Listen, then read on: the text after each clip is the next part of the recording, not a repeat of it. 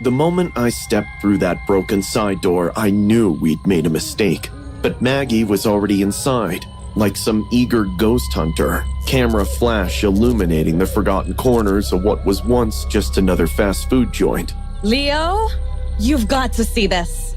She called back. There's actual satanic shit scrolled everywhere. I followed reluctantly. My boots crunched over broken ceiling tiles. The abandoned Wendy's looked like it had been frozen in time, then slowly picked apart by decay. Overhead, fluorescent lights flickered without rhythm, which was strange since the place was supposed to be without power. This place is such a letdown, I said, trying to mask my unease with sarcasm. We drove 2 hours for this? But Maggie was in her element, documenting every pentagram and occult symbol spray-painted across the walls for her 100K or so TikTok followers. Suddenly, Maggie disappeared into what must have been the kitchen area, and I hurried after her. Check out this freezer. She pointed to a massive walk-in with a rusted handle. Bet this is where they did their rituals. Yeah, right next to the expired chicken nuggets. I snorted, but my heart wasn't in the joke. Maggie yanked on the freezer door, which groaned in protest, and a blast of impossibly cold air hit us. That's weird.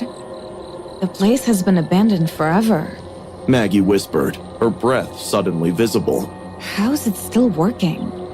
She stepped inside, camera raised. I reluctantly followed, the hair on my arms standing on end from both the cold and something else I couldn't name. There's nothing here, Maggie said, disappointed as she swept her flashlight across the empty metal shelves. Just then, a faint sound emanated from somewhere in the freezer, a rhythmic tapping like knuckles against glass. Maggie moved deeper into the freezer, camera flash strobing the darkness. Hello? Is someone... Someone's messing with us, I said, my voice embarrassingly tight. And then the freezer door slammed shut behind us with a sickening thud. We rushed to the door, but it wouldn't budge. The handle was ice cold, burning my palm. Use your crowbar, Maggie urged, gesturing to my backpack. I'd brought it for protection, not to break out of a goddamn freezer. I was working the crowbar into the door seam when we heard it, the knocking. Faster now, more urgent. Somebody else was with us. I turned, crowbar raised defensively. Maggie threw the flashlight. What we saw made our blood turn cold. Walls covered in deep gouges, like someone had taken a knife and carved jagged lines everywhere. Hundreds of tally marks scratched into the metal. Someone was counting days. I whispered. Maggie's flash went off again, illuminating what wasn't there before. A dark figure standing in the corner. He was wearing a blood-stained Wendy's cap, its face half melted as though from freezer burn. In its hand gleamed what looked like a meat cleaver. I shoved Maggie behind me and swung the crowbar wildly. Get the hell away! In the next flash, the figure was gone. What was that? Maggie cried. I don't know, but we need to get out. I jammed the crowbar into the seam and pulled with every ounce of strength I had. With a sudden groan, the door gave way on its own, swinging open as if it had never been stuck at all. We tumbled out into the kitchen, gasping in the comparatively warm air. Then my eyes darted to the walls around us. New scratches covered them, deep, violent gouges that hadn't been there minutes ago. Run! We sprinted through the restaurant, knocking over chairs, slipping on debris. Something was behind us. I could hear its footsteps, wet and deliberate. He's toying with us, I panted as we groped our way through what seemed like an endless maze of corridors and storage rooms. How could a Wendy's be this big? Nothing made sense anymore. Eventually, we stumbled into what must have been a break room. The walls were covered in melted candles and strange symbols drawn in something dark and flaking. In the center stood a table with old photographs spread across it. My hands trembled as I picked one up. These are employees. Look at the dates. The photos showed smiling staff members from various eras, the 80s, 90s, and early 2000s. But in every photo, standing in the back row was the same figure, a man with a faint smile, his face unscarred. Maggie's finger tapped one image. It's him! The butcher! From before! The candles suddenly lit themselves, their flames casting monstrous shadows on the walls. From the darkness came a hoarse, broken voice that sounded like it hadn't been used in years. No one leaves the freezer alive. Our screams could have awoken the entire America. We ran blindly, no longer caring which direction led out. Behind us, the footsteps grew faster, the scraping more frenzied. We found ourselves at a boarded-up window. Without hesitation, I smashed it with the crowbar, helping Maggie climb through first. The jagged glass tore at our skin, but the pain barely registered through the adrenaline. We sprinted into the woods behind the restaurant, branches whipping our faces. I could feel blood trickling down my arm from where the glass had cut me, but I didn't slow down. When we finally reached the road, headlights appeared like a miracle. I stepped into their path, waving frantically. The car screeched to a halt. A middle-aged man rolled down his window, concern etched on his face. "What's wrong? You kids look like you've seen a ghost." Maggie, gasping for air, clutched his door. There's someone in there! He's killing people! The man's expression shifted from concern to unease. "That Wendy's been shut down since the employee accident in 2000. The blood in my veins turned to ice. Slowly, Maggie and I turned back toward the woods. There, at the tree line, stood the butcher, his cleaver dripping red onto the forest floor. His cap was pulled low, but I could see his smile, that terrible, patient smile. As the driver followed our gaze, the butcher stepped back into the shadows, vanishing between one blink and the next. Maggie's hand found mine, her fingers ice cold and slick with blood.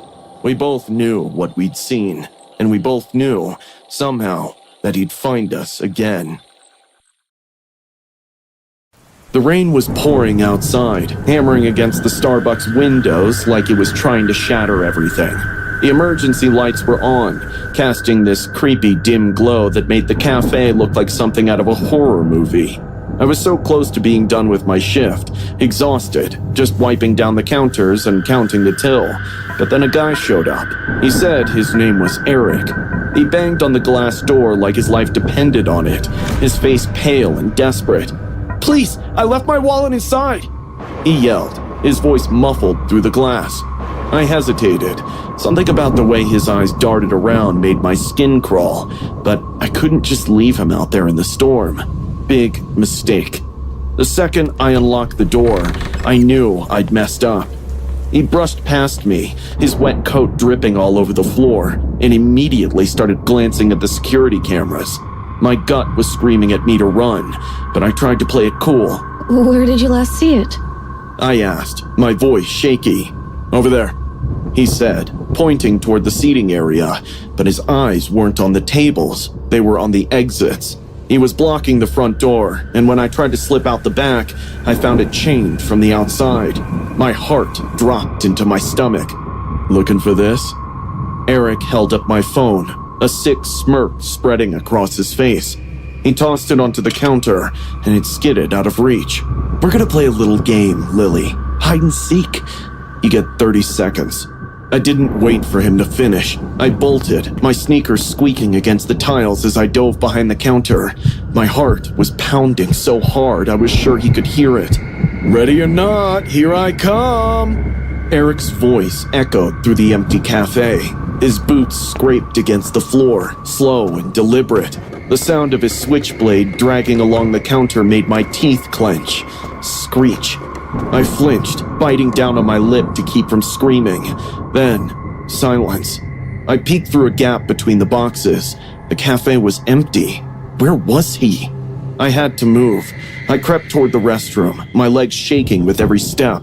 There was a landline under the sink. If I could just get to it, I could call for help. My fingers brushed the door handle, and I froze. In the mirror, I saw him. Eric was right behind me, his reflection grinning like a predator. "Boo," he whispered. I screamed, swinging the metal tray I'd grabbed from the counter. It smashed into his arm with a sickening thud, and the switchblade clattered to the floor. I didn't wait to see if he'd recover. I sprinted toward the back storage area, my lungs burning. The walk-in freezer was my only hope. I yanked the door open and slipped inside, crouching behind a stack of milk crates. The cold bit into my skin, but I barely felt it. My breath fogged the air, and I held it, trying to stay silent. The sound of footsteps sent shivers down my body.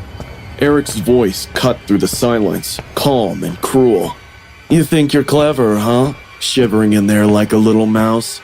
The door handle rattled violently, and I flinched. My eyes darted to the door, and that's when I saw it. Bloody fingerprints. My blood, from when I'd hit him. "Found you," he whispered. The door flew open, and I bolted, swinging the tray like a shield. Eric lunged at me, his blade slicing through my arm. The pain was sharp and hot, but I used it to fuel my escape, slamming the tray into his face as I ran. I stumbled into the customer area, blood dripping from my arm. My eyes landed on the coffee pot left on the table, still hot. Eric charged at me, and I hurled the scalding liquid into his face. He screamed, clawing at his skin, and I didn't hesitate. I grabbed a broken chair leg and slammed it into his knee. He crumpled to the floor with a howl. The front door. I had to get to the front door. I bashed the emergency exit panel with the chair leg, and the glass shattered. The alarm blared, deafening in the silence. Eric scrambled after me, his face twisted in rage, but I was already through the door, screaming for help into the rainy night. The last thing I saw before the darkness swallowed me was Eric's silhouette, limping back into the shadows of the cafe. I woke up in the hospital, my arm bandaged and my mind racing. The police said they found the cafe empty, with no sign of Eric, but I know he's out there, and I know he's not done playing. So, if you're ever working a late shift and someone bangs on the door, begging to be let in, don't. Just don't. Because you might not be as lucky as I was. I was munching fries sitting in the school cafeteria when Zeke and Milo joined me. "Did you hear about the weeping woman?" Zeke asked. I took a big bite of my chocolate cookie and scoffed. "Shut up, Zeke. We all know tomorrow's 1st April, so whatever prank you and Milo are trying to pull, it won't work."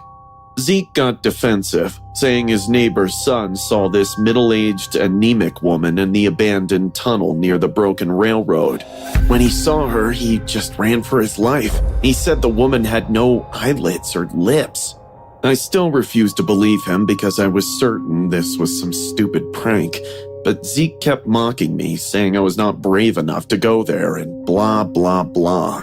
Fast forward, we were on our way home after school when Zeke again started talking about this scary woman.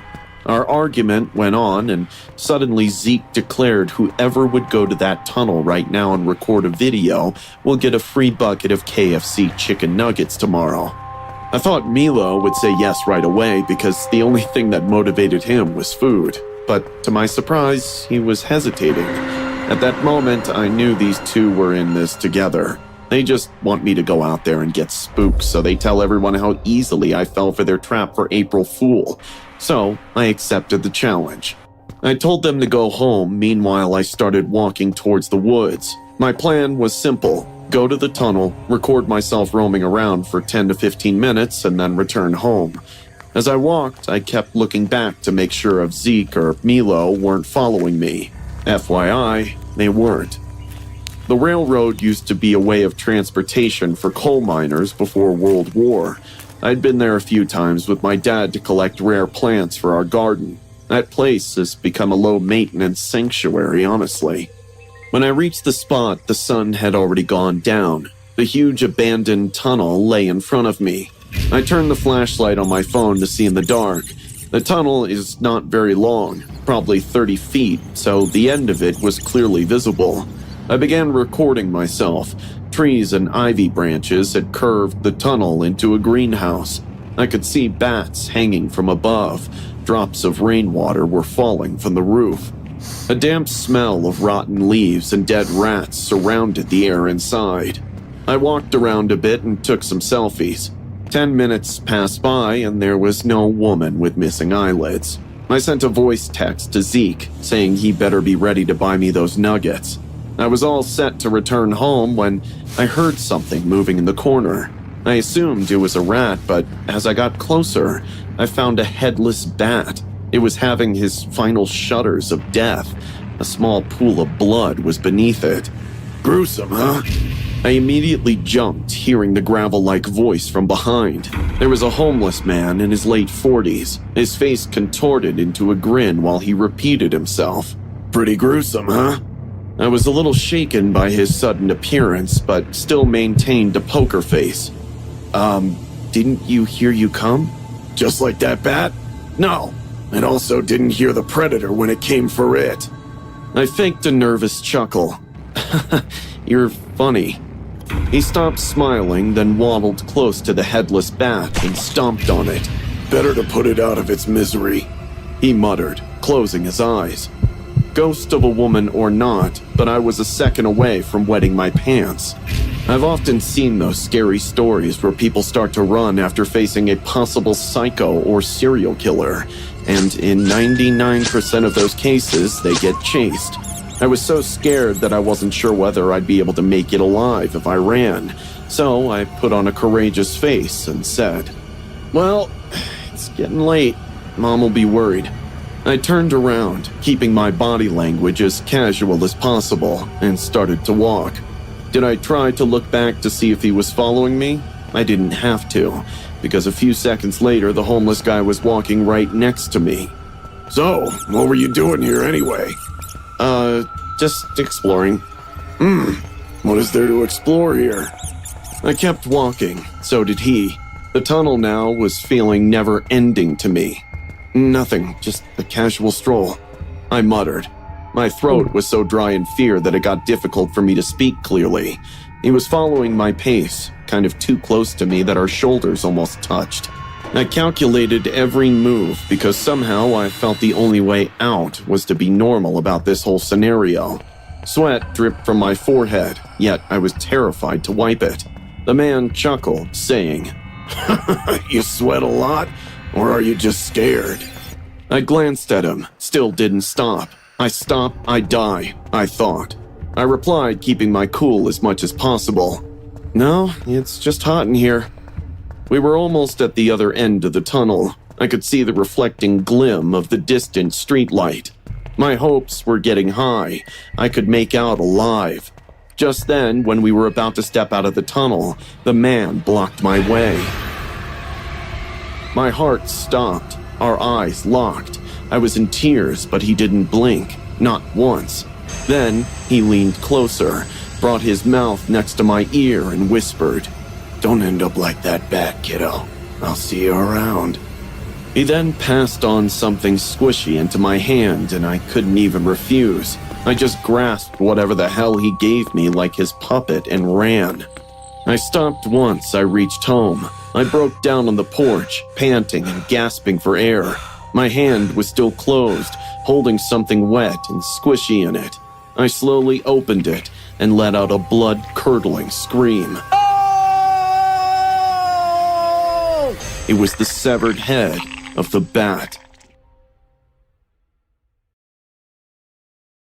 My haven was the rooftop pool. At the end of a long day of school and constant deadlines, nothing was more wonderful than a late-night swim under the stars. The water was refreshing, the city lights sparkled in the distance, and for once, I had the pool to myself, or so I believed. I wet my toes in the water, basking in the silence. The lights on the pool gave a gentle, soothing glow, and the distant hum of the city below seemed a million miles away. I plunged in, the water closing over me like a second skin. For a few minutes, I swam laps. The beat of my strokes was drowning out the tension of the day. That was when I heard it, a faint splash. I stopped mid-stroke, treading water as I scanned my surroundings. The pool deck was empty, with the chairs neatly stacked and the umbrellas closed. I told myself it was probably just my imagination. I shook it off and kept swimming. But then I saw them. Wet footprints were leading away from the pool. My stomach dropped. I was supposed to be alone up here. I had made sure of it. I climbed out of the water, wrapping myself tightly in a towel, and scanned the dimly lit deck. There was nothing. There was no one. That was when I noticed that my phone was gone. I spun around with my heart pounding hard in my chest. My breathing quickened as I tried to make sense of what was happening. Then I saw him, a man standing near the pool's mechanical room, half hidden in the shadows. He was standing there, watching me. Hey! I shouted, with my voice shaking. What the hell are you doing? Creep? He did not say a word. Instead, he walked slowly to the other end of the pool and dove in, disappearing beneath the surface. I did not wait to see if he would come back up. I grabbed my stuff and bolted for the exit gate, with my bare feet slapping against the wet tiles. When I reached the gate, I grabbed the handle and yanked it hard. It was locked. I froze, with panic flooding my chest. I was certain I had left it open. Before I could process what was happening, something yanked my towel from behind, sending me sprawling forward into the water. I hit the surface hard, with a rush of cold water filling my nose. I kicked frantically, trying to reach the surface, but hands grabbed my ankles, pulling me down. I thrashed wildly with my heart pounding in my ears. My lungs burned as I fought to break free. The figure clamped a hand over my mouth, holding me underwater. I elbowed them as hard as I could, and their grip loosened just enough for me to break the surface. I scrambled onto the pool deck, gasping for air. I coughed violently, with water pouring from my mouth, but I could not stop. The figure was already out of the water, stalking toward me. The chase was a blur. I slipped and slid across the wet tiles, barely avoiding his lunges. My mind raced as I searched for a weapon, anything I could use. I grabbed a pool pole and swung it with all my strength, clipping his shoulder. He stumbled, but he recovered quickly, smashing through a glass divider in an attempt to cut me off. I sprinted across the perimeter of the pool, my breath ragged, my heart pounding. The wet tiles made every step treacherous. I slipped again, crashing hard against a row of deck chairs. Pain shot through my knee, but I scrambled to my feet, adrenaline pushing me forward. He was relentless. I could hear his footsteps slapping against the wet ground, getting closer with every second. I hurled a chair in his path, buying myself a few seconds as he stumbled over it. My vision blurred from the panic and the tears welling in my eyes, but I kept moving. The service door was my only way out. I limped toward it, my heart pounding in my chest, and managed to yank it open. I did not look back and just ran. The cops came, of course. They scanned the pool area with flashlights, searching every corner, but they found nothing. All they found was a pair of rubber gloves and a roll of duct tape submerged underwater. Whoever this guy was, he had planned this. He had been waiting for me. I sat on the edge of the ambulance, shivering under a blanket as an EMT checked my arm. My hands were still shaking. I tried to answer the officer's questions, but my mind kept drifting back to his face, or the lack of it. His features had been obscured by the shadows, but those eyes were something I would never forget. I'm glad I made it out alive. I know how lucky I am, but every time I close my eyes, I see his shadowy figure stalking toward me. I see the way he moved with calm precision like he had done this before. I wonder if he's still out there, waiting for another chance. I don't go to the rooftop pool anymore. I can barely walk past the building without feeling a knot of fear in my chest. I keep my doors locked and double-check my windows every night. But even with all of that, I can't shake the feeling that he's watching me. Somewhere out there, he's waiting. The streets were empty, carrying the quiet that made you feel like you were the last person on Earth. I was walking home from the library, my backpack heavy with textbooks, when I heard it, the faint, tinny sound of an ice cream truck jingle. It was late, way too late for ice cream, but the sound was weirdly comforting. I followed the music because my curiosity got the better of me. The truck was parked near the edge of the neighborhood, with its colorful lights flickering in the dark. The jingle played on repeat, which made it cheerful and eerie at the same time. Hello? I called out as I stepped closer.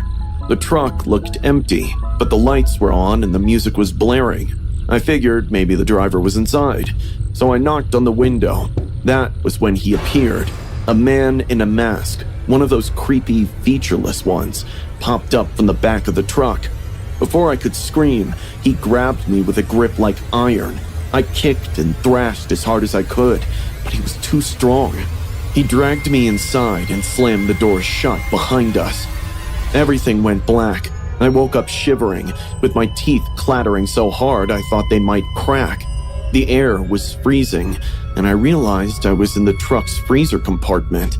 My hands were tied with a rough rope, and my breath came out in white puffs. The truck was moving, with the jingle still playing. I could hear the driver whistling along, his voice muffled but cheerful.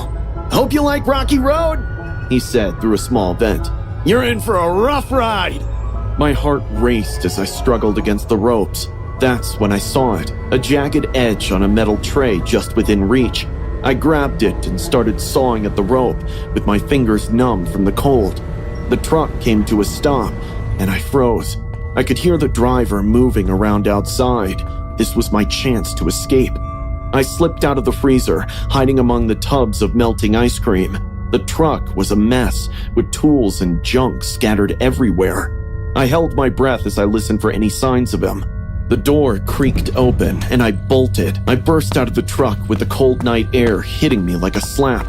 Behind me, the masked man roared in rage, clutching his hand where I had stabbed him with the jagged tray. The truck's headlights lit up the forest, casting long, eerie shadows between the trees. The jingle played on, with its cheerful tune now twisted into something horrifying. I sprinted into the woods, my lungs burning. Twigs snapped under my feet and my thin clothes clung to my damp skin. I could hear him behind me, with his flashlight seeping through the trees. "Come on, sweetheart," he called, with his voice taunting. "You're making this harder on yourself." I ducked behind a fallen log, pressing a hand over my mouth to silence my panicked breaths. The light passed inches above my head, illuminating the mist swirling around me. I spotted a dirt road up ahead. If I could reach it, maybe I could flag down a car. I made a run for it, weaving through the trees with my heart pounding. My foot caught on something with a big thump, and I crashed to the ground. It was a tripwire. He had set up a trap. I groaned in pain, scrambling backward as he emerged from the shadows, with his hulking form silhouetted by the flashlight. "That wasn't very nice, stabbing me like that," he muttered, shaking his injured hand. He reached into his apron and pulled out a rusty ice cream scoop, sharpened into a jagged blade. "It's time for your special treat." My eyes darted around desperately, and then I saw it. It was a rusty tire iron, half buried in the dirt a few feet away. I lunged for it, just as he grabbed my ankle, yanking me back. I twisted onto my back and kicked, sending a spray of dirt into his face. I grabbed the tire iron and swung wildly, connecting with his knee. He howled in pain, collapsing onto all fours, and I didn't stop. I raised the tire iron again and brought it down on his shoulders, his back, and his head, over and over again. The masked man lay still, with the mud beneath him darkening with blood. I staggered to my feet, panting and trembling. I stumbled onto the road, barely able to stay upright. A pair of headlights appeared in the distance. A car. It felt like salvation. I waved frantically, with tears in my eyes. The car slowed down, and I felt a wave of relief wash over me. The car door opened, and a woman with warm brown eyes helped me into the vehicle. My whole body was shaking, my clothes mostly ripped and wet. She asked me if I was okay. I replied, "I'm good. Just take me home." and got in, my grip tightening around the seatbelt. When I got to my house, I stumbled out of the car and banged on the door as hard as I could. My parents' face turned white when they saw me, covered with blood, shivering, and barely able to keep my balance. My mom wrapped me in her arms, weeping out loud, and my dad called 911. The police arrived in a minute. I told them everything: the ice cream truck, the freezer, the woods. The police searched the area but found nothing. No truck, no man. Now, every single time I hear an ice cream jingle, my stomach knots. The police couldn't find him, but I know he's still out there, watching, waiting for when he could play again.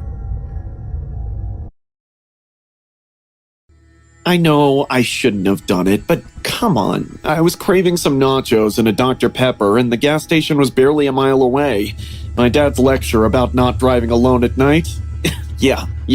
It's dangerous, Kayla. You're 17, not invincible. Blah, blah, blah. I grabbed my keys and snuck out, the thrill of rebellion buzzing through me as I backed out of the driveway. The road was quiet, swallowed in darkness, except for my headlights carving a path through the trees. The gas station was a 5-minute trip, tops. I'd be back before he even rolled over in his bed. Or so I thought. The snack run went fine. No creepy cashier, no weirdos lurking in the aisles, just me, my junk food, and the hum of fluorescent lights. But the moment I turned onto the road home, something felt off. The night was too still. The kind of silence that wasn't really silence, more like something holding its breath. Then, bang! My car jerked sideways, tires screeching. My hands clawed the wheel as I fought to steady it, heart hammering in my chest. I coasted to the shoulder and threw it in park, panting. A flat tire? Seriously? Now? I grabbed my phone, but, of course, no signal. The woods loomed on either side of the road, thick and endless. I could turn back to the gas station, but that meant walking alone in the dark. Or I could sit here, waiting for some serial killer to knock on my window. Screw that. I pocketed my phone and stepped out, the night air thick against my skin. The crunch of gravel under my sneakers sounded way too loud. I told myself I'd be fine. It was just a mile or so. I'd jog if I had to. The road stretched out before me, swallowed by shadows. Each step felt heavier, like the darkness was pressing down on me. The only sound was my own breathing and the occasional rustle from the trees, possibly just a raccoon or a deer. Then I heard it. Footsteps. At first, I thought I was imagining it. I stopped. So did they. A chill crawled up my spine. I swallowed hard and picked up my pace. The footsteps matched mine. Quicker now. Closer. I spun around. Nothing. Just the empty road and the whispering trees. My heart pounded so loud I could feel it in my skull. Nope. I fumbled for my phone, flipping on the flashlight. The beam cut through the darkness, shaking in my trembling hand. And that's when I saw it. Half hidden in the trees, barely visible, sat a rusty old truck. The driver's side door hung open, swaying slightly, like someone had just stepped out. My stomach turned into knots. Then, near my car, I saw them. A pair of boots. Someone was crouching behind my car, just watching me. Every instinct screamed, run. I took off, feet slamming against the pavement, lungs burning. The footsteps behind me exploded into a full sprint. They weren't just following me, they were chasing me. I didn't dare look back. The sound of their steps was getting closer, too close. I could hear heavy, uneven breathing, the unmistakable sound of someone trying to catch up. My heart jackhammered. The gas station flickered into view, neon lights buzzing like a beacon. Almost there. My legs screamed, my breath ragged, but I pushed harder, reaching. Something grazed my jacket, a hand.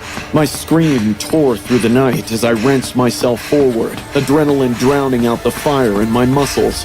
I slammed through the door, gasping for air. The cashier, a tired-looking guy in his 40s, glanced up, startled. "You okay?" I spun around, chest heaving. The parking lot was empty. No footsteps, no shadowy figure. Just the quiet hum of the night pressing in against the glass. My hands were shaking so badly, I nearly dropped my phone. I fumbled to call my dad. This time, I had signal. When the police arrived, they didn't find anyone. But when they checked the woods near my car, they found the truck. Inside, a rope, duct tape, and a hunting knife. The police left, and I finally felt safe enough to crawl into bed, my body still trembling from the night's horrors. But just as I was about to drift off, my phone buzzed. I grabbed it, expecting a text from my dad checking in. Instead, my screen lit up with a single message from an unknown number. "You run fast, but next time, I'll be faster. I never drive alone at night again." I had never believed in fate, but when I met Orion, it seemed the universe had put us together. She wasn't like any other girl I had been with. She was quiet, sweet, and shy around other guys. The way she tucked a strand of her blonde hair behind her ear when she was blushing, my heart literally thumped in my chest like some jackhammer. I thought she was the one. I proposed and she said yes right away. No second guesses, no questions asked. Within a week, she was living with me. I didn't even have to ask her. It felt like a dream. Until it wasn't. The first time I heard her in the guest room, I thought she was sick. There were voices, muffled, like arguing, more like she was fighting with herself. Then came the screaming. 1 week later, it was overt, angry sometimes and desperate other times. The morning after, I asked her about it, as she had just come out and looked very tired. I have sleepwalking issues. Sometimes I put on a movie or something to calm down. She muttered. Don't worry about it. I wanted to trust her, but more and more things were getting out of hand. She treated her laptop as if it were a treasure chest. One morning, while we were having breakfast, I reached for the laptop to check my emails. Don't! She screamed, lunging across the table. Before I could react, the salad fork buried itself into the back of my hand. I yelped, blood trickling between my fingers. Oh, God. God. I didn't mean to. I'm sorry. I'm so sorry. Orion sobbed, cradling my injured hand. She cried for hours that day. I forgave her. I shouldn't have. I found her secret that night. Orion was asleep beside me, as usual, but I was gnawed by curiosity. I slipped out of bed and went into the guest room. The laptop was on a guest that's in incognito mode. The tab read, Sizzlin' Susie. I clicked. The screen filled with images and videos of her, though she looked nothing like Orion I was in love with. A blonde wig, heavy makeup, skin I had never seen her expose, twisted in ways I didn't recognize. She moved differently, more confident, more sensual. She was a stranger. I almost puked. I felt betrayed. The woman I loved had been lying to me, exposing herself online for strangers, for perverts. I went back to bed, but even in the morning, my anger boiled over. We need to talk, I said as soon as she woke up. She rubbed her eyes. What is it? I know about your OnlyFans account. Her face went pale. What are you talking about? Don't lie to me! I saw your laptop last night. Sizzlin' Susie? It's you! Don't even try to deny it! Finn, that's not me. I swear. I'm not an idiot! My voice cracked with rage. Fine! I'm done! I don't want to be with you anymore. Her words struck me with a force I did not expect. She was leaving me? No way. Not when I had done everything for her. Grabbing the salad fork from the table, I plunged it into her neck.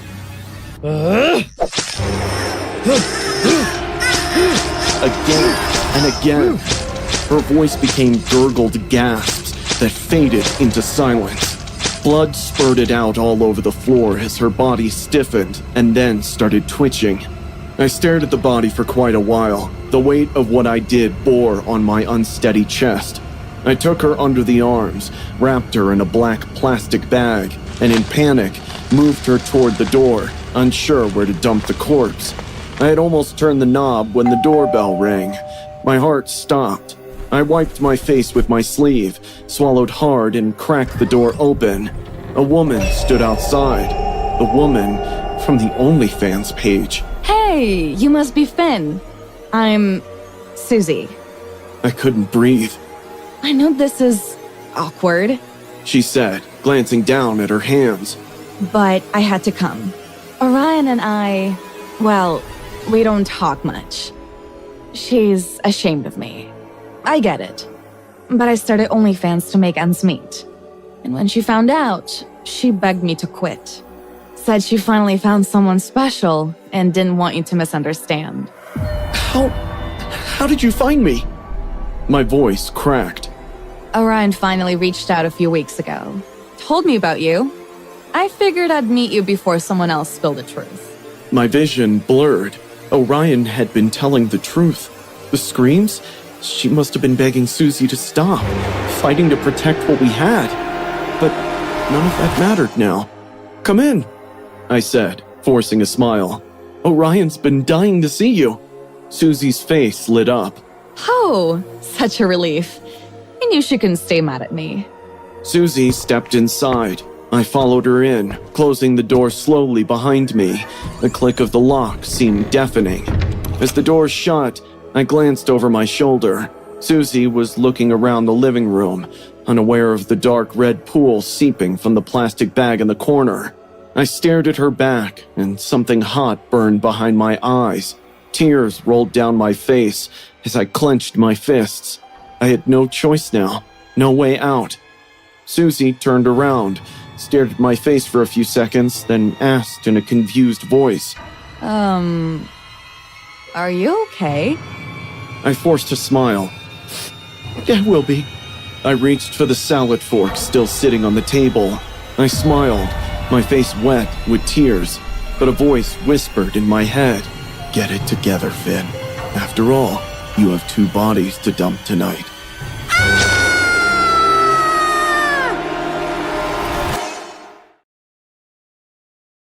Around 2 a.m., I got up to lock the Starbucks I had worked in for the last 6 months. Switching off all the lights, I grabbed my bag from the counter to leave when I saw a man. A tall, lanky man wearing a cap stood right inside the restaurant with me. I was shocked because I didn't even hear him walk in. I couldn't see his face, only his dark silhouette. For a second, I almost got a heart attack, but my instinct hit me, and I quickly switched on the light above the counter again. We're closed, sir. The man scratched his rough, unshaven beard and smiled. With a voice mixed with annoyance, anger, and a little fear, I repeated again. Sir, we're closed for the day. You need to leave. I'm Miles. Mr. Newman reported about the coffee machine. I remembered. Our manager Newman told me the second coffee machine is giving trouble and someone will be coming to check it. But then it also hit me that often in horror stories, serial killers come in disguises as maintenance staff. So I dialed Newman. Hi, it's Tiffany. I just wanted to confirm, did you ask Miles to check on the coffee machine? Oh, okay. Thanks. I exhaled, feeling my tired shoulders giving up. Newman did send this guy. Who knows how long he'll take now? With an irritated face, I showed him the coffee machine behind the counter. He smiled back and took out a screwdriver and a cable cutter. Something in his smile irked me a bit. Even after confirming with the manager about him, I still couldn't help but feel unsafe around him. Maybe it's just an inherent trauma response to being a woman, I thought. He began working on the machine and I slouched back on a chair, cursing Newman in my head. I started watching videos again, but every 3 seconds I could notice Miles glancing back at me. At one point, I asked him, Do you need something? Nope, all good. He then said something funny and I chuckled. I thought in my head that Miles was not that bad. I was probably watching too many of these scary stories. But a few minutes later, when I asked him, How long will it take? He stopped what he was doing and slowly turned towards me. The counter light was just above his head. I could see his face a little too clearly now. He looked, well, not happy. His left eye twitched weirdly and he asked, Why? I thought you were enjoying my company. The way he said it, the amount of conviction in his tone spooked me. It was as if he couldn't believe I wanted to leave. To manage the situation, I chuckled casually again. No, I'm just really tired. He got back to what he was doing while muttering, Women shouldn't work so late at night. It's not safe, you know? The unsafe feeling rushed back again. I took a snap of Miles without him noticing and sent it to Mr. Newman. I texted, Can you please call him and tell him to come tomorrow so I can go home? It's really late. A few minutes later, Mr. Newman texted back. As soon as the notification popped up, I clicked on it. Cold sweat appeared on my forehead once I saw his reply. Mr. Newman had texted, That's not Miles! Miles is my niece, Tiffany! I could feel my frozen body weighing heavy on that chair. I wanted to run for the door, but I knew he would reach me first before I reached the exit. I can't call 911 because that would directly challenge whoever this man is, and I don't want to do that. With trembling hands, I texted Newman back. Call 911. I saw him go offline right away and knew he was on it. Now I have to wait here patiently till the cops arrive. I just hope when they do arrive, they find me alive. Is that boyfriend? The fake Miles asked me with his back to me, pretending to fix the coffee machine. I let out a nervous smile, saying, My fiancé. He's just worried why I'm not home yet. Pretty caring. Good for you. I smiled even though I was dying inside. The best way to keep him engaged is to entertain his small talk. So I asked a question that was already eating my mind. So... How long do you know Mr. Newman? Oh, I don't. I know his niece. We dated for a while. I see. It's good you two are still friends after breakup. He suddenly looked back at me. His eyes were glowing now. Holding the cable cutter, he moved his hands through the wires, face still turning towards me. Then, suddenly, I heard the cable cutter falling on the floor. He made a small whimper and lifted his hand to the light. The tip of his index finger was gone, chopped off clean. Blood was dripping from the wound, yet he wasn't even flinching. He smiled casually, put his finger inside his mouth, and started sucking the blood. His eye wasn't even blinking, like he had no realization of pain. I got up shaking. You need to go to a hospital. Let me call for help. Taking out the finger from his mouth, he smiled again. His teeth and lips were all stained with blood. I think you already did that. My heart jumped into my throat. He picked up the cable cutter from the floor. I stepped back in horror, thinking he would lunge at me at any moment. But he slowly went for the exit, opened the door, and looked at me one last time. Tell Newman I'll always love Miley. Oh, and he should get a new coffee machine. And then he left, just like that. When Mr. Newman came with the cops, I was unable to speak for quite some time. They found a severed top of an index finger near the broken coffee machine. My fiancé came to pick me up. We went to the station, and there I said all that happened. Mr. Newman disclosed that he helped his niece getting a restraining order against her crazy ex-boyfriend last week. He stalked her for days even after they broke up. It isn't hard to guess that Miley, aka Miles' ex, is still stalking her secretly. I'm just glad he's not my ex. As the vehicle skidded into the Wendy's parking lot, heavy rain was coming down in sheets, slanting sideways. Dude, I'm starving. I need a Baconator, or I'm gonna die. Fig slurred from their seat, his breath stinking of tequila. I told Fig to seat behind me because my passenger side window doesn't open, and I feared the drunk moron might vomit on me. You're not gonna die, you're just drunk and being dramatic. In actuality, we had just left a house party. The drive-thru held the same emptiness as the interior of the restaurant, without cars or voices, just a fixed humming from the intercom system. I came to stop in front of the speaker and waited. 5 seconds later, a voice came through. Wendy's, may I take your order? The voice was cartoonish, high-pitched, sing-song, almost mocking a little girl. Before I could respond, the drive-thru window slid open. There was a middle-aged man in a red wig, his hair pulled messily into two pigtails that were greasy and ratty. The blue and white striped dress made from poor quality fabric clung to his sweaty body. His sagging chest was stuffed with bundles that looked like plastic bags. The white apron he was wearing had something on it that wasn't ketchup, and he smiled at us. Welcome to Wendy's. What do you want, fellas? He chirped. I instantly felt sick to my stomach. What the hell? Fig burst into laughter. Holy shit! It's Wendy herself! Hey, where are your freckles, lady? The man's smile never wavered. He leaned on the windowsill, resting his chin in both palms, batting his lashes. Oh, you are a naughty boy. His voice was syrupy and purring with a lisp. You keep talking like that and you'll make this girl blush. Fig continued to howl in laughter. Oh God, bro. What the hell is this? I shifted uncomfortably, gripping the steering wheel even tighter. Could you just order your food? I said, trying my best to ignore him. But Fig, bloody drunk Fig, leaned out the window slightly, slurring insults between giggles. Hold on. You ever kiss your dad dressed like that? Bet he loved it, huh? The man's eyes narrowed slightly. The smile didn't falter, but something shifted behind his gaze. The man's left eye twitched, like it was the calm before the storm. You think you're funny, don't you?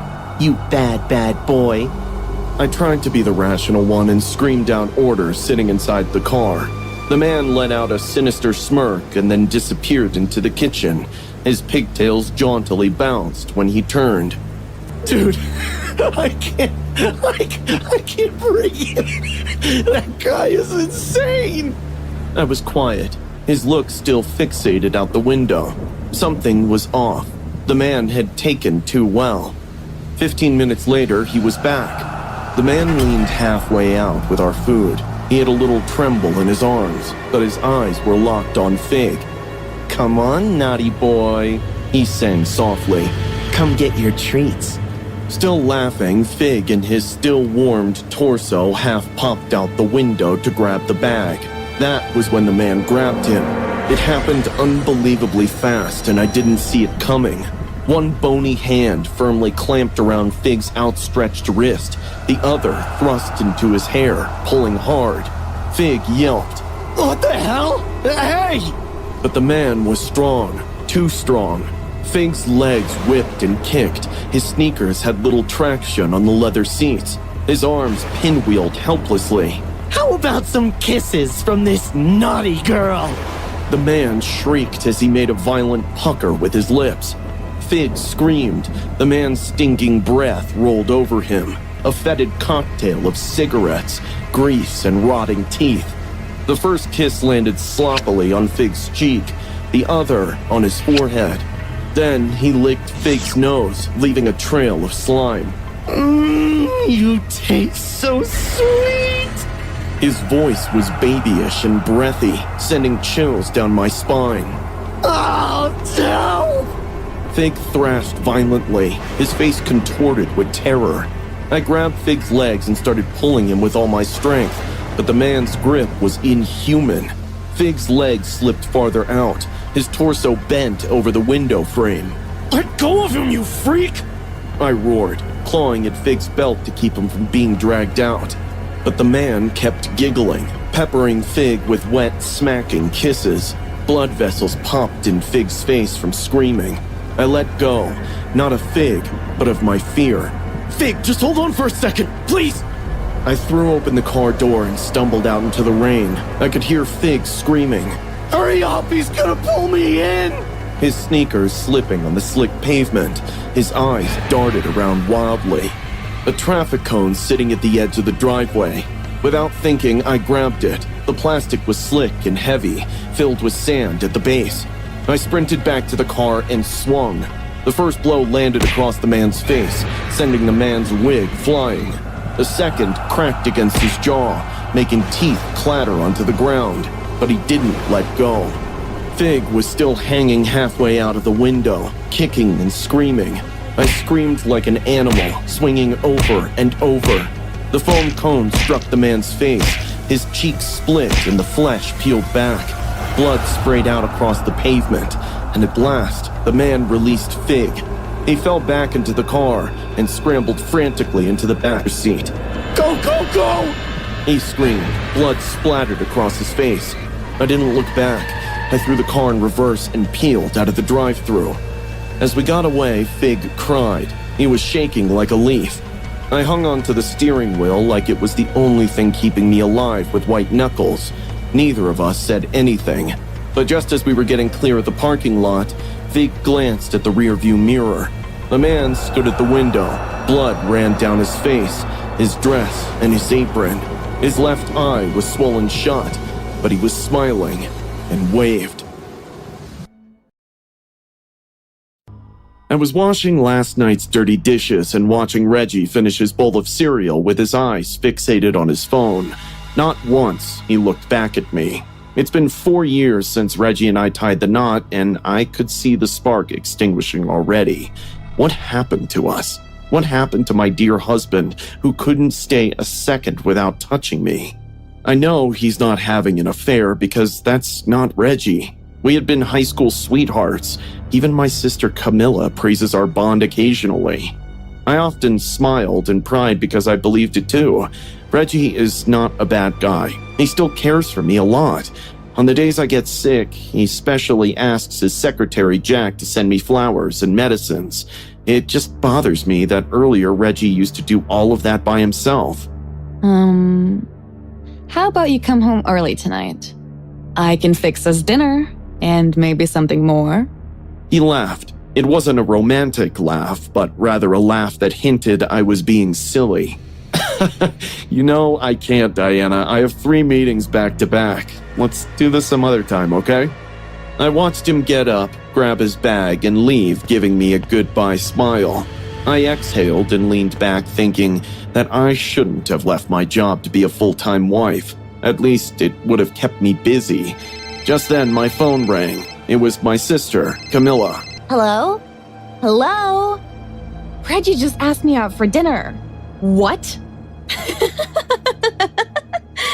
April Fool's, Diana. Got you. Seriously, Camilla? Grow up. Come on, it's April 1st. Anyway, I'm going out on a date.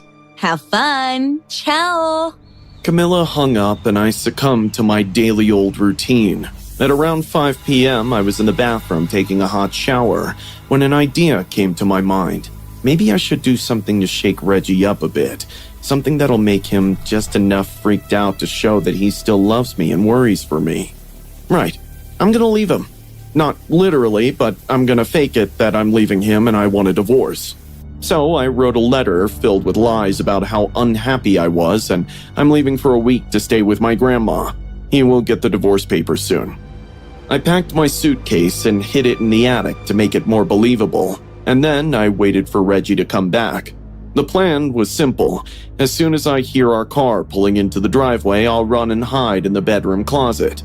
From there, I'll enjoy watching a tormented Reggie reading my letter, and when it feels I've punished him enough, I'll jump out screaming, "April Fools!" And then he might yell at me for pulling such a stupid prank, but we'll end up by making wild love. I ate takeouts for lunch and smartly threw away the packaging in the neighbor's trash can so Reggie believes I left in the morning only. At around 11 p.m., I heard a car horn. I hushed to myself. Get ready, Diana. Time for action. Reggie got in, locked the door, and called out for me. I could hear him yelling, "Diana? Why is the house in darkness?" I somehow controlled my laughter sitting in the closet. Reggie walked into our bedroom, his eyes searching for me. "Diana? Where are you?" He looked around for a bit. Then, just when I thought he might come and check the closet, he noticed the letter on the bed. Thank God. Otherwise, my entire plan would have flopped. He picked it up, gave it a read, and I watched the color drain from his face. "Sorry, Reg, but this is what you get for taking a wife like me for granted." I silently chuckled. Reggie sat down on the bed. He did look worried, though. At this point, I started feeling a little bad for him, but the fun had just begun, I thought. A few minutes later, he called someone up. "Hi, it's me. Diana left me. Yeah, we need to talk." Sitting inside the closet, I couldn't help but wonder why on earth did he call someone else instead of calling me? Who is this mystery caller? 15 minutes later, I heard another car pull into our driveway. Reggie rushed to the door and a muffled female voice came from our living room. Suddenly, Camilla walked into our bedroom, wrapping Reggie in his arms like a parasite. They were kissing like teenagers and fell over our bed, the bed which used to be only mine and Reggie's. The next couple of hours went like a nightmare. I watched them beaming with lust and heard them discussing how relieved they both were since I moved out of their way without any trouble. I was too stunned to move. My mind burnt in anger. My heart wept in betrayal. I knew I had to get my revenge. None of them deserved to be forgiven. So around 3 a.m. in the morning, when Camilla got up to pee, I secretly crawled out from the closet. She was washing her hands. I slowly got in and started choking her with one of Reggie's ties. I made sure to keep the tap running so her gagging screams could die down.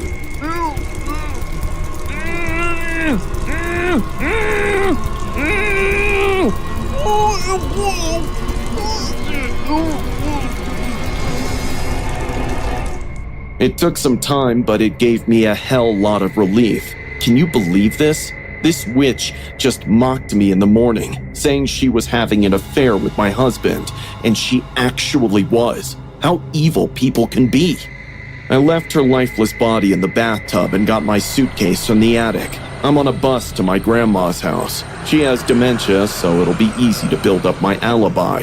But I can't stop laughing, thinking how will Reggie react once he enters the bathroom. I wish I could be there to see it, only to scream from behind.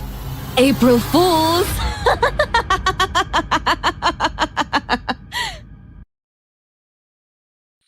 I should have taken the long way home. I knew that the moment I stepped onto that empty street, my breath fogging in the cold night air. The last bus was long gone, and my shift at the bar had stretched later than usual. It wasn't the first time I walked home alone, but tonight felt off. The air was thick with something I couldn't name, something watching. I shook off the paranoia and tugged my jacket closer. It was just the exhaustion talking. The street was quiet, only the hum of a distant car engine breaking the silence. But then, footsteps. Not mine, someone else's. I stopped, so did they. My stomach clenched. I swallowed hard and picked up the pace. The footsteps matched mine, step for step. I turned my head just slightly, heart hammering. No one was there, but I felt them. I knew I wasn't alone. Fumbling, I yanked out my phone and video called Emma. The ringing stretched unbearably long. Finally, she answered, voice thick with sleep. Sophie? It's late. What's wrong? I think someone's following me. I whispered. Emma was fully awake now. Where are you? I glanced around, searching for a street sign. My stomach dropped. The sign was gone. Panic slithered up my spine. I'd walked this route 100 times, but suddenly, nothing looked familiar. The houses loomed taller, their windows dark and hollow. The street stretched longer than it should. My chest tightened. Sophie? Emma's voice wavered. Then her eyes widened. Sophie? She whispered, her voice shaking. Who's behind you? My blood ran ice cold. My breath turned shallow. I turned and saw him. A man stood in the middle of the street, perfectly still, too still. A hood covered his face, but something about the way his head was tilted, just a little too far, made bile rise in my throat. He wasn't just watching, he was studying me. Then he moved. He ran straight at me. I screamed and bolted. My legs burned, but I didn't stop, didn't think, just ran. I cut down an alley, heart hammering so hard it hurt. A dead end. No. I whirled around. Silence. He was gone. Panting, I backed against a house, clutching my phone and shaking hands. No signal, no escape. A sound, a soft rustling, not in front of me, above. My breath seized. Slowly, I looked up. He was on the roof, staring down at me, motionless, soundless, just standing there. Terror gripped me. Every nerve in my body screamed to move, but I was frozen in place. His hood shifted slightly, as if he were tilting his head further, analyzing my fear. My breath hitched. Then he lunged. I barely dodged. My feet stumbled over the pavement as I bolted for the main road. My heart pounded so violently I thought it might burst. My vision blurred with panic, but I couldn't stop. I turned a corner, wrong turn, another alley, another dead end. A low, distorted breath like static on a radio drifted behind me. I spun, my back pressed to the brick wall. The man was there, closer. The dim glow of a streetlight cast his silhouette, unnaturally tall, head still angled unnervingly far to the side. My fingers fumbled, dialing 911. No service. Why was there no service? A single step forward from him, then another. I gripped my phone like a lifeline, hand shaking so violently I almost dropped it. My legs were bricks. I couldn't run again. He was too close, a voice, deep, distorted, a whisper that slithered into my ears. You shouldn't have taken the shortcut. My heart nearly stopped. My stomach twisted violently. He spoke. A car, headlights cut through the darkness. I turned my head, my voice catching in my throat. Without hesitation, I threw myself into the road, waving frantically. Brakes screeched. The car skidded to a halt. The driver's door flung open. Sophie? What the hell are you doing? Mr. Dawson, my neighbor. I didn't answer. I yanked open the door and dove inside. Drive! Just drive! I screamed. Mr. Dawson hesitated only a second before slamming his foot on the gas. The car lurched forward, tires screeching against the pavement. I curled into the seat, trying to steady my breathing. My skin was cold, clammy. My heartbeat still pounded like a war drum in my ears. Mr. Dawson glanced at me. What the hell happened? I couldn't answer. My throat felt raw, my mind still spinning. My fingers gripped the fabric of my jeans like it was the only thing keeping me tethered to reality. But then, as we passed under a street lamp, my stomach dropped. A shadow, standing at the edge of the woods, still watching. And then, he smiled. I squeezed my eyes shut. I never walked alone at night, ever again. As I grew increasingly anxious, curling my hair, my eyes darted to the clock. Cassie, my roomie, lay sprawled on the bed as she scrolled through the reels. Okay, how well do you know him? She asked with a frown. I rolled my eyes, assuming she's just jealous. The Uber was downstairs waiting for me. It took me 20 minutes to reach the date location, a cozy cafe next to the highway. Once I stepped in, I saw Ryan in his black attire at the only empty table amidst a sea of couples in the cafe. I smiled, admiring his punctuality, a real rarity these days. Did I keep you waiting? I asked, but now I felt seated. No, just 30 days, 20 hours, and 5 minutes. We laughed out loud together, and right then and there, I knew I was going to have fun with this date. Conversation flowed easily. We laughed, flirted, and fed each other bites from our dishes. I was certain that if he invited me over to his place after dinner, I'd probably say yes. At around 9:30, Ryan excused himself to the bathroom. As he walked away, his handkerchief fell from his pocket. I bent to pick it up to return it, but somehow it didn't feel right. It felt heavier than I expected. Curiosity gnawed at me, and I unfolded it.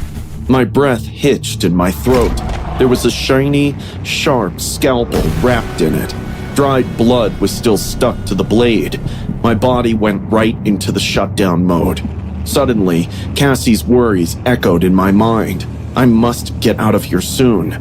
Before Ryan could come back, I forced my face into a neutral expression.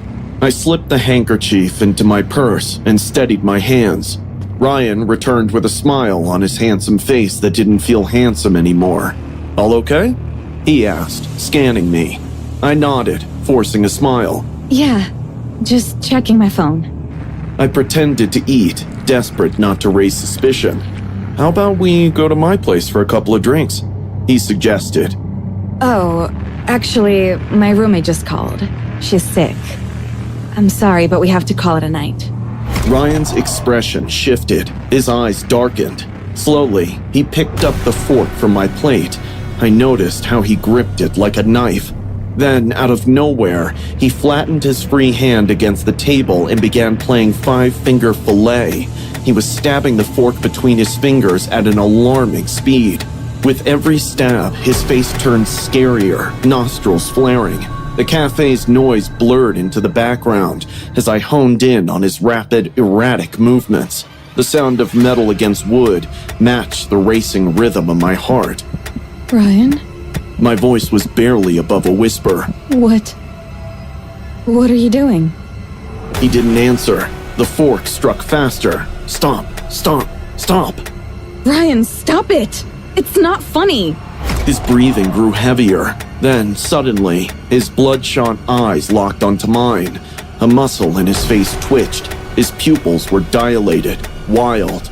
Still maintaining eye contact, he continued stabbing with inhuman precision. The tension coiled inside me, suffocating. I couldn't watch it anymore. It felt like any point he will stab his hand, resulting into a bloody mess. If you don't stop, I'm going to scream! I warned. He froze. A bead of blood pooled at the tip of his index finger. Yet, he didn't even flinch. His lips curled into a chilling smirk. I thought we'd get to spend more time tonight, he murmured. I swallowed hard. Well, we'll have to do that some other time. Ryan glanced around, realizing people at a nearby table were watching. He slipped the fork back onto the plate and sucked the blood from his finger. Then he gestured for the check. I wanted to offer to pay my half, but I couldn't bring myself to speak to him. 5 minutes later, we stepped outside. I muttered a quick goodbye and turned to leave, but before I could take a step, Ryan grabbed my wrist and yanked me toward him. Any other time, it would have been a scene from a romantic movie, but now it sent shiver through my veins. I thought you liked me, Laura, he said in an eerily soft voice. Of course I do. I forced out, trying my best not to challenge him to go more psycho. His grip tightened, my pulse hammered. How about I call you tomorrow, huh? He didn't reply, just stood there, breathing heavily, his eyes wild and unblinking. His grasp was unrelenting, as if he was debating something in his head. Then, without warning, he shoved me. He pushed me so hard that I lost control. I stumbled, barely catching myself before crashing onto the pavement. My knees scraped against the concrete. Searing pain shot through my legs. Blood seeped through my torn jeans. And then, he spat on me. Yes, he spat on me like I was some ugly sewage rat he's no longer interested in trapping. In a low, venomous whisper, he said something I'll never forget. When they find you, if they find you, you'll be unrecognizable. Best of luck, Laura. He turned around and went away. I saw him walking away, still frozen in place, my body trembling with my heart pounding so hard it hurt. One of the cafe workers who was taking out the trash saw me hunched up on the pavement and hurried over to me. He made a call to 911. The police drove me home, and I told them every little detail I could remember about Ryan, only to find out his Tinder account had been deleted. No one was able to track him down. Cassie and I went into a new apartment. I carry a taser and a can of mace for just in case. It's been a month to this first date, but I still get anxious around strangers. My trust issues are sky high, and I feel like locking myself in a room and never come out. My feet were killing me. 6 hours into my late night shift at Wendy's, I swear I could feel each bone grinding against the next. Nobody was around, except the usual handful of night owls. So I kicked off my sneakers under the counter. Sweet relief. That's when he walked in. Stringy hair that looked like it hadn't seen shampoo in weeks. His skin was so pale that it was almost translucent under the fluorescent lights. But it wasn't until I asked for his order that I realized he was a weirdo. His eyes never met mine. Instead, they were fixed somewhere below the counter. When I shifted my weight, his gaze followed the movement of my feet. Sir? Can I take your order? I called out loudly. He blinked slowly, like someone waking from a trance. I need more time. My skin crawled as I walked away. Everything about him made my stomach knot up. Still, I busied myself wiping down the already clean coffee station, stealing glances at him. That's when I caught it, the slight movement of his arm, his phone angled under the counter. He was taking pictures of my feet. I quickly tucked them out of sight, heart hammering against my ribs. Should I confront him? Or maybe call my manager? I'd dealt with creeps before, but then he ordered, and I told myself it'd be over soon. As I set down his tray, he accidentally dropped his keys and brushed my ankle with cold, clammy fingers. "I like your shoes," he said, eyes still fixed on my feet. "The way they hug your arches, perfect fit." I yanked my foot away. Thanks. I muttered, wanting to be anywhere else. Throughout his meal, I felt his gaze on me. When I dropped a fork, he practically dove to retrieve it, his fingertips deliberately grazing the top of my foot. I couldn't suppress the shudder that ran through me. When he finally left, he handed me a 20 for a $5 meal. "Keep it all," he whispered, leaning in close enough that I could smell the sourness on his breath. I thought it was over, but it wasn't until I was counting my tips that I found his note tucked between the bills. "Can't stop thinking about your perfect feet. I'll be seeing them soon." The whole drive home, I kept checking my rearview mirror. Nothing. Maybe I was overreacting. By the time I stepped into my apartment, exhaustion had replaced fear. I took a long shower before sinking onto my couch. That's when my phone buzzed with a text from an unknown number. "Do they hurt? Let me rub them for you." My blood turned to ice. I dropped the phone and frantically checked my windows. They were all locked. I pulled down all the blinds and tried to calm my racing heart. Just some creep who had somehow gotten my number. I blocked him, and nothing happened for the next hour. Just as I was falling asleep, I heard it. A soft scratching noise under my bed. My throat closed up. I lay perfectly still, barely breathing, straining to hear. Nothing. Complete silence. Slowly, I leaned over, phone clutched in my hand like a weapon, and peeked under the bed. Empty. I let out a shaky breath, just my imagination. But when I turned back toward the window, my heart stopped. There he was, standing outside, barefoot on my second-floor balcony. He pressed his face against the glass, eyes wide and unblinking. In his hands were my sneakers, the ones I'd been wearing at work, the ones I'd left under the counter. His tongue dragged slowly across the sole, his eyes rolling back in ecstasy. I screamed, stumbling backward and knocking over my bedside lamp. By the time my eyes adjusted to the darkness, he had vanished. Then I heard it, the gentle creak of my back door opening. "You shouldn't have worn them tonight." His voice drifted from the hallway, soft and trembling with excitement. "You're gonna give them to me, Moira, and I'll take the feet too." I grabbed the ceramic vase from my nightstand and hurled it into the darkness. The satisfying crack of it connecting with flesh gave me just enough time to bolt for the front door, but he was faster than he looked. His hand closed around my ankle, yanking me to the floor. My chin cracked against the hardwood. "So beautiful," he moaned, his fingers trailing up my calf. "I've been watching them all night." I kicked wildly, my heel connecting with his face. The crunch of cartilage was sickening but satisfying. He howled, clutching his nose as blood poured between his fingers. I scrambled out the window, my bare feet slipping on the fire escape. Pain shot through my heel as something sharp sliced through it, but adrenaline pushed me forward. I could hear him behind me, breathing hard, his footsteps unnervingly quiet, like he was floating rather than running. The alley behind my apartment was a dead end. Trapped, I spun around to face him, blood dripping between my toes. "You're mine now," he whispered, lunging at me. My fingers closed around a broken bottle on the ground. As he grabbed my ankle, I plunged the jagged glass into his cheek. He screamed. I drove it deeper, twisting until he finally let go. I staggered back, watching him writhe on the ground, clutching his face. His eyes never left my feet. Then, Headlights flooded the alley. It was my neighbor, Officer Reed's cruiser. "Moira, are you hurt?" I couldn't speak, could barely breathe. I just pointed at the man on the ground, who was still staring at my bloody feet with a look of sick adoration. Later, after they'd taken him away, after they'd searched his apartment and found all those shoes, all those toe tags, souvenirs he'd called them, I sat in the back of an ambulance, a blanket wrapped around my shoulders. "You're safe now," Officer Reed said gently.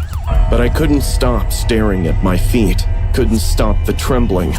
The cameras they'd found at Wendy's showed he'd been watching me for weeks, recording every shift, every movement. I ain't wearing open-toed shoes ever again. The air was thick with the scent of freshly cut grass and rain-soaked pavement as I walked home from my basketball practice. Sweat clung to the back of my neck and my legs ached from sprint drills. My hoodie was damp, sticking to my back. I was tired, but the shortcut through Willow Park would get me home faster.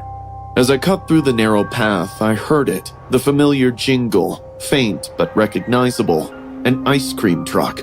The melody floated through the humid evening air, but something was off. The music sounded sluggish, distorted, almost broken. I wiped the sweat from my brow and glanced toward the road. The pale blue truck rolled into view, its headlights cutting through the dusk. The once cheerful jingle dragged unnaturally, warping into an eerie off-key tune. I slowed my pace. "Weird," I mumbled, glancing at the empty park. No one was around, just me and the truck. It pulled over, and the driver leaned out of the window. He was thin, with unkempt hair and sunken eyes. His face was gaunt, and his smile too wide, too toothy. "You look like you could use a cold one, bud," he said, his voice gravelly and cracked. I stopped. There was something off about his smile. It looked as if it was stretching and shrinking. I felt nauseous. No thanks," I said, while fighting off a smile. But then I turned to begin walking away, my heart beginning to beat faster and faster. "Come on, kid, it's on the house. I disagree." I gulped. I stole a glance back over my shoulder, and sure enough, he was still there, staring at me and not blinking. I started walking faster. Just then, the truck stepped it up again, and I heard the tires screech on the asphalt. I turned around again, and sure enough, the truck was creeping towards me. Nope. I began jogging, my feet clapping against the pavement and my breathing getting heavier. The jingle played again, slower this time, a complacent, provoking jingle. I turned on Maplewood Street, a shortcut to my house, but before I reached the intersections, the truck was already parked there, conveniently blocking me from escaping. I froze. The driver leaned halfway out of the window, his face drenched in shadows, eyes glinting in the dim light. "I said, it's on the house." His voice was lower now, guttural and threatening. My throat tightened. I turned and ran like hell. My legs burned as I sprinted, but I didn't dare slow down. I cut through the park again, hopping over a bench and pushing through overgrown bushes. The truck barreled onto the sidewalk, tires screaming, nearly clipping me. I stumbled onto Willow Lane, a deserted residential block. The street was eerily empty. No cars, no porch lights, no people. My chest heaved as I pounded on the nearest door, fists slamming against the wood. "Help me, please!" Nothing. I ran to the next house. No answer. I turned around and the ice cream truck crept closer, headlights illuminating the entire street. The driver stepped out. His boots splashed into a shallow puddle, and he stared at me with that same toothy grin, too wide, too forced. "Nobody's home, huh?" he cooed, tilting his head. "That's perfect." I stumbled backward, my hands trembling, but the man advanced slowly, like he was enjoying it. My back hit a chain-link fence at the end of the street. I glanced left and right. No way out. My heart pounded in my ears. The man whistled sharply, making me flinch. "You sure can run, kid, but you can't run forever." He grinned broadly, his lips stretching back in a nasty way. It was then that I saw them, his teeth, decayed, broken, black at the gums. I gagged, and then he grasped his jaw and ripped out a tooth. Pop! Blood poured from his gums and dribbled down his chin.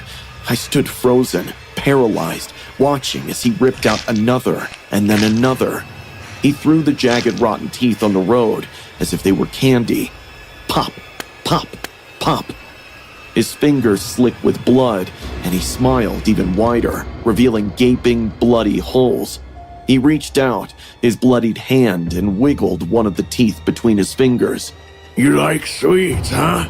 Want one of mine? I was backing up, my stomach churning like I would throw up, but he was quick, instantly taking steps to close the distance, running his sticky, blood-slick fingers on my hair. Such pretty hair. Soft. I snapped. I swatted his hand away, gasping in disgust. I ran down the street, sprinting as quick as my legs could move. My lungs burned, and I did not stop. The man didn't walk after me. No, he jumped in his truck. The engine roared and the tires squealed while bright headlights illuminated the alley as I made my way through a narrow opening into the next yard. My shadow was stretched as long as my movement was across a crude, unfinished brick wall. The truck tires squealed as it sped after me. I ran and dove quickly through a closed chain-link fence into a dirt-covered yard. The jagged metal sliced my arm, and I felt warm blood soaking my sleeve while I suppressed a scream. I hit the ground hard in a dusty, overgrown, unruly backyard. The weeds brushed against my trembling legs while I crouched as low as I could to conceal my body. Bleeding arm clutched tightly against my side, trying to muffle shaky breaths.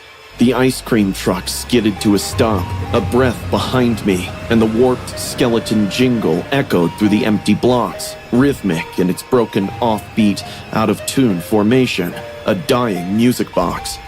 I squeezed my eyes shut and felt my fingers string against the raw, flesh separation of flesh underneath in the palm of my arm. The headlights remained on, washing the narrow alley and wall, illuminating my faint shadow against the rusted dumpster. For a moment, I swore I saw the driver's silhouette, unmoving, watching me through the blinding light. But then, the truck slowly backed away. Its tires crunched over loose gravel, the jingle distorting further, fading into the distance.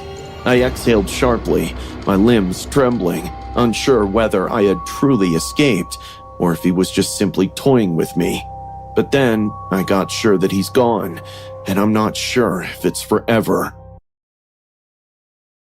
Hi, I'm Ed. My best friend Nate invited us to his 16th birthday party. The party was happening at his dad's luxurious farmhouse. Being the richest kid in school, Nate was the star of high school.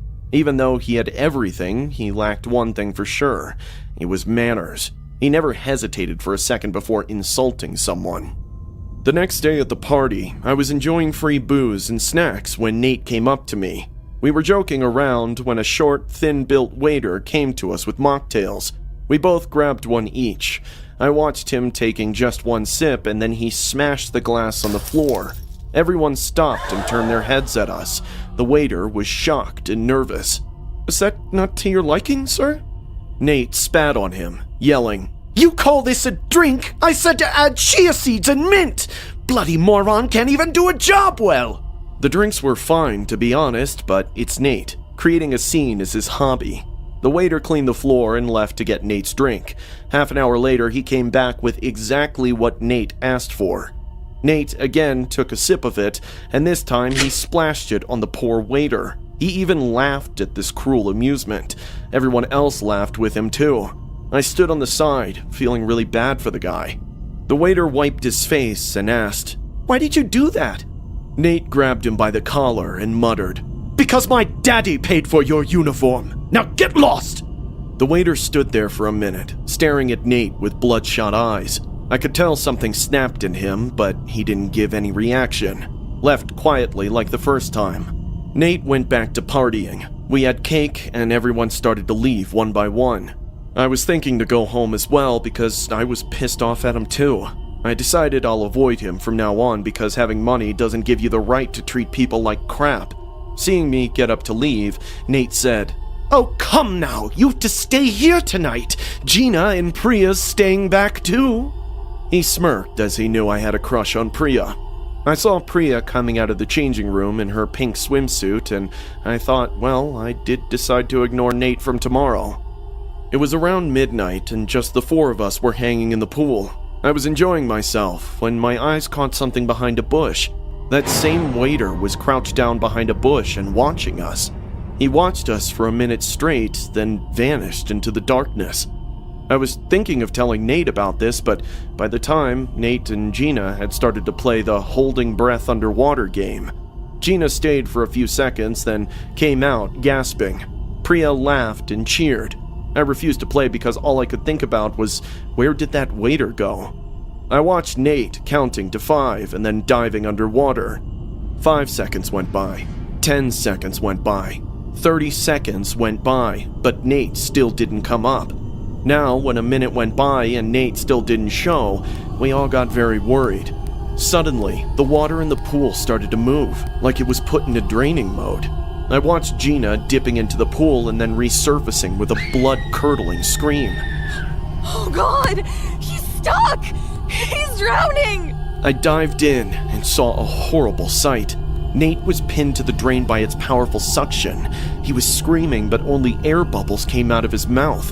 His hands were desperately searching for something to hold, but he could barely move his upper body. Seeing me, his eyes widened more in hope. I came up screaming, "Everyone get out of this pool! Call the security!" and went back in to save Nate. I grabbed his hand and started to pull. But the force of the suction was relentless. Nate's eyes were wide with terror, pleading with me. His fingers clawed at mine, slipping slightly with every desperate tug. The water around us churned violently, creating a current that made it nearly impossible to stay steady. I kicked my legs with all my strength, trying to create momentum, but it was like fighting against a steel grip. I surfaced briefly, gasping for air. Gina was sobbing hysterically, and Priya was frantically shouting for help. 2 men in security uniforms came running toward the pool, one of them already pulling out a rescue hook. Without wasting another second, I dived back down. Nate's movements were getting weaker. His eyes, once wide with panic, were now starting to flutter. His face was turning pale, his lips tinged with blue. I hooked my arms under his and pushed against the pool floor with all my strength. Just as my lungs screamed for air, the security guard yanked Nate's legs with the hook, and with one final heave, we freed him from the drain's grip. We burst to the surface, both of us coughing and gasping. Nate clung to me weakly, his chest heaving, but he made it out alive. We were carried out of the pool by the security. Nate was rushed to the hospital for breathing troubles. I too spent the night at the hospital with him. When Nate's father asked the security about the draining process starting up on its own, no one could come up with a possible explanation. But I knew it was the waiter, yet I stayed quiet about it. After that incident, Nate became one of my best friends. He helped me get into an Ivy League college, and his father paid for my fees. They told my parents that I saved Nate, so it's very little what they're doing for me. The waiter still works at Nate's father's estate. No one seemed to have a clue about what he did. I was enjoying the free booze standing near the bar counter. This was the 3rd office party in the last 6 months. These are the only days I don't regret working for my boss. All my co-workers were grooving at the dance floor. The party was in full swing when I spotted this woman standing alone in the corner. She was gorgeous, tall, elegant, maybe a little older than me. Yet something was off. People kept their distance from her. When she approached a group, they'd stiffen, make excuses, and scatter away. It wasn't normal. It wasn't right.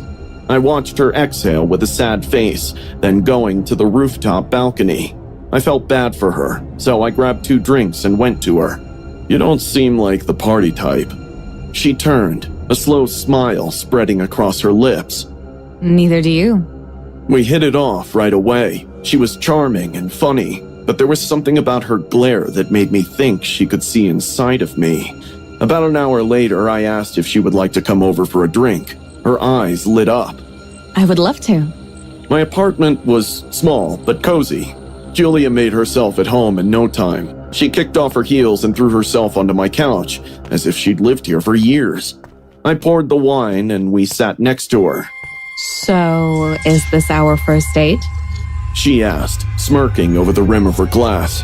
I laughed, feeling a little shy. Would it be wrong if it was? She leaned in. Not at all. It was perfect, until my phone rang. It was my sister. I answered casually. Hey. Yeah, just with a friend. Nothing serious. The moment I hung up, the air changed. Julia wasn't smiling anymore. She was staring at me, her wine glass clutched tightly in her fingers. Who was that?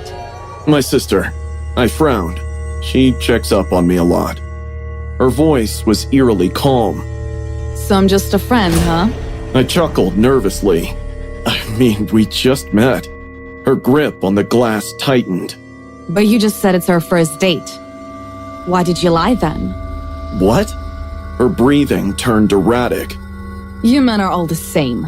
You use words like friend to keep us at a distance. Like I don't matter, like I'm disposable. I stood up, suddenly uneasy. Julia, what are you talking about? Her eyes darkened. My ex said the same thing, before I burned his lying mouth shut. I stared at her. Excuse me? She giggled, high, sharp, wrong. You know, I was in a mental institution for a whole year after that incident. They let me out last month, said I was stable now. But I know a liar when I see one, Boris. My stomach turned to ice. I moved toward the door. I think you should leave. Julia tilted her head, her smile too wide, too forced. Why? I swallowed hard, because this is getting weird. Her eyes gleamed. You're scared of me, aren't you? I didn't answer. She stood, slowly grinning. You should be. I got up because a red alarm had already started to go off in my mind.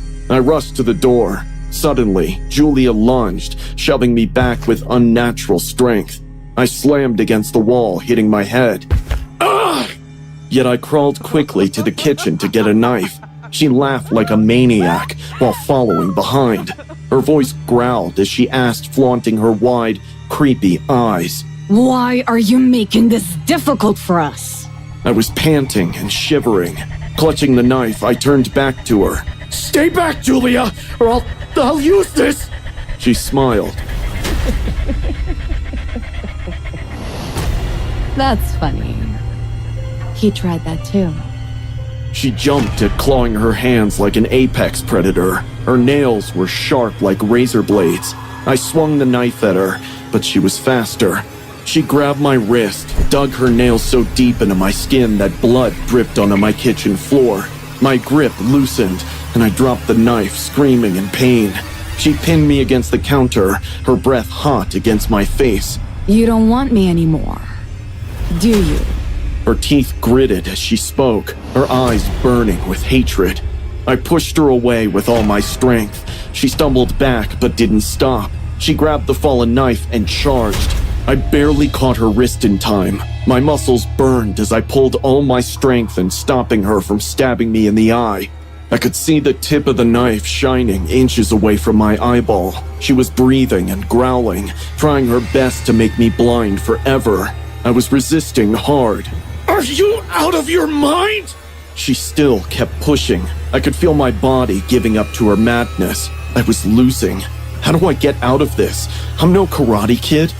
When the tip of the knife was just a second away from slashing my eyeball like cake, I slammed my forehead into her face. A crunching noise followed by her shrill scream took place. I broke her nose. I didn't wait. I grabbed the closest thing, the wine bottle on the kitchen countertop, and smashed it against her temple. She crumpled to the floor, motionless. My heart pounded. I grabbed my keys, bolted out of the apartment, and ran. Hours later, I came back with the cops. I even called a few of co-workers because by then I guessed why everyone was avoiding her at the party. They all spoke in my behalf. My apartment was searched, but Julia was gone. The cops called, investigated on her, and found the address of the mental institution. They told how she was the most violent patient under their care, but last few months she changed drastically, which is why they thought she has recovered. I'm stunned how good she was in faking normalcy. I've shifted somewhere else. The cops are still looking for her. I just pray they catch her before she ends up at my doorstep again. On a Tuesday evening, I was standing in my manager's office adhering to his insults for 15 minutes straight. My head was down, trying my best not to cry while he kept on screaming at me in front of all the other employees. Look, Gina, I have a company to run here, and being a secretary demands a lot. But sir, my mom has cancer and I'm her only child. I promise from next week. Save your sob story for someone else, cause there will be no next week. You're fired! I was putting my things in a box while wiping my tears when Lydia tapped my shoulder softly. Turning back, I could see empathy on her face.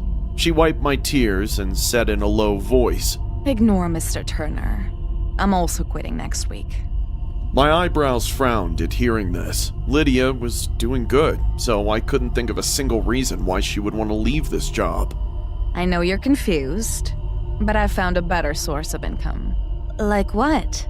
Lydia grabbed her bag and I grabbed my box. We both stepped inside the elevator. I was watching Lydia while she watched the floor numbers change. When we stepped out at the parking lot in the basement, she walked me to my old car and said, I've started an OnlyFans. It pays better, I can choose my hours, and also I don't have to get up every day to leave for work. My eyes widened because a girl like Lydia doing OnlyFans was something very unexpected for me. But what about your dignity? Aren't you disgusted by the creeps out there? I gasped. Oh, come on, Gina. Even Mr. Turner had touched me inappropriately several times. At least on OnlyFans, the creeps will only get to see me.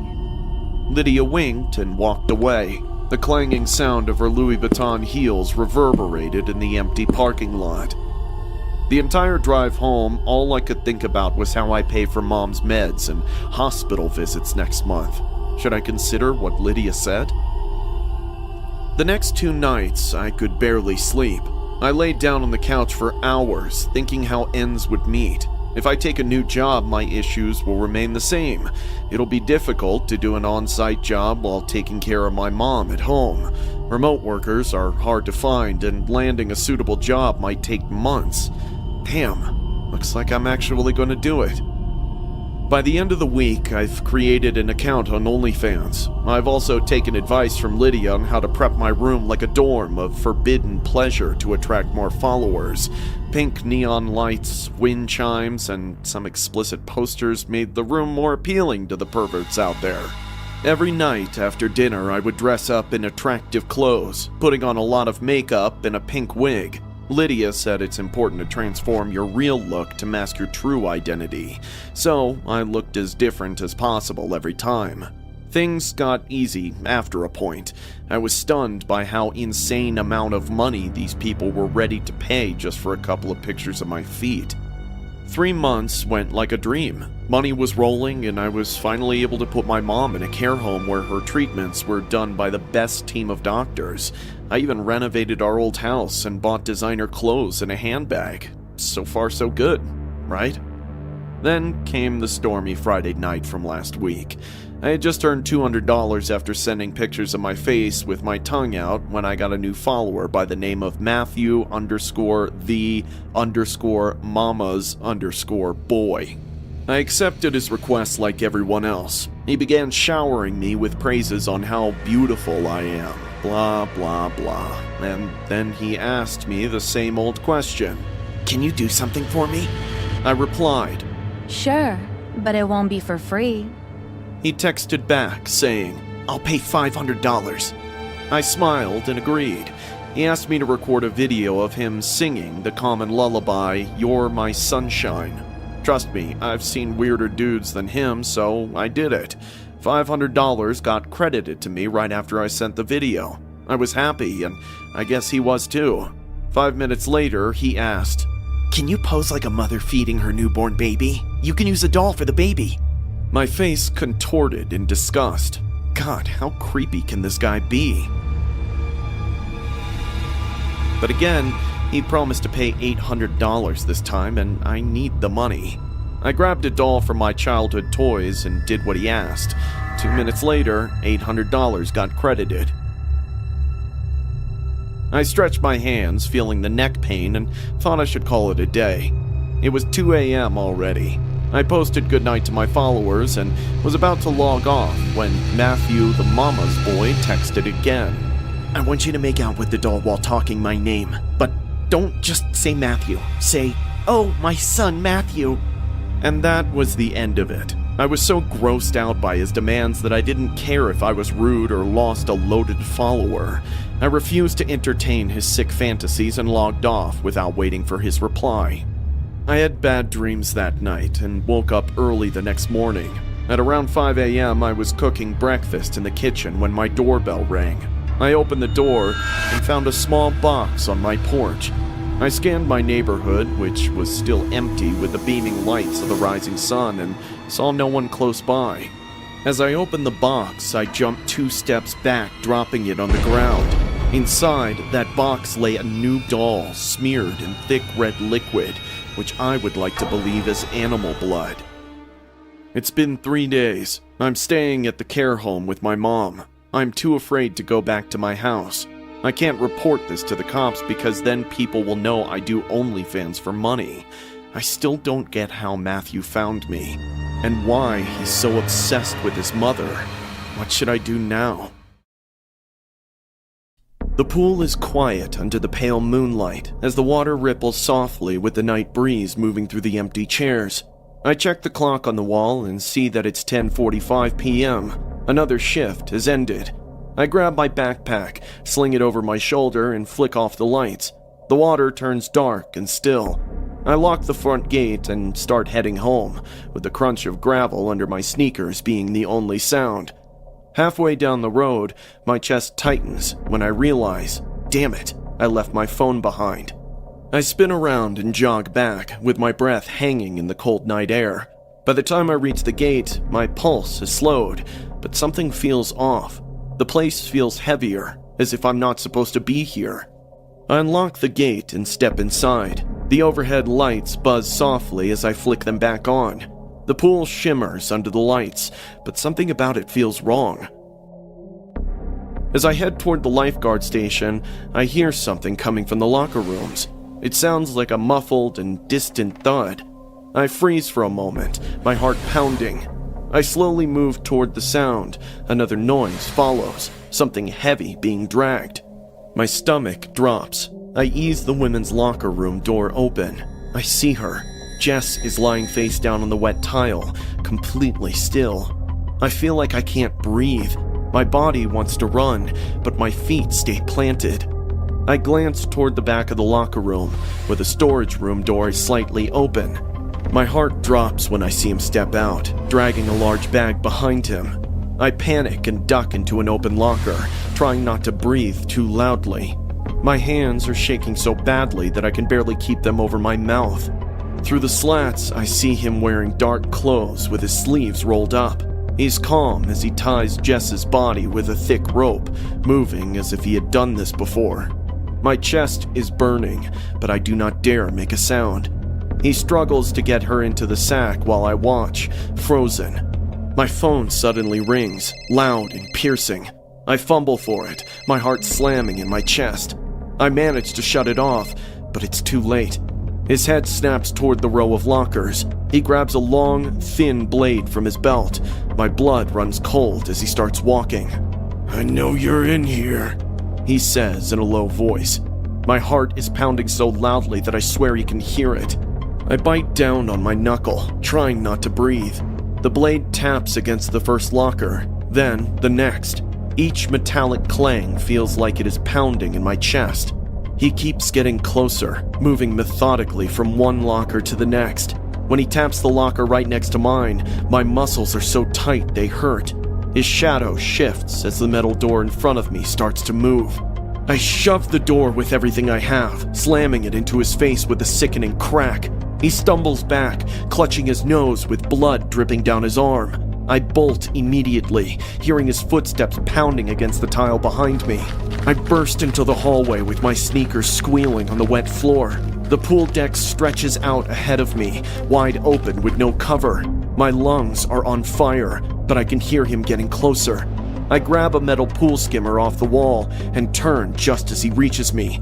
I swing as hard as I can, and the pole connects with his ribs. He grunts and falls to one knee. I do not wait.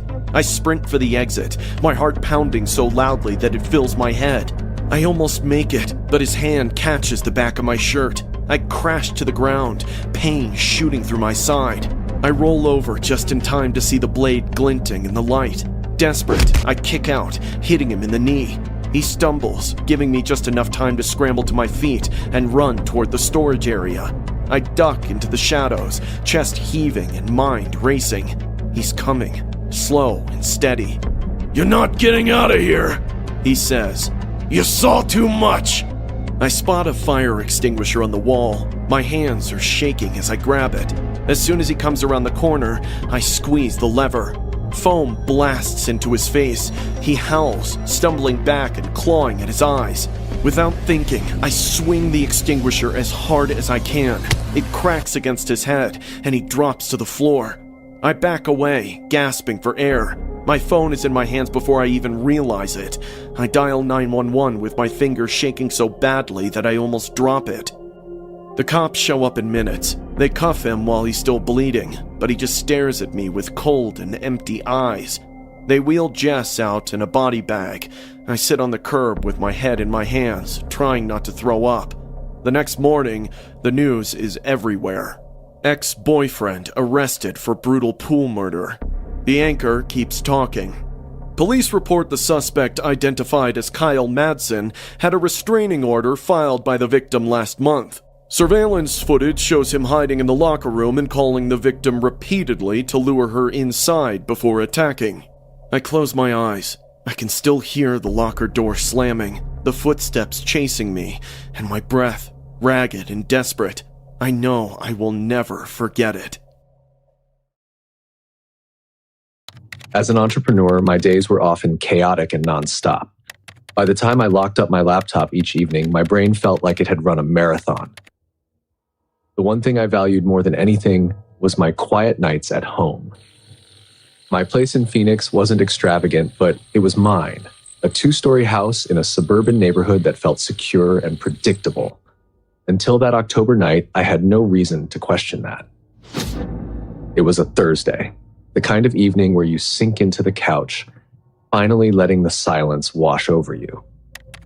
I'd finished a long day filled with client meetings and emails, and I was looking forward to nothing more than binge-watching my favorite show with a glass of wine.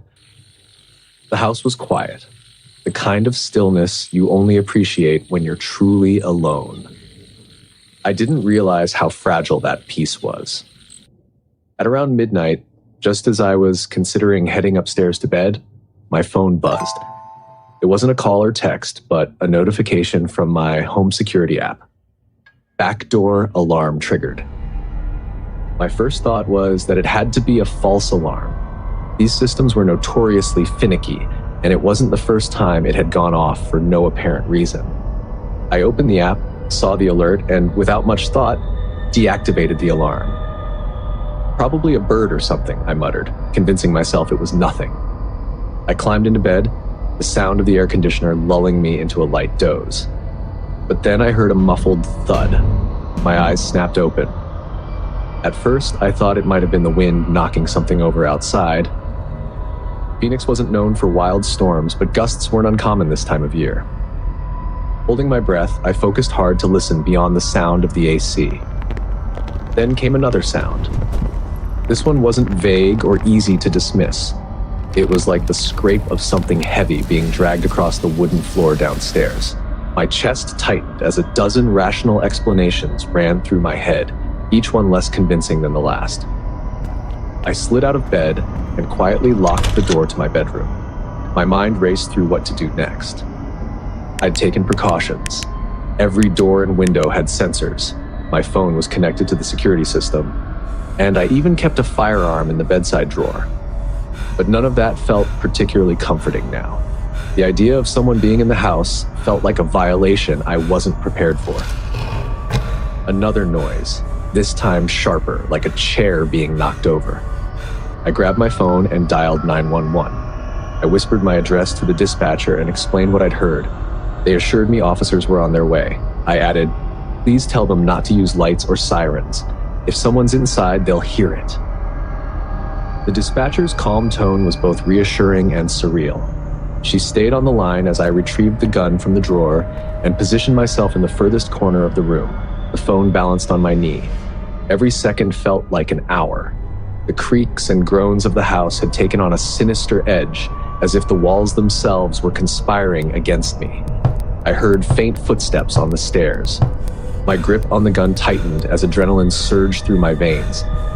Whoever it was wasn't rushing, they were taking their time. I could barely breathe as I listened, my mind conjuring images of who could be on the other side of the door. Was it one person? More? Suddenly the footsteps stopped. Silence. The kind of silence that's louder than any noise.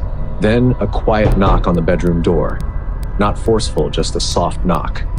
My hand trembled as I aimed the gun at the door, willing myself not to panic. The dispatcher's voice was still in my ear, steady and grounding. "Officers are almost there," she said. A minute later, I heard movement outside. The sound of car doors opening and closing, followed by muffled voices. The police were here. Relief flooded me. There was a commotion downstairs. Shouts, the sound of something heavy hitting the floor, and then silence again. Finally, a voice called out, "Phoenix PD, it's safe to come out." I opened the door cautiously, gun still in hand, and stepped into the hallway. An officer met me at the top of the stairs, his expression serious but calm. "We've got them," he said. "2 men.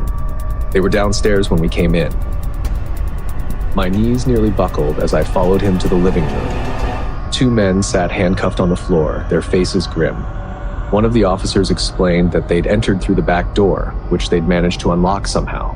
They said they thought no one was home because there wasn't a car in the driveway, the officer added. Then it hit me.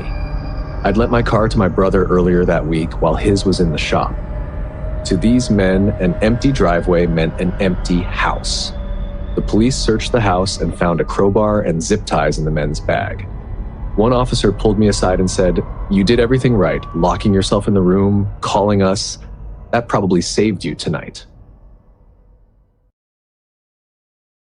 First of all, let me say this is not an indictment of OnlyFans. If someone wants to profit from sharing pictures of themselves or their body, that's totally their right, and I respect that. I'm not casting judgments on anyone who chooses to do so. But let me be clear. OnlyFans just about ruined my life, and I've never even set up a profile. It all kicked off not long after I broke up with a guy I'd been dating for about 3 to 4 months.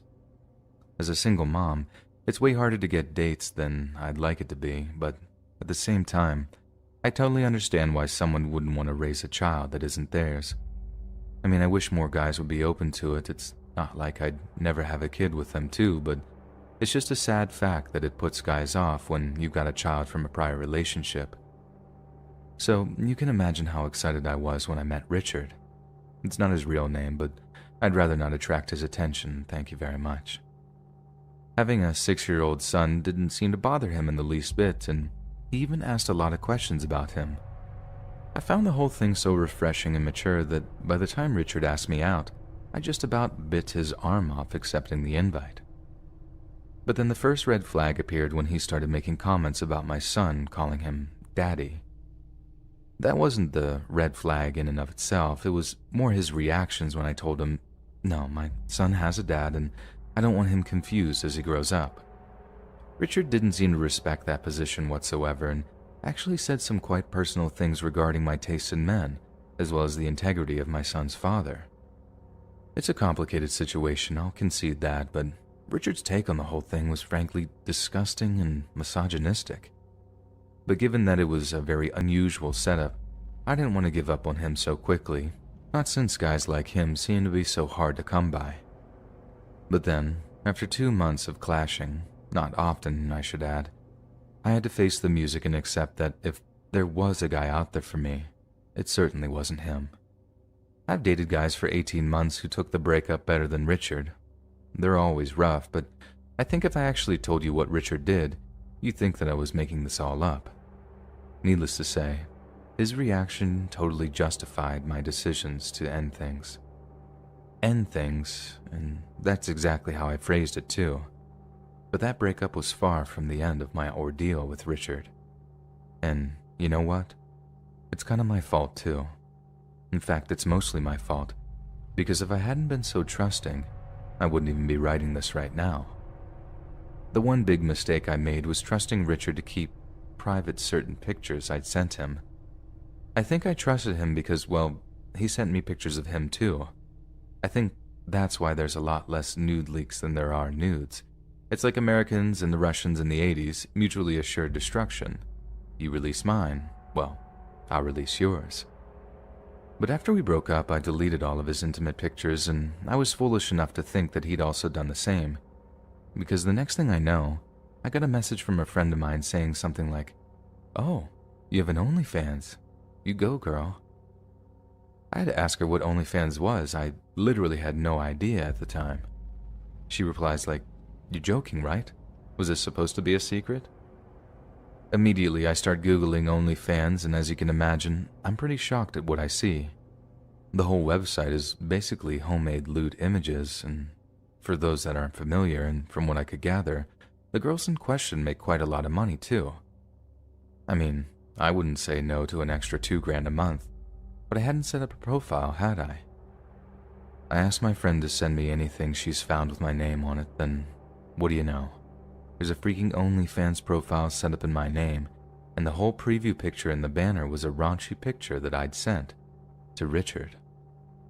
The profile said like, free to subscribe, so I made a dummy user account to sign up, only to discover that Richard must have uploaded about 10 different pictures I'd sent to him, all with these disgusting captions that I'd rather not repeat here. I was angry, so angry, but I didn't get scared until I saw that he'd put up my home address, my actual home address, apartment number, postcode, everything. It kicked in how much danger I was in, and I just burst into tears thinking that my own selfish actions had exposed my only son to danger. I know it was all Richard, and I know if he was just normal, then yeah, it wouldn't have happened. But I'm a mother. I should know better. I'm not some attention-seeking teenager anymore. I just wanted to feel wanted, though. Surely people can understand that.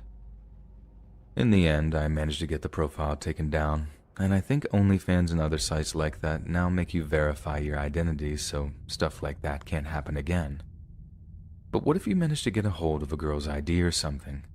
The system they have doesn't completely eliminate the chance of fake profiles being set up. Like I said at the start, I don't mean to judge anyone who wants to do that kind of thing. I just hope they have their safety and security in mind because, as I think we all know, there are some serious psychos out there. Hi, I'm Shelley, and I used to be into married men. Well, I was until last month. That's when everything changed. Logan and I met on Tinder.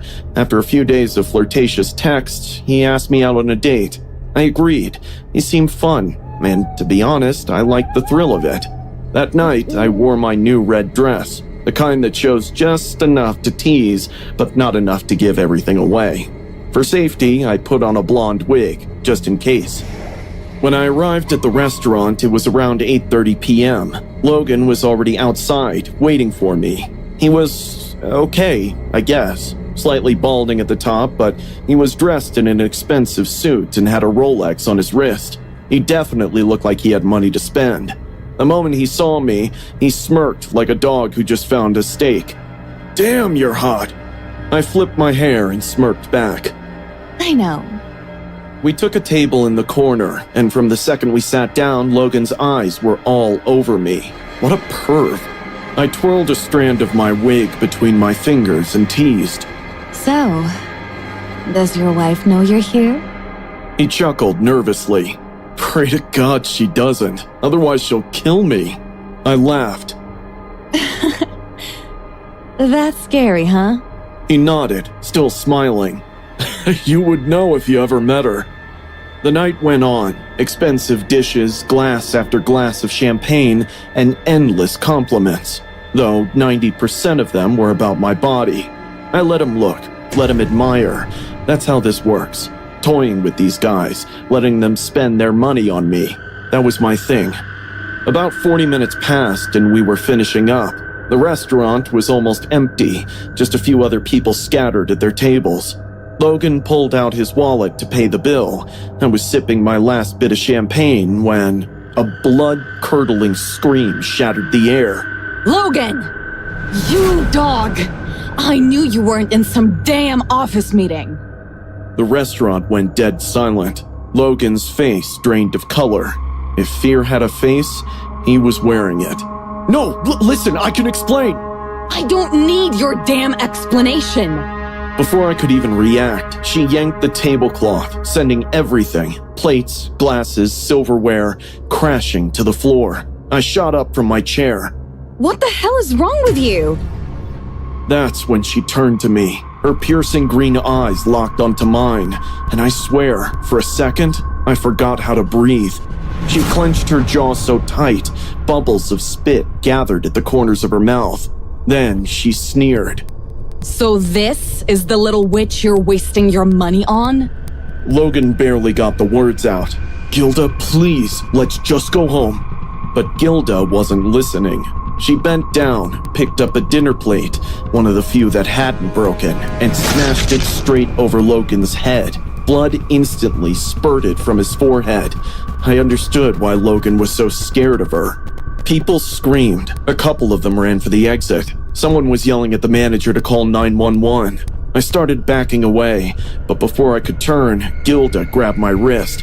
Her grip was ironclad. You think it's funny breaking up someone's home? Let me go! I yelled, trying to rip my arm away. Then, BAM! Her fist landed on my face so hard my head spun. A sharp pain exploded through my eyes as I hit the floor. She punched me. She actually punched me. Tears streamed down my eyes. I gasped, trying to claw backward, but she was already on me. She grabbed my leg and dragged me across the restaurant floor. I screamed. Somebody help! She's going to kill me! The manager was on the phone with the cops already, but Gilda didn't care. She pulled me into the kitchen. The staff had already fled. It was just to us now. She locked the door. I knew then I was screwed. I scrambled backward, my back hitting the cold metal counter. My hands shook. Gilda, please! I'm sorry, okay? I'll never see another married man again, I swear! Her lips curled into a slow, sinister smile. Then she glanced at the deep fryer. My stomach dropped. Before I could react, she lunged. Her hands wrapped around my neck, shoving me toward the fryer. I screamed. I fought like hell. My hands found the countertop, pushing back with every drop of strength I had in my body. But she was so strong. The bubbling oil popped and hissed inches from my face. Steam curled up, turning my skin red. I felt it, the heat, the burn. My sister's warnings rang in my head. God, she was right. Gilda, please! I don't want to die! I cried my lungs out, but Gilda laughed. She laughed at my misery. Twig bitches like you think they can get any man they want. Well, guess what? It's time for a new face, beautiful. She kept pushing me, and my face daunted closer to the boiling oil. Hot smoke left blisters on my face. I knew soon I'll meet a horrifying, painful end. If this still managed to survive, I'll have a life of a trauma and disfigurement. My hands started to give in. My wig hung barely. Gilda, please! No! I was tired and knew any time I'll be submerged in this boiling lava. I imagined how it'll be when my eyebrows, lips, nose all end up like fried chicken wings. Gilda's laughter and grunting noises slowly started to fade away. Only the burning smoke from the fryer devoured me bit by bit.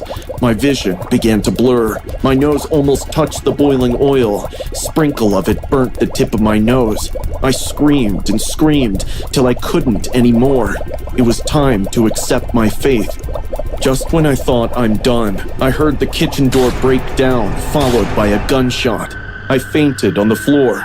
I woke up in the hospital 2 days later. The cops rescued me by shooting Gilda on the leg. She was taken into custody and later sentenced to prison for the charges of attempted murder. I'm living with my sister now, trying my best to put everything behind. I don't go on dates anymore. I can't stand fried food or any kind of oil on my body. I'm traumatized for life. The rain poured down in sheets, drumming against my windshield as if it had a grudge against my vehicle. My eyelids weighed a ton, and I realized I couldn't continue driving in this state. Then I spotted it, a Starbucks sign shimmering like a lighthouse on the highway. I drove into the parking lot, thankful for the opportunity to stop and get a coffee and shake off the fatigue. The cafe was otherwise deserted except for the barista working behind the counter. She was a little plump, with her hair pulled back in a sloppy bun and her face aglow like a Christmas tree when she spotted me enter. Welcome to Starbucks. She trilled, her tone far too chipper for that late time of night.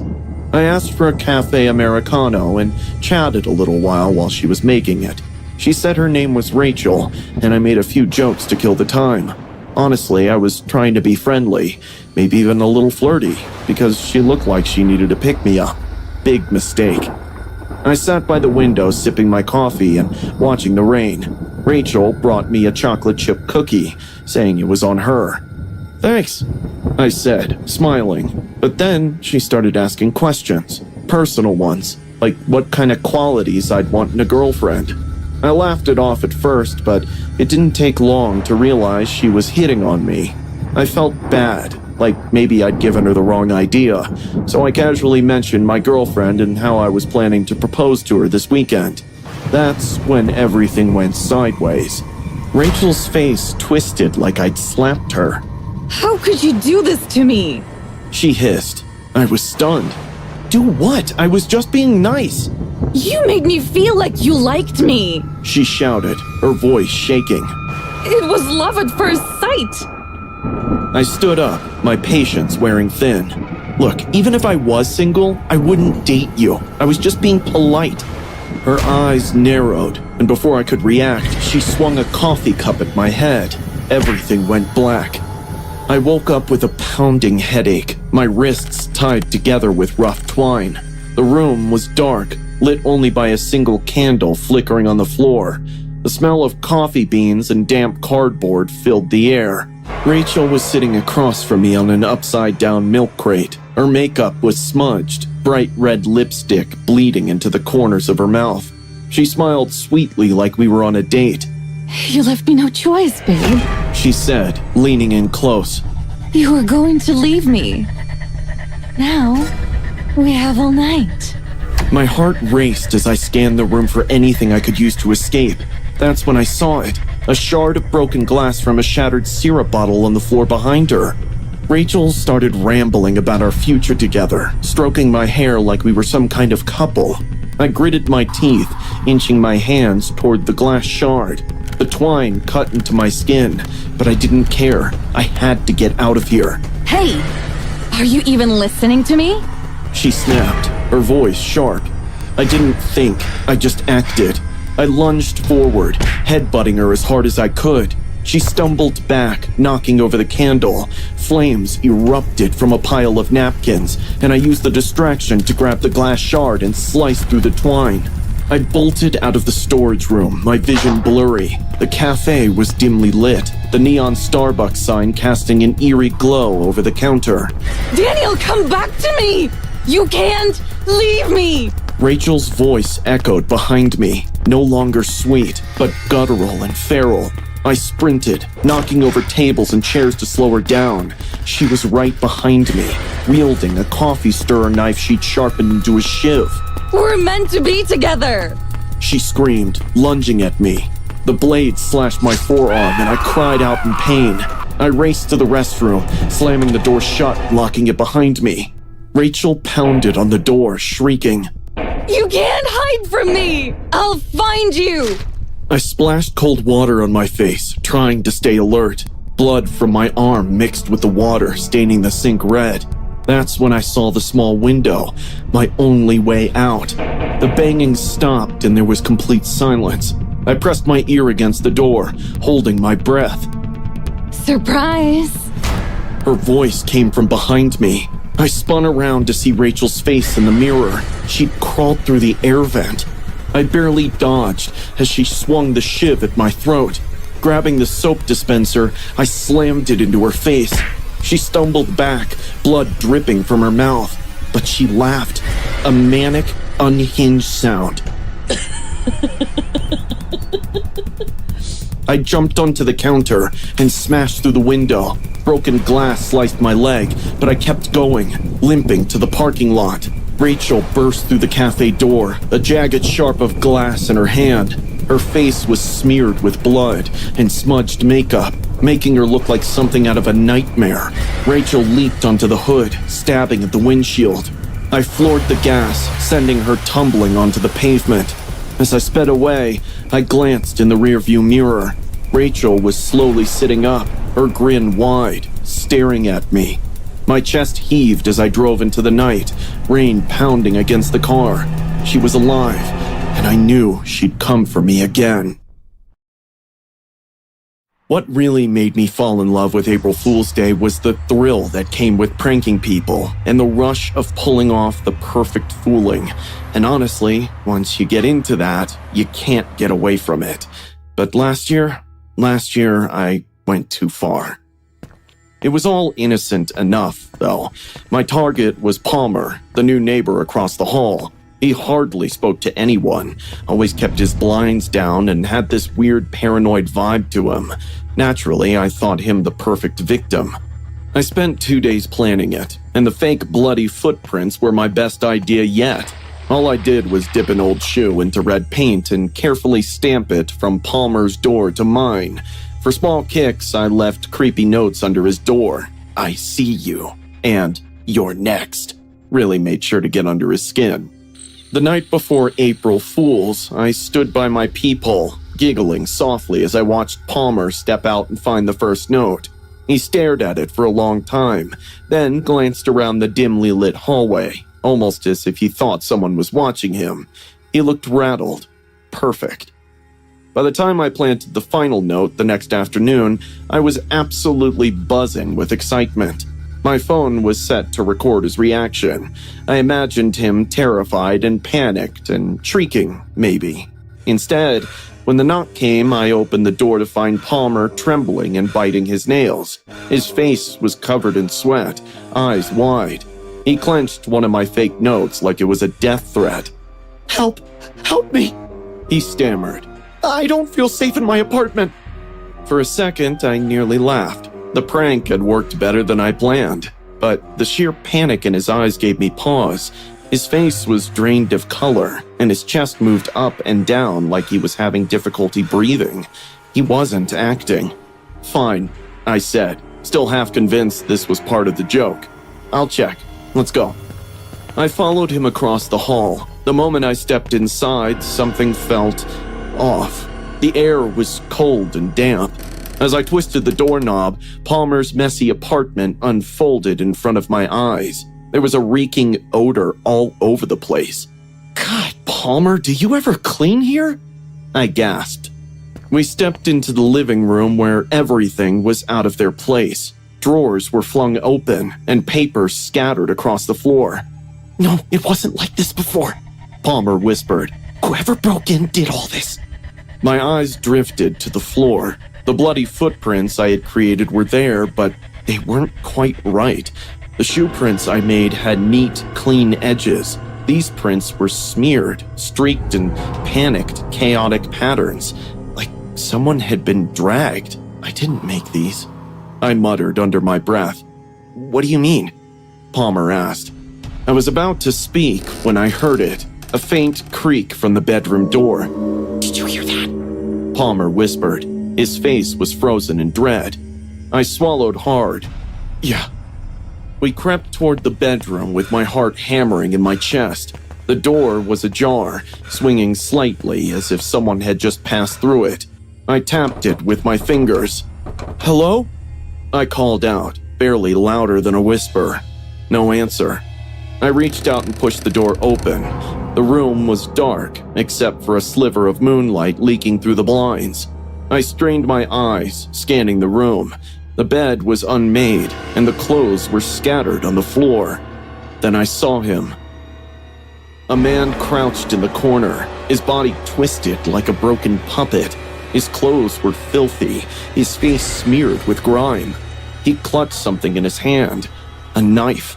He didn't move. He just looked at me, wide-eyed and grinning. Run! I screamed, grabbing Palmer by the arm. We bolted down the hallway as fast as we could. Behind us, I heard a thud, the sound of footsteps pounding against the floor. He was following us. We made it to my apartment and I slammed the door shut just in time. The lock clicked. For a few agonizing seconds, we stood frozen, listening to the sound of heavy breathing just outside the door. Do you think he's still there? Palmer gasped. Maybe not. I spoke nervously, but I didn't believe it. My stomach was in knots. I had to dial 911. By the time officers arrived, they had swept the building from top to bottom. No one's here, one cop said. But we found this near the bedroom window. He held up one of my fake bloody notes, the same one I'd left earlier that day. Only this one had been altered. Below my scribbled, "You're next," were new words scrawled in shaky handwriting. I liked your little game. Let's play again next year. I didn't do this, I swear. I fumbled. They never caught the man. The cops all believed he was a squatter who lived in the building unnoticed. But in my gut, I knew better. My prank had brought him to me. My fake threats had invited a real one. I just stopped pulling pranks after that. But this year, on April Fool's, I wake up to find a note slipped under my door. Nothing was written, only a red handprint smeared across the paper. Now, every year, I will wonder if this'll be the year he decides to finish what he started. I never thought my life would come to this, driving a beat-up ice cream truck through the outskirts of town, trying to make ends meet. But here I was, Roger, a guy in his late 30s with more bills than dreams, handing out cones to sick kids at a care home. The sun was setting as I pulled up to the worn-out building, with its paint peeling and windows fogged. The kids rushed out, their faces lighting up despite their illnesses. Caregivers followed, smiling as I handed out ice creams. It felt good, like maybe I was doing something meaningful for once. But then I heard it. 3 caregivers frantically calling out a name. Daisy? Daisy, where are you? One of them turned to me, breathless. You need to leave, now. Daisy's escaped, and we need to lock the gates. I didn't ask questions. I just got into my truck and drove off, with that kid's laughter fading behind me. The highway was quiet, carrying the kind of silence that makes you feel like you are the only person left in the world. The radio crackled softly, playing some old song I didn't recognize. I was lost in thought, wondering if I will ever catch a break, when I felt it. A cold, sharp blade pressed against my throat. Drive, or I will slit your throat. A voice hissed. I froze, with my eyes darting to the rearview mirror. There she was, Daisy. Her wild eyes stared back at me, filled with fury and madness. Her hair was tangled, and her face was pale and streaked with dirt. She wore a torn care home gown stained with dried blood. I swallowed hard, with my hands trembling on the wheel. Okay, just don't hurt me. She did not say another word. She just kept the ice pick pressed to my throat as I drove. Stop here. she ordered, pointing to a deserted stretch of road near an abandoned cemetery. I pulled over and she leapt out of the truck, sprinting into the foggy graveyard. My heart raced as I grabbed my phone and called the caregivers. "She's at the old cemetery," I said, with my voice shaking. "I'm gonna go after her." No, do not! It is too dangerous.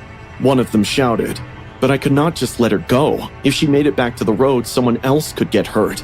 I grabbed a tire iron from the truck and followed her into the cemetery. The place was a nightmare, with overgrown weeds, cracked gravestones, and a heavy mist that made it hard to see more than a few feet ahead. My boots crunched over the dead leaves, and my breath came in shallow gasps. In the distance, I saw her, Daisy's pale figure weaving between the gravestones. "You're making it worse for yourself, Daisy!" I called out, hoping to reason with her. Her eerie giggle echoed back.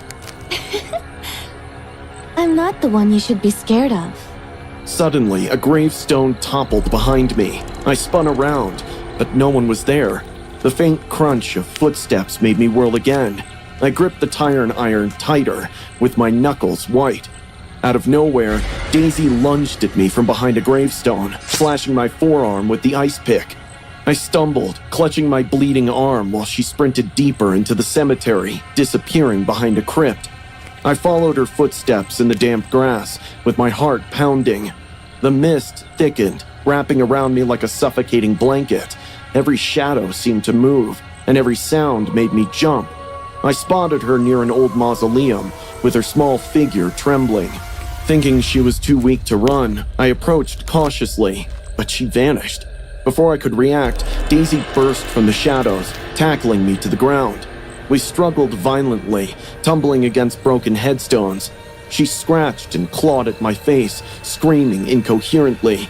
I caught her wrist just as she plunged the ice pick toward my throat.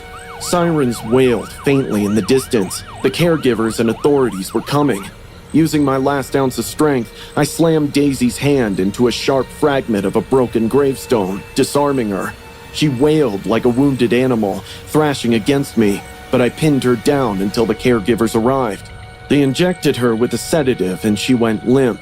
Panting and covered in blood and dirt, I collapsed beside a gravestone. Daisy, heavily drugged, locked eyes with me as they strapped her into a stretcher. Her lips curled into a sinister smile. I limped back to my truck, exhausted. That was when I saw it. An ID badge on the passenger seat.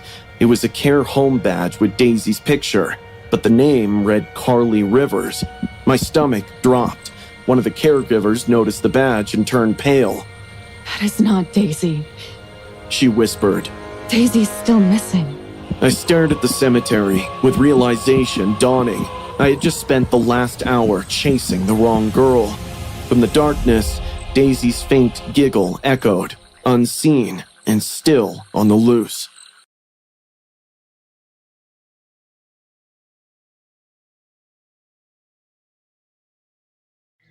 I have always enjoyed Father's Day. It was the one day of the year where I could escape from the world with Dad, and we could just be. This year, Dad chose a camping site near the lake so we could go fishing. At 15, I complained, but I was pumped to go. When we got to the campsite, it was magnificent. Tall pine trees, a glassy lake, and that refreshing smell of nature. But we weren't alone. Close to our campsite was a set of two men who had set up camp. They didn't seem like the normal camping type. Grimy, loud, and were constantly looking in our direction. I saw Dad's jaw get tighter and tighter every time they would laugh too loud, or even if they overstayed their gaze and looked for a little too long. After a certain time, Dad got up and said, "Let's go find a better spot." I could feel the concern in his voice, so I didn't argue. We packed up and moved to a different spot. It was closer to the highway, so we could still hear the echoes of truck horns coming from a distance. I kind of hated the spot, as I wanted to go to a more secluded one. But now, when I think about that day, I realize Dad had good reasons to choose it. After the sun dipped below the giant trees, Dad and I roasted marshmallows while laughing at his terrible ghost stories. We were enjoying the moment as Dad went on to tell childhood memories of me. I was laughing a lot when suddenly my dad raised his hand and gestured me to stop. His eyes looked all alert, His smile disappeared in seconds.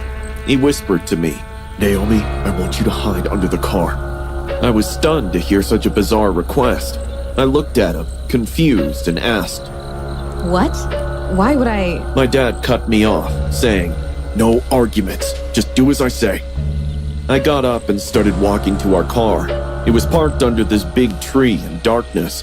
I slid under the car and began hearing footsteps coming closer. A few minutes later, I saw 2 pairs of boots walking closer to my dad. I had no doubts it was those 2 freaks from earlier. I stayed quiet and watched. One of them waved to my dad and said, "Having fun?" My dad nodded with a casual smirk and asked, "You guys need something?" The other guy responded with a creepy chuckle. "No, just came to chill with you guys. Where's your daughter?" I could see both of their eyes scanning our campsite like hawks. My dad sat down near the fire, maintaining a very calm demeanor. Nudging the hot, burning coals into the fire with a campfire poker, my dad responded, "She went out for a fishing. It'll be great if you guys leave." The 2 guys exchanged a weird look. Then one of them started walking towards our car. My heart hammered in my chest as I noticed a pair of boots coming towards me. My dad got up, still holding the poker in one hand, and yelled, "Didn't I tell you to leave?" The other guy, who was closer to him, responded, "He's just gonna take a pee. Don't worry, unless you have something valuable in your car." Saying this, he cracked an annoying laugh. The other guy stopped a few inches away from our car and aimed at a bush. I could hear him humming while he released himself.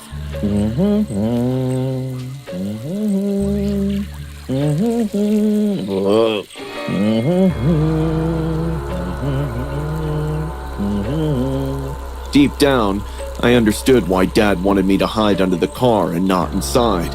The guy's probably checking the car right now, trying to figure out if I'm in it. I stayed calm, kept my breathing normal. Once done, he went back to my dad. Both of the jerks wished him good night and started walking away. I was smart enough to know that it'd be best to wait, then go back to my dad, because those freaks might keep an eye on us from far away. In the next 5 minutes, I watched my dad work in winks. He got all of our things except the tent. He didn't care for the tent. Loaded everything in our car, and as soon as he unlocked the car door, I hopped into the passenger seat. Dad made a call to the nearest police station and told them about 2 guys following us.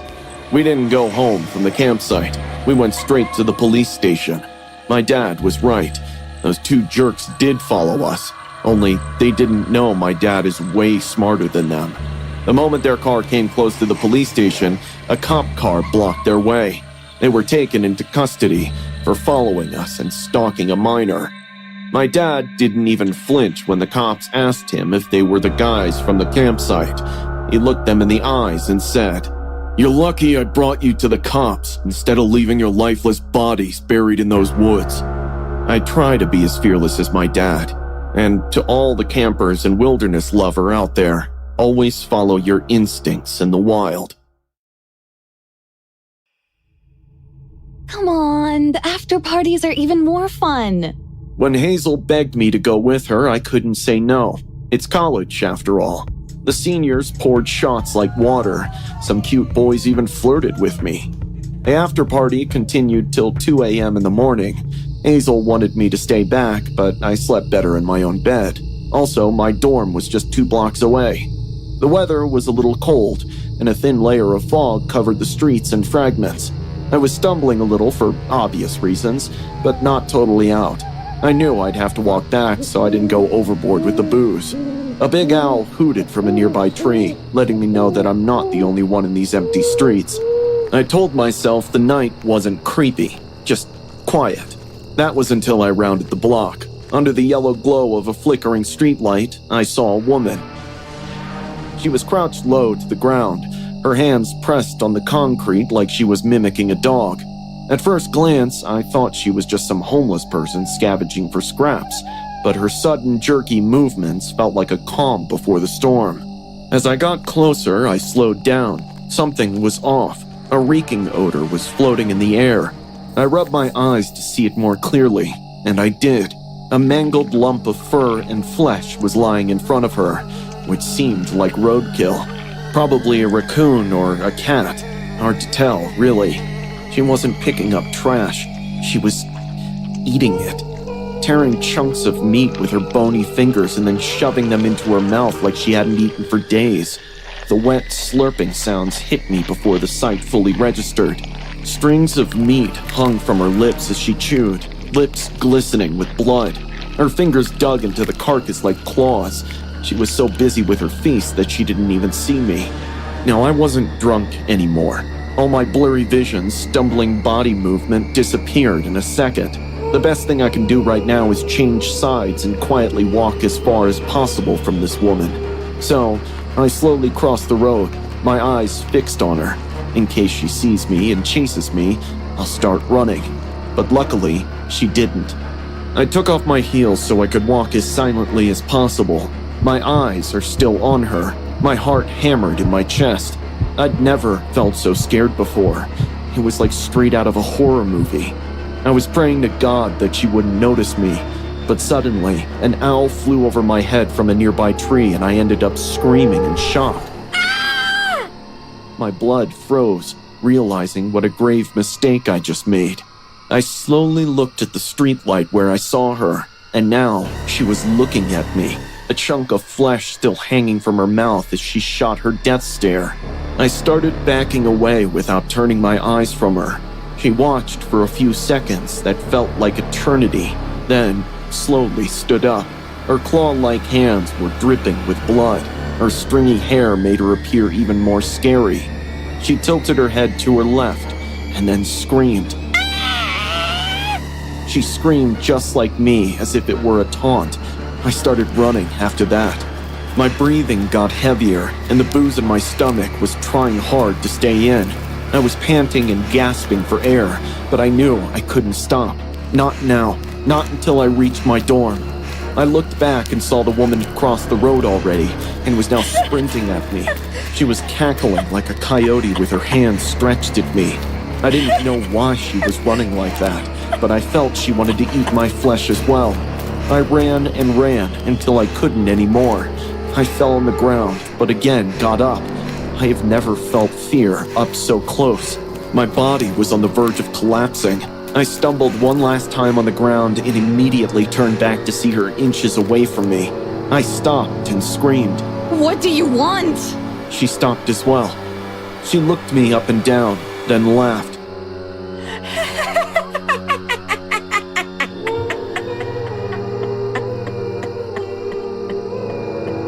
Her laughter was darker than the darkest night. Using her sharp nails, she picked something from her stained, bloody teeth and flicked it at me. I collapsed on the sidewalk. She clapped at me like my misery was amusing to her.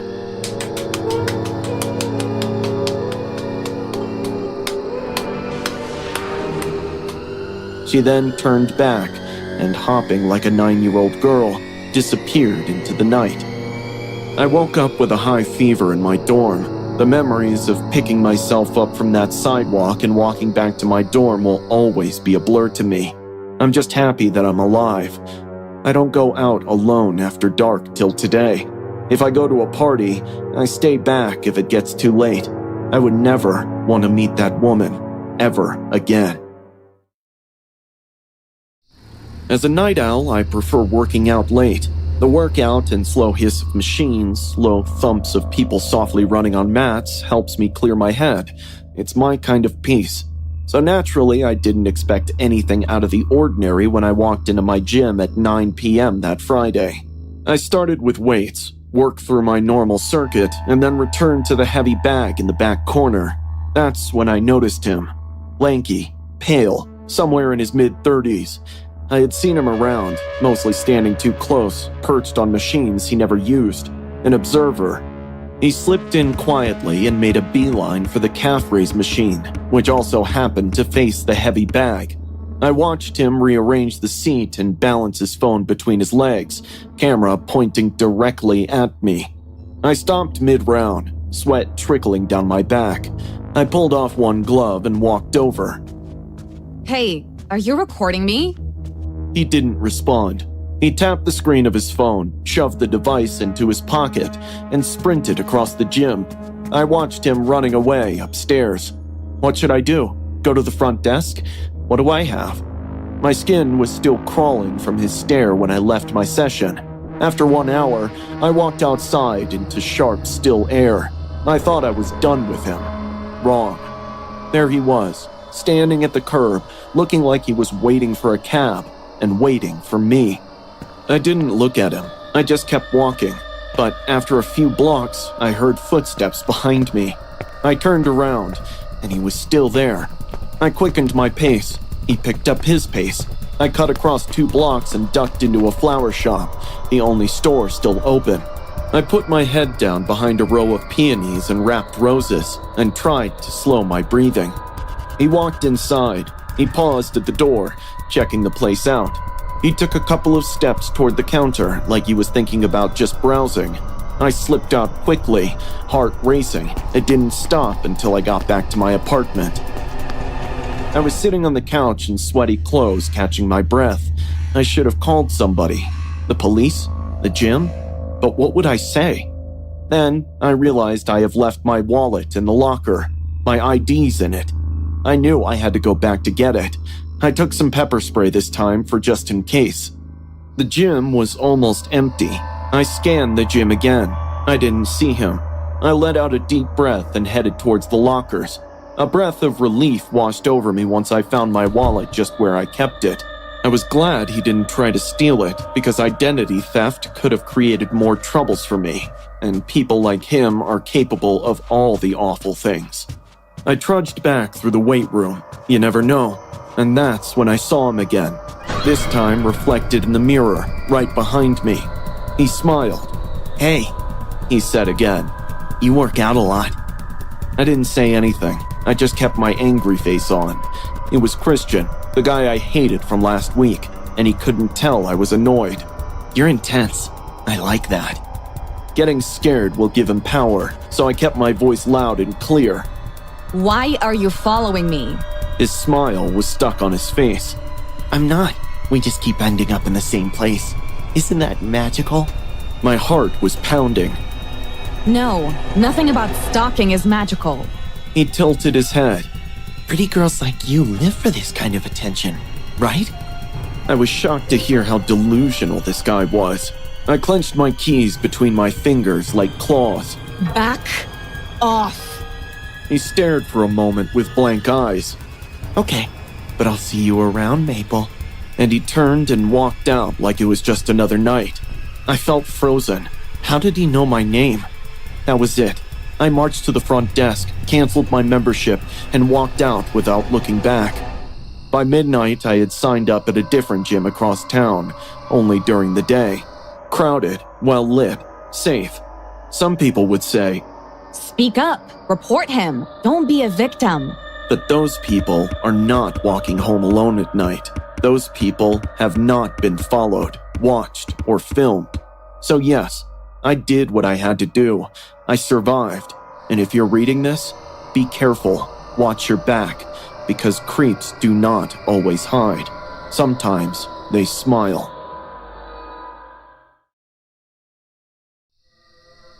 I personally felt weird about clowns, but dressing up a Ronald McDonald's paid me well. Handling fake smiles and balloons all day to the kids, I barely got time to sit or even go to the washroom that night. So, when it was just 10 minutes before closing, and the restaurant had emptied, I quickly rushed to release myself. Once I came back, the cashier told me a woman was looking for me. I thought it would be just another parent waiting to pose their kid with a hideous-looking clown. I asked the cashier where the woman they pointing at the exit. A frail, middle-aged woman was standing outside the McDonald's. She was looking at the sky with a smile on her face. I walked up to her and asked, ma'am, you were looking for me? She slowly looked down, and we made eye contact. In that very moment, a rush of discomfort flowed down my spine. I don't know why, but the woman's stare gave me the creeps. She blinked twice, then said, My son, he wanted a photo with you. He just loves Ronald. I looked around awkwardly, smiling. So where is he? She thought for a second, then asked, Who? Your son, ma'am. A pale sadness dawned at her. He's sick. Can you come with me? He's waiting for you. I felt bad for judging her too quick. Poor woman must have left the sick kid at home, promising a picture with me. Seeing me quiet, she spoke again. I'll pay you if you see my son and click a photo with him. Any other time I would have done this for free, but at that moment I too needed the money bad, so I happily agreed. I went back into the McDonald's, got my money from the manager, and started following the woman to her house. On the way, I thought she would explain what's going on with her son, but surprisingly, the entire time, she didn't even mention the kid once. She just kept walking ahead of me, quietly. I guess she was already worried about her life, so I didn't bother with any more questions either. As we walked, houses passed us. Streets that led to those houses went away, but we didn't stop. I wanted to ask her where we were going, but again, I hesitated. After walking for 15 minutes straight, we left the suburbs and got onto a narrow, dusty road. I was getting really confused, so finally I asked her, "How far is your house?" She stopped suddenly, turned back, and looked at me like I had said something stupid. Why would I take it to my house? She said with confusion on her face. "To see your kid? You said your son—" She didn't let me finish. Oh no, my son is not at home. He is waiting for us at the cemetery. The nonchalant tone of her voice sent a shiver down my spine. What the hell is going on? Where is she taking me? I asked her why her son is at the cemetery, but she didn't reply anymore, just kept walking. A hint of shady business alerted my mind, but then I thought, I'm 6 foot tall, weighing 170 pounds. On the other hand, this woman is thin as a twig. What harm could she do me? Also, she said she's going to pay, so let's see what she's up to. We did stop outside a cemetery. Pushing the rusty, creaking gate, she took me to a child's grave. That's when the truth hit me. Her son is already dead. Pointing at an epitaph that read, "Our beloved Michael sleeps here in peace." Go ahead. Tell him a joke. He will laugh. Her wide, with doll-like eyes fixed on me, was waiting for me to follow her instructions. No matter how creepy it was, I could fathom the underlying grief in her stare. I played along, not for the money, rather to provide some comfort to this mother grieving for her lost child. I told a lame joke, and for a second, the silence of the graveyard prevailed. And then I heard a chuckle of a child. It's right to say I was on the verge of having a heart attack when I heard the chuckle again. But then realized it was her. Eyeing at the grave, the woman was laughing like a kid.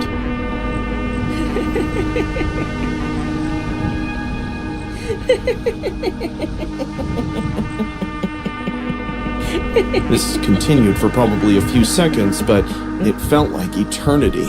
Standing in a graveyard with a deranged woman in front of her child's grave, there I was. Creepy-ass Ronald McDonald felt less scary at that moment. I couldn't play along anymore. I turned around and started walking. I didn't run, because if that woman chased me, I definitely would have had a heart attack. I walked faster and faster. She screamed from behind. Wait! Michael wants a picture with you! Wait! I could see her following me, but she was physically weak, hence couldn't match my pace. She kept pleading with me to come back, but I didn't. That was the last time I took the gig to dress as Ronald. I feared the woman would come again the next day, asking me to go back to the grave of her dead son because every kid wanted to click picture with Ronald McDonald's. I've been teaching yoga for more than 10 years, which is long enough to see the different types of students. The mindful regulars, the fitness fanatics, the spiritual seekers, and even the ones who don't come for yoga at all. This happened last week in one of my morning sessions. I welcomed my new group of students while leading them to their mats. But when I looked around the room, I paused for a second. One of my regulars was back, and it worried me. He was a man in his late 40s, and he always sat in the front row. He had thick eyebrows, grayish hair, and eyes that never blinked. For the past few weeks, he had been coming to my classes. He had never missed a single one of them. He avoided interacting with anyone. He just unrolled his mat, sat down in the front row, and stared at me the whole time. He focused not on the poses or his breathing, but on me.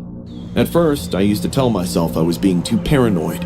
He might have just been one of those people who really care about yoga, but slowly, I realized that that wasn't the case. I started the session, and I could feel his gaze moving over me like a spotlight. From doing the downward dog to the warrior poses, his eyes never left me even for a second. I was feeling awful and disgusted by his behavior, but still made it through the session. I didn't want to make a scene or go overboard, but after the class was over and everyone was leaving, I went straight to the studio manager. I pointed at him without him noticing and said, Do you see that guy walking out? The one in the gray shirt. He has been acting strangely for the past few days. His constant watching during my sessions makes me feel very uncomfortable. The manager's smile went away. He carefully noticed the man and said, We'll talk to him next time, I promise. I nodded in relief and thanked him. The sun was already starting to set when I left the studio. I had parked my car next to the fence on the side lot.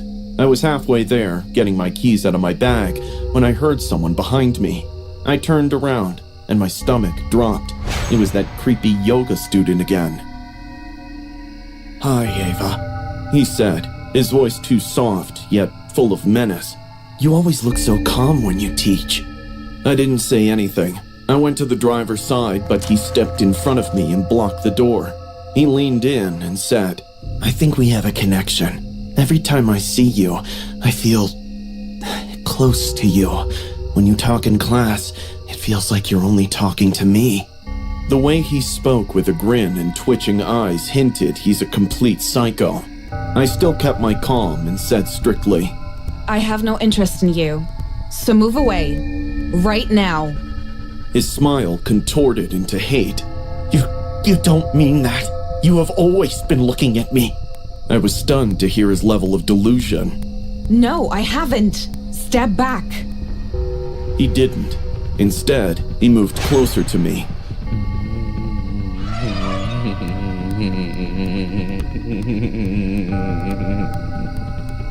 His clothes smelled like sour sweat. I gripped my keys harder. He reached out, as if he were going to touch my shoulder, and that's when I saw headlights across the parking lot. A different car was coming in. Taking this opportunity of not being alone anymore in the parking lot with this creep, I started yelling. Not a polite little scream. A scream that came from deep inside me and sounded like a survival instinct. The man's eyes got bigger. He slowly stepped back, saying, Stop screaming! You're gonna make me look like a bad guy! But I didn't stop. He sprinted as soon as the person in the other car parked and ran over to me. Are you alright? I shook my head and nodded. Call the police. The police got there after the man had left, but the studio had records. It was easy for them to find him. He was kicked out right away. I even filed a restraining order because I don't believe in second chances. I still teach. I still help people with breathwork, balance, and finding inner peace.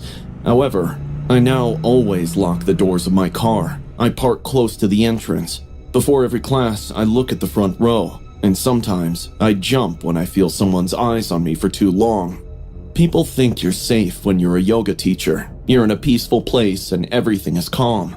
But the truth is, predators don't always hang out in dark alleys. Sometimes they're sitting cross-legged in the front row with their hands in prayer, watching and waiting. Father's Day always hits hard for me. Social media is crowded with perfect family pictures and people honoring the memories I'm jealous of and can't relate to. For me, it's always been just Dad and me, and it still is. He's 65 now and lives in Pinewood Care Home, with dementia pulling at the edges of his mind. Some days, he remembers me. Other days, he's just a polite stranger in a suit. On Father's Day, I drove to the care home to pick him up. The care home staff were helping Dad to get in the car when Nurse Ira came to me.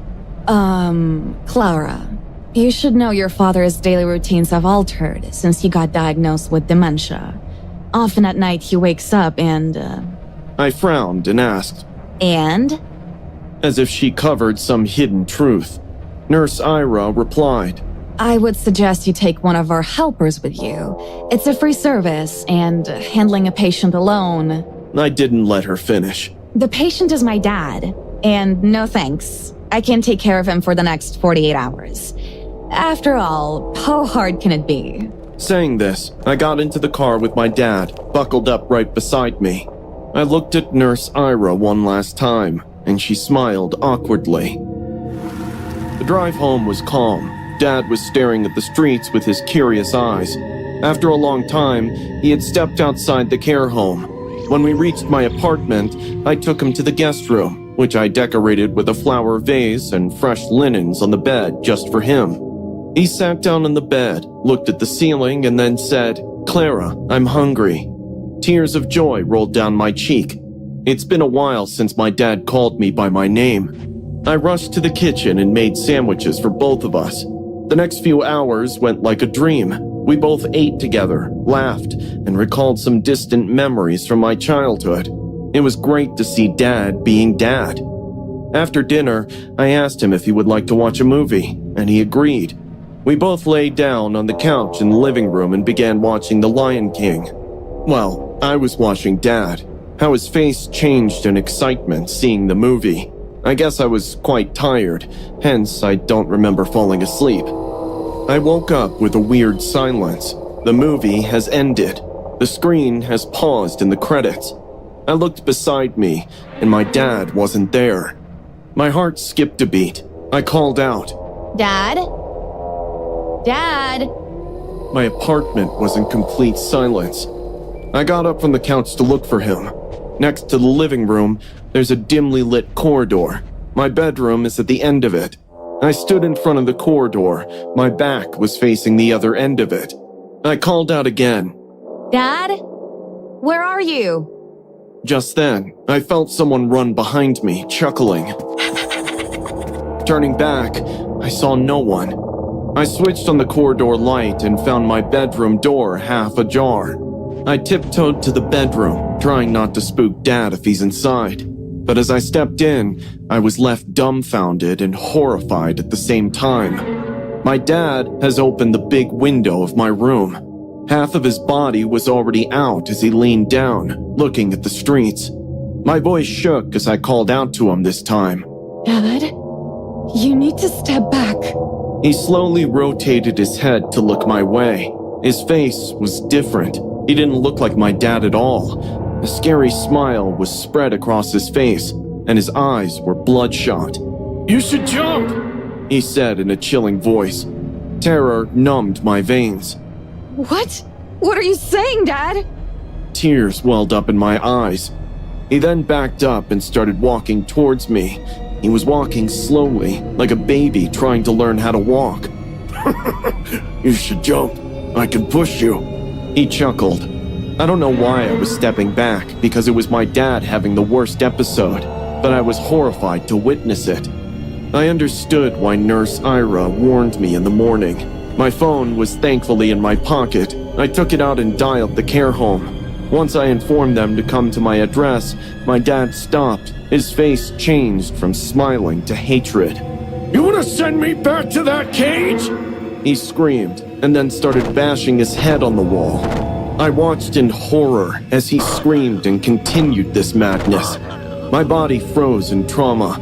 I couldn't move until the blood rushed in. That's when it hit me. My dad's not well. He'll never be. I sprinted at him and grabbed by the shoulders. Thankfully, I was stronger than him. I pulled him away, and he fainted.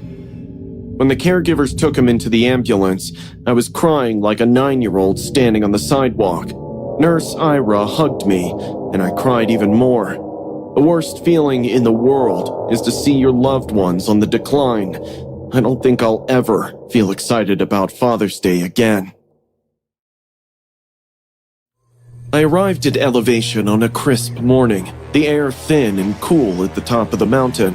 The retreat was serene, eerily so. nestled far away from the world, as if it were built to be isolated, far from prying eyes. A perfect escape, I thought, when the trolling on my body-positive posts had gotten unbearable. I was Margot, the influencer who preached self-love. Yet here I was, standing at the gates of a place promising to change my life. A week of transformation, they said. It sounded too good to be true, but I had to try. It was remote, sterile, like a luxury asylum. The staff, all in white uniforms, greeted me with bland smiles, and I was assigned a number, no name. That felt wrong, but I couldn't shake the feeling that this was what I had been looking for. On my first day, I met the others, a group of plus-sized influencers, all struggling with the same thing: image, weight, public expectations. There was Kira, a sweet and anxious woman who couldn't seem to relax, and then there was Tanya, who kept a forced smile on her face as if she were afraid of being outed. We were all here for the same thing, an intense program of fasting, mindfulness, and metabolic conditioning. The food was tasteless protein bars, and the water was metallic, leaving a strange aftertaste. The worst part? We were under surveillance at all times, for our safety, they said. I shrugged off the unease. This was what I had come for, right? I posted my selfies to maintain the same inspiring image for my fans. I wrote under photo, "Day 3 at elevation, detoxing like crazy, #transformation journey." But it wasn't long before I started noticing the cracks, the strange behavior of the staff, the cold, clinical atmosphere. Kira pulled me aside one night after dinner, her eyes wide with fear. "People have been disappearing. Did you notice?" She whispered. I laughed it off, saying, They're sent home early. The ones who can't hit their weight loss milestones. The next morning, I saw a woman crying during a weigh-in, her face twisted in despair. The following day, her room was scrubbed clean, as if she had never been there. The unease grew in my chest. The nights became worse.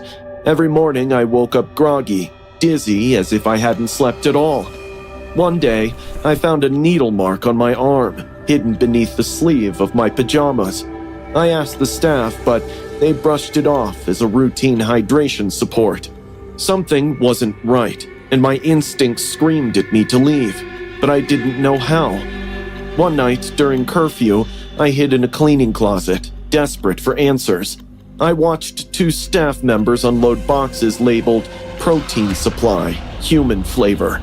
The logo matched the retreat's private brand of protein bars. I felt my stomach twist, the realization hitting me like a wave. Are they feeding us protein bars made of human meat? The next night, I broke into a locked storage room with Kira. What we found chilled me to my core. Sealed packages of protein bars, each labeled with a batch code and a photo ID attached. One of the photos was of the woman who had cried during the weigh-in. She was gone, processed into a bar. Kira screamed, but I couldn't tear my eyes away from the photos. We were being used. The ones who failed weren't really sent home. They were killed, rendered, processed into the very bars we were eating. Before we could escape, we were caught. Dr. Rains, the founder of Elevation, emerged from the shadows. He was gaunt, his body a stark contrast to the morbidly obese man he once was. His eyes gleamed with something twisted and sinister. "Fat is the disease," he said, his voice cold and calm. "You influencers spread it, but now you nourish change." He didn't need to say more. I knew what was coming next. I woke up to the sound of humming machines, my body heavy and unresponsive. Kira lay unconscious beside me. I realized we were drugged, but maybe I was too fat to go down with one dose. My mind started racing. I took a quick scan of the room and realized it's set up like a surgery cabin. All the medical instruments were lying on the table right beside the bed. As one of the handlers walked past, I grabbed a scalpel from and hurriedly stabbed him in the neck. Blood sprayed all over my face and body, but I didn't have time to think. I dragged Kira with me through the dark halls, the sounds of alarms blaring in the distance. We made it to the exit somehow, barefoot, terrified but free. I didn't stop running until I reached the road. A week later, I was back online, hailed as a survivor. I couldn't talk about what had happened, not without risking my life. But the NDAs and mental trauma excuse worked perfectly. My follower count skyrocketed, and Elevation's protein bars flew off the shelves, selling out nationwide. But something was off, or maybe I'm just overthinking. Looking back, I shouldn't have said yes to that after party. It was just another Friday night, many people crammed into Jamie's garage with loud music, cheap booze, and dumb games. We were riding that post-high school senior year feeling where every night felt legendary. Then, somewhere between bad beer and worse choices, Jamie said, "Dude, let's keep this going. Your parents are gone, right?" And before I knew it, my house was officially After Party 2.0. It wasn't a big deal. My parents were out for the weekend, and the only other person in the house was my baby sister, Ruthie. She was 7. I figured she was asleep by now. Everyone promised they'd stay in the basement and lie low. What could go wrong? By 11, half of the senior class was in my basement. Music was down low, drinks were flowing, and some sounded like they were even laughing. Somewhere in there was Fred. Now, Fred wasn't what you would call a regular at parties. He was kind of a loner, always a little quiet and always straggling along the edge of conversations like he was just grateful to be invited. I didn't even remember inviting him, but there he was. Pale, greasy-haired Fred, clutching a solo cup like it was saving his life. No one cared when he suddenly said, "I gotta go. Something came up." No one thought much of it, but once he left, Jamie asked, "Who invited Fred?" Everyone exchanged looks. "That guy's such a creep," Mark added, shivering dramatically. "He probably just followed the crowd here." We laughed it off. The music got turned back on, and in no time, Fred was a distant memory. At least, that's what I thought. About half an hour later, I headed up the stairs to get some more beers from the kitchen when I saw Ruthie standing on the stairs, her little fists white-knuckled on the railing, and her eyes were big with fear. "Ruth, why are you up? It's late." There's a monster in my closet, she whispered. I chuckled. "A monster, huh? You know those aren't real, right?" But she didn't laugh. She looked like she was going to cry. Okay, I sighed. "Let's go check it out. Brave Knight Kenneth is going to slay the closet monster." She held my hand all the way back to her room. The hallway felt weirdly cold. Must have been my imagination. When we got to her door, she froze. in there. She said, pointing to the closet. I rolled my eyes, attempting to keep things light. "All right, here we go. No such..." I opened the closet door. Ruthie screamed, and my blood turned to ice. Crouched amidst Ruthie's stuffed animals, clutching an underwear in his sweaty fist, Fred was sitting there. His eyes were wide, feral, like a cornered rat. "What the hell, Fred?" Footsteps hammered up the stairs. My friends poured down the hallway, breathless. Then they saw him. Jamie's face turned to disgust. Mark looked like he was about to puke. Fred didn't move. We pulled him out of the closet with Ruthie crying behind me. My hands were trembling with rage. I wanted to punch him. I wanted to take his face and put it in the mud until I took his sick little smirk away. But I didn't. We called the cops.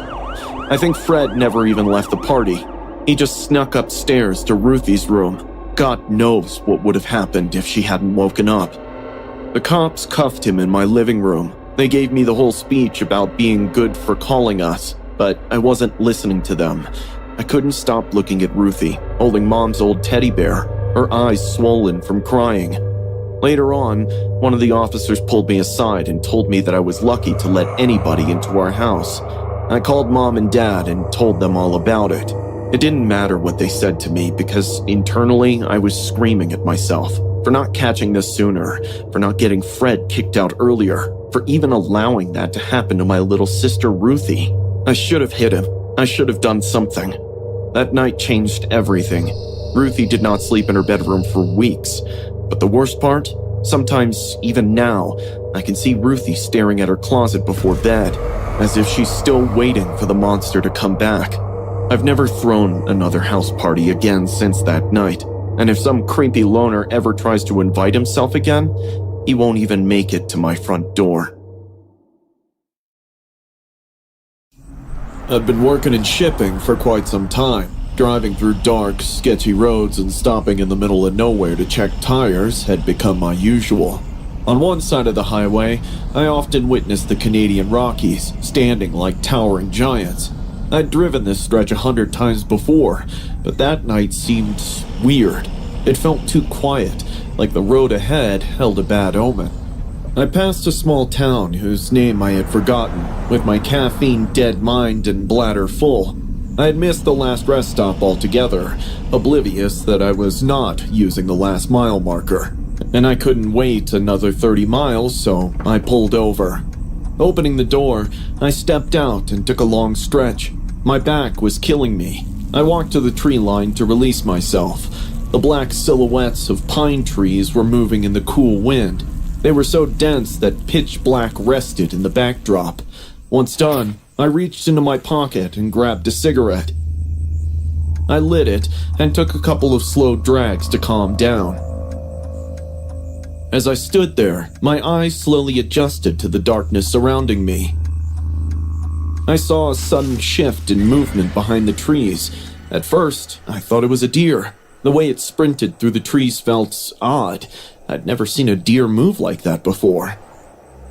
Another figure slowly started to emerge from the darkness. A man, seemingly in his 30s, maybe older. He was tall, dressed in jeans and a hooded jacket, but it was hard to tell.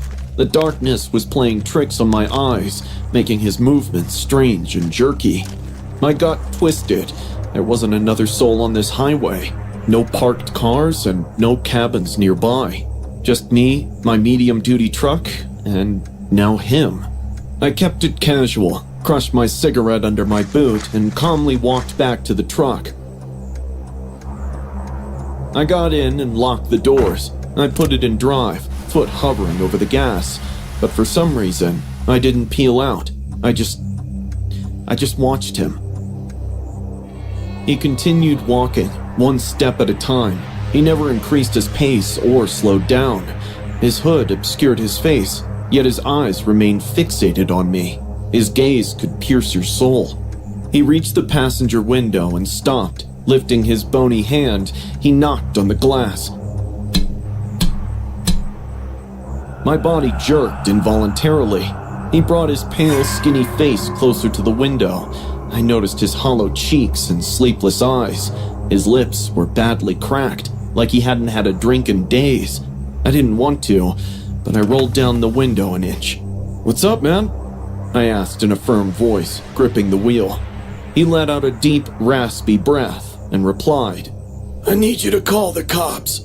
I took a good look at him, trying to find possible signs of an injury to determine if he needed help or not. I couldn't see a single scratch on him. Confusedly, I asked, "Is everything all right?" He lifted his hand and started scratching his head with a knife. His eyeballs moved randomly, like he didn't know what to do with the weapon. The sharp blade of the knife glinted in the moonlight. I came out here to kill myself," he said in a low, shaking voice. "Walked from town, but when I was about to do it, I saw their faces. My daughters. I couldn't go through with it." For a long second, neither of us spoke. The only sound was the faint clicking of my hazard lights. I called the cops and made sure to stay in my car, watching him constantly until they arrived. He didn't move. He just stood there, quietly crying.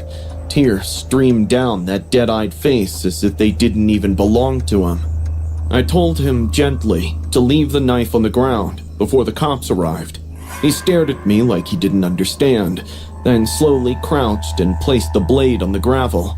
When the red and blue lights of the cop cars finally flashed in my rearview mirror, I felt relieved. They cuffed him, patted him down, and asked me a few questions. Before they drove off with the man, I walked to his door to have a few last words with him. I wasn't scared anymore. "Hey," I said, meeting his eyes one last time. "It's not over. You hear me? You walked out of those woods alive. Don't waste that. Live for your girls." He didn't say anything. He just gave a slight, barely noticeable nod. Then they took him away. It's been years since that night, but sometimes when I'm driving these empty roads, I see him again, standing by the tree line, watching, waiting. And I wonder, did he make it? Or is part of him still out there, lost in the dark? Either way, I don't stop to piss on the side of the road anymore. I still don't want to talk about what happened at Camp Echo Pines. My parents say I made it up. The counselor claimed that it was merely a trick of the shadows, but I know what I saw.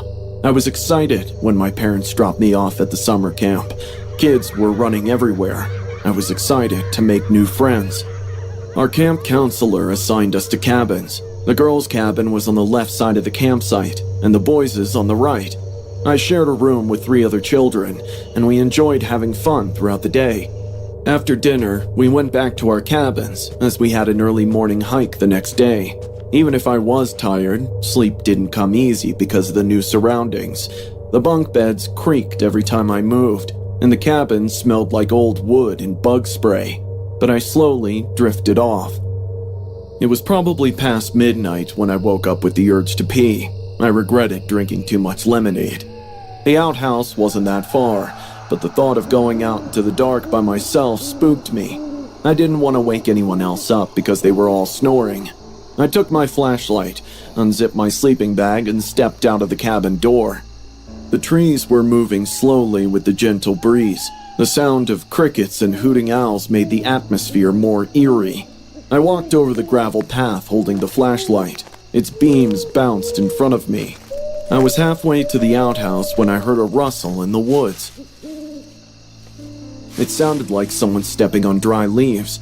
I stopped and looked around, but no one was there. I quickly reached the outhouse, wanting to get done ASAP. Just before entering, I pointed my flashlight at the deep woods behind it, and I saw something. There was a person standing between the trees looking at me. He had no clothes, only his underwear. His skin was pale, and his face was full of veins. He wasn't moving, just stood there. His eyes were wide and focused on me, while his arms hung at his sides. I gulped in fear, because he wasn't standing very far, and the fence between us was severely damaged. "Hello?" I yelled in a shaken voice. He blinked, but didn't say anything. The blank expression on his face made him look like a patient straight out of a mental institution. I called out again. Do you need help?" He still didn't answer, but this time, he smiled. My body screamed at me to run, but I couldn't move. My legs felt like cement, and my hands shook so much that I almost dropped the flashlight. Then, all of a sudden, he took a step. I jumped. Dry leaves crunched under his bare foot as he started coming towards me. He wasn't running, just weirdly walking in my direction. He was so thin that I could see his ribs through his skin. It looked like he hadn't eaten in weeks. He kept coming at me, and I just stood there, completely drowned in trauma and shock. When he was only inches away, I heard my counselor's voice echoing from the campsite. "Who's there?" His loud call brought me to reality. I turned around and ran down the gravel path, my flashlight making strange shadows on the trees around me. I was wheezing and crying, and my eyes started to hurt. I fell once and cut my hand on the gravel, but I got back up. I just wanted to get to the cabin, close the door, and never come out. My counselor saw me running like a lost kid. He stopped and asked why I was so late. I told him about the man in the woods. He immediately woke up the other camp volunteers, and they all searched the campground for possible intrusion. When they saw the broken fence, they became worried because it allowed not only people, but also wild animals to enter the campground. The team took me to the office for first aid. The search went on for almost an hour, but no sketchy dude in underwear was found in the area. The next morning, the maintenance guys were called, and they repaired the fence. The counselor also informed the local cops just for safety purposes. We continued camping a week more, but I didn't go out of the cabin after dark.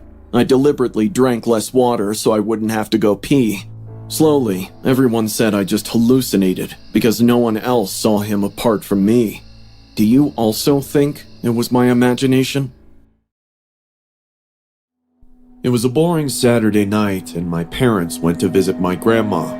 I was randomly scrolling through Netflix when Susie invited me to grab a bite at McDonald's with her little brother. I called my mom and told her about this sudden plan. Even though she said yes, I could spot the worry in her voice for going out after dark. But I was 16, and at that age, we hardly listened to our parents. I thought she was worrying for nothing because the restaurant was just 2 blocks away, and I always carried Mace in my bag. Putting some music in my ears, I peacefully walked to the restaurant. It was only 7 p.m., so the place was flooding with customers. Susie waved at me from a table in the corner, and I smiled at her. We laughed, we joked, and we gossiped with every bite of our burgers. I ate a little too much fries, which didn't leave space for the entire Big Mac to fit in. Just when I was thinking of wrapping it up and take home for a midnight snack, a filthy-looking homeless guy approached our table. "If you're not gonna eat it, can I have it?" His voice sounded broken, like he had a years-old cough stuck in his larynx. He took out a dirty, muddy hand from his pocket and stretched it in my direction, hoping I would hand him my food. Sorry, but I'm gonna eat it later. His face turned sad as he said those lines. His eyes sunk deep with pleading, but I stuck to my decision. Susie suggested to buy him some food, but I stopped her. Why don't you get a job so you can buy food for yourself? I said this out loud to catch the attention of the security. I also exaggerated a lie when they asked us if he was bothering us. In the next 2 minutes, he was thrown out of the store. They pushed him so hard that he fell on the pavement and broke his tooth. I was happy that he's gone, but Susie told me I was too harsh on him. We chilled out there for an hour more, and then got up to go home. Susie asked me to wait so her dad could drop me home, but my mom had called me thrice already. I said I'll walk home. Saying our goodbyes, I started heading home. Putting my earbuds back on, I started on the empty streets. Headlights of passing cars accompanied me through the night, when suddenly, someone threw a rock at me. It hit my head so hard that I felt I would faint. I grabbed a tree on the sidewalk and touched the back of my head, felt a swollen bump. I groaned in pain and looked around to see who threw it. Turning around, I saw a familiar face. It was the homeless guy from MacD. He was hunched on the sidewalk just a few inches away. A mix of anger and hatred illuminated his face under the neon streetlights. Before the sense of fight or flight could kick in, he sprinted towards me, grabbed me by the shoulders, and started shaking me violently. Help! Help! I screamed. My face was covered in my tears and sweat, but there was hardly anyone to hear my cry. I felt I was gonna vomit when he stopped. Still grabbing my shoulders, he brought his face closer and screamed at me, opening his mouth.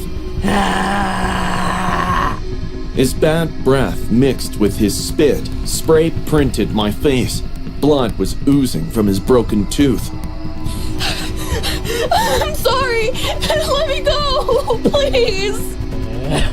He then pushed me on the sidewalk, making me lose my balance and fall on my back. I forgot about the Mac. I forgot I could fight.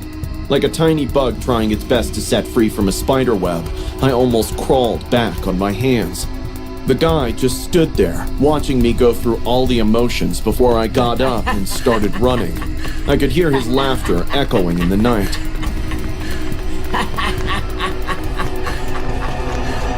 When I reached home, I called my mom and broke down like a little girl. My parents drove back home ASAP, but until they arrived, I just sat in the living room corner, crying and fearing the guy might show up at my house too. I constantly kept checking out the window to see if he was standing on the streets. Luckily, he wasn't. I didn't sleep well for at least a month after that incident. I didn't go out after dark for a year. Now, when I look back to the situation and think about it, I realize I did wrong the poor guy. All he asked for was food, and I denied him quite rudely. I'm 30 years old now. Until today, whenever I come across a homeless person, I offer them some money as my repentance for treating that man like he didn't matter. The worst you can do is say no, right? These were my exact thoughts when I decided to ask Betty out again. We had a nasty breakup, while it was worse for her than me. For days, she kept texting and calling me, screaming and crying. It was hard for her to digest that we were no longer together. I went to New York for a work project and eventually forgot about her. But a few months back, we crossed paths again. I was standing outside a coffee shop when I heard a familiar voice, and she was standing on the sidewalk, talking on her phone. She looked different, a little too happy maybe. Seeing her smile like that, I realized I could have ended it better. So one Friday night, I mustered up the courage and asked Betty out. She agreed right away, and we met for our first post-breakup date at a nightclub. The bar was swinging with men and women. We drank and laughed and danced. It all felt nice. As I sat down beside her, I couldn't help but apologize again. Listen, Bet, I'm sorry about our breakup. I should have treated you right. She flipped her hair to her back and said, Yeah, you should have. But it's all right. I hold no grudge. I leaned in to kiss her, but she stopped me. How about we take this forward at my place? Kind of our private after party. I was a little drunk and I wanted to get some, so I agreed, quite immediately. Betty took me to her luxurious 4 BHK apartment. Whoa, this place is fire. You stay alone here? Mostly. Sometimes I bring my dates here. She poured me a glass of champagne, and once I finished it, pointed at her bedroom, saying, Let's not keep you waiting for long. I followed her like a puppy, but as soon as I stepped in the bedroom, she pushed me in and locked the door from the outside. I balanced myself, avoiding a fall. I turned back to the door and knocked on it, laughing. Come on, Bet, still punishing me for last time? I said I'm sorry. My, what a sweet candy you are. Suddenly, my stomach dropped. A man's voice forced me to turn around and take a quick look at the room. There was indeed a man. He was wearing gym shorts. The way he sat on the bed felt like he was waiting for me. Brushing his long, bony fingers on his hairy chest, he spoke again. It's time for a raise, Betty. You're the handsomest one she's brought in. What? Who are you? I'm SJ. Betty works for me, officially as well as unofficially. He laughed, then headed for the cupboard. I started punching on the door. Betty, open the door! Let me out! Sorry, I only listen to my boss, not you. Her amused voice rang from the other side of the door. Tears rolled down my cheek. Anger, hatred, and fear all rushed through my veins at once. Did she lure me into a trap? The man has gotten up from the bed now. Suddenly, my head started to spin. My entire body went numb, and I couldn't keep standing anymore. What's happening? I remember the glass of champagne Betty gave me right after entering her apartment. I tried my best to speak, but even my voice gave up on me. And then I passed out. I woke up to the smell of rotten mush and sticky ground. My head was heavy like a rock. When my blurry vision stabilized, I found myself lying in a heap of garbage in a very shady alley. Flies were sitting on my skin. My clothes were ruined. There was a big stain on my pants that seemed like blood and something more. I wanted to cry, but my tears were dried up. Shame, guilt, and pain all dawned on me.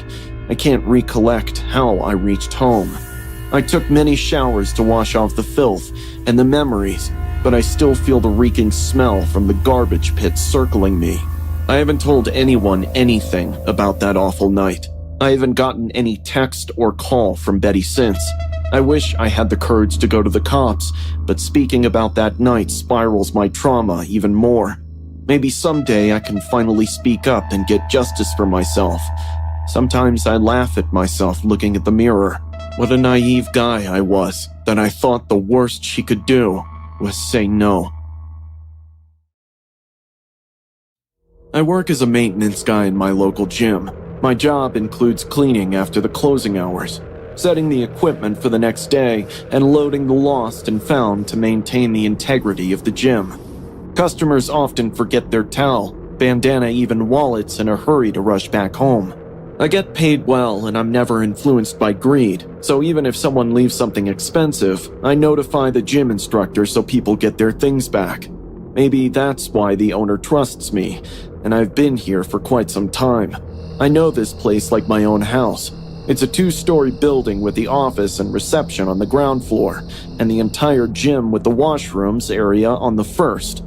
Once you made it up the stairs, you meet with a long hallway, and the end of the hallway is the big glass door entry of the gym.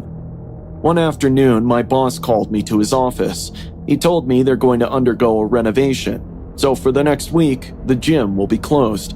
He told me to do a one last cleaning next Friday before the renovation begins. I happily agreed, as it will be a week off for me too. After the closing hours, I entered the gym as usual. That day it rained heavily. The entire floor was covered with muddy footprints, and the smell of damp walls mixed with sweat. Without much ado, I got to work. I was mopping the floor, humming the new Dua Lipa song I heard when a bolt of lightning struck close by. An ear-numbing crack made the glass window shudder. I was almost done cleaning the ground floor when the lights went out. The weather was getting worse, but I had to do my job. So I turned on the flashlight, grabbed the cleaning supplies, and headed for the gym area. Now, as soon as I stepped into the hallway, a weird feeling hit me. I suddenly felt like I wasn't the only one in this place. Flashes of lightning were reflecting from the windows inside the gym area, illuminating the hallway too because of the glass door. And in between those flashes, I noticed a long stretch of muddy footprints starting from the stairs, leading to the glass door. Those were footprints of someone walking in, but not going out. A rush of cold sweat ran down my spine. I thought of calling out, but then decided to keep quiet if there's an intruder. Just when I had started to walk closer to the gym entrance, the lightning flashed again, and this time I saw a head peeking at me from behind the glass door. I froze, heart pounding in my chest, flashlight shaking slightly in my hand. The head that had peeked through the glass door hadn't just popped in for a second. It was there, a pale, skinny face behind stringy, soaked hair, watching me. His eyes were wide and glassy, unmoving, like he was trying to decide whether to lunge or vanish. For a long second, neither of us moved. And then, slowly, he stepped from behind the door. He didn't open it. He just stood behind the glass, faintly lit by the next flash of lightning. He was filthy and soaked through, an oversized army jacket, torn at the sleeves, and boots caked in mud. His arms hung lopsidedly at his sides, one twitching a little. Right then, the lights came back. He looked up, then tilted his head to the side, scratching his arms with his dirty fingernails. His mouth was partially open, and I could see scars all over his face. The hollows around the eyes hinted that he hadn't eaten in days. It wasn't just his appearance, it was the way he looked at me. No fear, no guilt, just staring. I took a step back and raised my voice, trying to sound tougher than I felt. "Hey, the cops are gonna be here any minute. You better leave while you can." At first, he was frozen still. Then, something shifted. His eyes twitched, and in a heartbeat, he turned, pushed the glass door open with a creak, and started sprinting towards me. I stumbled backward, holding my mop handle tightly in case I had to swing it, but he didn't stop. He ran past me, smelling like trash can and unwashed clothes. Just as he passed, our eyes locked. There was something broken in that look. Not just frightening, but mad. Not casual madness. It was the kind of madness that sits with someone until they're too far to be caught by the world anymore. He never said a word. He hurried down the stairs and disappeared into the storm. I stood there alone, shaken, mop still in hand, the hallway ringing with the fading sound of boots and thunder. After 5 minutes, when I'd calmed down, I called the owner and told him everything. He did come with 2 cops who searched the entire gym. Looks like the receptionist forgot to lock the back door before leaving, and the guy came in from there. I worked there for 2 more years and never saw that guy again, but those 2 years, I went to work with a can of mace and a small knife in my pocket for just in case. I didn't expect much from my new school. Brightfield Academy was a place for the best and brightest, but it felt more like a prison where the inmates were polished with privilege, all perfect smiles and sharp edges. I wasn't like them. I wasn't thin, and I wasn't popular. I was Tessa, introverted, intelligent, and curvy. That last part made me a target. From day one, it was the same. Whispers, stares, and cruel notes left in my locker. Ever heard of portion control? Whale sighting in the gym. It was like the walls themselves were breathing judgment. And the girls? They were like a pack of wolves circling the weak, with me at the center. I tried to ignore it, but the isolation was suffocating. I spent my days dodging their mocking glances, trying to avoid the sting of their wounds. But the worst was always gym class.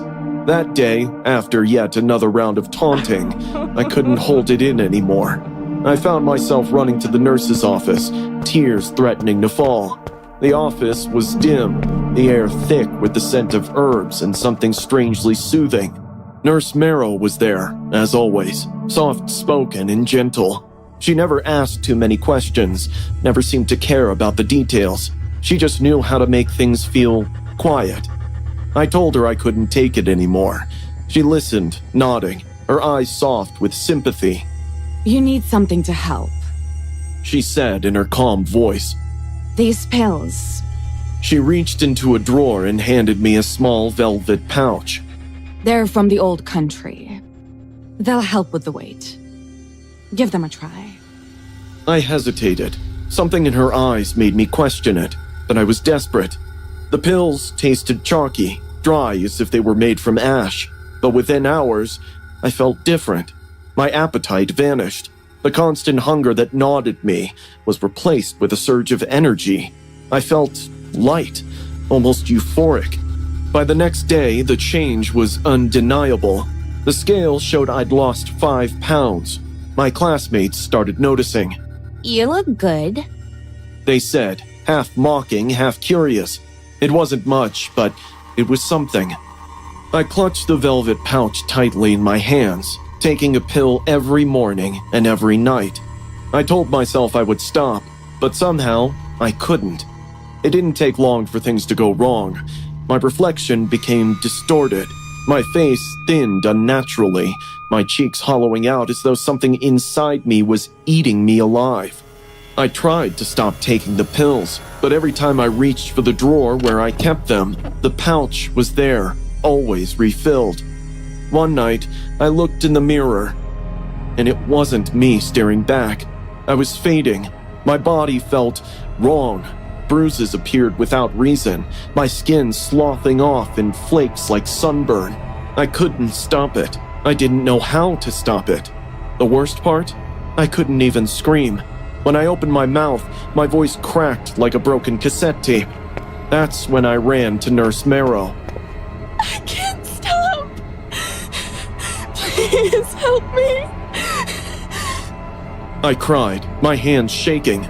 She looked at me with the same soft smile, but this time something darker lurked in her eyes. You wanted to be seen, Tessa. She said, her voice low, almost a whisper. But you didn't want to be seen like that. I can show you how to disappear. I can make them never laugh at you again. Marrow pulled out an old photograph. A girl, overweight, surrounded by classmates who mocked her. The caption read, Marrow, class of 79. It was her. She had been like me, and then she had disappeared. They laughed at me too once, until I learned how to fade away. This school teaches you how to erase what they hate. I give you the tools. Suddenly, everything clicked. I wasn't the first. She'd done this before. The pills weren't just for weight loss. They were part of something far more sinister. Nurse Marrow had been doling out pills to students for years. Some disappeared emotionally, others disappeared entirely. I wanted to run, but my body was failing. I couldn't feel heat or cold anymore. I couldn't eat without vomiting. I was fading away, my body becoming a ghost, a shell. I stumbled back to the nurse's office, desperate to destroy the pouch, to stop it. But Marrow was there. She caught me, stronger than I expected. She pinned me down. You wanted to be seen, but not like you were. This is better. She whispered, her face contorted with something close to hunger. This is beautiful. With all the strength I had left, I headbutted her. I reached for the burner stove and tossed the velvet pouch into the flames. It hissed, the smoke dark and thick, swirling around us. Marrow's face contorted. My masterpiece. I don't know what happened after that. My world went black. When I woke up, I was in the hospital bed with my parents. They told me the cops arrested Nurse Marrow for giving me substances that messed with my physical and mental state. When I fainted in the office, she thought I died and was dragging me to the back. That's when our school janitor saw me and stopped Marrow. She ran away, leaving me unconscious, and the cops were called. Till today, I wonder where is she now? What is she doing? I just hope no other innocent life falls into her trap.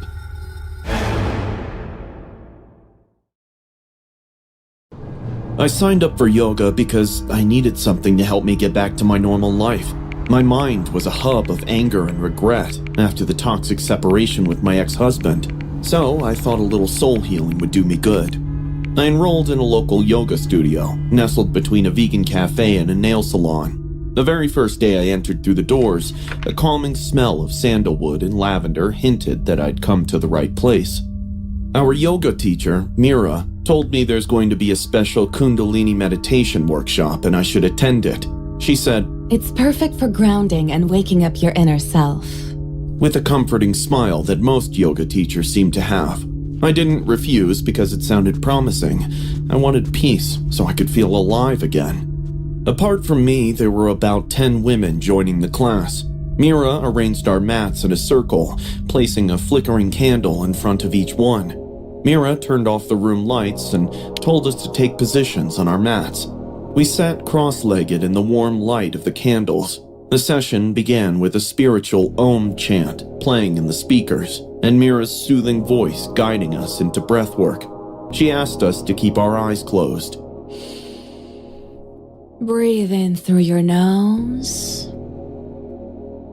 Hold. Breathe out through your mouth. My breath was shaky at the start, as if my restless body was pulling up a protest. But in the next 15 minutes, I started to feel like I was floating. The air changed, and I was perfectly at peace. So far, everything was going all right. But then, I began hearing a weird sound.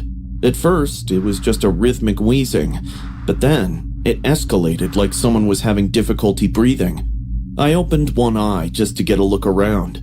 One of the students, a girl sitting right across from me, breathed harder than the rest of us.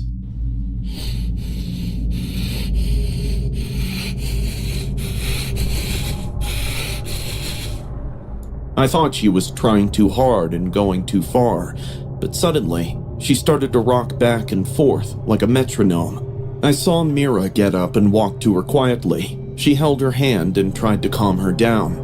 It's okay. Let it flow. It'll be all right. She kept telling the girl, but the girl's rapid breathing increased. She was breathing so heavily now that all of us opened our eyes and had to look at her. Her chest rose and fell as if someone were simultaneously inflating and then deflating it. Her eyes were wide open, with her veins popping out of her forehead. Her eyeballs constantly moved, like a trapped mouse finding its way in a maze. Mira tried to grab her by the shoulder, telling her to calm down, but she didn't bother. Instead, she started laughing.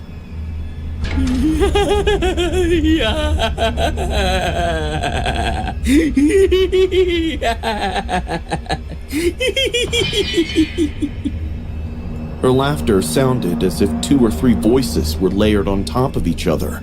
Soon, the entire class became terrified as they observed the girl's changing demeanor. I started panicking when her rocking stopped. She looked right at me. And then, she said something in a language that I never heard.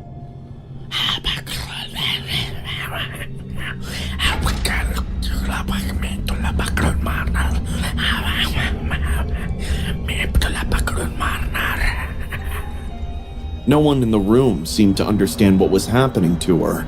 Mira stepped back with her face turning pale. She quickly switched on the lights, and the girl's body suddenly became stiff.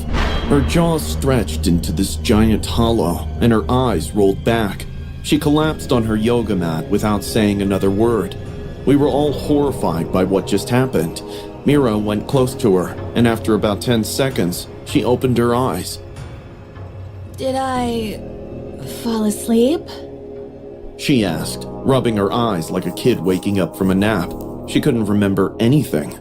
Mira told her about her shocking episode, and she walked away immediately. I never saw her again.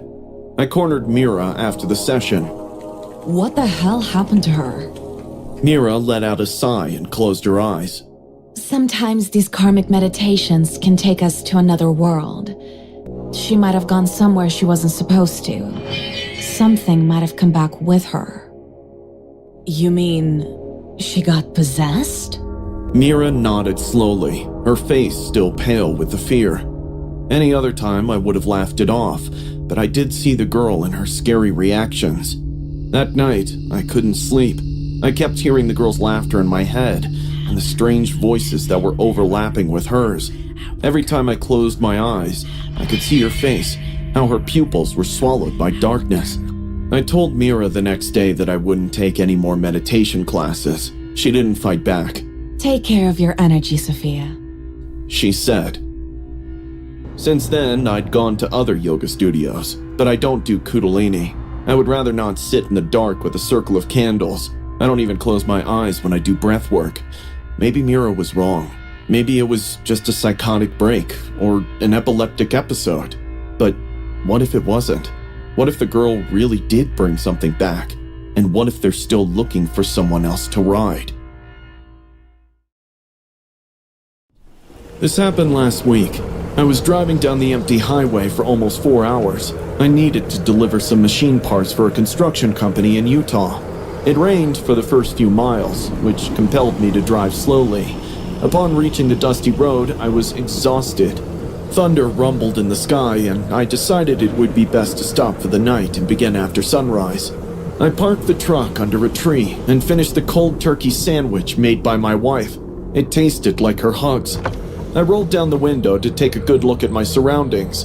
It wasn't raining, but a cold, gushing wind was howling into the darkness of the night. Closing the window curtains, I reclined the seat and used my jacket like a blanket to fall asleep. After about an hour, I heard the door handle jiggle.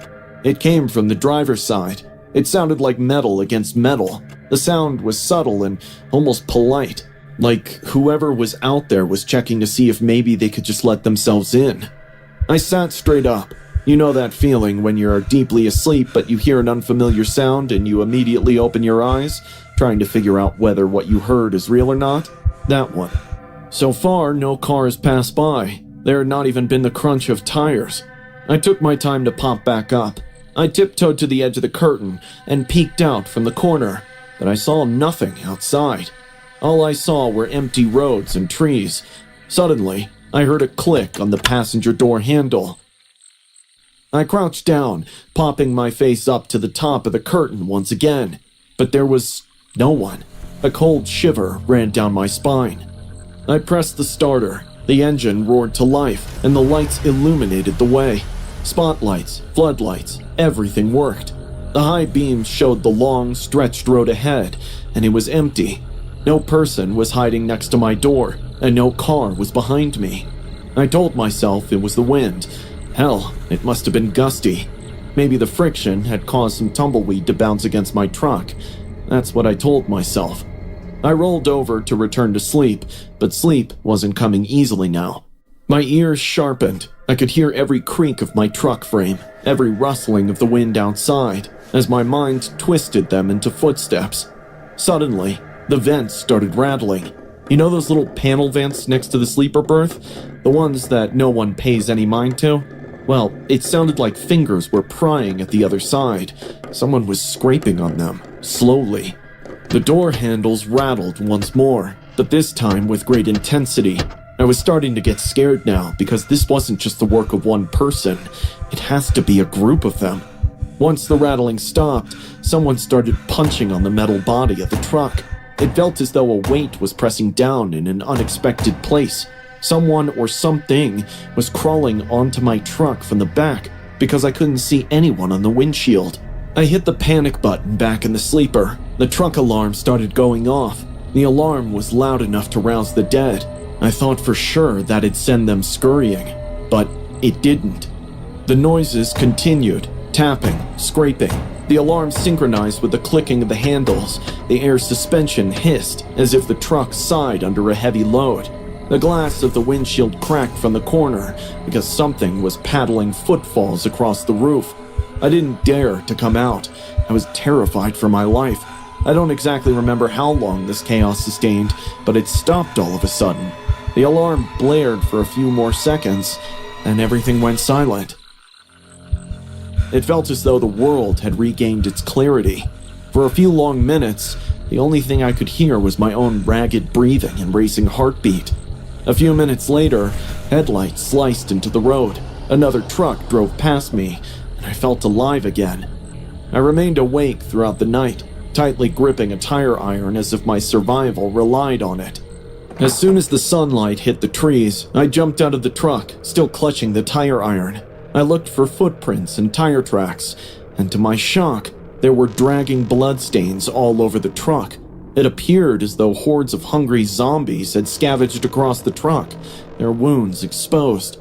And on every window, driver's side, passenger side, even way up on the sleeper's little portholes, were tiny handprints, like a toddler's.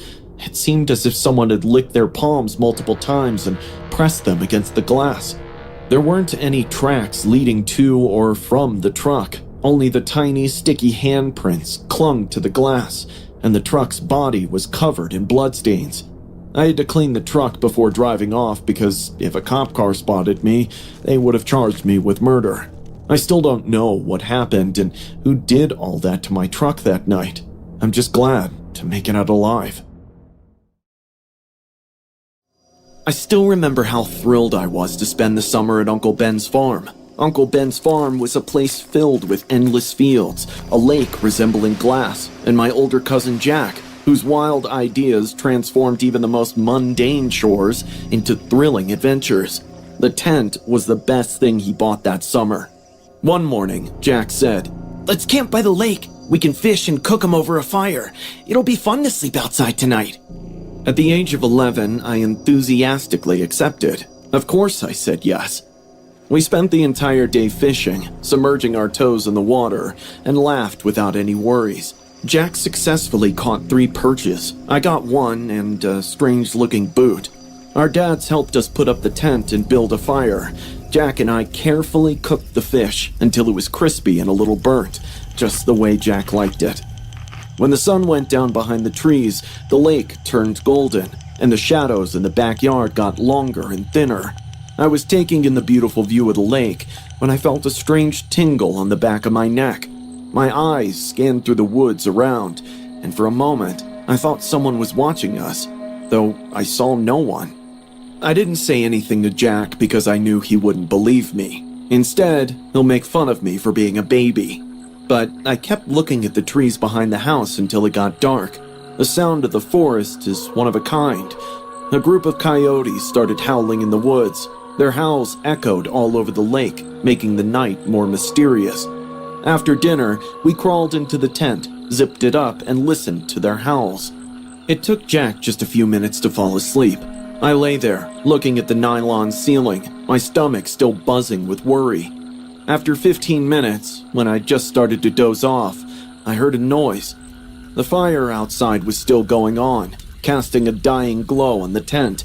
The howls of the coyotes were now replaced with the sound of chirping crickets. The woods felt too silent all of a sudden. I shook off the feeling of dread, thinking it was some wild animal, when I noticed someone standing just outside the tent. With the moonlight shining off the lake, mixed with the soft, warm light from the fire, I could clearly see a man's shadow. I thought it was Dad at first. He might have come to see how we were doing. But whoever it was didn't say a single word, just stood there in complete silence. He was of average height with broad shoulders. My heart raced in my chest. I could hardly breathe. Then, very slowly, the figure crouched down. It bent its knees in strange ways, as if it didn't want to wake us up. Then, it pushed its face against the tent's mesh window. I stopped moving. It wasn't my father. I couldn't see the whole face, but what I could see made my stomach turn. The eyes were too wide and glowed in the dark, like a hungry wolf watching its prey. I could feel my palms getting sweaty and my throat dry. I wanted to yell, wanted to get Jack up, but I had a feeling that I shouldn't let this man know I can see him too. Who knows? If I make a noise, things might get worse. So I did the only thing I could do. I closed my eyes and pretended to sleep. Inside, I was praying that this man leave without any trouble. I don't know how long I lay like that. It could have been minutes. It could have been hours. I just kept my eyes closed and listened to my heartbeat like a drum in my chest. And then suddenly, I heard footsteps fading away. I was awake all night. I didn't open my eyes until the first light of dawn came into the tent. Jack was still snoring next to me, not knowing what just happened. When we finally got up and unzipped the flap, the grass outside was wet with dew and had footprints on it. The footprints were big and bare, and they circled the tent. I told Jack what I did last night, and he screamed for my uncle. When Uncle and Dad came, I told them about the guy. They looked in the backyard, along the tree line, and even by the lake. No one in the house had gone out during the night, and there were no signs that anyone else was close by. There were no tracks or shoes left behind, just prints. My dad said it was probably a bear. Uncle Ben said it might have been a drifter, but I still remember those eyes and the shadowy face pressed against the mesh window. Whoever or whatever was outside our tent that night didn't come searching for help. It definitely had some bad intentions. I'm a personal yoga trainer who gives one-on-one sessions, and my classes don't come cheap. I don't teach just as a hobby or simple workout. Most of my clients are either business professionals with stiff backs or elderly socialites who use green juice and downward dog exercises to rejuvenate their youthful energy. Awkward is nothing new to me because I'm more than used to strange.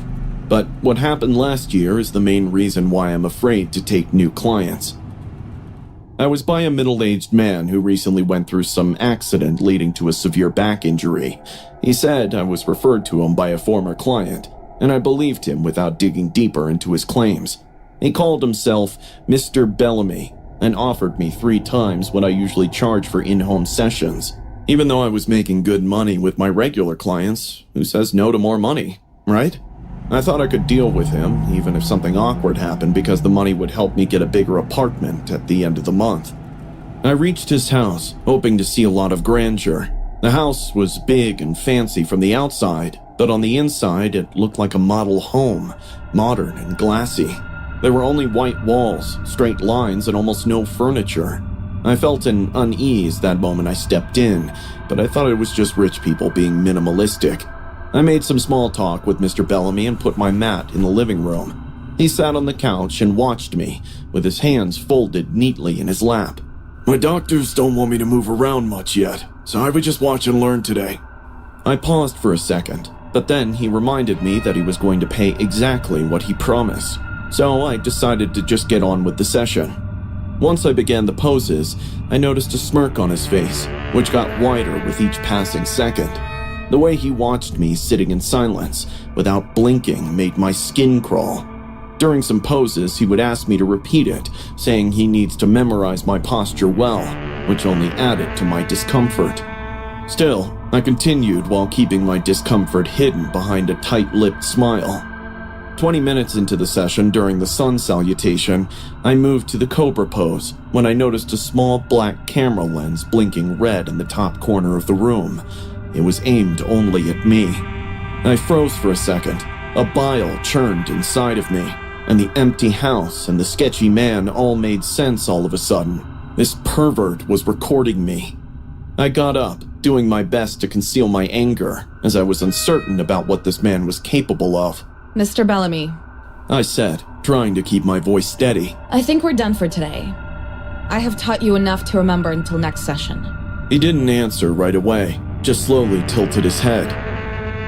Do a few freestyle poses for me before you go, he insisted in a sick voice. No, I'm done. I'll pay twice as much. I don't care. I said as I rolled up my mate and almost sprinted out of the house.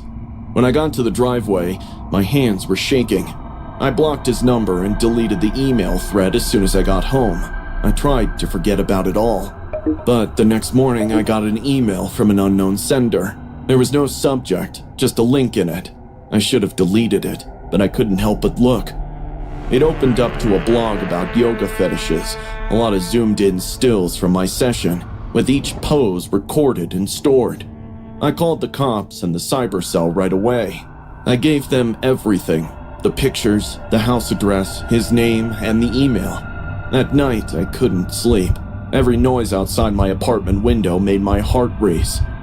The police called the next day. The officer said, "Yeah, no one lives at that address." The house has been empty for months. The owner moved to another state last year. It is now for sale. "Ma'am," he said slowly, "we don't know who you met." It's unclear how they gained entry. However, there have been several lock changes in the past few weeks. We're looking into it. I was lucky, but luck isn't enough anymore. Now, I look into every client. I bring a friend with me to the first session, and I will never, ever ignore my instincts again.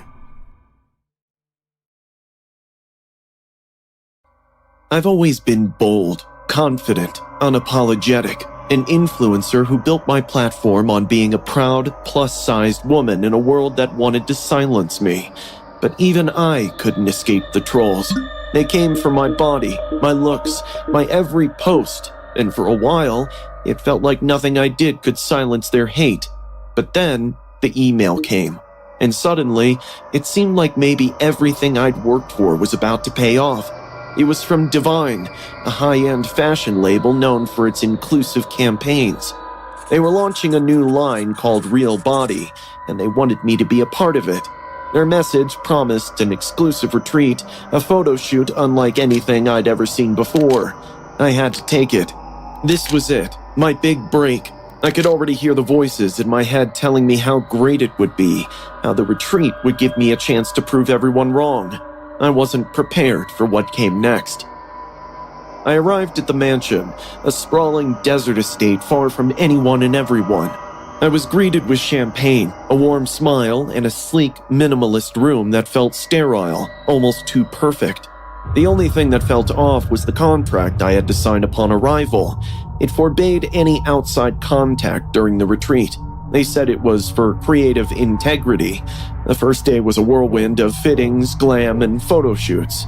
Everyone was obsessed with making us look perfect. But something nagged at me. There were no mirrors, no reflective surfaces. The food was tiny portions of tasteless meals, barely enough to fill a stomach. When I asked about it, a staff member smiled and said, "We want to see your true hunger to show on film." I thought it was just part of the brand's vision for the shoot, so I let it go. But by day 3, I started feeling uneasy. The glamour faded quickly. The staff began to grow distant, colder. The atmosphere shifted. Something about it felt wrong, like we weren't the models here. We were the subjects of something darker. The stylists started to become abusive, yelling at us, pushing us harder. Every moment was more intense than the last, and they took our phones for creative focus, they said. But that wasn't all. During one of the shoots, I saw Lena, one of the other influencers, completely break down. She cried on set, unable to keep it together anymore.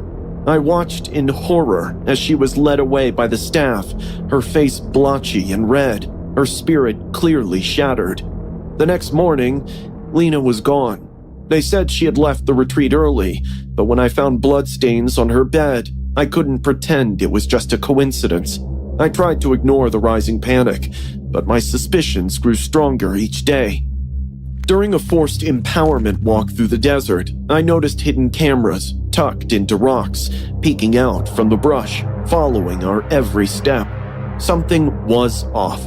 That night, when everyone was asleep, I snuck into the editing room, hoping to find some answers. What I found wasn't what I expected, even in my worst nightmare. On one of the laptops, a live chat window was open, and there I was, on the screen, half naked, crying in a fitting room. I wasn't alone. The other women, too, were being humiliated in real time, our vulnerabilities laid bare for an anonymous audience. The site was called True Form, a platform where viewers could pay to trigger humiliating commands, insults, food restrictions, and stress tests. It wasn't just a modeling shoot. It was an endurance game, a sick, twisted form of entertainment. That's when I realized the horrifying truth. We weren't here to be celebrated. We were here to be broken. And Lena hadn't left. She had collapsed during a shoot, a casualty of their twisted game, and they'd whisked her away, like she was nothing more than an expendable object. I knew I was trapped, but I wasn't going to play their game. The final night arrived and everything was set up for the big reveal, the moment they thought I'd crack. But instead of submitting, I turned the tables. I found my way into the control room and stole a live mic. I began streaming everything, every hidden camera, every vile moment, every piece of evidence. I broadcasted it to the world, hoping someone, anyone, would see it and help. I begged for the viewers to leak the truth, but the staff wasn't having it. They stormed the room and a struggle broke out.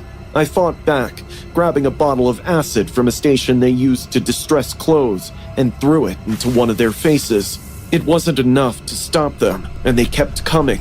I bolted to the control room, locked myself in, and grabbed a forgotten backup phone hidden in my boot. I started streaming everything, every file, every feed, Instagram Live. I exposed them all, the twisted fetishists who paid to watch us suffer, the handlers who tortured us, the sick game they'd played at our expense. A massive chaos erupted. The sirens started in the distance. My hands were shaking as I held the door, praying for the police to arrive before they could get through. On the live feed, I could see the other girls, terrified, some bloodied, some screaming, huddled in rooms behind two-way mirrors. And then, the stream cut off. A week later, the news broke. Underground fashion ring busted for torture exploitation. I was hailed as a hero, but the truth? The trauma? It was deeper than anyone knew. The police had arrived in time, but the damage had already been done. I sat in a hospital bed, bruised and exhausted, surrounded by reporters, cameras flashing. I smiled, knowing I'd won, at least on the surface. But when I looked in the mirror for the first time since escaping, the reflection wasn't what I expected. I was thinner, pale. The weight of what had happened had drained me in ways I couldn't explain. I picked up my lipstick and applied it slowly, staring at the woman in the mirror. You're not content. You're fire, I whispered to her. Last week, my sister went on a business trip, leaving my nephew at my place. My nephew loves me because I have always been the fun uncle for him. There was no strict bedtime or constant banning of fast foods at my place. We had a fun week, and on our last day together, we decided to go to McDonald's for burgers.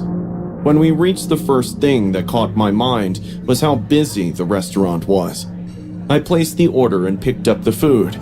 Just then, my nephew pointed to a seat where a middle-aged man was also sitting. I didn't think much, and we sat down. There was a long-cut mark on his right cheek that appeared pretty fresh. Happy Meal, huh? Let's see what toys you got. Ricky looked at me with timid eyes, and I nodded at him. He showed his Minion toys to the man. The man took a keen interest in the toys, which gave me weird vibes. The man kept talking about how he loves McDonald's toys because each one is unique. Then went on saying the previous toys used to be more exciting, but it was a shame they got banned. Now that interested Ricky, and he started talking to the man as well. It was all a casual convo, so I didn't see any harm in it. But now, when I look back, I realize what a grave mistake it was. Why did they ban the toys? Well, some people thought they were wrong. Wrong? Why? I expected the man to discuss any hazardous factor about the old McDonald's toys. Still, instead, he put his hand into his pocket. I watched him struggling to take out something from his pocket, which obviously had been stuck. Ricky got impatient and asked, What? What is it? The man smiled, ear to ear, still struggling to get whatever it was in his pocket. I was curious too at this point. Then, I heard a crushing sound of a paper bag.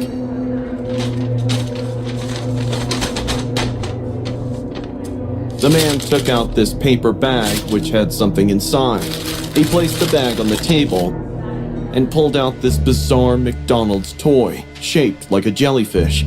Its droopy tentacles, human-like face, and oddly fixed grin violated the lines between kids' meal fun and explicit intent. Its translucent dome head only added to the alien horror, making it weirdly memorable and slightly disturbing. Isn't it amazing? Look how big it is. Touch it. Touch it to feel its hard surface. Now here I had to put a stop. The implication of the toy and the man's sarcastically chosen words made me understand his evil intention. This guy is sick. My face turned red in embarrassment, and in a low but strict voice I said, "Excuse me, I don't think you should talk to my kid like that." His eyes, which were fixated on Ricky for the last few minutes, shifted to me. Kids love toys. I'm just telling him to touch it once. What's wrong with that? He doesn't need to touch anything that you have been in contact with. Now, you better leave this place or I'm gonna make you. Really? He leaned slightly closer to my face and said, What are you gonna do? Ban me from McDonald's? I was on the verge to beat the crap out of him, but he got up and left.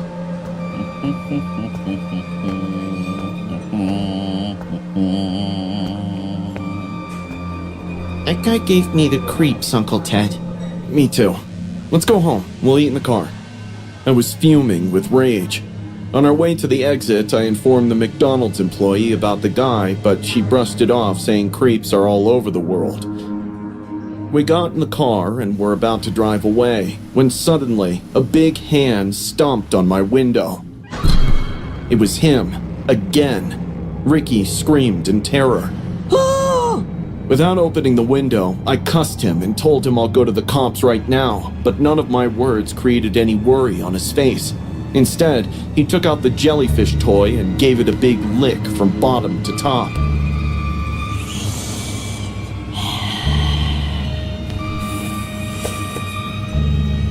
I wanted to get down and slap him as hard as I could, but Ricky was already crying, so I had to drive home. The poor kid barely slept that night. The next morning, when I dropped him off at the airport, he was constantly looking around with fear in his eyes. I knew what he was thinking, but I didn't bring up the man again. Once he got home safely to my sister, I called her and told her everything. I even reported the guy to the cops, but since he didn't do anything physically harmful to us, the cops said they couldn't arrest him. I really hope that pervert trips and falls into a manhole, because people like him are nothing but filth to society. This happened when I was 8 years old. One sunny afternoon, my mom asked me if I would like to accompany her to Walmart for some cleaning supplies. I told her I needed a new set of colors for the Father's Day card, and she happily agreed. When we entered Walmart, I was stunned. It was such a big place that I squeezed my mom's hand too tightly.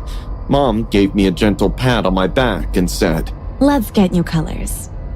Mom always made me feel good in tense situations. I guess mothers are born with superpowers. My mom is still my superhero, and you'll soon find out why. We began exploring the place, going through aisle after aisle, and seeing all kinds of things in the world available in one place. Coming from a small town, I was flabbergasted. As we were walking around, I noticed a woman following us. No matter which way we went, we would always end up near her. Or maybe it's the other way around. My mom didn't notice her, because every time she turned back, the woman hid behind the aisles. I thought of telling my mom this, but eventually forgot. When we reached near the stationery section and I was about to go through all the color sets, my mom told me to wait here as she was going to the washroom quickly. I was a good kid, so I did what my mom said. As I waited, my eyes kept searching for the woman. A few minutes went by and I was wondering why Mom's taking so much time when a touch of cold hands brushed off my shoulder. Turning back, I saw the same woman standing behind me with a big smile and wide, bright eyes. Are you waiting for your mother? She asked in a calm voice. I nodded my head. She caressed my cheek and said, I'm a friend of your mother. Why don't you come with me? I'll take you to her. I looked around once again, then asked, I'm buying crayons and Mom told me to wait here until she comes back. She crouched down to my face and said in a weird voice, What are you gonna do with crayons? I replied cheerfully, I'm gonna make my dad a Father's Day card. You love your dad a lot, huh? Her eyes twitched as she spoke. I nodded my head again, thinking, what a stupid question. She then suddenly grabbed my hand and started walking. I'm going to see your dad anyway. How about we go see him together? She increased her pace. I constantly looked back. Something didn't feel right about her. I asked in a confounded voice, But what about my mom? The woman turned her head back slowly. An ear-to-ear grin spread across her face, and she whispered, I'll be your new mom. A better mom. Trust me. She started walking again. Her grip was so tight that it hurt my wrist. I felt like something very bad was going to happen if I went along with this woman. Just when we were close to the exit, I heard a familiar voice screaming my name. Andy, stop! Don't go with her! Everyone in Walmart looked behind me. So did I. What I saw still stays vibrantly in my memory. My mom was coming towards me, holding her bleeding head. She could barely keep her feet steady. Her shirt was drenched in blood, and I could see her crying. I realized this woman is trying to take me away from my mom, so I screamed too. Mom! Let me go! Let me go! All the other people around us understood that this strange woman was trying to lure a kid in her trap. The woman got scared and ran away. Walmart security called 911 and we were taken to the nearest hospital. My dad and uncle were informed too. When Walmart security showed the footage of the woman taking me away to my dad, I saw him turn pale. He immediately reported the cops, saying this woman is an ex-coworker from his previous job who is obsessed with him and stalked him. She was the reason why my dad left his job and changed address, but looks like she had followed us here too. My mom later told the cops that she went to the washroom where the woman attacked my mom and slammed her head on the wall, leaving her unconscious. My mom somehow managed to get up, fearing for my safety. The cops tracked down the woman eventually. Her name was Laylee, and she was put behind bars for aggravated assault, abduction, and stalking charges. My dad even got a restraining order against her, but this time we didn't have to change address. To this day, when I recall the memory of Laylee abducting me, I recall how brave my mom was to come for my rescue. My mom will always be my superhero. This gym has been my go-to for almost 2 years now, and it's always been a nice and quiet way to start my day. I usually go in early, at around 6:30 a.m. and get my workout in before work, and I generally prefer to leave and not have talked to anyone. Well, that's how I like it. But last week I felt strange as soon as I walked through the doors. It wasn't anything overt. The lights were on, music soft, the same few regulars spread out on the gym floor. But as I walked towards the free weights, I noticed a guy was standing near the stretching area, just watching. He was not stretching, not warming up, just standing there. He saw me and gave me this huge, exaggerated wave back like he knew me. I gave a quick and confused nod back at him and looked away. Maybe he thinks I'm somebody else. I popped in my headphones, started my set, and tried to forget about it. But he wouldn't give up. He was everywhere. When I changed equipment, I went to the treadmill, and he was next to me. But there were 5 other empty treadmills. He waved again. I avoided his wave and kept my eyes on the screen. He started jogging, but he spent more time looking sideways at me than actually working out. I only did half of my cardio workout and decided to go to the squat rack. He followed me there, of course. At one point, I bent down to pick up a plate, and when I came back up, he was there, close, too close, and smiling. You got good posture! He said loudly so I could hear through my headphones. I didn't say anything. I just walked away. Then I went to do some seated rows and I was trying to keep my back to him. That's when I saw him standing behind me in the reflecting mirror, just watching me again, waving. This time blatantly waving, like he wanted me to be uncomfortable. Something then happened that makes my skin crawl to this day. I went into the women's locker room, just for a minute, to fill up my water bottle at the sink. No one is in there, or so I thought. When I turned around, Carl was standing in the doorway, half in shadow behind the lockers. He wasn't allowed in there. He wasn't even trying to hide it. He had an evil expression on his face, as if waiting for me to turn and notice him. My heart probably stopped. I froze, gripping my bottle so hard my knuckles went white. I don't know how long we stood there. He didn't say anything, didn't move, same creepy smile and bulging eyes. I said, What the hell?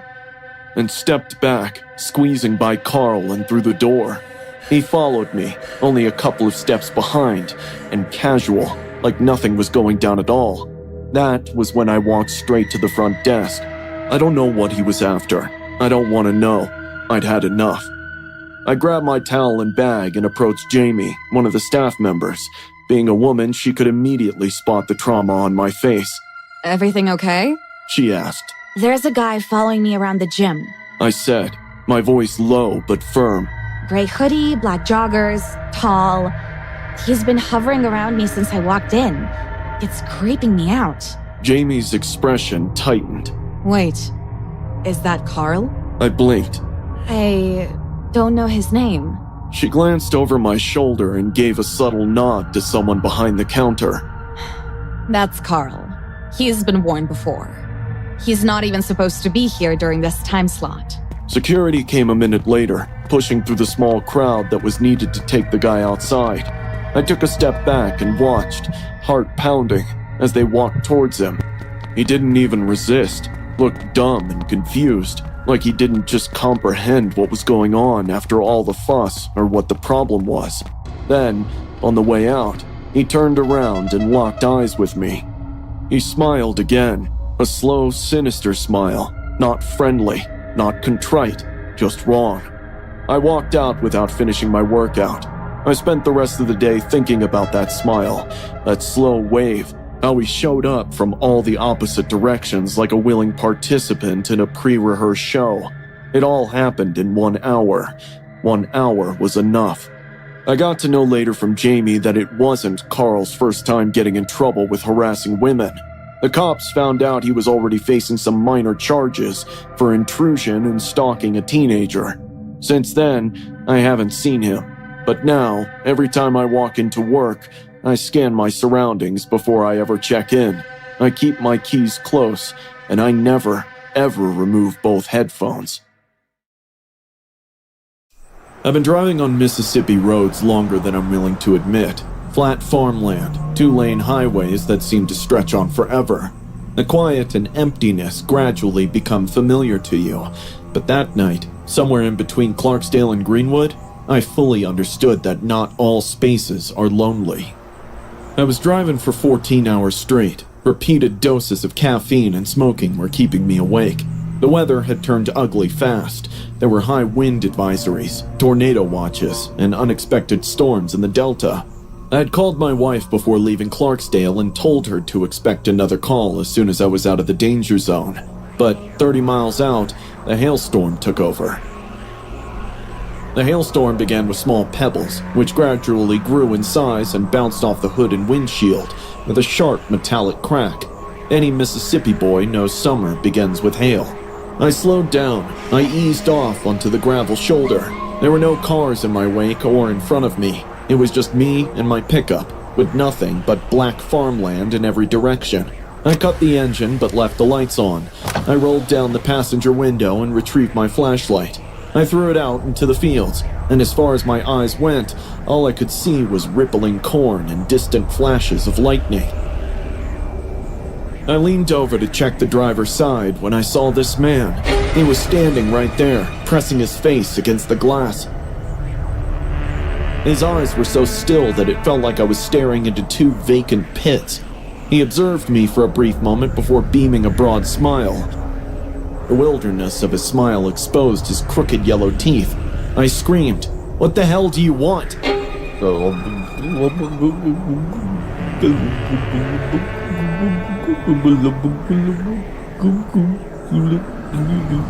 He said something, but I couldn't hear it due to the closed window and hailstorm outside. He kept watching me with no fear of the storm or lightning. Suddenly, a big piece of hail hit him. Blood sprinkled on my glass as a deep wound appeared on his forehead, yet he still didn't move. That's when I realized this person is not normal. Something's very wrong with him. I started the engine, gripping the steering wheel. I blinked, and he vanished from sight, as if he had never existed. He vanished into the darkness, leaving no sound or shadow behind. I didn't stay to find out where he went. The truck roared back to life, and as I skidded onto the highway, the tires threw gravel. The hail still drummed on, but I didn't care. I drove fast. I didn't look left, right, or in my mirrors. I just looked at the road. I focused on the road that was in front of me.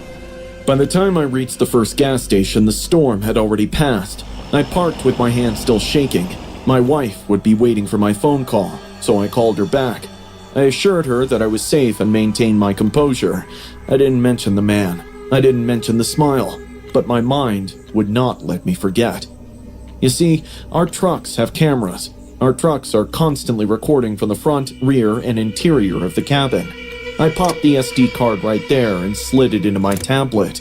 I had to know if that face was real or just my imagination.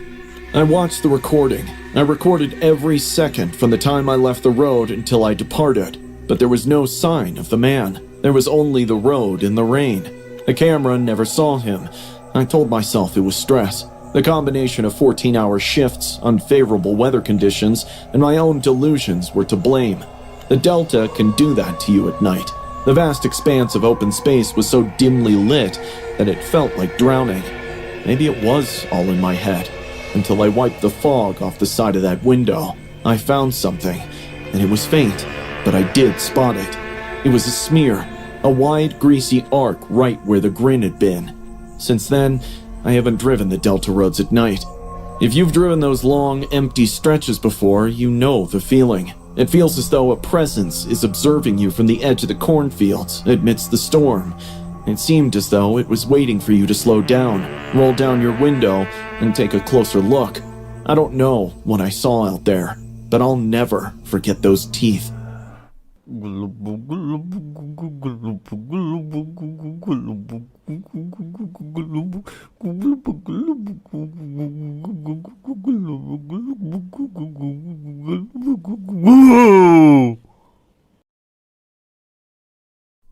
Hi, I am Tristan, and last month I attended a summer camp.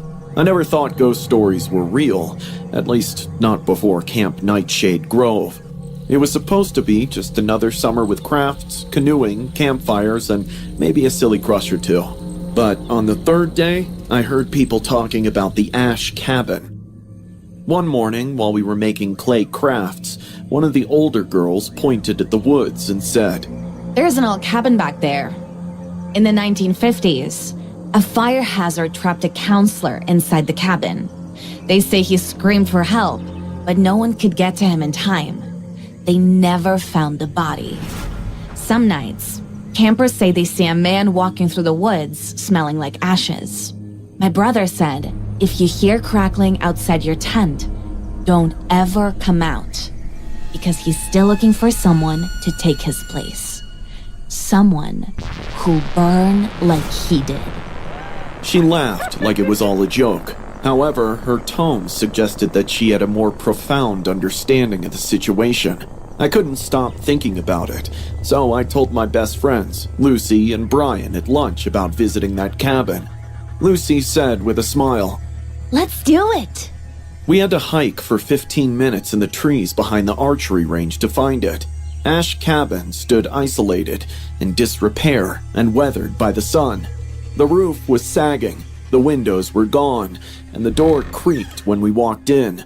Everything looked deserted, but the smell was the strangest thing. It smelled like someone had burned there yesterday, with charred wood and old smoke hanging in the air, sharp and heavy. We didn't stay for long. Brian said he thought someone was watching us. I acted like I wasn't scared, but I couldn't help but look at the shadows, waiting for something, someone, to come out until we reached the campsite. I thought that would be the end of it. But that night, something unimaginable happened.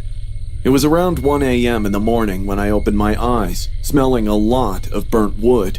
For a second, I thought our cabin was on fire. I sat up in bed, coughed, and looked around the room. The lights were out, everyone else was asleep, and there was no sign of fire, just the smell choking the air around, getting thicker each second. I got out of bed and walked over to the window to see if something outside was on fire.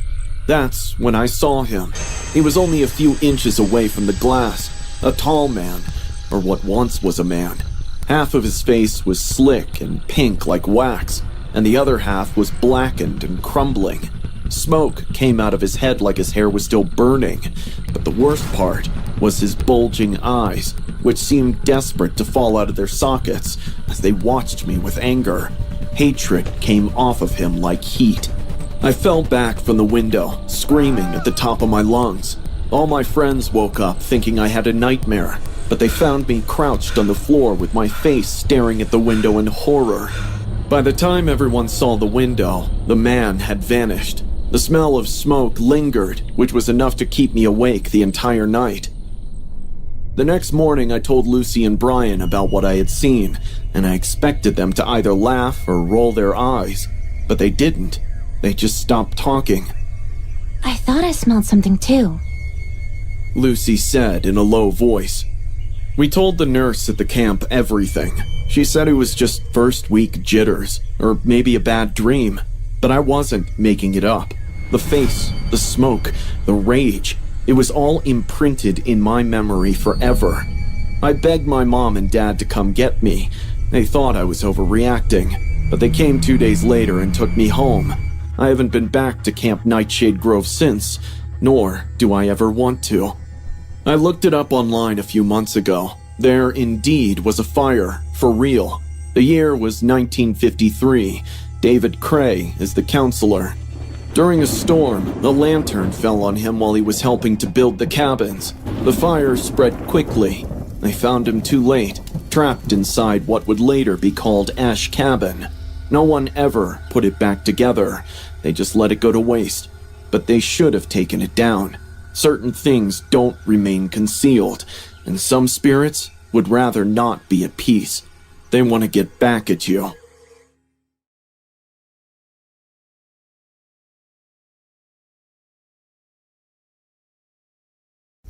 Last year, on the 4th of July, my girlfriend Cassie and I went camping to get away from all the fireworks and drunk people for a change. We discovered a peaceful, secluded area deep in the woods, close to a lake. There was no cell service, no other campers, just the two of us, a tent, and nature. As the sun started to set, a cool breeze made the temperature drop immediately. We cuddled by the crackling fire and watched the fireworks going off in the sky. We made s'mores, ate roast chicken, and fell asleep in each other's arms. Around 1:30 in the morning, I woke up to the sound of singing. Yes, someone was singing in the woods. At first, it was soft and airy, like it was coming through the trees. I thought I might be dreaming, but Cassie sat up and stared at me with big eyes. Do you hear that? She asked in a low voice. As the voice grew louder, I realized it was a woman singing God Bless America in a slow, off-key voice, sounding like she was drunk and delusional. Why is she singing like that? Cassie whispered, "I don't know. Let me check." Cassie grabbed my hand and spoke in a shaken voice. No, wait. What if she's some crazy freak with a knife? I could see fear in her deep blue eyes. She is not an easy scare, but the singing did sound creepy. I waited for a few more seconds and then decided to check it out myself. I opened the tent and came out. The fire had extinguished, but the moon was shining brightly enough to see things around the campground. My eyes scanned the tall trees, and suddenly I spotted a figure. It was indeed a woman. She was dancing slowly in a clearing about 30 feet away. She was as thin as a skeleton and had no shoes. She was dressed in a torn-up American flag that was dirty and stained. The flag clung to her bony frame like a dress. Her messy gray hair had seen better days. God bless America, my home, sweet home. God bless America, my home, sweet home. Once I noticed her bare feet, my heart stopped. Her feet were bleeding like she had walked on needles.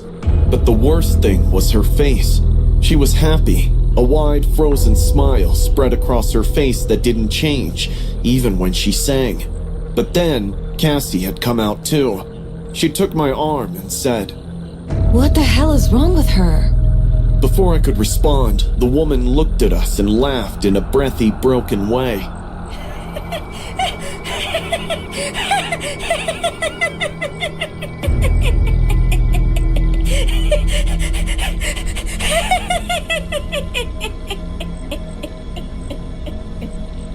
We ran back to the tent and zipped ourselves in, thinking that would help. She didn't follow us all the way back, and after waiting for an hour, when we didn't hear her anymore, we thought she was probably some junkie wandering aimlessly into the night. We eventually dozed off, hoping that that was the end of it, but within half an hour, I woke up hearing Cassie scream. Then I heard running footsteps fading away. She was watching us! She even took our picture! I wanted to go out and investigate, but Cassie didn't let me this time. When the sunlight hit the tent, we came out. The first thing we saw was that our things were all over the place. Someone had rifled through our cooler, tossed clothes everywhere, and moved the camp chairs. But the fire pit, that's where things went wrong. In the cold ashes was something partially burned. I picked it up. It was a photograph. A Polaroid photo of me sleeping in the tent, from the exact angle where Cassie saw the woman. On the back, written in this thick red smear that looked far too much like blood, were the words, Be mine this 4th. We packed up and left without saying a word. We drove straight home and didn't stop until we were back in the city. I attempted to report it, but the ranger informed me that no one else had registered near that area throughout the weekend. There were no reports of missing persons or strange encounters. I don't know what we saw. A squatter? A psycho? A ghost? But Cassie and I are scared to go camping alone. Places that are secluded bring back my memory of that woman's face. All the hikers and adventure enthusiasts out there, be careful this 4th of July. I still freeze when I hear someone talking about Jurassic Park. I've loved the movie since I was a child. I collect posters, figures, and even toys from cereal box bootlegs. Last summer, on a collector's forum, a man put up a prototype set from the original 1993 merchandising line for sale. He stated it originated from his late uncle, who worked on the film's props. I sent him a message saying I would like to buy it. He replied he only accepts local pickup, so I'll have to drive to his place to get it. I got his address and found out he lives on the outskirts. When I reached his house, a weird discomfort ignited in my mind. The house was particularly covered in trees and set back from the main road, as if the forest was attempting to reclaim it. He opened the door before I could knock, as if he had been watching me from within. Hey, you must be Kyle. I nodded, smiling. He appeared to be in his mid-40s, wearing heavy glasses that made his eyes appear unnaturally big. He was wearing a Jurassic Park worker shirt. The toy set's downstairs. I got a control panel, replica, sound reels, and original props. You'll adore it. I paused for a bit. His tone sounded a little too mechanical, like he had rehearsed what he was going to say. But I shrugged it off, thinking he's just a nerd. I followed him down a narrow wooden staircase leading to the basement. The basement door had a yellow and black warning stripe. Above that, the franchise's iconic font says, "Welcome to Jurassic Park."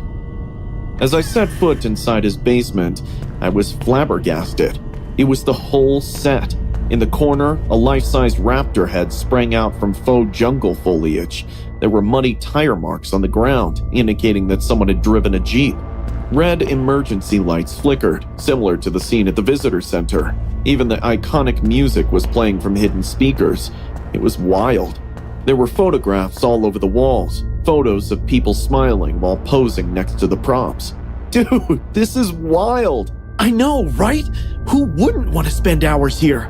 Saying this, he turned to me with a big smile. He kept staring without blinking, and that's when I felt my chest tighten a bit. Where's the toy set?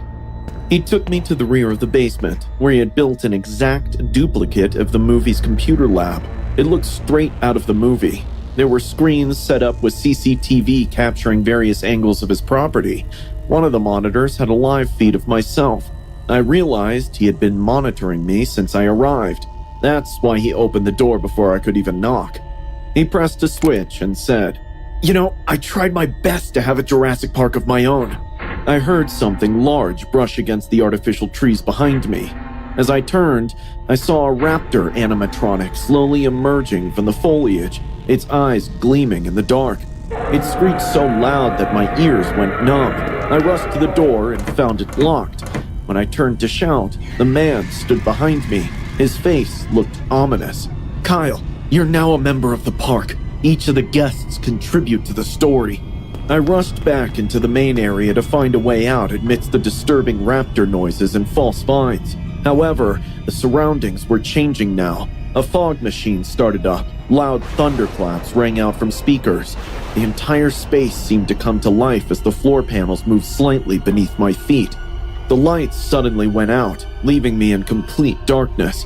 It felt like I was having difficulty breathing in this madness. Suddenly, I noticed a red emergency light flashing above a cage. I ran towards it, thinking of nothing but survival. But there was a life-sized replica of a baby triceratops within. Not just that, there were torn pieces of human clothing with stains of blood on them. They also piled sneakers, glasses, and watches in the corner. It was clear people had been kept inside this cage.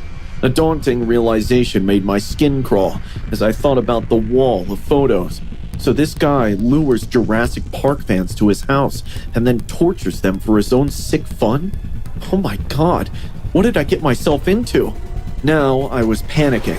The only sounds and visuals I could make out were thunder, raptor howls, and the man's laughter echoing in the basement. All I could think of was the control panel. I ran back in its direction. I started turning as many switches as I could. Lights flickered and monitors turned on. Then suddenly, I heard a metal lock click and the basement door opening just a crack. "Hey, what are you doing? You're not supposed to touch it!" I saw the man coming out from the dark, trying to stop me, but I pushed him with all my strength and sprinted to the door. I ran up the stairs without looking back. I could hear heavy footsteps and screams behind me. Once I got out and hopped into my car, the man was already on the porch. I sped out thinking he would chase me. I drove so recklessly that I hit his mailbox. He watched me going through all the emotions at once, but didn't do anything to stop me. I made an anonymous report to the cops about this man, but no leads have surfaced on the matter. I think the cops thought someone was drunk dialing them. Who would believe that a man has built his own personal Jurassic Park at home, where he traps victims to keep with his animatronic dinosaurs?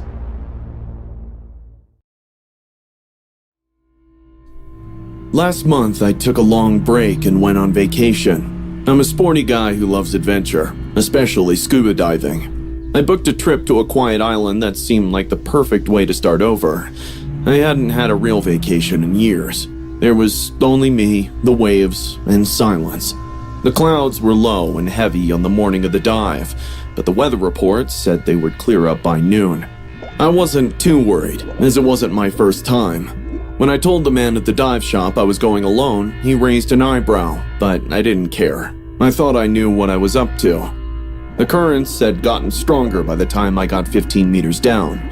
The water, which had been clear blue, was now cloudy. I hovered for a moment, trying to figure out where I was, but the pressure changed, and the waves above pulled harder than usual. My stomach turned, and I realized I needed to get out of the water. The world underwent a transformation as I broke through the ocean's surface. The sky above me was covered in thick, boiling clouds, and the wind was howling already. The raindrops hit my face like needles. I had no idea that the storm would come so quickly. I was experienced enough to know that the boat that was supposed to pick me up had already left and gone back to the marina. Taking a quick look around, I figured out I wasn't far from shore, but the beach I had come up on was a quiet stretch I didn't know. As I swam to shore, the waves hit me. I crawled up onto the wet beach, sand grinding between my teeth. I was standing in a circle, soaking wet. There were no humans in that area, just the jungles and jagged cliffs, and at some distance, a cave. The palm trees and wind-blown shadows half covered the cave, hidden behind a bend in the cliffs. A lightning cracked behind me, numbing my ears, and I ran to the cave. It was cool and dry inside. The storm's noise faded into a low growl as I ran my hand through my wet hair. I just stood at the entry point, catching my breath and thanking God for this unexpected shelter.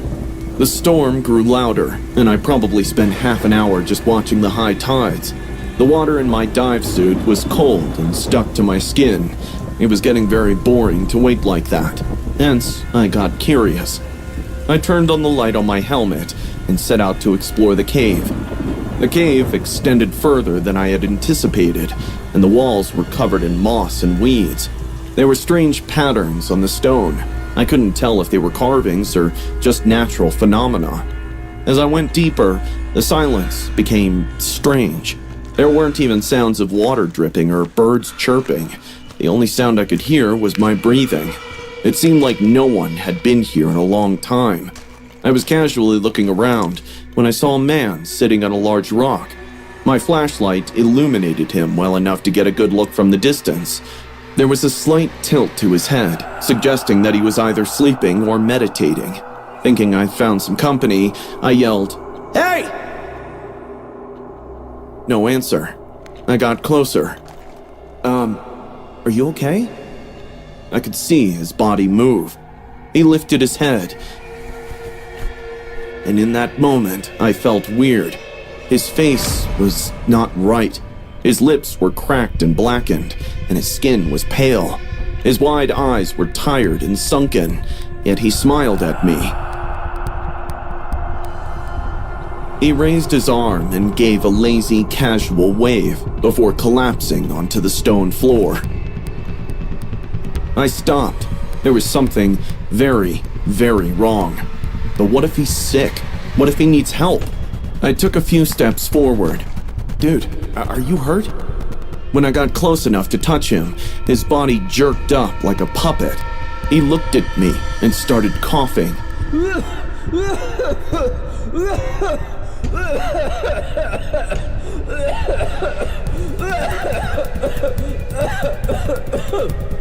I can't even explain how horrific it was to watch him like that.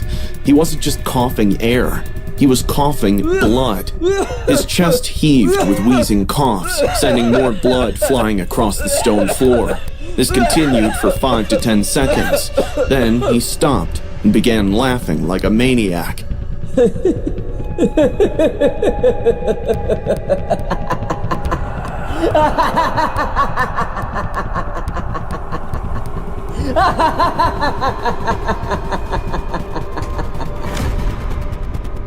I stumbled back in fear. There was blood all over his face. His teeth were red. He kept laughing, as if something inside him had broken and made him happy at the same time. That was the last straw for me. I sprinted at full speed, leaving the guy behind me. I turned around one last time, and he was waving at me, sitting on the ground like nothing happened. As I emerged from the cave, the storm struck me with the force of a wall. The rain was pouring down, and the lightning was crashing. But I didn't care. The outside felt safer than the cave in that moment. I ran all the way to the resort, shaking and wet. Since then, I haven't gone scuba diving alone.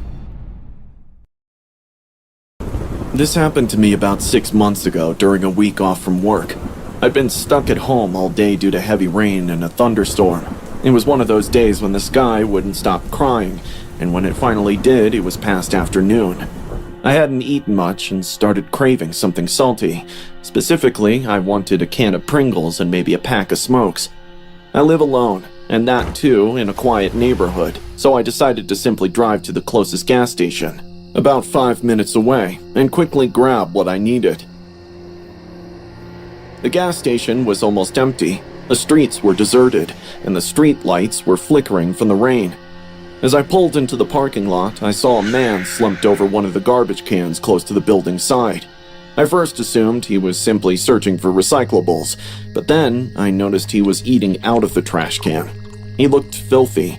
His hair was matted down to his face, and torn layers of drenched clothes were sticking to his skin. He didn't seem drunk or high, just off. His movements were strange, sometimes too calm and other times too predatory. He noticed me as I walked past him, but didn't say anything.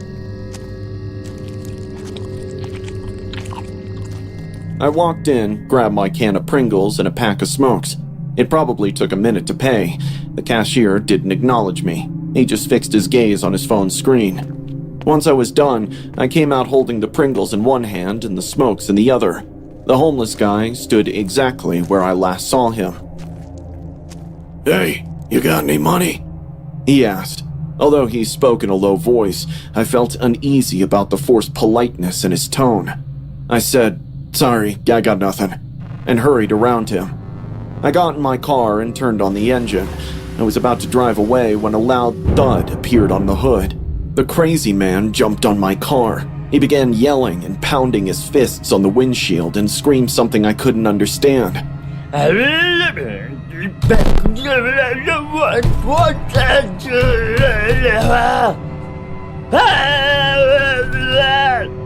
Hoping he would get off, I honked the horn.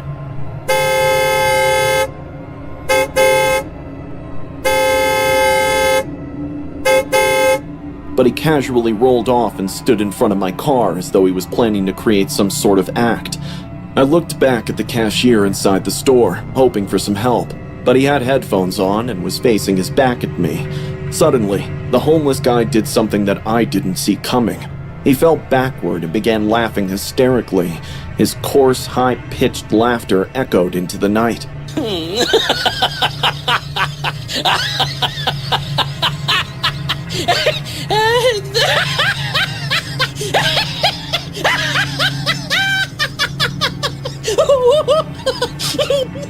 I was so angry and disgusted by his theatrics that something in me just snapped. I don't know what came over me. Perhaps it was a surge of panic, guilt, or sheer anger that compelled me to accelerate. There was a sickening crunch followed by a scream. I didn't stop to check on him. I just drove straight home, trembling the whole time. I couldn't believe what I had done. I kept telling myself he'd just gotten a little bruised. Maybe I didn't hit him as hard as it felt. Still, I knew deep down I had screwed up. I struggled to fall asleep that night. The storm had resumed, louder than it had before. I woke up at 2 a.m. to find the house whistling with wind. I became worried that I might have left the living room window open. I got down and the window was open. I reached to close it and found wet, bloody footprints from the window leading to my kitchen. An unknown fear crawled under my skin. Slowly, I turned and followed the prints. On the top of the kitchen counter, I saw that same homeless man. His skull was cracked and tilted in one direction. His face had the sickest smile, with one eye appearing to be pushed somewhat forward. From his scalp, blood spilled onto the floor. He cast a silent glance at me, and everything went dark. I woke up on the floor the next morning. I jumped to check the bloody footprints, but to my shock, there wasn't a single spot of blood in my house. There was no sign anyone had come in. I convinced myself it was a nightmare. Maybe the stress had gotten to me, or my mind had tried to cope with what I'd done to the guy. 3 days later, I was having coffee when the local news played in the background. Less than 2 miles from the gas station, cops have found a man's body near a ditch off the highway. The victim had a massive skull fracture and had apparently tried to walk with the injury before collapsing and dying. They said he was likely hit by a vehicle. There were no witnesses, and the security cameras at the nearest gas station had been out for weeks due to water damage. They showed a blurred-out photo of the victim, and even with the censorship, I recognized the filthy jacket, the patchy beard, and the wild eyes. It was him. No one had come knocking on my door. There were no cops, no questions. But I never went back to that gas station again, and I never left my windows open during a storm. Sometimes, during thunderstorms, I think I hear something in the kitchen. Not footsteps exactly, but a soft, wet, dragging sound.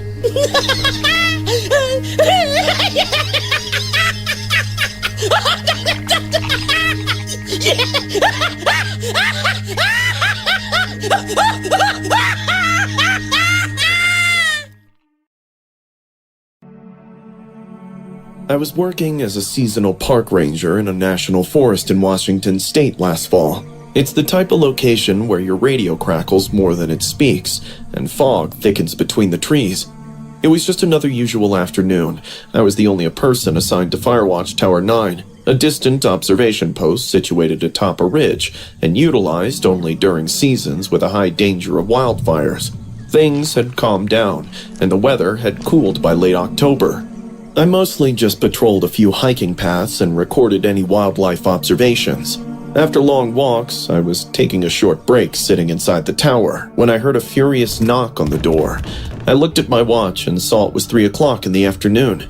I opened the door and saw a sweat-soaked woman with a panic-stricken face. She told me she was hiking down the trails and saw something that made her fear for her life.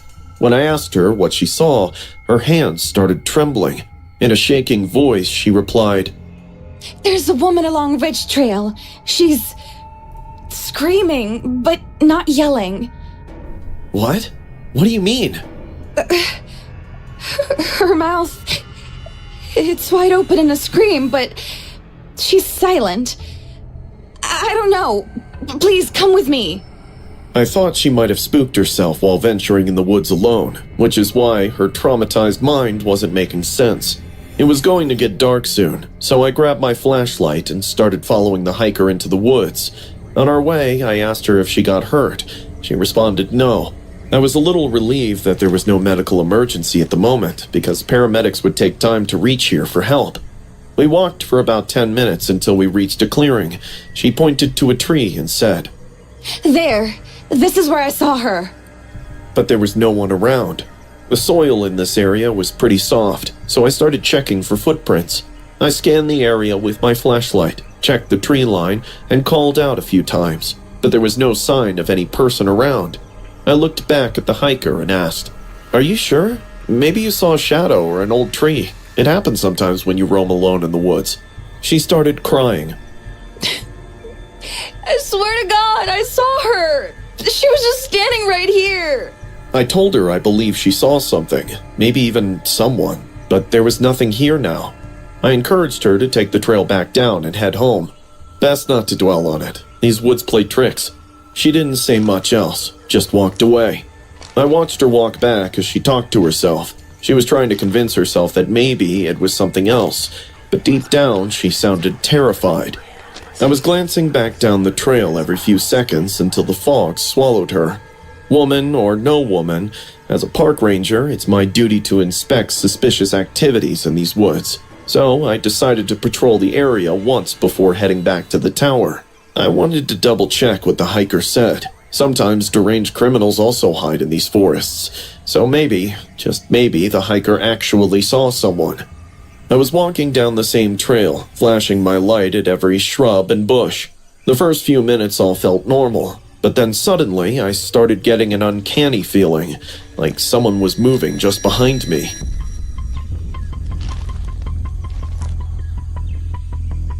I heard a crunch of dry leaves to my right and spun around right away, but saw no one. I could sense someone following me, but every time I turned back, it was just me in that trail. Once or twice, I caught what looked like a figure slipping between the trees, but it was always gone before my flashlight could land on it. By the time the sun dipped behind the trees, my nerves were frayed.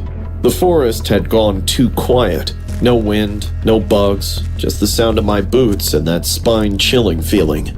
I picked up my pace and headed back toward the tower. When I reached the clearing, I felt instant relief.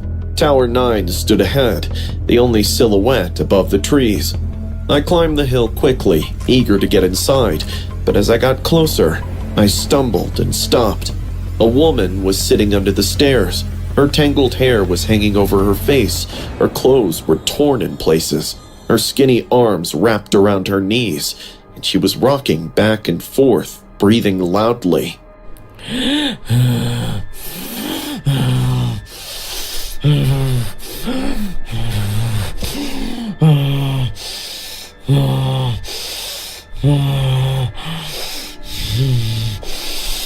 It was so loud that it almost sounded like she was growling. "Ma'am, are you okay?" She didn't answer, didn't even look up, just kept rocking. I stepped closer, aiming my flashlight at her. "Ma'am, is everything—" She slowly lifted her head. Her mouth was open, not just a little, but rather too wide. Her jaw was locked in a scream, but no sound was coming from her. Her body trembled with each breath like she was trying to scream, but had forgotten how. She stayed like that for a few seconds. Then her body jerked. She stood up like a puppet, controlled by something invisible. She tilted her head to the side, mouth still open wide, and locked eyes with me. Her eyes didn't look human. They looked copied. It was as if someone had drawn eyes onto skin. She watched me for a minute straight, then scrambled backward on all fours like a spider and disappeared behind the tree. I just stood there in the cold, sweating like a pig. All I could hear was the owl hooting and my nervous breathing. Later that night, I locked every latch and window in that tower. I even called the base station, but the line crackled and died before I could finish explaining. They thought I'd imagined it, but I know what I saw. And now, I keep hearing knocks on the tower door every night around 3 a.m. And when I look out, there's never anyone there. Just the trees and the fog. This happened to me 2 years ago during a school trip to a rural farm for Harvest Festival. I was in 9th grade at the time. My teacher went to this big farm outside of town, the kind that turns into a corn maze and pumpkin patch in October. It was supposed to be a fun day out, just apple cider, hay rides, and carnival games. But it ended up being one of the scariest experiences of my life. We got there at around 10 in the morning. The place was huge. Barns, open fields, scarecrows everywhere. They even had a petting zoo. The weather was windy, and the sky looked overcast, but no one thought much of it. About halfway through the trip, while we were walking near the corn maze, a strong gust of wind blew my hat off. I took off after it without thinking. I made a dumb move. My hat rolled past some hay bales and around one of the older barns. By the time I caught it, I was at the back end of the farm. The area looked abandoned. The ground was muddy and uneven, and there was this old weathered shed tucked behind the barn. It looked like it hadn't been used in years. I was all set to return when I heard something from inside. At first, it sounded like rustling footsteps, suggesting that someone was inside. Then, a soft voice spoke to me. Hey, can you help me? I've got a broken leg. I need a hand. I stopped. It was definitely a woman's voice, quiet, almost pleading. I looked around. No one was nearby. My group was completely out of sight. An old chain lock closed the door, but it remained unlatched as I stepped up to it. I hesitated, then pushed it open just a little. The shed was dim inside, lit only by the cracks of sunlight coming through the warped wood ceiling. There was hay scattered on the ground, and in the middle of it sat a woman. Her back was hunched, and she buried her face into her palms. I got concerned, thinking she's really hurt. "Are you okay? I can go get someone." But she shook her head, still keeping her face covered. No, please. Just help me. Come closer. Something about her voice felt wrong, like she was trying to sound weak. I thought for a second, and then told her, "I better get help. I'll call my teacher."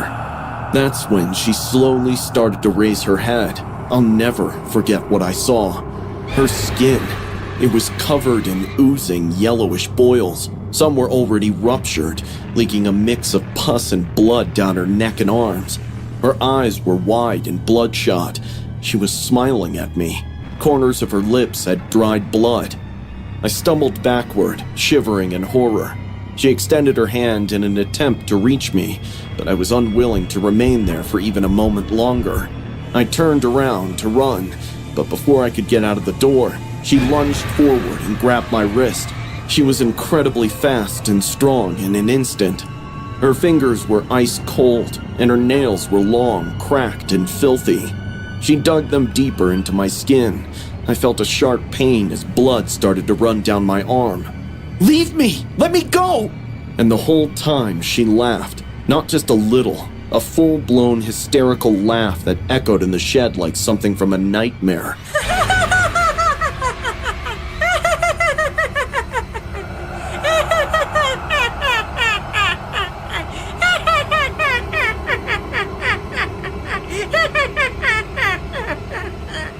I kept screaming, and she continued laughing like it was amusement to her. Then, just as suddenly, she let go, still laughing. I ran as fast as I could toward the main part of the farm. I didn't care who saw me. I found my teacher, pale and out of breath, and told him what happened. He didn't really believe me at first, but when he saw my arm filled with scratches and blood, he asked me to take him to that woman. When we got to the shed, the door was wide open, but the woman was gone. The only thing inside was that same pile of hay, and in the corner was a stack of children's clothes, small jackets, and a tiny pair of shoes, like something a little kid would have worn to a pumpkin patch. The teacher called the farm staff, but they brushed it off, saying no one should have been in that part of the property and that maybe I had imagined it. But the bruises and cuts on my arm said otherwise. The investigation revealed nothing about that woman or the children's clothing. When I got home, my parents were freaked out. They took me straight to urgent care. The doctor cleaned the wounds and gave me a tetanus shot, plus a bunch of vaccinations in case it was something worse. I didn't sleep for days. To this day, I still have faint scars on my arm where her nails dug in. And every October, when the air gets cold and the wind picks up, I can still hear that voice in my head. Can you help me? I've never gone back to that farm, and I never will. This happened while I was in 7th grade. I've never told anyone the whole story before, because back then, no one believed me, and I doubt anyone ever will. Our science teacher arranged a school trip for us. It was a nature preserve about an hour from our school. It was one of those places with trails for hiking, old ranger cabins, and signs that told you about the animals that lived there. I expected it to be a relaxing day with friends. We stopped for lunch in a clearing around noon. I remember sitting on a log and laughing with a few friends when I dropped my water bottle. It rolled down a little hill and into the bushes, where it was lost. I thought I'd just run down, get it, and come back in a minute because the teacher was busy trying to keep the group together. I snuck away when no one was looking. While looking for it, I went a little too far down the slope. It was softer and mossier on the ground, and the trees were close together. I saw my bottle on the ground next to a fallen log. I picked it up. As I turned around to go back, I saw a man crouched on the ground picking mushrooms. He was wearing an old flannel shirt, paired with dirty cargo pants. He had this worn-out backpack hung on his shoulder. I thought he was just another person out for a walk. I thought he didn't even notice me because his eyes were so fixated on the colorful mushrooms. But then he asked, "Are you looking for something?" I stopped. His voice wasn't really threatening, it was just odd. I held up my bottle, saying, Not anymore. Found it. That's when he turned to me. I swear, his smile wasn't right. It didn't even get to his eyes. Does anyone know you're here? His words drained the color from my face. What? I said. He got up and moved toward me. Girls like you often stray from their paths in these woods. I nervously chuckled. Okay. That's a little creepy. But he didn't laugh.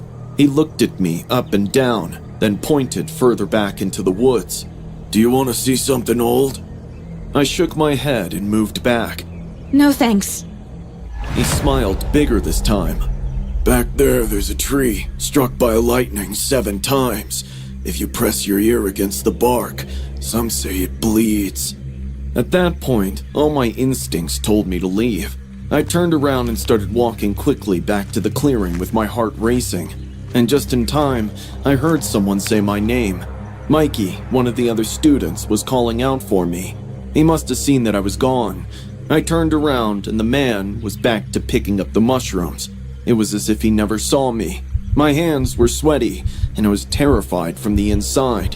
What kind of a lunatic talks like this to a teenage girl? Was he deliberately trying to scare the crap out of me? He was successful in his attempt. When I reached the top and could see my class, I looked back one last time. But this time, I didn't see him. He was gone. A moment later, Mikey came crashing through the brush, out of breath, and asked if I was okay. I told him everything, and he suggested I should tell our teacher about this man. I took my teacher to the same spot where I met the man, but when we got there, we couldn't see any footprints. No man, no mushrooms. There were only quiet trees and moss, accompanied by a heavy, eerie silence that left my skin crawling. My teacher thought it was just a camper or a weird person playing a prank. She told me to stay close to the group from now on. I started looking things up when I got home that night. I typed "Missing Girls, California Nature Reserve" into the search bar, and I found some pretty chilling info. 3 girls my age have died over the years. The last one happened in the late 2000s. Everyone went missing in or near the preserve. One of them, Lucy Garrison, looked so much like me that it scared me. She had brown eyes and a yellow backpack, just like me. She disappeared without a trace. I never went back to Pine Hollow after that. I still dream about it sometimes, though. I see the man in the woods. I hear him speak again. Want to see something from the past? And in the dream, I go after him. Because in the dream, no one calls out my name. This happened to me a couple of winters ago when I was stuck at home with a broken leg. I'd slipped down the stairs at work in late November and ended up in a full leg cast for 8 weeks. Living alone in a small house on the edge of town, I didn't have much to do. So, naturally, I binged a lot of TV. It was early December, sometime after midnight, and I was a few episodes into this new true crime series. The kind that has that creepy ambient music and slow zooms into crime scene photos.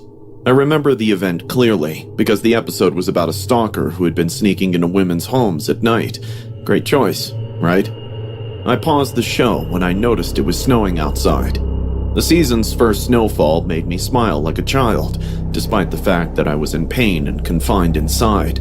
I picked up my crutch and limped toward the window. A large glass pane in my living room faced the street. I could see the snow gently covering the road and the tops of mailboxes. Everything looked serene and empty. It felt like I was the only one awake at that hour, witnessing the world change. Streetlights gave that snow a warm orange glow, and for a few seconds, I just watched the flakes dance. As I enjoyed the moment, my eyes suddenly noticed the streetlight on the pavement. A man was standing just outside my fence. His slouching body hung forward a little, and his long face fixated on my house. It didn't feel like a casual watch, but rather an intense stare that had hidden intentions. He stood a mere 10 feet away from the street lamp, allowing me to clearly see his face. He had neither a scarf nor a hat on.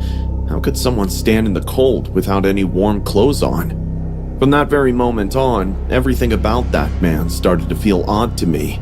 He didn't blink, despite the snowflakes covering his hair, eyebrows, and even his eyelashes. He didn't even try to wipe them off. It was as if he was beyond all human sensation, more like a robot in human disguise. He was just staring right at my house. He was staring directly at me. My stomach dropped. I didn't want to assume the worst at first. Maybe he was a neighbor. Maybe he was drunk. But the longer I looked, the more I realized he was too still. He was neither swaying nor shifting his weight. He seemed to be frozen in place. All of a sudden, he waved at me. With my heart racing, I limped back to the house, immediately locked the front door, and then double-checked to make sure the back door was secure. All windows locked. I shut the drapes to that front window and sat back on the couch, Crutch leaning next to me. I muted the TV and just listened. 10 minutes passed. Nothing happened. There was not a single sound.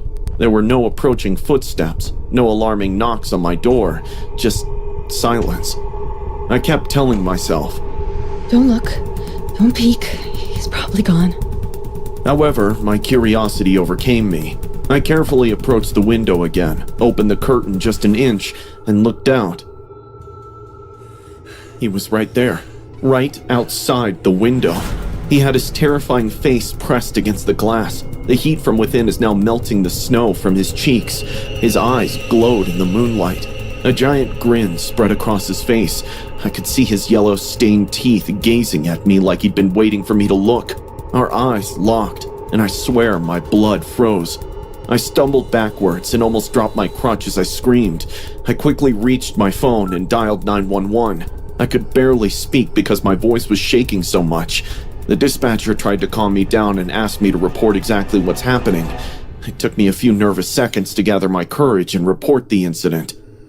There's a man outside my house. He was watching me through the window. The dispatcher stayed on the line while I locked myself in the bathroom. The only weapons I had were a toothbrush and a ceramic soap dish. When the cops arrived about 10 minutes later, I didn't come out until I heard their voices calling out my name. They did a full sweep of the yard, but the man had vanished, leaving nothing but a trail of footprints in the snow. There were numerous footprints, as if he had scavenged the area around my house in search of a single entry point. The footprints, all originating from the street, led directly to my front window. The cops said it looked like he'd been walking in circles around the house at some point. I filed a report, of course, but they had no leads. There was no security cam footage, and there were no witnesses.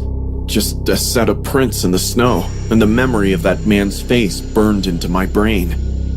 For weeks after that, I slept with the lights on and a hammer under my pillow. The scariest thing? I still don't know how long he was watching me before I noticed, or if maybe it wasn't his first time. This happened last month, right before the weekend. I live alone and am quite used to doing things on my own. I don't usually go shopping at dusk, especially alone, but I'd gotten off work late and Costco was on my way home. I figured it'd just be quick, grab what I needed and head out before it got dark. I wasn't even thinking about being careful. That's what makes this worse.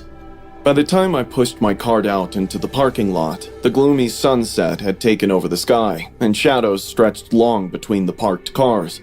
My cart was full, so I was more focused on not leaving anything behind. I quickly reached my car, opened the trunk, and started filling it with shopping bags.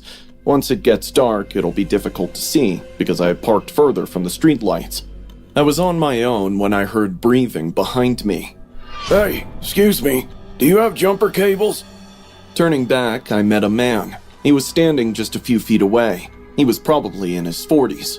At least, that's how he looked. His greasy, dark hair, stained shirt, and sunken eyes told me he might be bad news. Something about him immediately set off alarm bells. Although he didn't appear overtly dangerous, the way he stood too close and smiled made me uneasy. I wanted to tell him to back off, as he was totally clueless about personal space, but I forced a polite smile. No, sorry. I don't.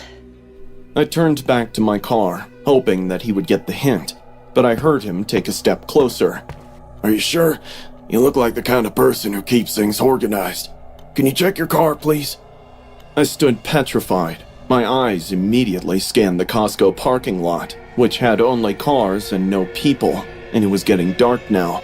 I could smell the stale odor of sweat from the guy's shirt. Without turning back, I replied coldly, Sorry, can't help you. still wishing he'll go away. But instead, he brought his face way closer to my head, and he sniffed my hair like a dog. I felt his warm, foul breath on me. The horrible realization that a random guy was standing right behind me, sniffing my hair, doesn't occur every day. I turned around, no longer trying to hide my disgust. What the hell are you doing? He gave this sleazy grin, as if this is how he wanted me to react. Didn't want to pry, but you get your shampoo here at Costco? Smells amazing. I was stunned to see his audacity. Seeing him so close, I forgot to speak. But he was completely shameless, because he kept going with his little too personal questions, like what other things I get from Costco, how often I visit this place, etc., etc. I didn't answer any, but then he asked me something that sent a chill down my spine. Do they sell underwear? How about you show me the ones you're wearing right now? My wife's about your size. I want to get something similar. My hands went numb. I genuinely thought I was about to be assaulted right there in the parking lot. I closed the trunk tightly, got inside my car, and locked it. I just wanted to get out so bad that I didn't even buckle my seatbelt. The man watched me for a few seconds, and then got into a Honda with a dark blue hue parked right behind me. Once I got onto the road, his car was following me. Drops of sweat appeared on my forehead as I watched him driving past other cars to catch up to me. Every turn I made and every lane I changed, he trailed behind me. I dodged cars and sometimes even sped just to lose him, but he was one bloody leech, too desperate to let go. For the next half hour, I drove in loops across side streets instead of straight home, since I didn't want him to know my address. However, he clung to my side, never straying too close or too far.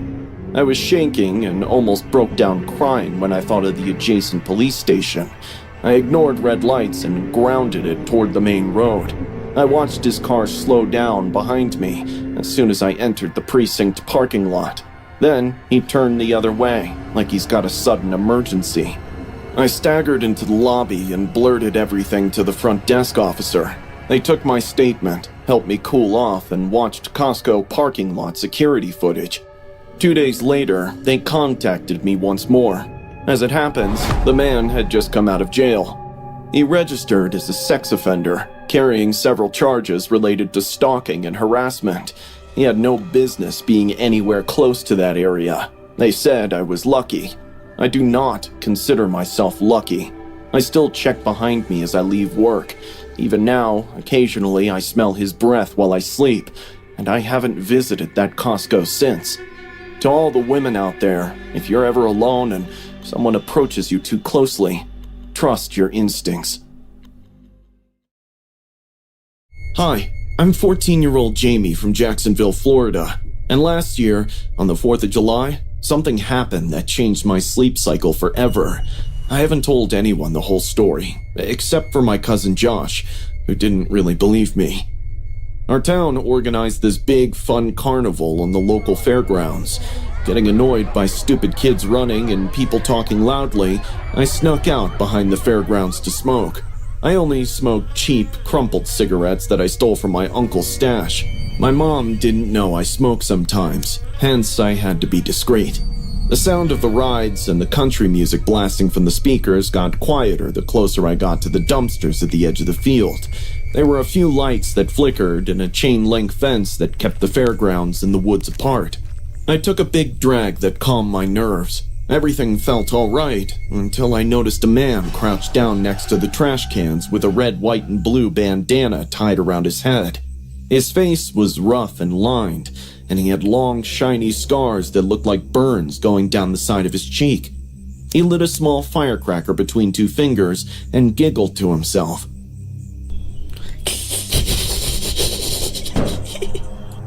I thought it would pop and make him jump, but it didn't. He just held it there and watched it burn and sizzle. After that, he lit another one, and one more. Every time, he just let it fizzle in his hand like it didn't hurt at all. Suddenly, he turned his head at me, as if he had just noticed I was there. He smiled and asked, "Do you like fireworks?" I gulped in nervousness as our eyes met. I couldn't say anything. I couldn't move. The way he crouched and didn't blink made my skin crawl.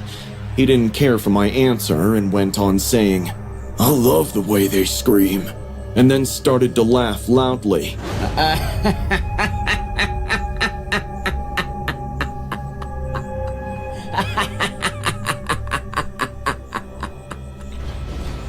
Sick amusement blasted from his eyes as if he were laughing at a private joke. I stepped back, thinking I could just say I was lost and run toward the crowd.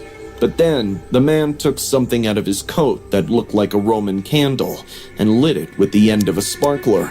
He threw it right at me before I could do anything. The thing blew up in the air, and sparks flew right at my head.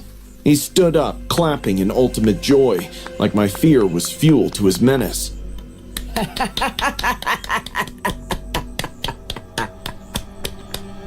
"Let me put one in your mouth," he yelled and ran after me. I started running too. I didn't think I've ever run this fast before.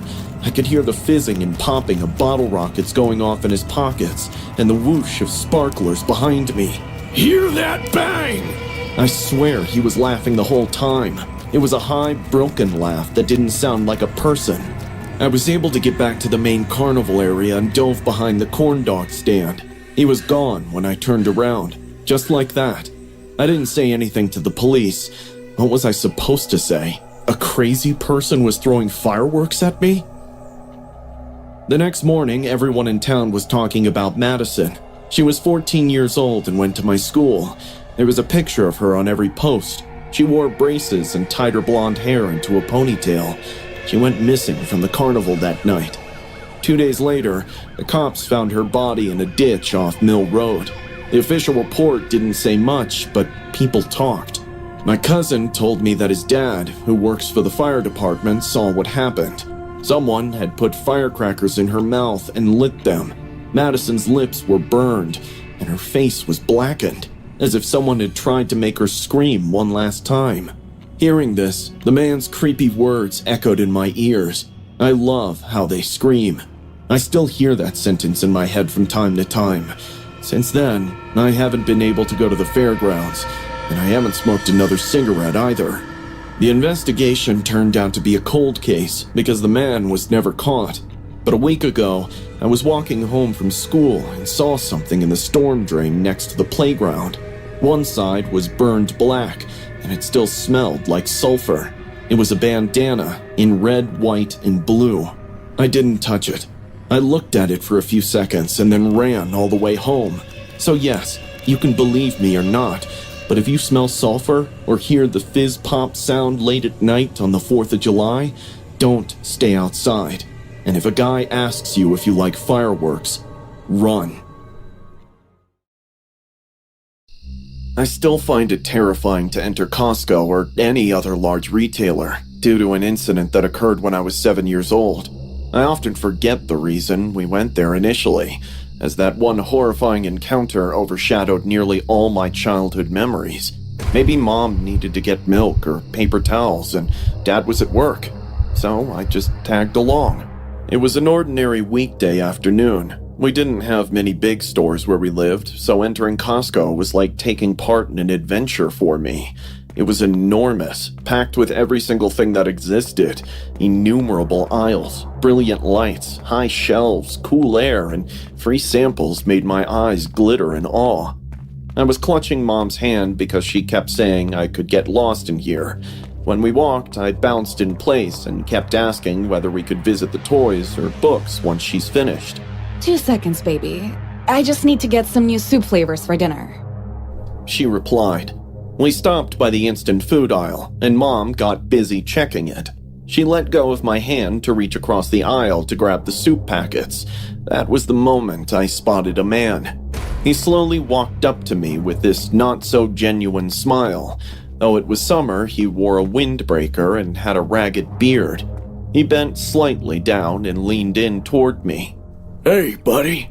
Wanna check out the toys with me?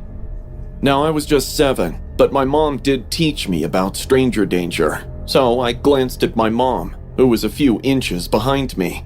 The man kept his voice so low that I bet no one heard him other than me. I nodded my head in no, and then called out for my mom. Seeing me do that, he left quickly.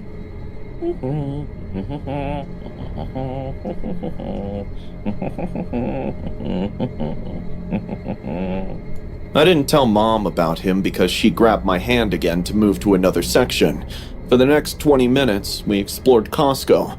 Mom got all she needed and even bought me a toy, so our expedition was highly successful.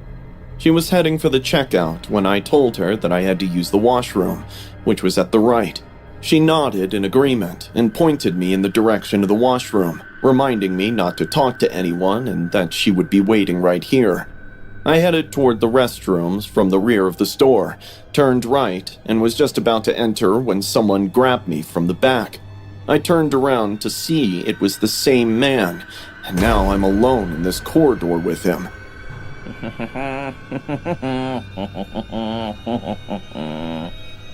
He reached out and firmly grabbed my wrist. His other hand swept over my mouth before I could yell.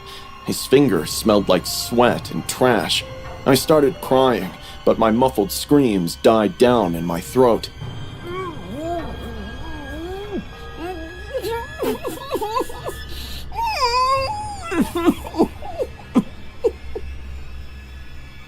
I recall his face up close. His eyes were wide and swirled side to side, though he kept murmuring something like, "Stay quiet, it's okay." It wasn't okay at all. I then took the only action that came to mind. I bit his palm as hard as I could. My teeth dug deeper on that meaty side of his hand.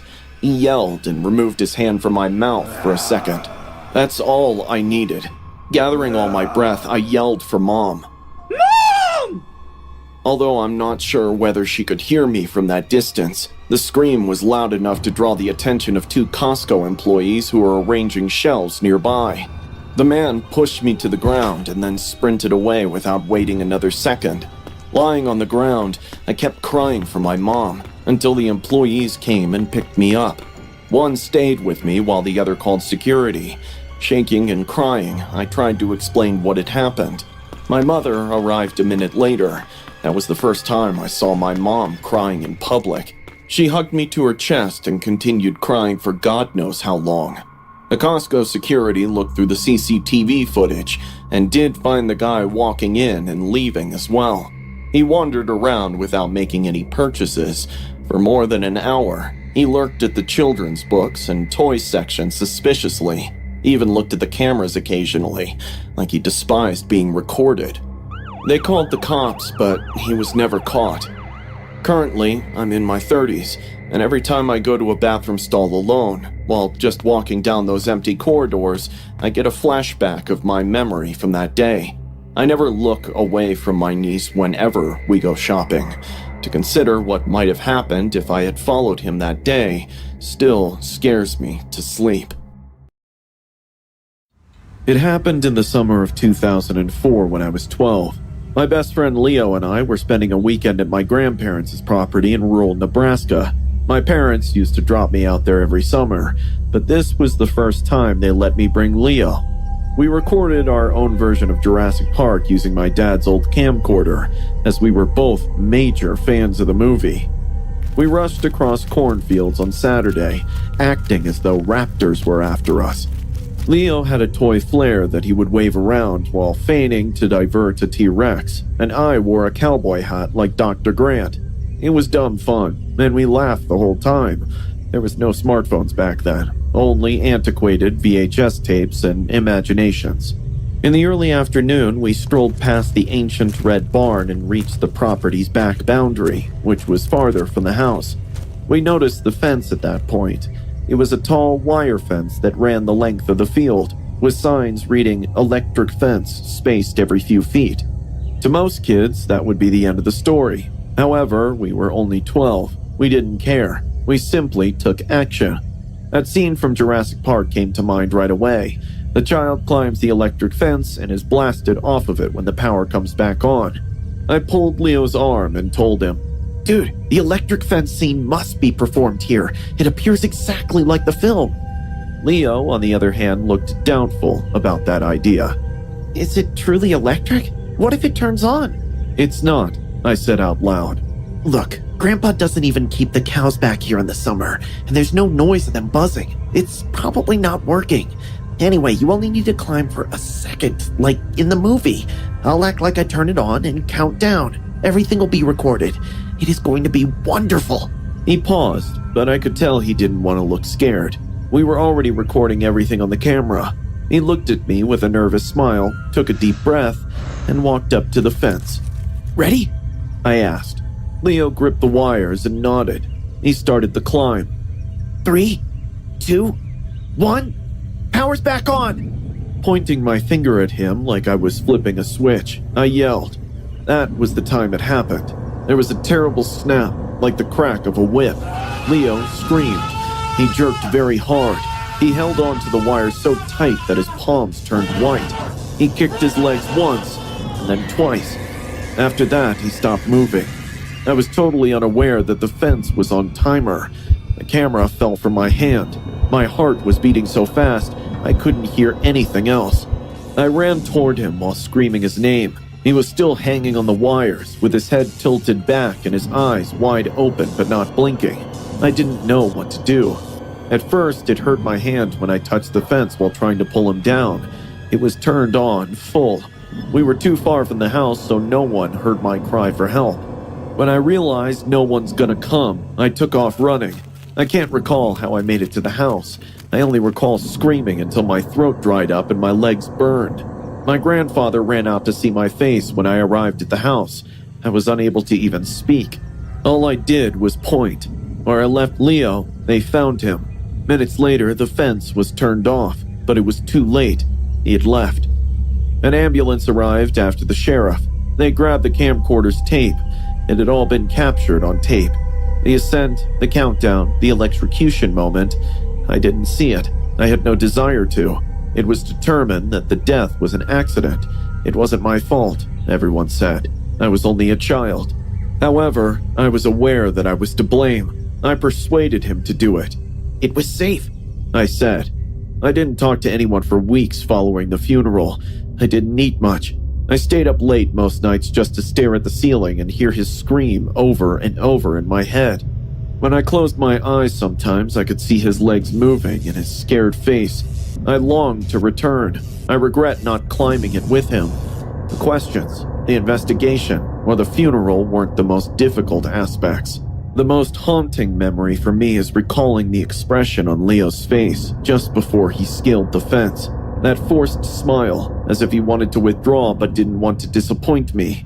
More than anything, that look haunts me. I still dream about that fence 20 years later, still floating in the air. Leo is jerking and then stopped moving. I see him in my dreams asking, "Are you sure it's off?" Guilt never goes away. For a while, it simply hides. That tape is still in my parents' attic somewhere. It is no longer discussed. However, I am aware of its existence. I am also aware of what's on it. Since that day, I haven't handled a camcorder. In addition, it has been years since I last saw Jurassic Park. I am unable to. It reminds me too much. The fence, the music, and the dinosaurs all transport me back to that one moment I wish I could take back. I get startled when I pass a metal gate or come across a warning sign. Leo was my best friend, and I killed him. It was meant to be another weekend in the summer, just another stupid reenactment of a movie, but it ended in the worst memory of my life. Back then, I was working the night shift at a Circle K, located on the outskirts of town, when this incident took place. The majority of the nights were quiet, with only a few truckers, late-night snackers, or the odd suspicious customer, and I was the only worker there. But that night was different. It was around 1:15 a.m. I remember the time because I had just refilled the coffee station and was about to heat a frozen burrito in the back. Outside, the fog had gotten thick, so thick you couldn't see more than a few feet beyond the parking lot. The only road in or out was barely visible through the haze, and we were surrounded by woods. I was halfway through a soda when I saw a man coming out of the fog. He was walking slowly. He didn't even have a flashlight. He came from the side of the store where there was nothing but trees. He wore a thin jacket that didn't seem nearly warm enough for the cold, wet air. What unsettled me the most was his face. He had a wide, unnatural smile that never went away. He appeared to be in his mid-40s and had a slight baldness on the top of his head. Under the fluorescent lights, his pale skin looked gray, almost like a corpse. Without hesitation, he opened the door and stepped inside. A rush of damp, cold air flew in as the automatic door slid open. He remained silent for a few seconds, oddly scanning the store. I greeted him as I usually do. "Hey there, let me know if you need anything." He totally ignored me without saying a single word and began walking through the aisles, never picking anything up. But he kept stopping at the security mirrors, those convex mirrors we have in the corners of the ceiling. He would stand underneath one and just stare into it. Initially, I suspected that he might be under the influence of drugs or experiencing a mental health issue. I've seen plenty of customers like that over the years. Searching the store for quite some time, he finally made his way up to the counter. I kept a close eye on him just in case. Without a word, he took out a crumpled dollar bill and slammed it against the counter. He pointed to a stick of gum from the little box we keep by the register and said, "I'll take one of these." I tried to be normal as I rang it up. He simply stood there and watched me. Then, all of a sudden, he took a hard bite out of his own lower lip. The squishy sound made my skin crawl. Blood began to trickle down his chin, yet he continued to smile. His smile widened the more he bled. Using his bloodied fingers, he took the stick of gum, opened it, put it in his mouth, and chewed it softly. His eyes rolled up in a sick pleasure as he continued chewing. Seeing me look at him with shock and disgust, he spoke for the first time as if he hadn't spoken in days. "I like my flavor of gum better," and started laughing.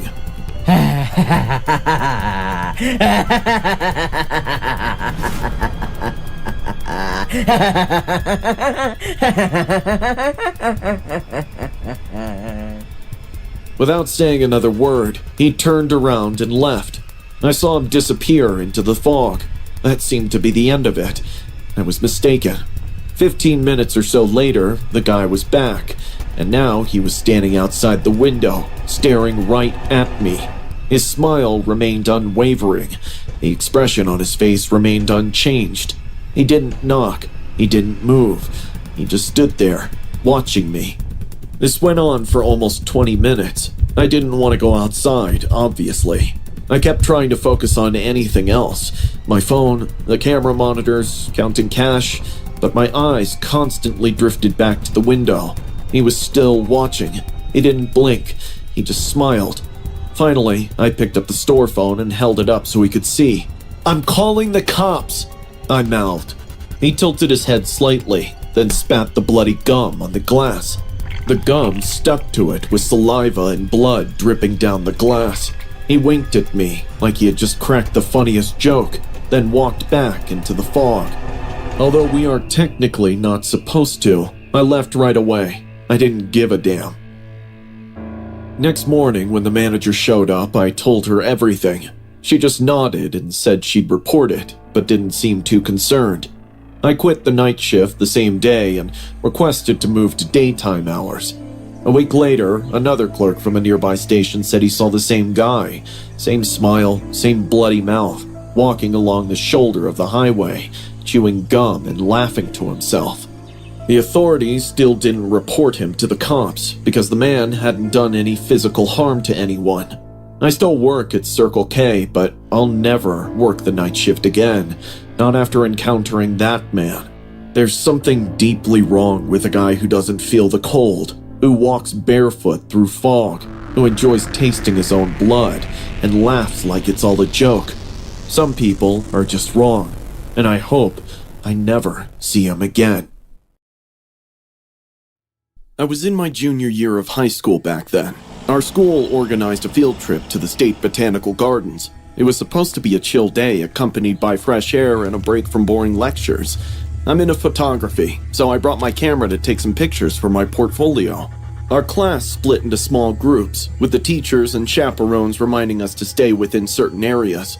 I was walking a little ahead of everyone, stopping now and then to take photographs of different plants and fountains.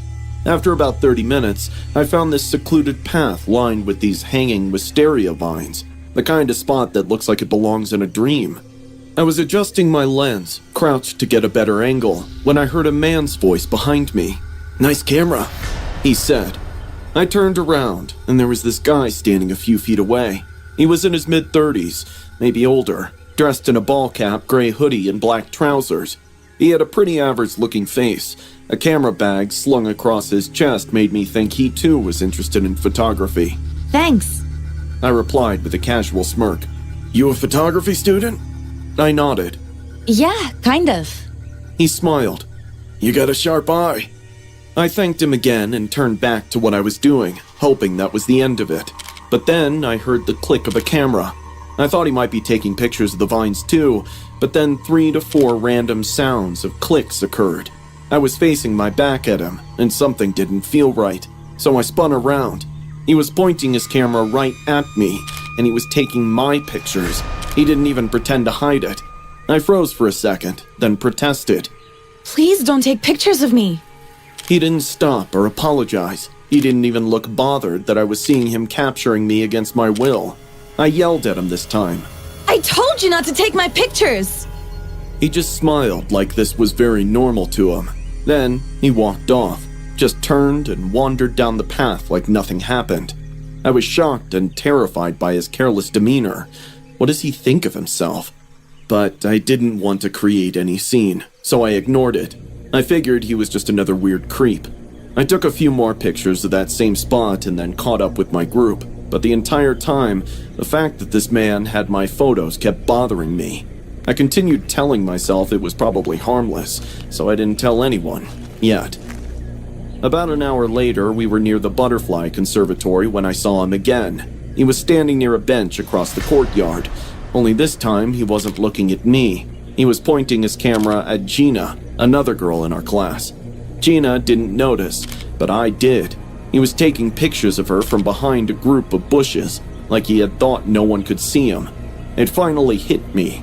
He wasn't here to take photographs of plants or fountains. He's here to capture the young girls like a predator.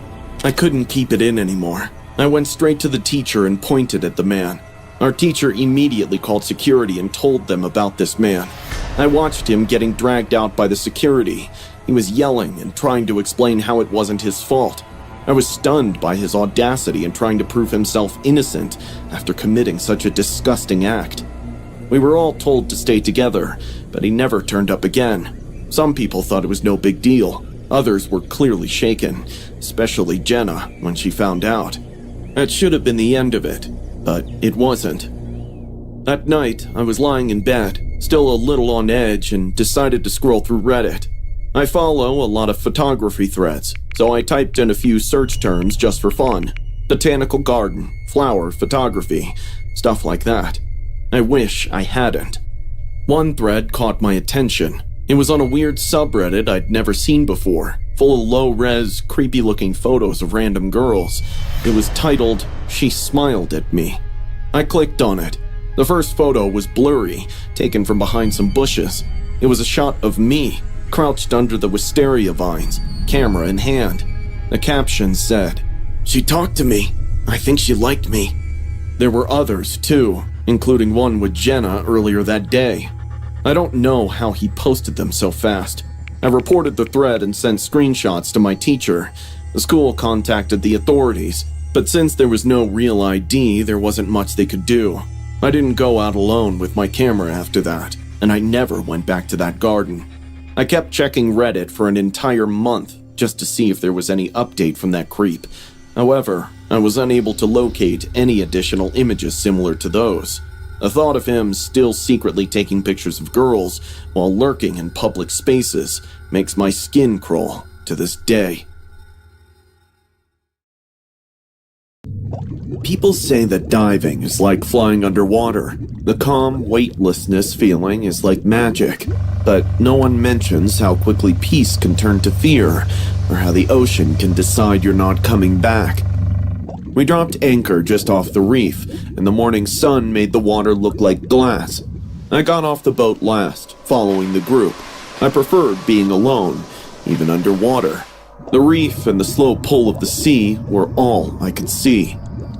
I leveled off at 18 meters down. The gauge was fine, the air pressure was good, and my breathing was steady.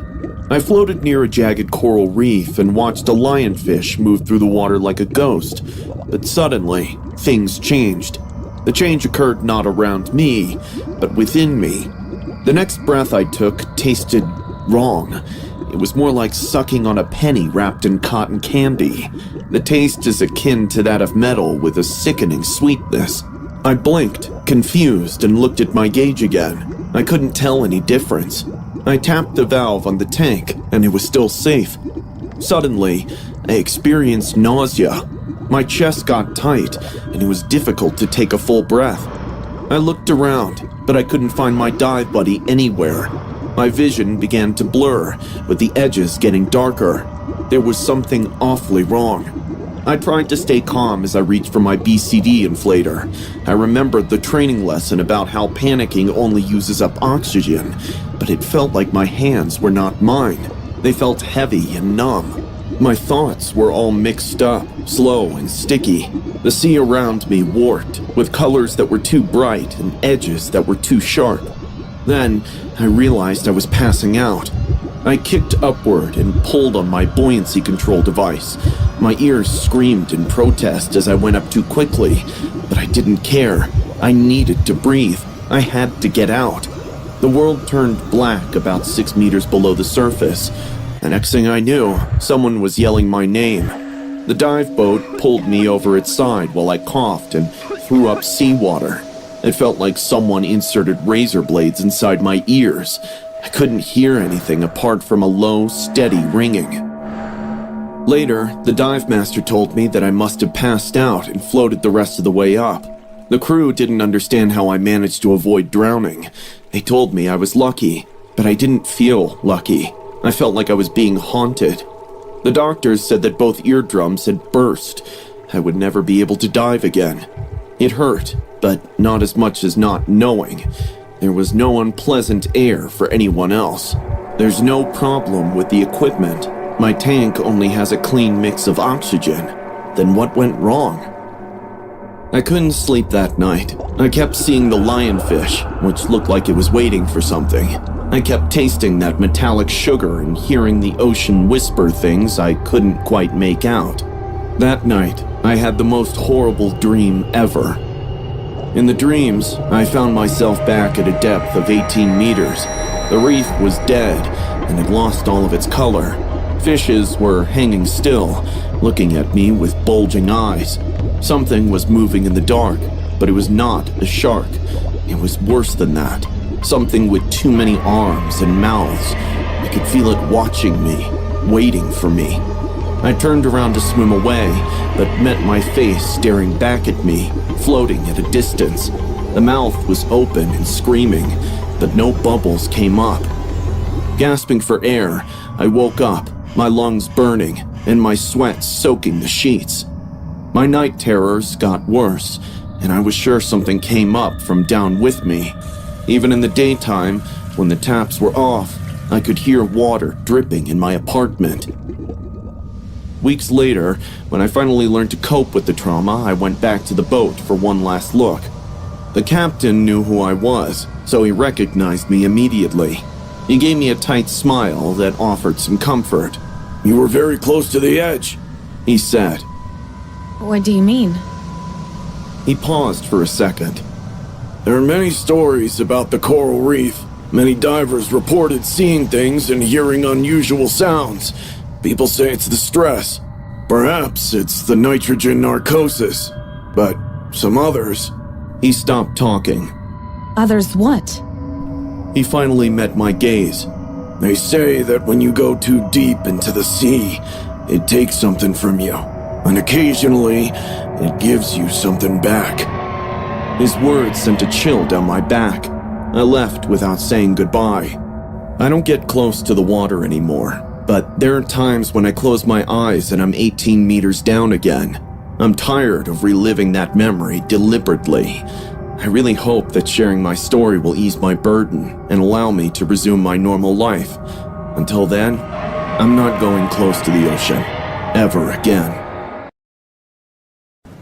I'm 16 now, and this happened not too long ago. It was the first time in months I'd had the apartment to myself. My parents had left that evening to go visit my grandma, who wasn't doing well across town. I didn't go because of school the next morning, but honestly, I was excited to be home alone. About 3 hours after they left, my mom called. She told me it had started pouring badly where they were, and the thunderstorm looked like it would last all night. They intended to spend the night at my aunt's house, which is close by, and return early the next day.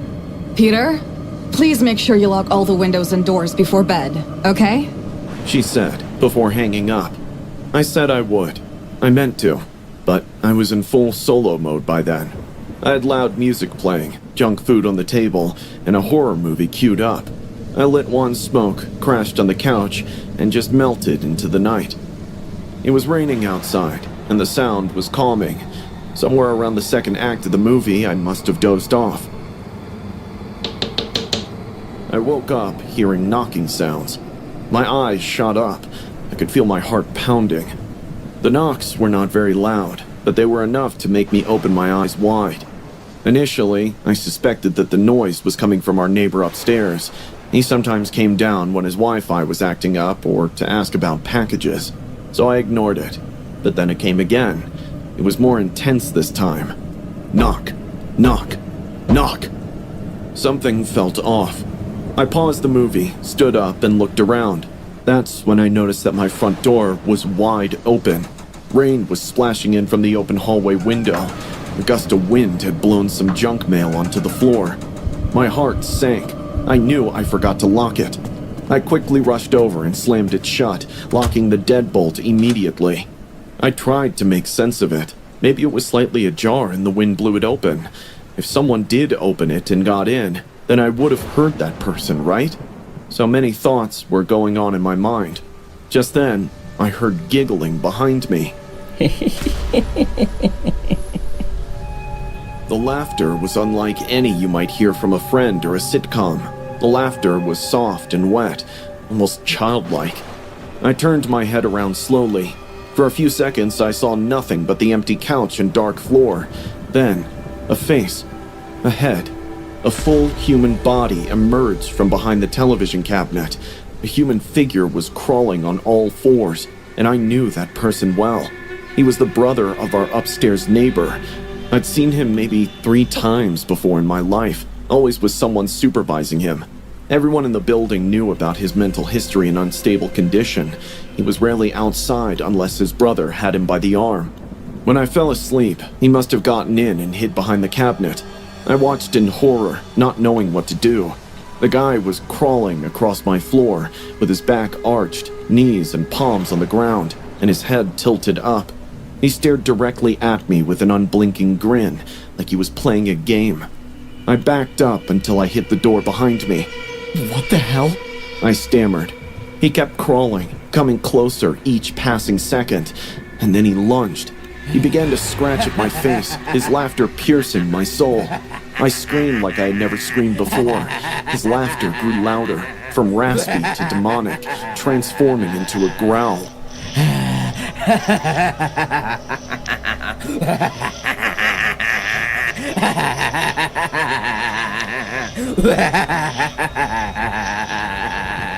His fingernails scraped down the side of my face and neck. After a lot of struggle, I managed to kick him off. I scrambled to my feet and bolted into the hallway. Right there, in the stairwell, I bumped into his brother, our neighbor. He had fear and panic all over his face. Seeing me panting, he understood what must have happened. He rushed into my apartment and came out grabbing his brother, who was still laughing like a psycho. He kept pulling his brother back while apologizing over and over. The guy was still trying to come at me. I was standing there, blood on my cheek, completely in shock. I think I asked something like, "Why was he in my apartment?" But I don't even remember if I said it out loud. The neighbor was clearly shaken. He said he'd been looking for his brother for the past hour. Somehow the guy must have slipped out during the storm. He found our door unlocked while wandering in the hallway. I didn't press charges. I told my parents not to call the cops when they rushed back. He had no idea what he was doing. The situation was frightening, but it did not involve any evil intentions. However, his brother and their entire family left the building after that. The landlord must have told the family that the brother couldn't stay there. My dad told me their family placed him in a psychiatric facility soon after. Sometimes I wake up having nightmares that my door is open and someone is crawling toward me with a smile. This incident happened when I was 16. I was a junior in high school, and my school was only 15 minutes away from home. It was a pretty normal route. Suburban homes, small front yards, and a few trees lining the sidewalk. Nothing ever really happened in my neighborhood. It was a Friday afternoon. I remember that clearly because I'd stopped by a gas station on the way home to grab a snack. I got a can of sour cream and onion Pringles. I love snacking on my way home. It gave me some peace of mind after a chaotic day at school. The weekend was finally here and I had so many plans. I was thinking about the uninterrupted gaming hours when I noticed a man. He was standing across the street. The man was tall and lanky. He wore this dark jacket with wrinkled trousers. I wouldn't have looked twice if it weren't for the fact that he was staring at me. His eyes were locked in on me. I slowed down, trying not to be obvious, and peeked again. He was now walking, but keeping a steady pace. His eyes never looked away. I tried to act casual. Maybe he just happened to be going the same way. But when I turned left onto my street, he turned too. I felt a cold shiver down my spine. I continued walking, pretending I didn't see him, but his footsteps echoed in my ears.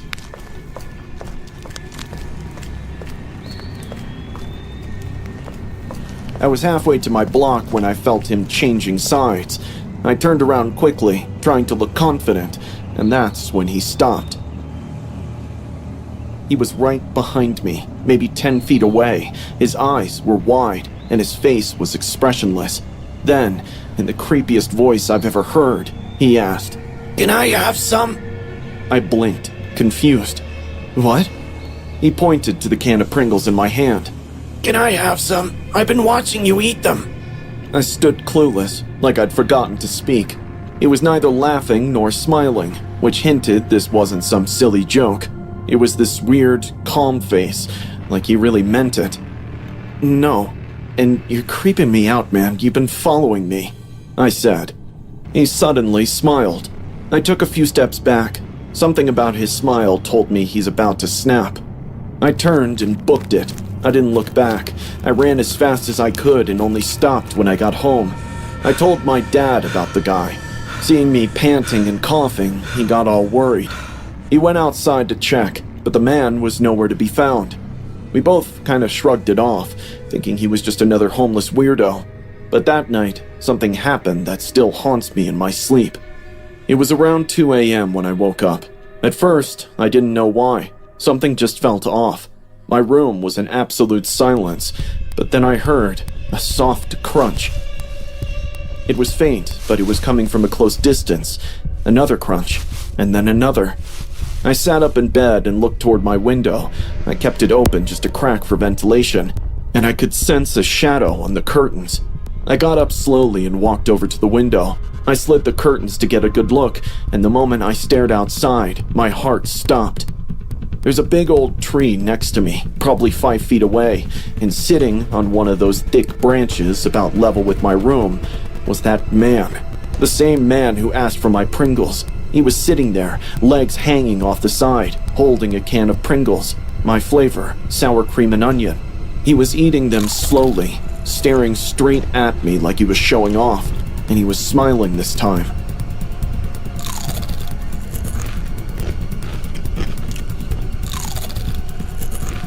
I screamed as loud as I've ever screamed in my life. I backed away from the window and yelled for my dad. My dad came running in with a baseball bat.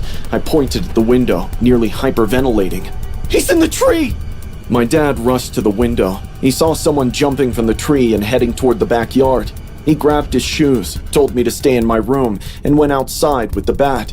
He searched the entire property, front and back, but there was no sign of the guy. There were no footprints or evidence of his presence. It was like he'd vanished. We called the cops afterward, but there wasn't much they could do. They took my statement, checked the yard, and said they'd patrol the area for the next few nights. I didn't sleep at all that night. The next morning, I noticed something on the branch where he'd been sitting. My dad went out with a ladder to check. Sitting there, perfectly placed, was an empty Pringles can. To this day, I don't know how he knew where I lived. I don't know how he got up in that tree so quietly, and I don't know what he wanted from me. If it really was just the chips, or something else. And I never ate Pringles for a long time after that. On a rainy Thursday night, I was working my usual shift at Circle K.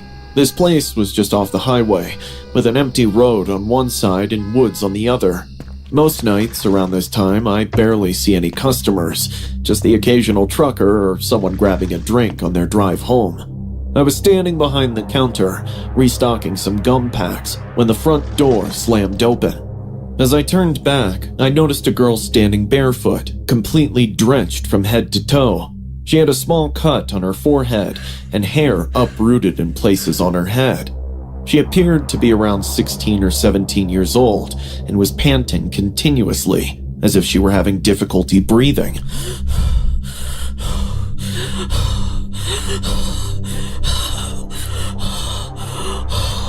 Hey, you alright? At first, she didn't respond. She simply stood there, trembling, staring at me. I walked closer and asked again in a softer tone. Please, help me. I don't want to go back. Her words sounded like riddles. I gave her a towel and asked, Go back where? Did someone hurt you? Just call the cops now.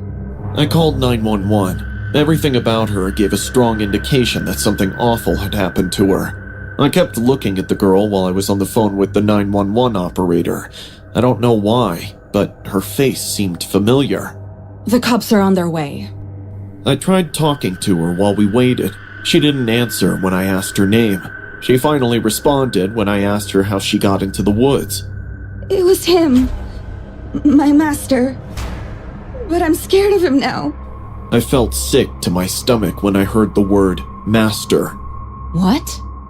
Who's master? Her eyes widened if she weren't fully present when she gazed at me. He keeps me at the cabin in the woods. Sometimes he feeds me with his mouth. He says, I'm here to serve him. My heart was racing as I sat there listening. She continued explaining how he punished her when she made a mistake. She said he plucks out her nails as offerings.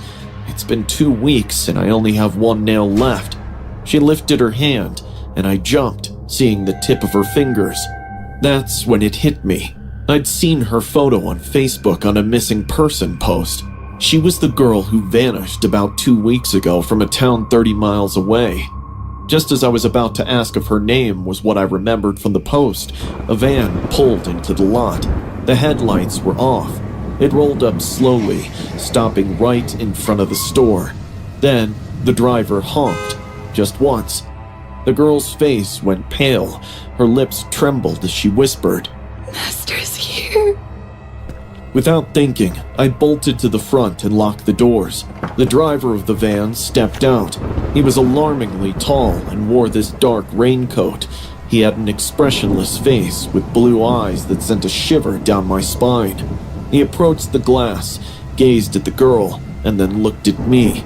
Let her out! She's mine! You have no idea what you're doing!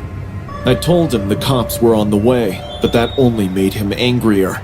He started slamming his fists on the glass. I genuinely believed he was going to break it. The girl sobbed as she curled up in the corner.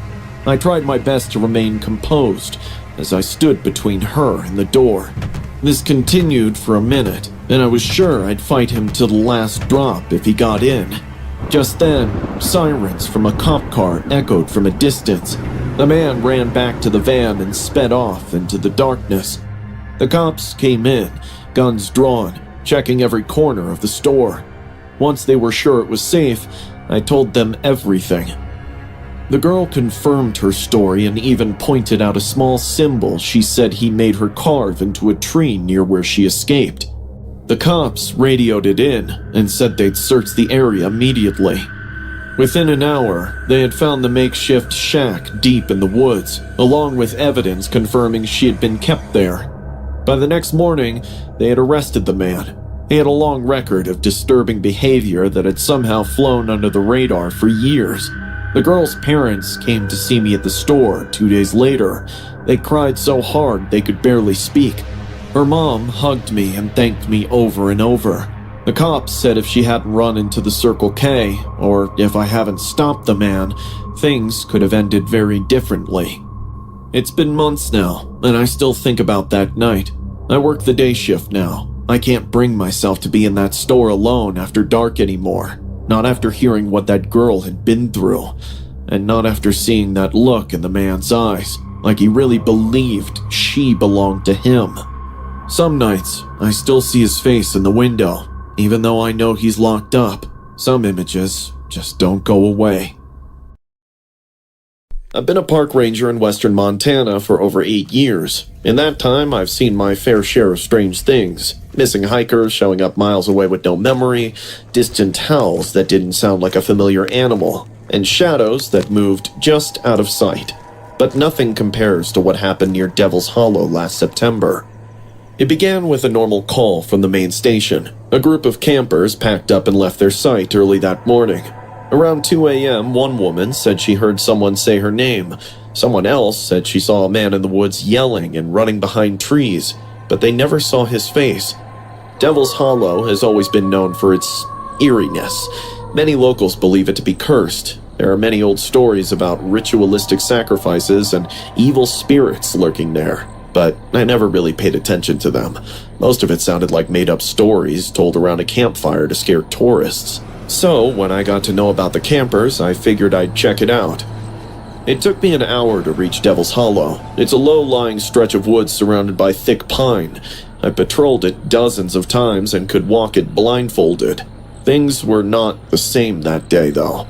On the right, about 20 feet from the main road, I saw a narrow path I had never seen before. It went off into the trees and was overgrown, but had footprints on the grass. It looked like someone had walked on it that morning. I looked at the map one more time, and there was no trail there. It was strange not having it mentioned on the map. It might have been an old game trail or a path that a hunter had used. I decided to follow it for a bit. Right from the start, it felt off. The air suddenly got colder, heavier. The trees grew denser, like they were closing in, and it was too quiet. Not just normal forest quiet, dead silent. No wind, no birds, just the sound of my boots and breathing. Then I started noticing carvings on the trees, tally marks, groups of 5 scratched into the bark at shoulder height. Some trees had dozens. It looked deliberate, like someone was counting something, and then stopped all of a sudden. About 20 minutes in, I started hearing footsteps. At first, I thought it was just an echo, my own steps bouncing off the trees. But then I realized it was slightly off, just a beat behind mine. When I stopped, the footsteps stopped too. When I moved, it began following again. I looked back a few times, checking the tree line, but saw nothing. I tried the radio, and only static was heard. I was thinking about heading back when I found this old camper van, half sunken into the earth and covered in moss. It looked like it had been there for years, but there was no reason for it to be out here. It wasn't on any record, and no one can just abandon vehicles in the woods. As I went in, I saw a man curled up on a dirty mattress inside of it. He was sickly and thin. His skin was filled with rashes. I thought he was dead at first, then his eyes popped open and he quickly sat up. He gasped, seeing me. You found me! You can see me? I stood dumbfounded. Why wouldn't I see him? He was dressed in a worn-out, torn park ranger outfit. His tag was hard to read. I recognized his name, though. He worked as a guard, someone who wasn't seen or heard from in 6 months. Everyone thought he got lost on a snow patrol. For weeks, search teams looked. They didn't find anything. There were no tracks, gear, or even boot prints. I helped him get down. He was so weak that he could hardly stand. His face showed both fear and happiness at the same time. I couldn't find the way back. Every time I tried, the forest moved. Trails led nowhere. I thought I was dead. We started walking back together. He leaned on me the whole way, stumbling. We were heading back when a faint, whispering voice echoed from the trees. Help me. We both froze. Silence lingered for a few seconds. Then the voice was heard again. Please, help me. I turned, aiming the flashlight into the fog. The man grabbed my arm hard. Don't answer them. They're not real. It mimics people. It pretends. What do you mean? I don't know, but it's in the forest. It watches, and it... But before he could finish his sentence, his body started shaking violently. He fell to the ground, coughing. Blood poured from his mouth.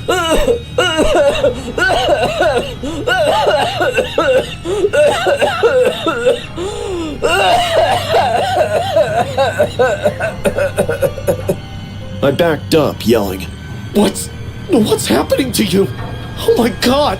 His back arched, and then his head twisted around completely, backward. His face was still looking at me. He stood like that for a few seconds, then collapsed on the ground. He wasn't moving anymore. I radioed for help again. This time, the signal cut through. Rescue arrived an hour later. They took his body. He was declared dead on the scene. No visible wounds, no cause of death identified. When I gave his name, the officer looked stunned. I told them about the trail, about the truck. They sent a search team. On return, they said they couldn't find any trail. They chalked it up, saying I found a dying drifter, and my mind filled in the rest. But I know what I saw. I know who that man was. Locals say the forest near Devil's Hollow is cursed. That something in those woods builds false paths, makes voices, pulls people in, and once they realize they're trapped, it won't let them leave. I don't patrol that area anymore, and ever since that night, I keep hearing a voice outside my cabin, just past the tree line. Every few nights, it screams for help, but I never open the door. I'm a seasonal park guard in Utah. It's one of those big, open state parks with sheer cliffs, majestic views, and lots of people taking selfies at the edge of death.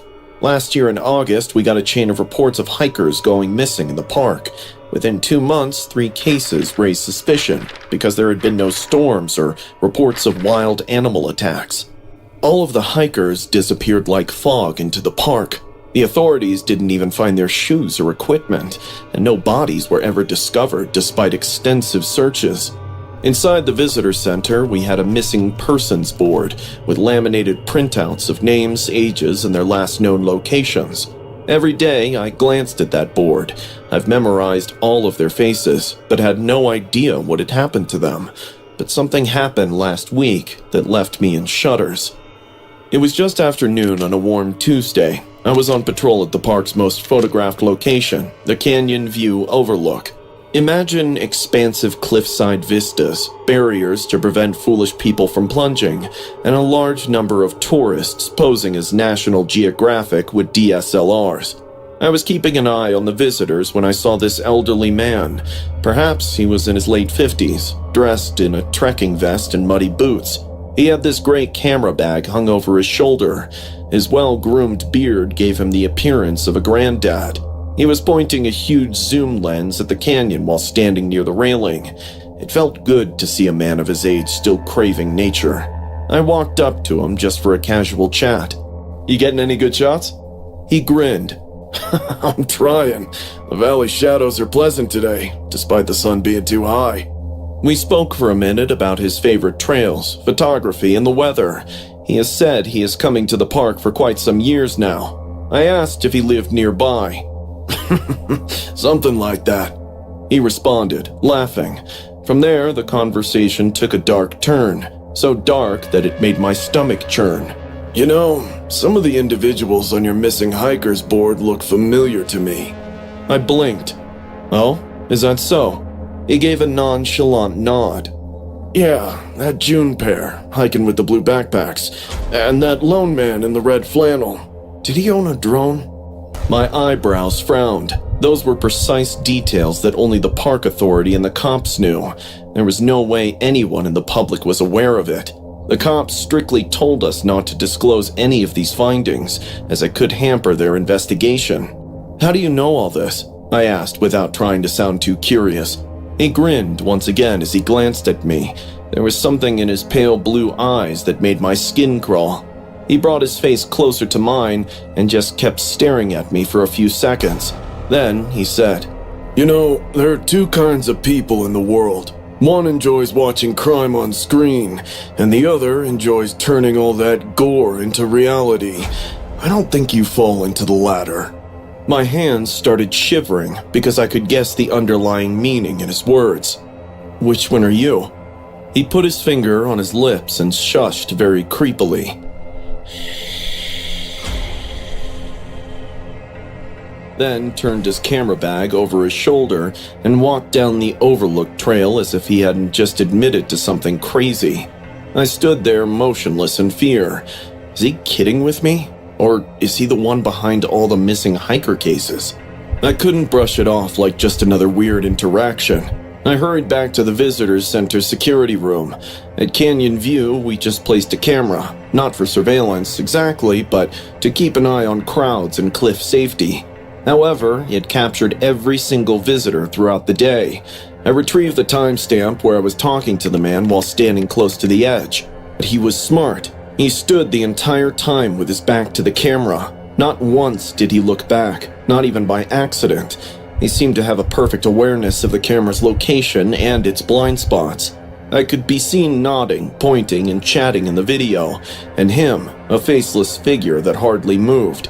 I went back to the edge, but he was gone. He probably became a part of the crowd now. I documented all I could recall, including his build, voice, equipment, and the precise phrases he spoke. I called the local sheriff and told him everything. Once again, they ran their database trying to find this guy. We looked at the same area's trail cam footage, hoping there would be recording of this man's face, but no success. Two things have kept me awake at night ever since. One, someone who may be responsible for at least 3 disappearances is still visiting the park. And second, he was aware of the location of the camera and understood how to keep his face hidden. I have watched enough documentaries on serial killers to know that many of the serial killers love visiting the places where they killed or buried their victims. I'm 200% confident that this man did something to those hikers. And maybe, just maybe, he has kept their bodies buried around the park. And now that he is old and probably taking a break from murdering innocents, he still wants to cherish those sick memories he lived. That's why he comes back. Also, he is way too confident about his crimes and sarcastically admits to them because he knows no one will find those hikers' bodies except him. To this day, it gives me goosebumps that so many people can actually get away with horrible deeds without ever getting caught. I keep my eyes open now just in case I see him again, but I don't have much hope. I experienced this at the age of 19. It was late at night and I was driving home alone after leaving a party a few towns over. The highway was deserted at nearly 2:30 a.m. I discovered my gas tank was nearly empty after 20 minutes of driving. Fortunately, I noticed a tiny Circle K sign illuminated in the distance. It was the only choice, but it had an old, dilapidated appearance. I parked next to one of the pumps after pulling into the lot. It was empty. I couldn't see anyone inside the store, even though the lights were on. In an attempt to get the attendant to come out and assist, I honked my horn once. Still nothing. I got out to pump the gas myself because I was cold, irritated, and running late at that point. At that moment, I felt goosebumps. A big glass window close to the Circle K's front was badly cracked. Someone appeared to have thrown something heavy, perhaps a rock or even a brick. I stopped and gazed at it, A spiderweb pattern of broken glass covered the pane. I felt uneasy. After hurriedly filling up the tank, I locked my car and went inside to take a look. I have no idea why I did. Maybe I wanted to make sure nobody was hurt inside. The bell above the door jingled as I pushed it open, but there was no one at the counter.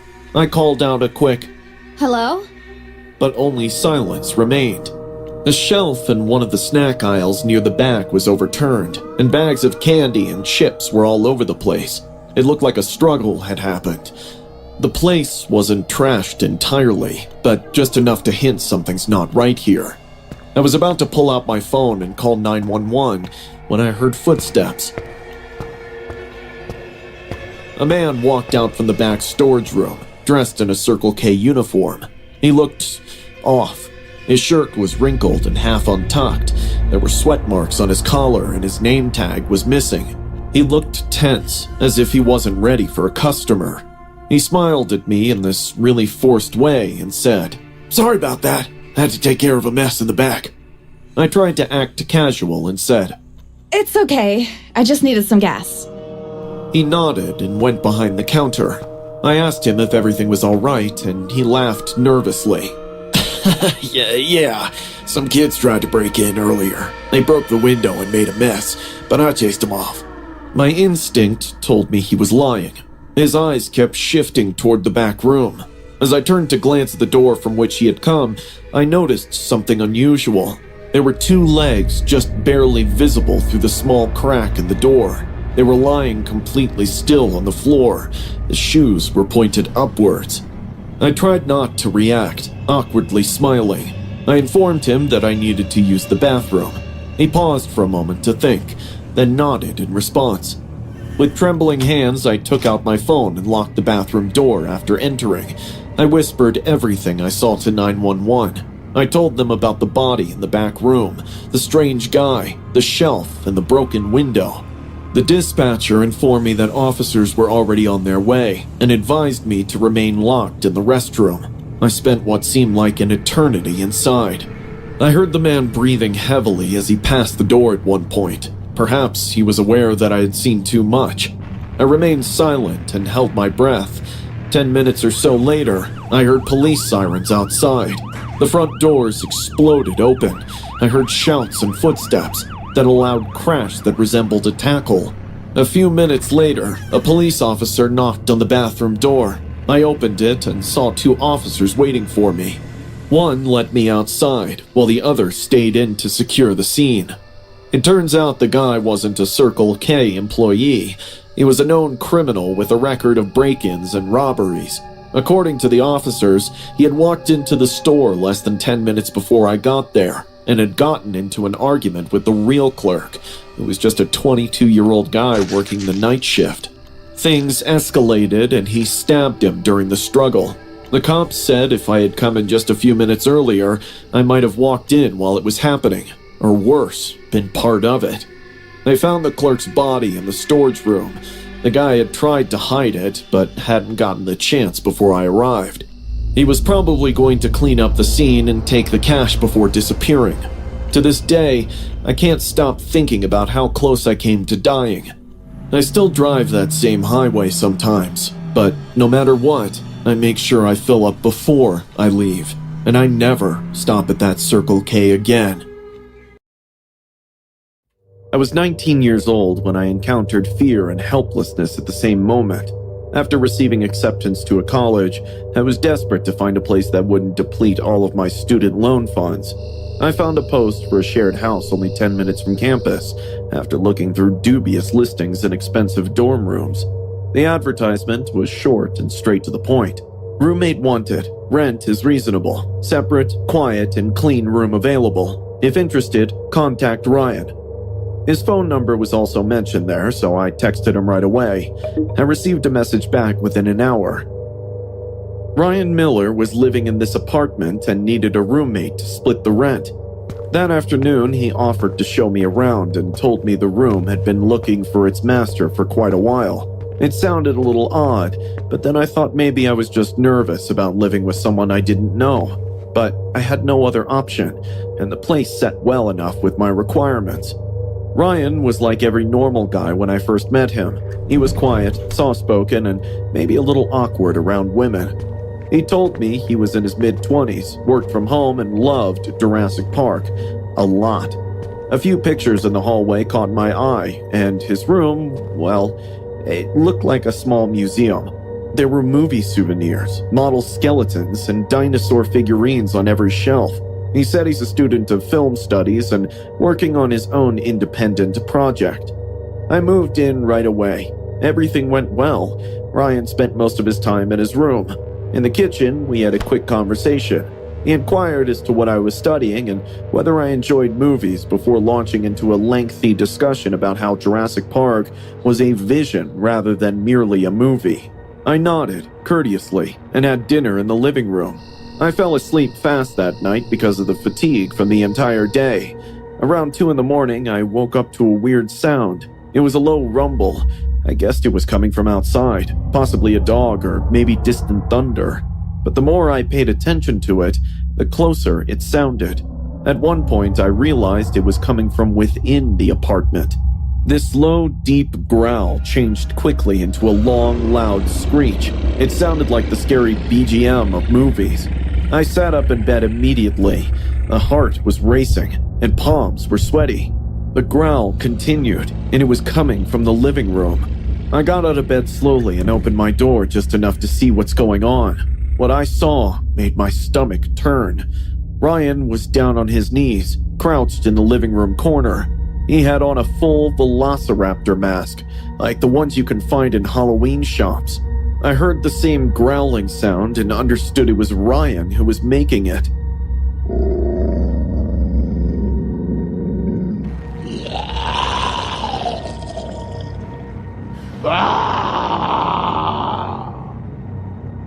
His hands were clenched like claws, and he was moving from side to side like he was stalking his prey.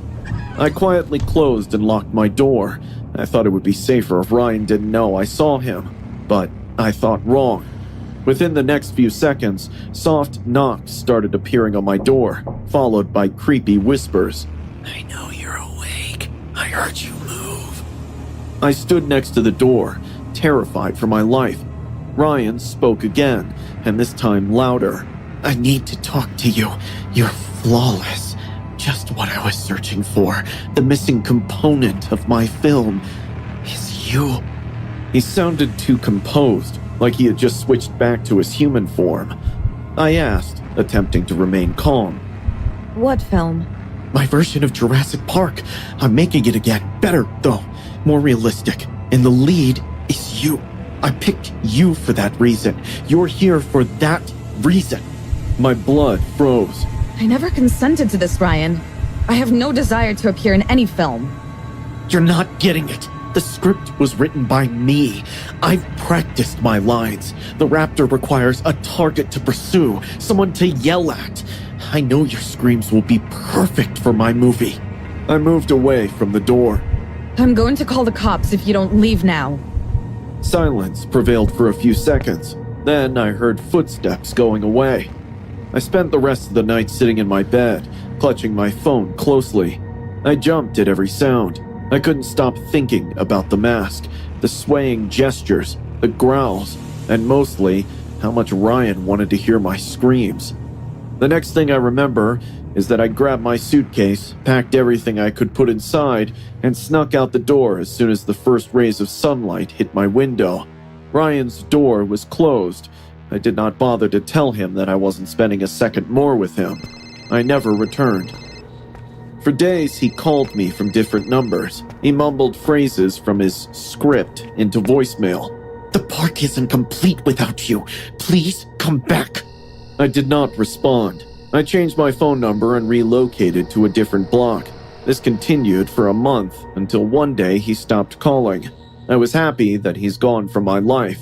But till today, when the lights are turned out and the room is calm, I occasionally see Ryan in the corner wearing that raptor mask, his eyes gleaming yellow in the dark.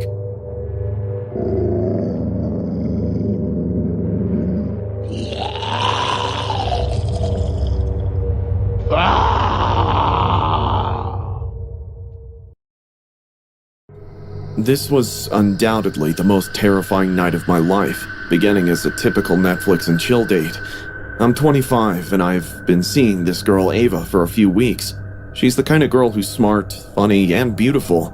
I fell for her instantly. So one Friday night, I invited her to come over for a movie date and a cozy dinner at my place. As someone living alone, I needed to prepare my house to welcome a guest, especially since it was a woman. I cleaned the place, picked out a horror flick, and got a decent bottle of wine. It was our first time really hanging out without distractions, and all I expected was some privacy. Everything was perfect.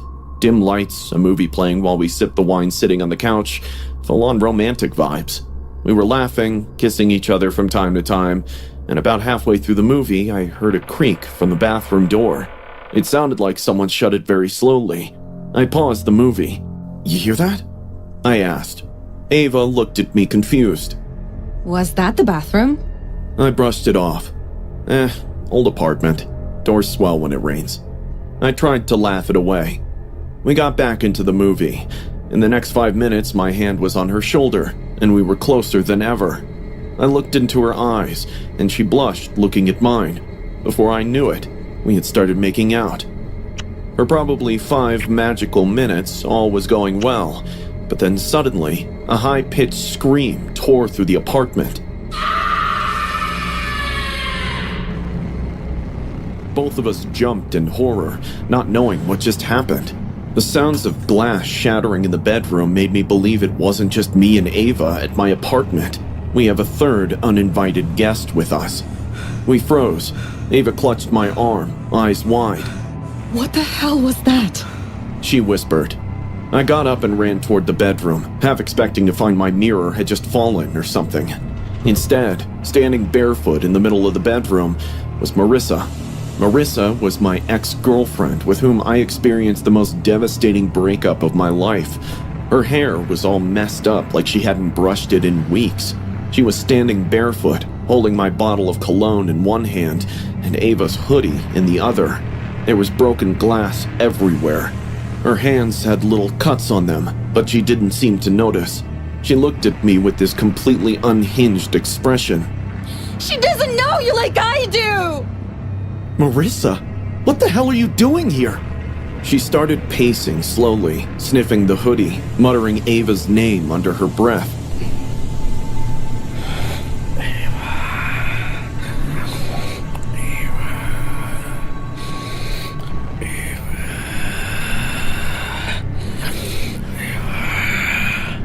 That's when Ava came to the doorway, and Marissa tried to attack. I managed to grab her mid-lunge by the waist and wrestle her back into the room. She was kicking, screaming, and spitting at me, her face twisted in rage, repeating Ava's name over and over like a curse. I screamed for Ava to run. She bolted to the kitchen and grabbed her phone. Meanwhile, I shoved Marissa onto the bed, heart racing. "Marissa, stop this madness!" She kept clawing at me, wailing and laughing. I pushed her onto the floor and locked her in my bedroom.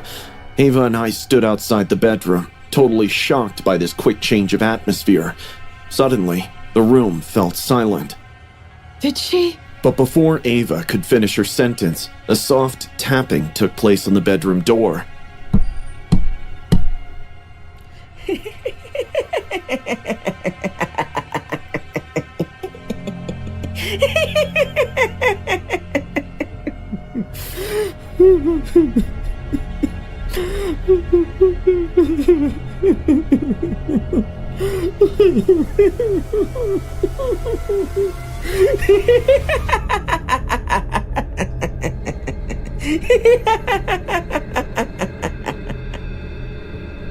Marissa laughed for a while and sobbed like a 4-year-old, and then laughed again. It was a full psychotic episode, straight out of a horror movie. I couldn't take any more risks because I knew something had snapped in her. We called the cops. It took about 10 minutes for them to arrive. Ava was shaking. I had blood on my shirt from when Marissa had scratched my neck. The officers unlocked the bedroom door, slowly opened it, and found her curled on the bed like a child. She didn't resist when the cops handcuffed her. Rather, she turned her glance towards me and said in a calm voice, I just wanted to talk to you. How could you let her wear my hoodie? But when they tried to escort her out, she refused to stand. She began yelling, asserting her rightful place, accusing me of deceiving the other girl, and continued claiming that she understood me better than anyone. It took both officers to get her out of my apartment. Ava and I watched from the living room window as they walked her to the cop car. She had stopped screaming by then. I found out later that Marissa snuck in using my spare key that I kept under the plant outside my door.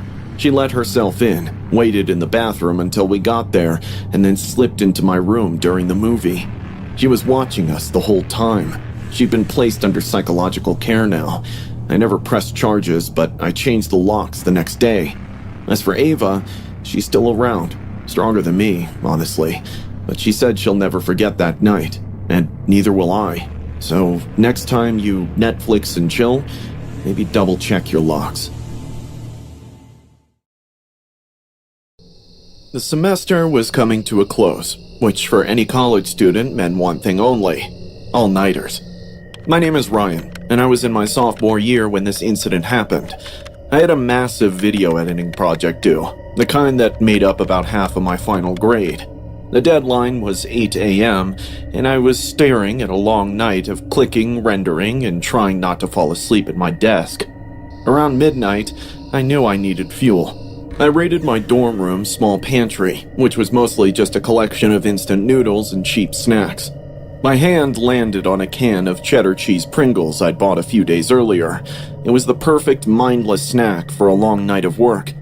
I popped the seal, set the can down next to my laptop, and got to work, my focus entirely on the timeline of my screen. For the next few hours, my life was a cycle. Watch a clip, trim it, add an effect, and reach into the can for a chip. I wasn't even thinking about it.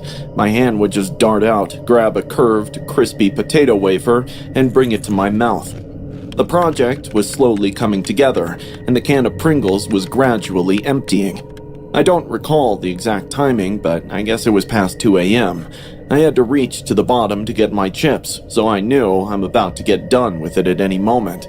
I was focused on a particularly tricky audio sync, and my hand went into the can on autopilot. I expected to feel the familiar brittle edges of the last few chips. Instead, my fingers brushed against something else. It was soft and slightly rubbery. My first thought was that it was just a clump of seasoning or maybe a chip that had gotten soggy for some reason. I was feeling annoyed but didn't take my eyes off the screen. I pinched the soft object between my thumb and index finger just to get a better grip on it. I just wanted to pull it out and toss it into the trash, but it felt strangely dense. I thought it was just a big broken piece wedged between the last two chips in the can. I pulled it out without much fuss. For a second, I didn't bother to look. I was about to drop it into the trash can, which was right beside my desk, but suddenly, in a flicker of movement, I looked down at what I was holding, and my heart stopped. It wasn't a chip fragment. It wasn't a clump of seasoning. It was a finger, a human index finger.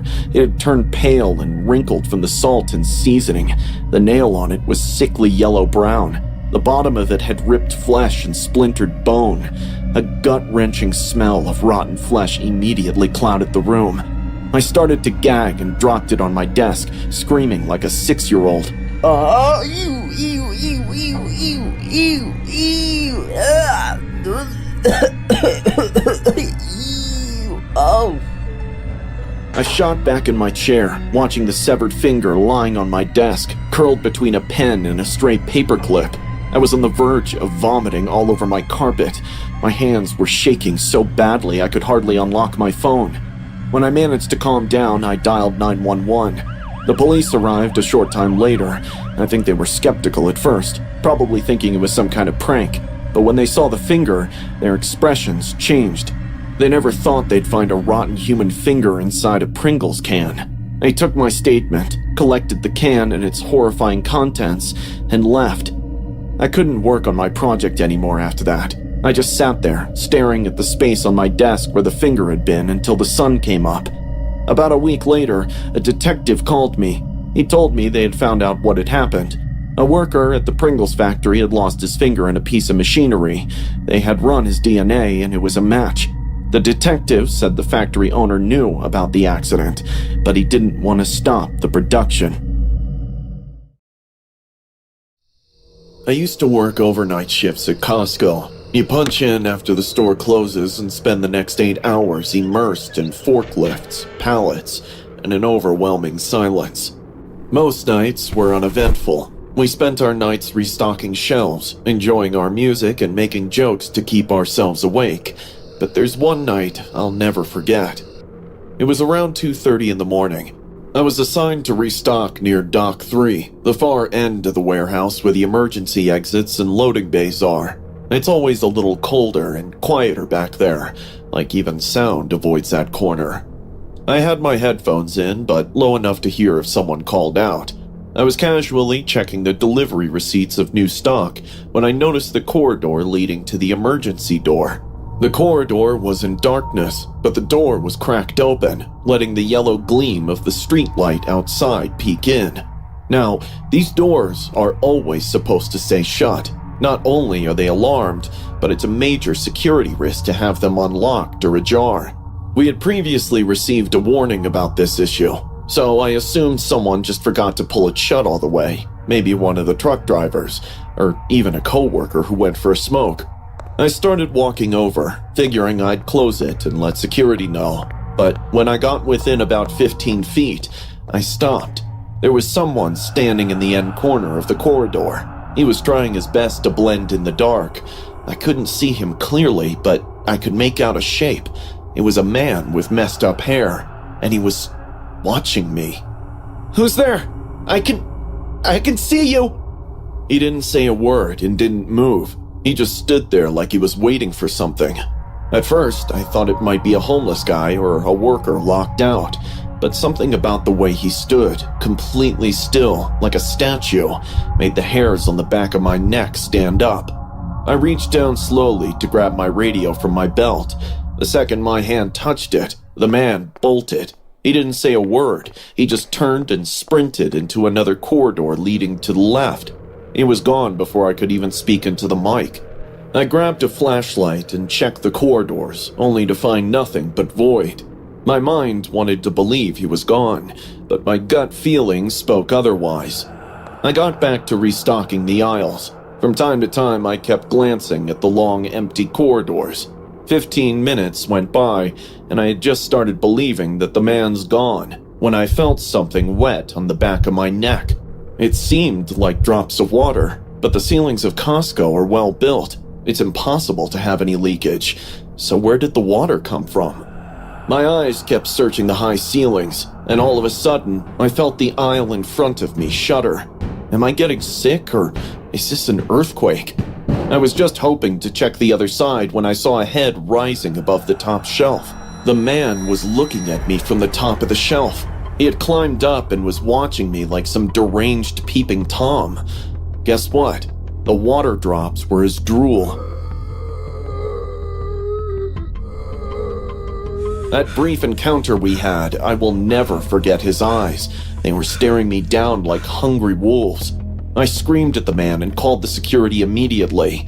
The aisle trembled once again as he climbed down and ran for the emergency exit. Security came down with flashlights. A few of the other night staff helped check the area, but we didn't find anything. No one saw where he went.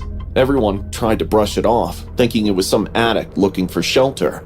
The next afternoon, I got called in early for my shift. The security manager wanted to show me something. He brought me into the back office where the camera feeds are stored and pulled up footage from the night before. He didn't say anything, just let it play. I watched myself on the screen, stacking inventory and organizing pallets. Everything looked normal. Then, way in the background, barely visible unless you were looking for it, was the emergency door, and someone was already there. A man had been standing in the shadows for over an hour. He would occasionally lean forward and slowly, very slowly, push the door open, inch by inch. Then he'd pull it back, like he was testing something, like he was trying to see how close he could get without being noticed. The whole time, his face was hidden in the dark, but his posture, hunched slightly, head tilted, looked off, almost inhuman. Whoever that man was, he knew where the cameras were. He knew when to move. And worst of all, he wasn't just watching. He was waiting. I transferred to another shift a month later. I still worked nights, but never in a building that big or that empty. Now, every time I pass an emergency door, I check it twice. Hi, I'm Thomas, recently turned 15. I just got back from a family trip to Hawaii. Sounds wonderful, right?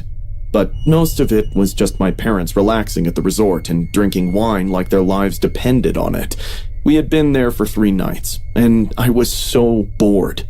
While Mom and Dad worked on their second or third bottle, I sat on a lounge chair and poked at a plate of pineapple slices.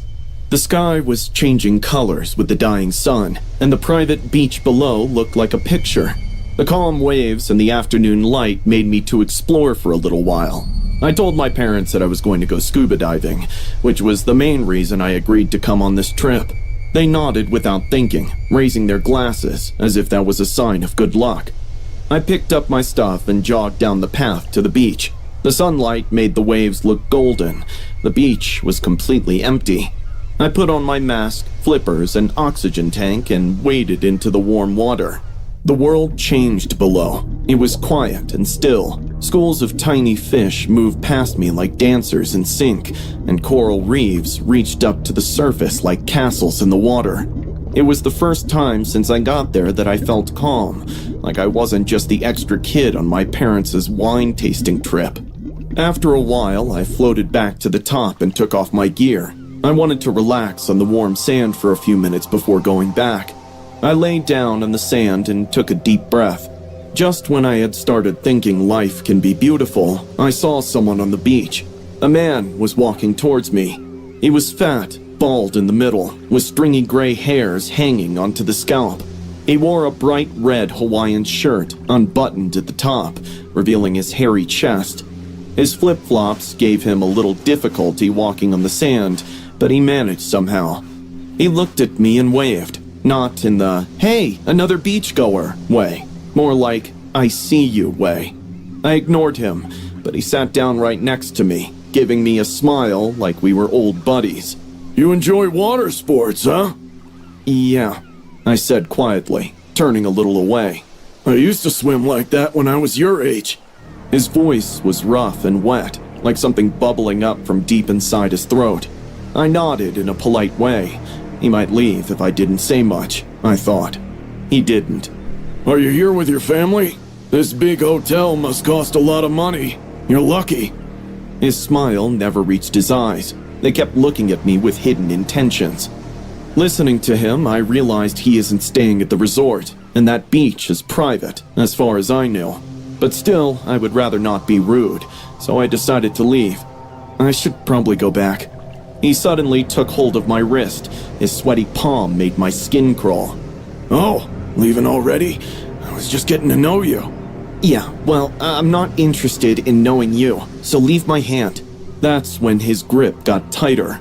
Why are you being rude? I'm just trying to be your friend. Let go of me! I yelled and started pulling my arm. His fingers dug in deeper, squeezing like a vice. You kids these days, no manners, not respect. He leaned in closer, still smiling, and his breath was warm and sour on my cheek. Come on, sit with me for a while. I finally freaked out. My heart raced. There was no one around.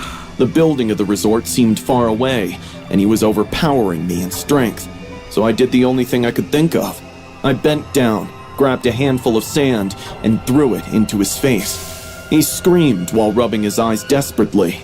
His grip loosened up just enough for me to get away. I sprinted without wasting a single second more. I ran up the stairs, through the palm trees, past the pool, and into the resort lobby. When I saw my parents at the bar, I broke down crying. I was traumatized. My parents immediately called the manager and reported this person. The resort security conducted a thorough search on the beach, but the man had vanished. Then, they checked the guest list, the security cameras, and even the public areas nearby. But no sign of that creep. No one who fits that description has stayed at the resort or even gone through the gates. No one knows how he got in. That night, I didn't sleep very well. I saw his smile every time I shut my eyes. My parents booked us an early flight home the next day. I'm just glad I relied on my instincts before it was too late. So, to the creepy, over-friendly guy, I hope you burn in hell. Every 4th of July I get goosebumps. It's all because of the memory of 2017.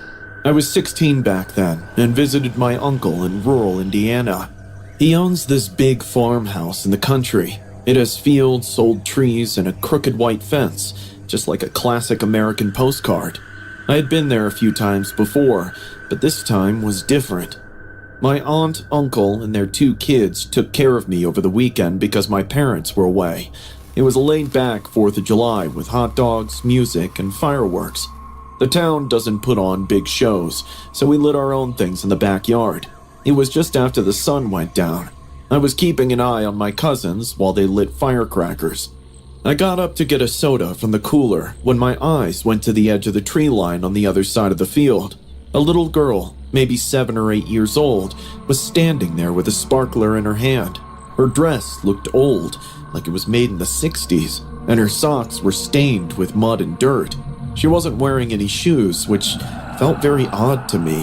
One more weird thing was the sparkler in her hand. It wasn't blinking like a normal one. It was glowing all the time.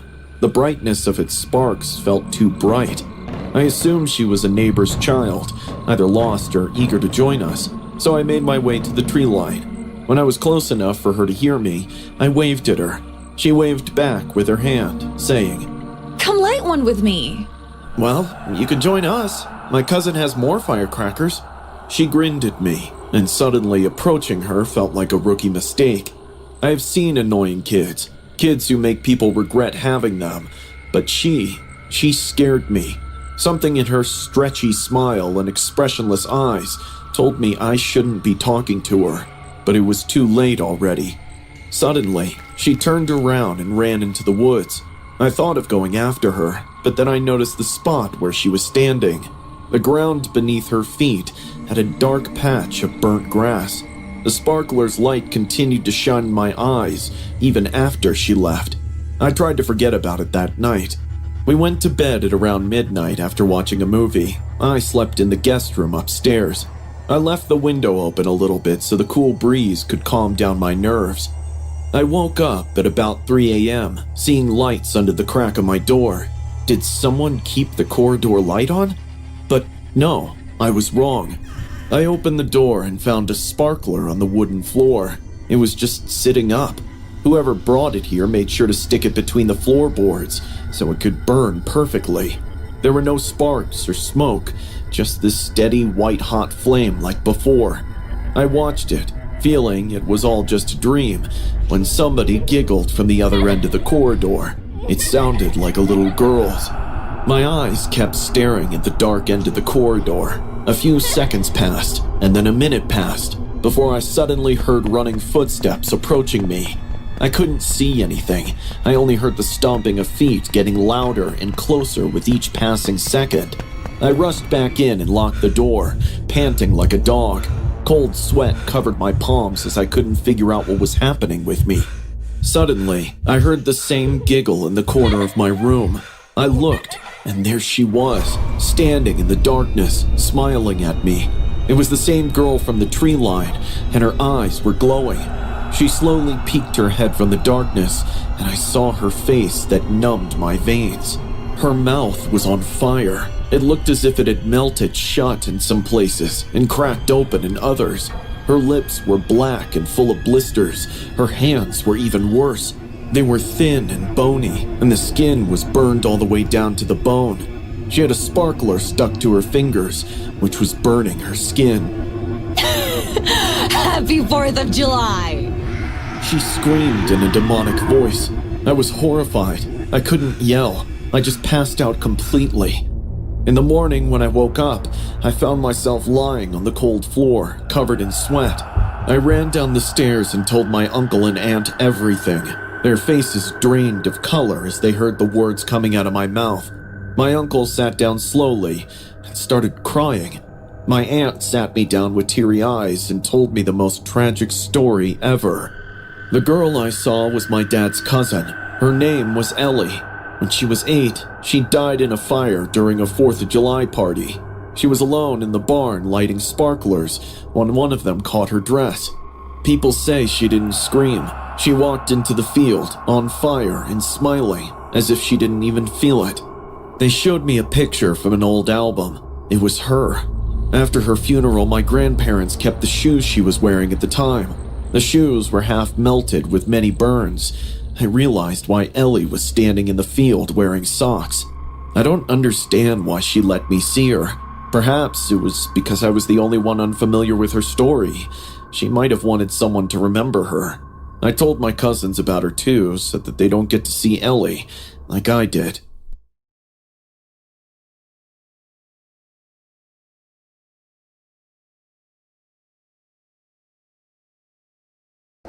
The night had started like any other. Cassie's penthouse was dripping with luxury, with floor-to-ceiling windows framing a glittering Los Angeles' skyline. Soft music, laughter, and the clinking of champagne glasses filled the air. I stood near the bar, sipping my drink, and watching the city lights twinkle. This was the life I thought I wanted, a designer in Sean Diddy Combs' world. But even in moments of triumph, I walked around with a quiet unease. Diddy's charm could turn on a dime, his smiles masking something darker. I had always tried to stay in his good graces, but that night, I could feel his eyes on me. "Banna!" His booming voice cut through the room. I turned to look at him and he was grinning. There was something about the expression that made my skin crawl. He beckoned me over, his hand gripping a glass of liquor. "Come here," he said. His tone was sharp, almost accusing as I approached. "Who you been talking to?" he asked, leaning close. What? I blinked, confused. "You think I don't know?" His grin was gone now, replaced by something cold. "Don't lie to me!" he snapped, his voice cutting through the hum of the party. People nearby glanced our way, then quickly turned away. My stomach tightened. I haven't said anything, I swear. He grabbed my wrist, his grip iron strong. "Come with me," he hissed, dragging me toward the sliding glass doors. The cold night air sliced through my dress as we stepped onto the balcony. The wind was sharp, carrying the distant hum of traffic from 17 stories below. "You think you can cross me?" he growled, his voice low and venomous. What do you mean? I stammered, my heart pounding. "You've been consorting with my competition," he snarled. I haven't, I swear. He didn't listen. His hands shot out, grasping my arms. Before I could respond, he pushed me backward. The cold metal railing hit me, biting into my back. I instantly understood the grave danger I was in. "Maybe I should teach you a lesson," he said, his voice eerily calm now, like a snake coiling before the strike. No! I screamed, but the words were ripped from my throat as he grabbed me by the arms and lifted me up. Suddenly, there was nothing beneath me. The world tilted violently, and I was dangling over the edge. The air was cold and biting, rushing past my legs as they fluttered uselessly. My hands clawed at my arms, my nails digging into his skin, but his grip was tightening. I couldn't breathe. My vision blurred with tears, the city below me a swirling vortex of lights and death. My mind raced, filled with images of the fall, the rush of air, the sickening thud of my body hitting the pavement, the blood. "Admit it!" he roared, shaking me like a doll. The motion made me scream, my body jerking uncontrollably. I didn't do anything! I sobbed, my voice ragged, but the words barely registered. His face twisted into something monstrous, a mask of rage and power. For a moment, I thought I saw him glance down as if he were calculating the distance to the ground. Was he gonna let go? I felt myself slipping, the cold steel of the railing pressing into my ribs as his grip shifted. My legs kicked wildly, my nails digging deeper into his arms. Please, please don't. I screamed, my voice raw and desperate. The wind roared, drowning out everything else. All I could hear was my own heartbeat, hammering in my ears like a countdown to the inevitable. He jerked me back over the edge. I collapsed onto the cold tiles of the balcony, my body trembling uncontrollably. My chest pumped as I gasped for air, my heart still racing like it was trying to escape my rib cage. But he wasn't done. "Get up!" he barked, grabbing me by the shoulders and dragging me to my feet. His fingers dug into my skin, leaving bruises that would linger for days. He shoved me backward into a patio chair, the impact jarring my already fragile body. My head snapped back, sudden blackout in my vision. "You think you can walk away from me?" he hissed. Leaning down into his face was inches from mine. "You're nothing without me. Nothing!" I couldn't move, couldn't breathe. The terror coursing through me had frozen my body. After what felt like an eternity, he stormed back inside, slamming the door behind him. I sat there for what felt like hours, feeling the cold seep into my skin. My mind rewound the moment I was dangling off that edge, my life in his hands. I came out of that apartment, my legs shaking, unable to walk, but it was nothing compared to what my arms looked like now, thumping in their bruised spots, whereas the scars ran deep into my emotional core. He could have killed me.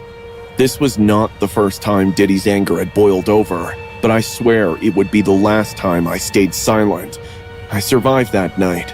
Now, the world needs to know the truth. Sean Diddy Combs is facing a lawsuit from fashion designer Brianna Bana Bongolan, who alleges that in 2016 he assaulted her by groping her and attempting to dangle her off a 17th floor balcony at Cassie Ventura's apartment. Bana claims she feared for her life during the incident, which she says was part of an ongoing intimidation and abuse while working professionally with Combs. She's seeking $10 million in damages for emotional distress and other allegations, including sexual battery and false imprisonment. Combs, who denies the claims, is also facing other legal challenges related to abuse and misconduct. The night felt ordinary, like any other in our quiet Salt Lake City neighborhood. Dinner had been a blur of laughter and clinking silverware. Afterward, I spent hours in my room, scribbling in my journal and humming a song that had been stuck in my head all week. Finally, I curled up in bed, and cool sheets enfolded me into a deep, dreamless sleep. I was sleeping in my bed when I heard the sound, quiet, like a creak in the floorboards. My mind stirred, but I didn't open my eyes. It wasn't until I felt the cold steel of a knife against my neck. "Don't make a sound," a voice of a man whispered, low and threatening. I froze, my body paralyzed by fear. His hand was rough as he pulled me out of bed, his grip firm as he led me through the dark hallways of my house. My family was just a few feet away, yet I couldn't scream. He'd kill them. He said he would. The night was cold as he took me out into the woods where I met his wife as well. The man, Brian, went on about being a prophet and how I was the chosen one. He was chatting with himself like mad.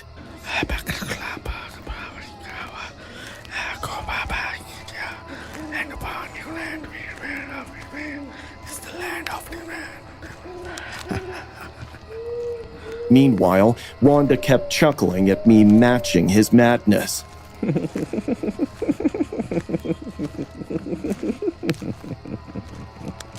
This is your life now. She said, as they chained me to a tree. I was sitting on the cold ground with the chain constricting my ankle tight. I tried to break the chains, but ended uprooting 2 of my fingernails. I screamed in pain as blood sprinkled on my cloth. Wanda's laughter got louder, seeing me struggle like a trapped mouse.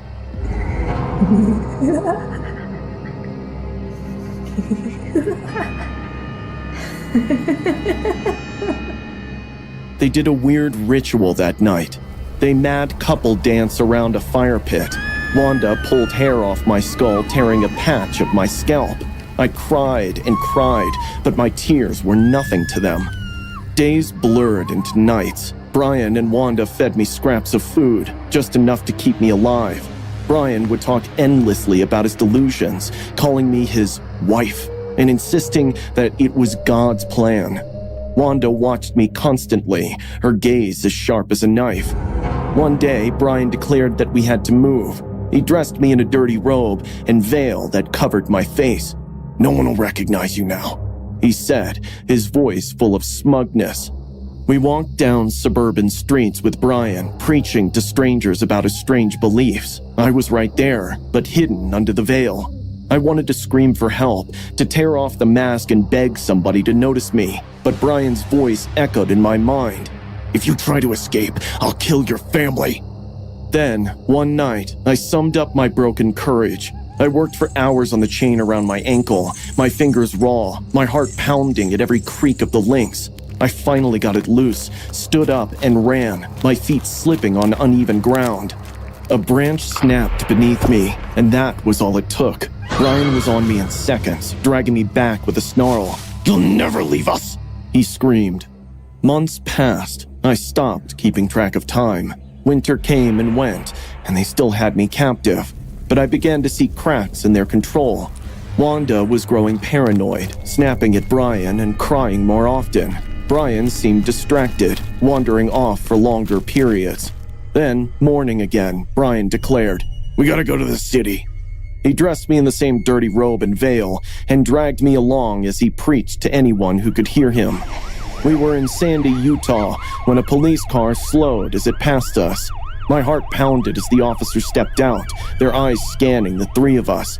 Brian tried to wave them off, his voice calm but his body tense. One of the officers looked directly at me. "What's your name?"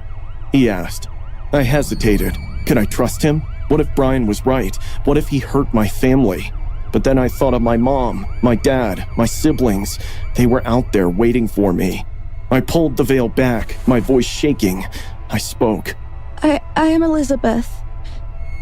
I want to go home. Please help me. "Stand back! You're under arrest!" The officers moved fast, pulling me away from Brian and Wanda, and sitting in the back of the patrol car, tears streaming down my face, relief washed over me. In June 2002, 14-year-old Elizabeth Smart was abducted from her bedroom at knife point by Brian David Mitchell and his accomplice Wanda Barzee. Mitchell, a self-proclaimed prophet, held Elizabeth captive for 9 months, subjecting her to abuse and manipulation. She was moved frequently to evade detection. Elizabeth was rescued in March 2003 after being spotted in public with her captors. Her survival and recovery inspired widespread media attention, advocacy for missing children, and reforms in child safety legislation. Mitchell received a life sentence, while his wife Wanda Barzee served 15 years in prison. I didn't think much when Shane invited me over that night. It was supposed to be a regular sleepover, a chance to escape homework and siblings. Her family was welcoming, as always. Her mom cooked dinner, her dad joked about school, and her sisters teased us about boys. The house felt warm and alive, but Shane seemed off.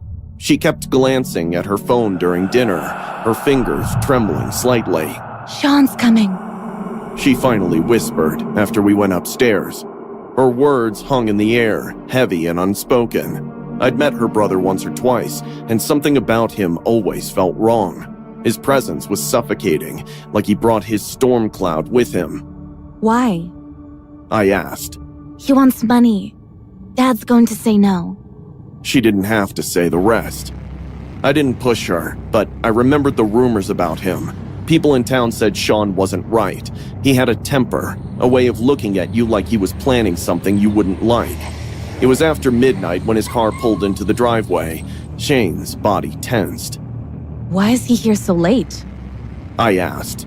He wants money. He always does. It's never enough. We heard the front door slam, then Sean's voice, loud, angry, and unsettling. "I told you I need it!" he yelled. Michael's voice replied, calm but firm. "Not this time, Sean. You think you can cut me off?" Sean roared. "I'm part of this family!" Shane stood up, her hands shaking. I need to see what's happening. Don't. I whispered, grabbing her arm, but she pulled away. From the hallway, I peeked out and saw her at the top of the stairs. Her parents stood below, blocking Sean's path. The rifle appeared abruptly, too quickly to process. The first shot echoed through the house, and Michael crumpled, blood pooling around him. Mike! Sandra screamed, rushing to him. Please, Sean, don't! She begged, her voice breaking. The second shot hit her in the chest, throwing her back against the stairs. She tumbled, her body landing awkwardly at the bottom. Mom! Shane screamed. Sean's head snapped up, his face twisted with rage. Run! I hissed, backing into her room and diving under the bed. Heavy boots stomped up the stairs. Where are you, Shane? Sean called out, his voice sing-song. I pressed myself against the wall, and my breath caught in my throat. Through the gap under the bed, I could see his boots, blood dripping from the soles, pacing the hallway. You think you're better than me? He growled. I'm the one who should be in charge. Me! A scream erupted from downstairs. Sheena. Stay away! She shrieked. Her voice was cut short by another gunshot. The footsteps returned. The door to Shane's room creaked open. His boots stepped inside, leaving crimson stains on the carpet. Where's my little sis, Shane? He called out. I peeked through the crack and saw her. She was in the corner, crouched in the closet, the glow of her phone lighting her face. Help us! She sobbed into the phone. Please! The closet door flew open. What the hell do you think you're doing? Sean barked, grabbing the phone and slamming it right beside her face. Calling the cops, eh? He sneered. Sean, stop! Please, you don't have to do this! Shane begged, tears streaming down her face. Is that so? His voice dropped to a chilling whisper. You don't tell me what to do! He grabbed her by the hair, dragging her out of the closet. Shane clawed at his hand, kicking and screaming. Please, Sean! I'm your sister! We're your family! He froze, tilting his head. Then he laughed, a low guttural sound that sent chills through me. Family! He spat, raising his bloodied boot. Then taste the blood of the family! He stomped his boot into her face, forcing her head back. Shane gagged, choking as blood spilled from her mouth. Shut up! He roared, his voice echoing off the walls.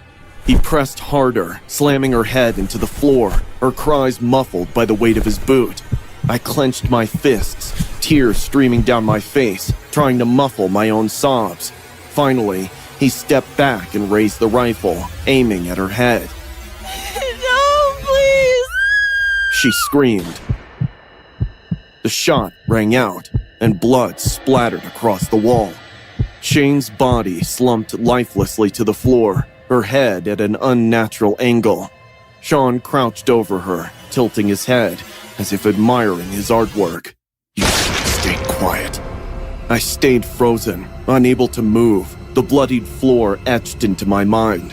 When the paramedics pulled me out from under the bed hours later, I couldn't speak. I couldn't even cry. I told no one who I was. The evidence was enough to convict him, but every night I see her face, hear her voice, and feel the weight of my terror. And I'll never stop hearing Sean's laughter, cold and endless. The Sean Bentler murder case occurred in 2006 in Bonaparte, Iowa, when 22-year-old Sean Bentler killed his parents, Michael and Sandra, and his 3 younger sisters, aged 17, 14, and 12. Bentler shot his family with a rifle in an attempt to inherit the family's wealth and take control of their successful grain business. The crime was uncovered when one of the sisters called 911 during the attack, identifying Sean as the killer. He was arrested shortly after and convicted of 5 counts of first-degree murder.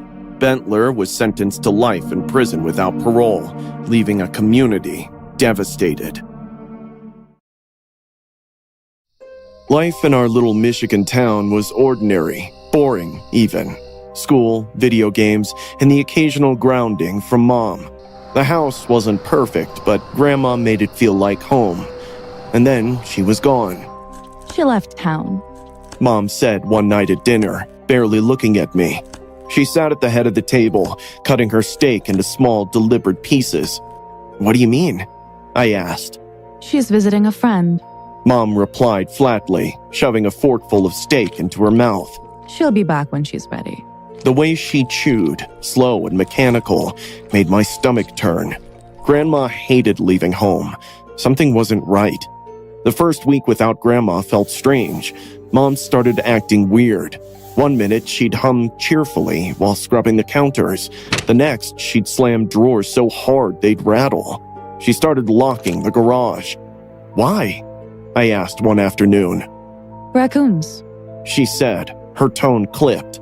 I'd never seen a raccoon near our house, but I didn't argue. That night, I woke up to the sound of footsteps, slow, deliberate, pacing back and forth in the hallway.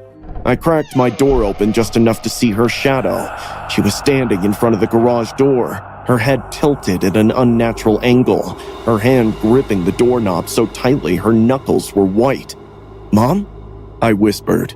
Her head snapped towards me, her eyes wide and bloodshot, a grin spreading across her face. Go back to bed. She said softly, almost a whisper. Then she turned and shuffled toward her bedroom, dragging her feet like she wasn't entirely awake. I didn't sleep that night. A week later, a thick, putrid smell hung on the air. "Mom, what is that?" I asked, covering my nose with my hoodie sleeve. Plumbing issue. She said, her voice hollow. I'll fix it. She didn't fix it. The smell got worse, seeping into every corner of the house. Mom didn't seem to notice. She started spending hours in the garage, covered in sweat, her hair plastered to her face. Then, there was the night I found her in the kitchen holding a butcher knife. The light from the fridge cast her face in harsh shadows, making her look gaunt, almost skeletal. Her lips moved silently if she were talking to someone who wasn't there. "Mom?" I said, my voice barely audible. She turned her head slowly, her eyes gleaming in the dim light. Why are you up?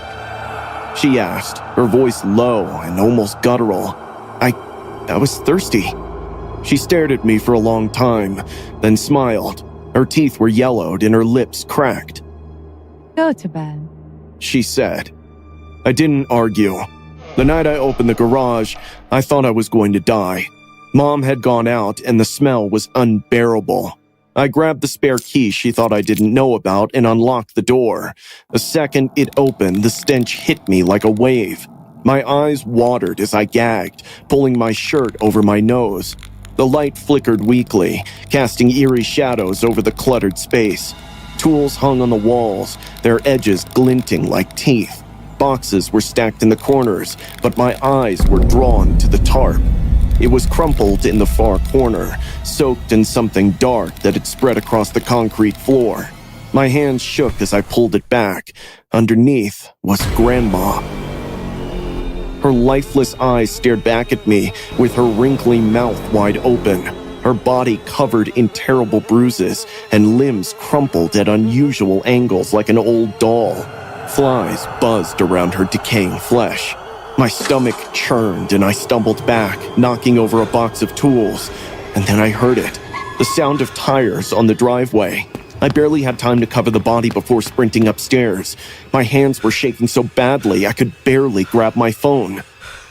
911, what's your emergency? Please, I whispered. you have to come. My mom, she killed my grandma. Her body's in the garage. Please, hurry. I hung up just as I heard the front door creak open. John! Mom called out, her voice sing-song. I pressed my back against my bedroom door, trying to stay silent. Her footsteps grew louder and heavier, stopping just outside my room. The doorknob rattled. John? She said again, her voice muffled through the door. What are you doing in there? My heart felt like it would explode. Nothing, I stammered. The knob stopped moving, and her footsteps retreated. The sirens came 20 minutes later, Mom's screams were animalistic as the cops dragged her out of the garage. Her hair was wild. Her face was streaked with tears and sweat. You did this? She shrieked, her voice cracking. You called the cops? You turned on your own mother! Her eyes locked on mine, filled with a hatred that made my blood run cold. How could you kill your own mother? I yelled, my voice shaking. I'd rather have a grandma than a maniac mother! In January 2020, 50-year-old Carol Ray from Roseville, Michigan was charged with first-degree murder, felony firearm, and larceny over $20,000 for allegedly killing her 69-year-old mother, Patricia Bennett. Authorities discovered Bennett's decomposing body in a plastic storage bin in the garage during a welfare check. Ray reportedly used her mother's cell phone to send messages to family members, posing as Bennett to avoid suspicion. She also allegedly accessed her mother's bank accounts during this period. It was another hot, dry day in Elephant Butte, New Mexico. The sun beat down on the cracked pavement as I walked, thinking about how I'd get by tomorrow. Then I saw him, a clean-cut man in a uniform, flashing a badge. "You're under arrest," he declared firmly, calmly. I froze, unable to comprehend anything, until he clamped his grip onto my wrist like a vice. Before I could process what was happening, there was this woman beside him, smirking, and they dragged me into his truck.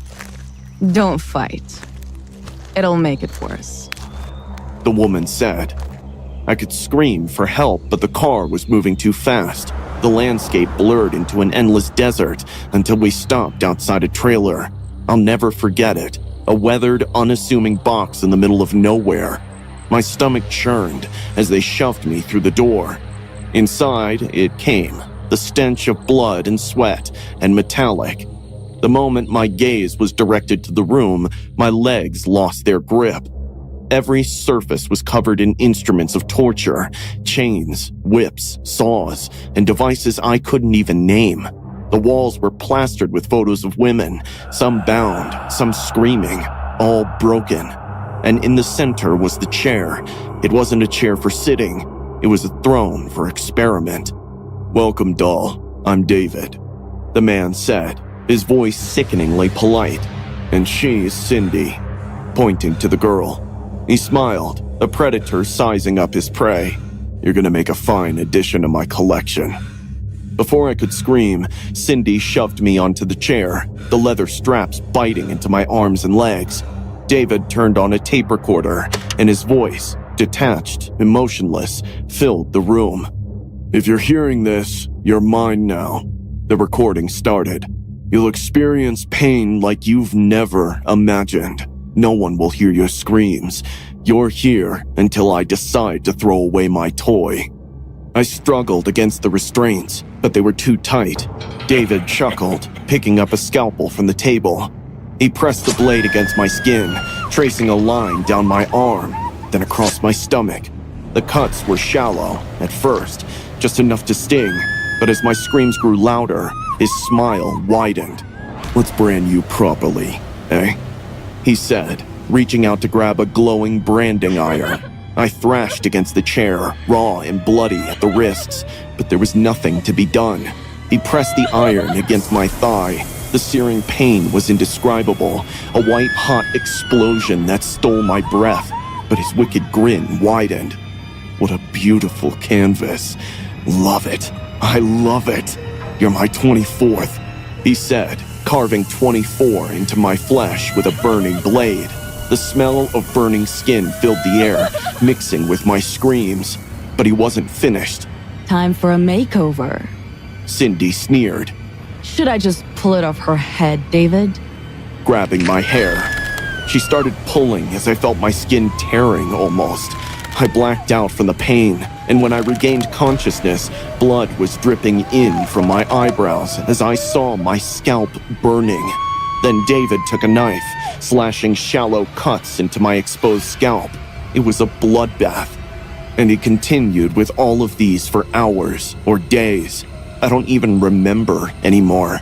He pressed his cattle prod across my thigh and stomach. There came jolts of electricity that made my muscles jerk uncontrollably. The clamps he applied would twist and pull on the skin until it would tear. Every scream just fueled his sick delight. He'd often force me to sit there while he tortured others. Women would be wheeled in, pale-faced and crying. He would strap them onto his devices, pushing their bodies into unnatural angles, literally breaking them. Their screams would mix with mine in the room, forming a chorus of agony. But the psychological torture was worse. He stood holding up a mirror, forcing me to look at myself, bloodied, bruised, and broken, almost unrecognizable. "You're nothing now," he whispered. "Just another plaything."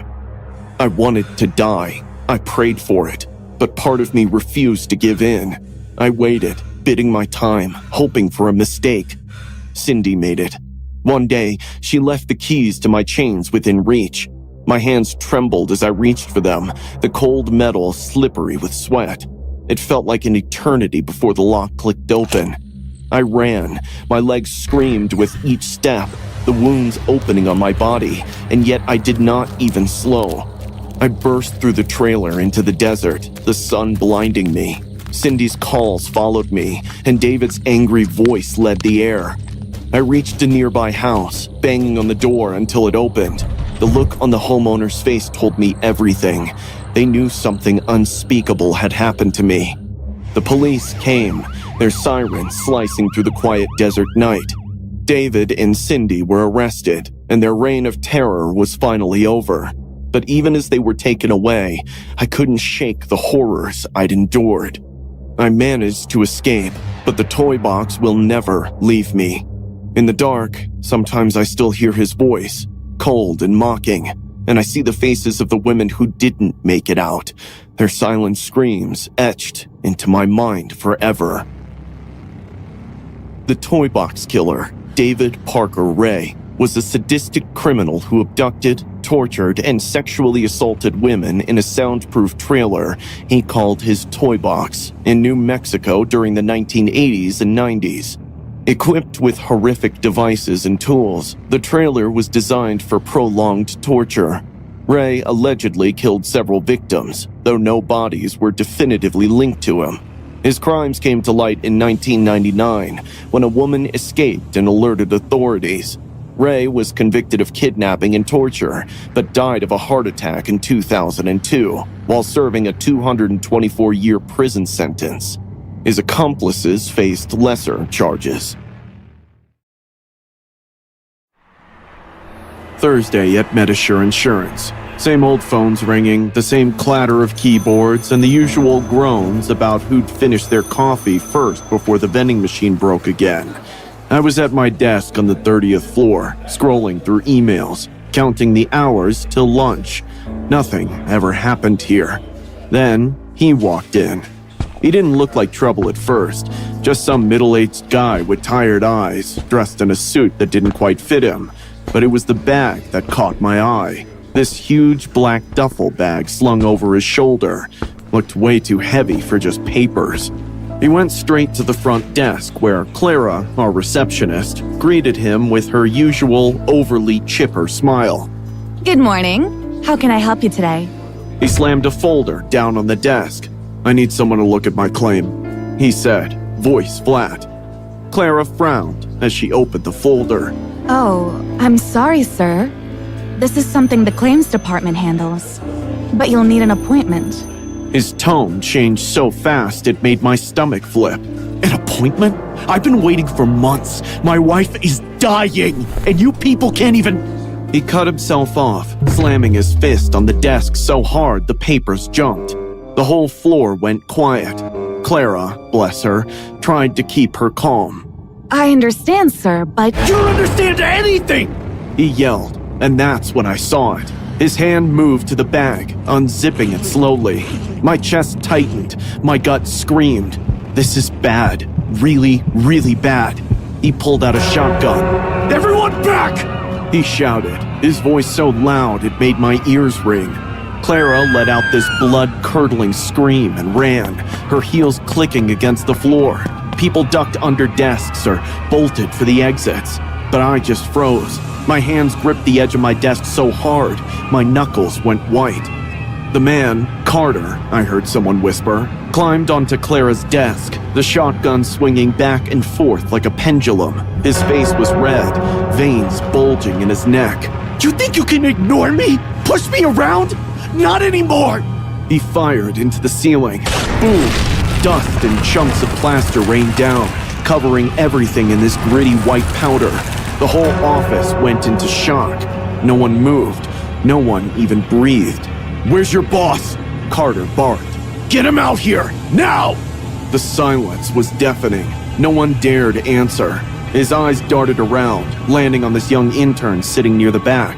She couldn't have been more than 22, fresh out of college. He grabbed her by the arm, yanking her out of the chair. Sit! He snarled, shoving her into the middle of the room. She was sobbing so hard she could barely breathe. Nobody moves or she's dead! I could barely hear anything over the blood pounding in my ears. I wanted to crawl to my phone and call for help, but it was on the desk, right out in the open. If he saw me move, I'd be next.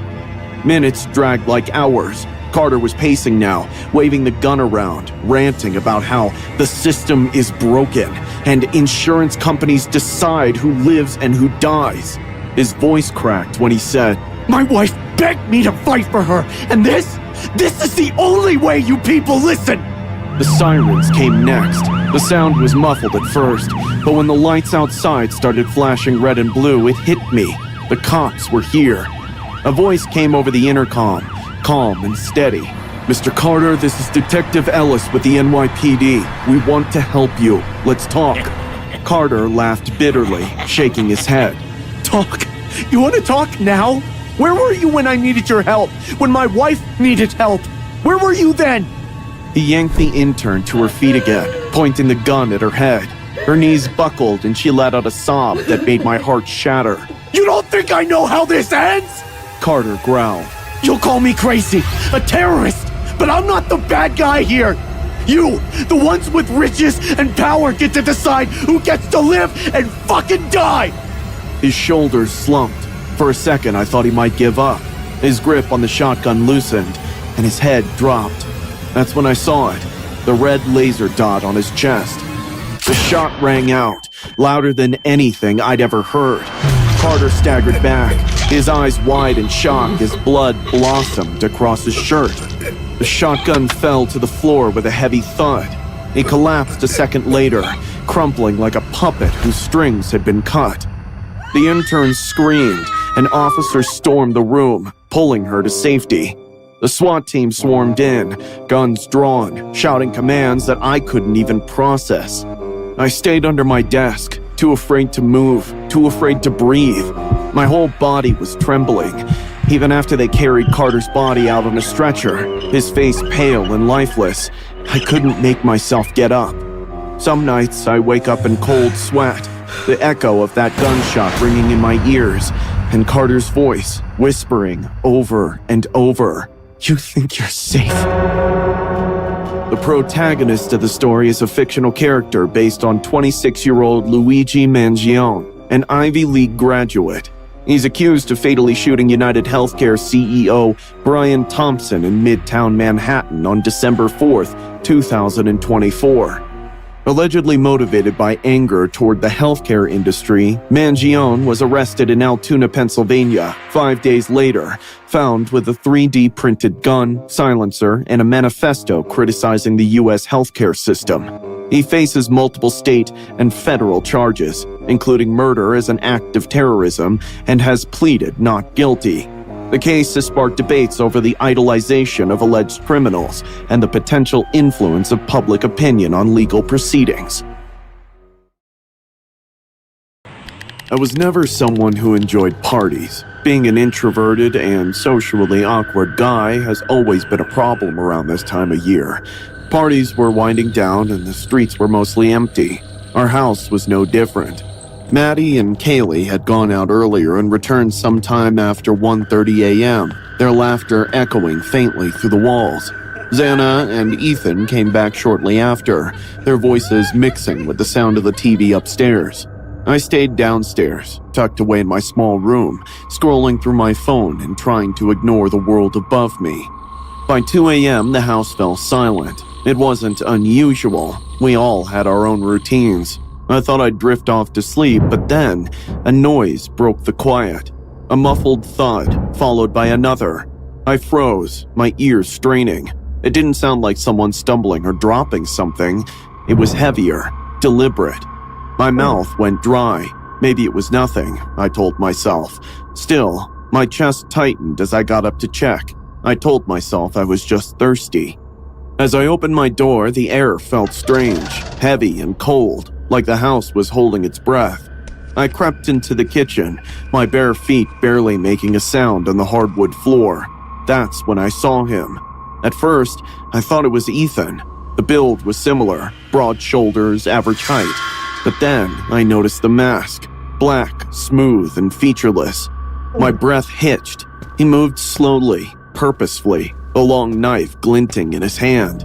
The faint moonlight from the window caught the blade, making it shimmer like a predator's tooth. I ducked behind the kitchen counter, my heart pounding so loud I was sure he'd hear it. I peeked over the edge just as he slipped into Maddie's room. The door clicked shut behind him. I waited, my muscles stiff with fear. The silence stretched on, unbearable. Then came the faintest sound, a muffled gasp, and then nothing. My stomach churned as he reappeared, the knife dripping dark streaks onto the floor. He didn't hesitate, moving to Kaylee's room next. I wanted to scream, to run, but my body refused to move. All I could do was watch. He emerged again, his movements calm and methodical, as if he'd done this 1,000 times. The knife was slick with blood now, droplets trailing behind him like breadcrumbs. My chest felt like it would cave in as he turned toward Xana and Ethan's room. I crawled toward the stairs, desperate for somewhere to hide. My hands shook as I ducked behind a tall vase, pressing myself against the wall, praying he wouldn't notice me. Through the crack in the door, I saw him push into their room. Xana's voice broke the stillness. What are you doing? She asked, her voice trembling. Ethan stirred, his groggy voice barely audible. The man didn't answer. He lunged. The knife plunged into Ethan's chest with a sickening crunch. Xana screamed, but it didn't last long. The sound of her terror turned into choking gasps as blood sprayed the walls. I clamped my hand over my mouth, tears streaming down my face as I tried to stay silent. My whole body trembled as I prayed he wouldn't hear me. Then he paused. For a moment, it felt like time stopped. His head turned slightly, his cold, empty eyes scanning the hallway. My heart pounded so hard that I thought it would explode. He took a step toward the vase. I held my breath, my chest burning, my vision blurring. But then, as if deciding I wasn't worth his time, he turned and walked away. The sound of his footsteps faded into the night. I stayed frozen, curled up behind the vase, until the first rays of sunlight streamed through the windows. My body ached, my throat was raw, and my mind felt shattered. When I finally stumbled into the living room, it felt like stepping into a nightmare. The house was crawling with cops, the air thick with the stench of copper and bleach. Crime scene tape crisscrossed the halls. An officer noticed me and asked who I was. I stammered something, barely coherent. They guided me outside, treating me like some lost child. I sat on the curb, staring blankly as the chaos unfolded around me. I overheard snippets of conversations. No fingerprints, no signs of forced entry. 4 lives were gone in an instant, and no one knew why. Weeks passed, and the whole campus felt like it was suffocating under the weight of fear. The media swarmed like vultures, spinning theories and pointing fingers. Then, in December, they arrested Brian Koberger, a criminology PhD student. The irony made me want to vomit. His car had been spotted near the house that night. His DNA matched the knife sheath left behind, but none of that erased the terror that haunted me. Even now, I can't close my eyes without seeing those cold, empty eyes staring at me. The Idaho killing case revolves around the tragic deaths of 4 University of Idaho students: Kaylee Goncalves, Madison Mogan, Xana Kernodle, and Ethan Chapin, who were brutally stabbed in their off-campus home in Moscow, Idaho, on November 13, 2022. The shocking crime left the small college town on edge. After weeks of investigation, police arrested Brian Koberger, a criminology PhD student at Washington State University, in December 2022. DNA evidence, surveillance footage, and cell phone data tied Koberger to the crime. The case, still unfolding as of 2025, has drawn national attention for its disturbing nature and the ongoing legal proceedings. I was so ecstatic to join Justin Bieber's PR team. At just 15 years old, Justin was already breaking records at every turn. People were crazy about him, and we did everything we could to keep his image squeaky clean. The first time I met P. Diddy, I knew he was trouble. He had this larger-than-life presence, always surrounded by bodyguards, women, and people who looked like they owed him something. When Justin got invited to one of Diddy's parties, everyone thought it was a good move for his career. Diddy was a legend, and hanging with him would make Justin look more mature and more connected. Nobody saw the red flags. That party, it wasn't what I thought it'd be. Walking in, I felt it was all wrong. Music blared, lights were dim, and everything reeked of booze and weed. People were doing lines off glass tables, women fainted on couches, and guys laughed too hard in rooms behind locked doors. It wasn't just wild, it was sinister. Justin was way out of his depth. I could see it in his eyes. He was nervous, trying to act like he belonged, but he didn't. Then Diddy appeared, grinning like a wolf. "There's my guy," he said, throwing an arm around Justin. He pulled him away from the group, further into the house. I tried to follow, but one of Diddy's men stepped in my way, smirking. "He's good," the guy said. The whole night felt like it was spiraling out of control. I saw Diddy take Justin into a room and shut the door behind them. When Justin came out, he looked pale, like he'd seen something he couldn't process. "You okay?" I asked, keeping my tone casual. Justin nodded, avoiding eye contact. His hands were shaking. "Yeah, just tired," he muttered. A few weeks later, the infamous 48 hours happened. Diddy said he wanted to show Justin what it was like to live big. No one could stop it. Diddy was too powerful, and Justin was too starstruck to say no. For 2 days, Justin vanished. No calls, no updates, nothing. When he came back, he wasn't the same. His face was pale, and his energy drained. I tried joking with him, but he barely reacted. "What happened?" I asked when we were alone. He looked at me, his voice low. "It's just a lot," he said. "He doesn't stop." That's when the text began.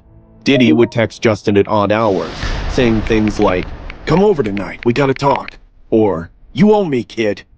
At first, Justin laughed it off, but it wore him down fast. One night, he just sat there, staring at his phone without blinking. "What is it?" I asked. Justin showed me the message. "You can't ghost me. Don't forget what I've done for you." After that, the parties became worse, pure nightmares. I saw women and men barely conscious, being carried upstairs, men disappearing into locked rooms with people who looked terrified. Drugs were everywhere, on trays, in people's hands, on mirrors in the bathrooms. Even people were slitting their skin with knives to rub drugs. Diddy dragged Justin into the worst of it, isolating him from everyone else. Once I found Justin sitting stiffly on a couch while Diddy sat too close, whispering into his ear. Justin looked like he wanted to run, but he couldn't. "Hey, Justin, we need you out front," I said, trying to give him an excuse to leave. Diddy shot me a look that dropped my stomach. "We're just talking," he said, his voice calm but cold. Justin bolted the second he could, and I followed.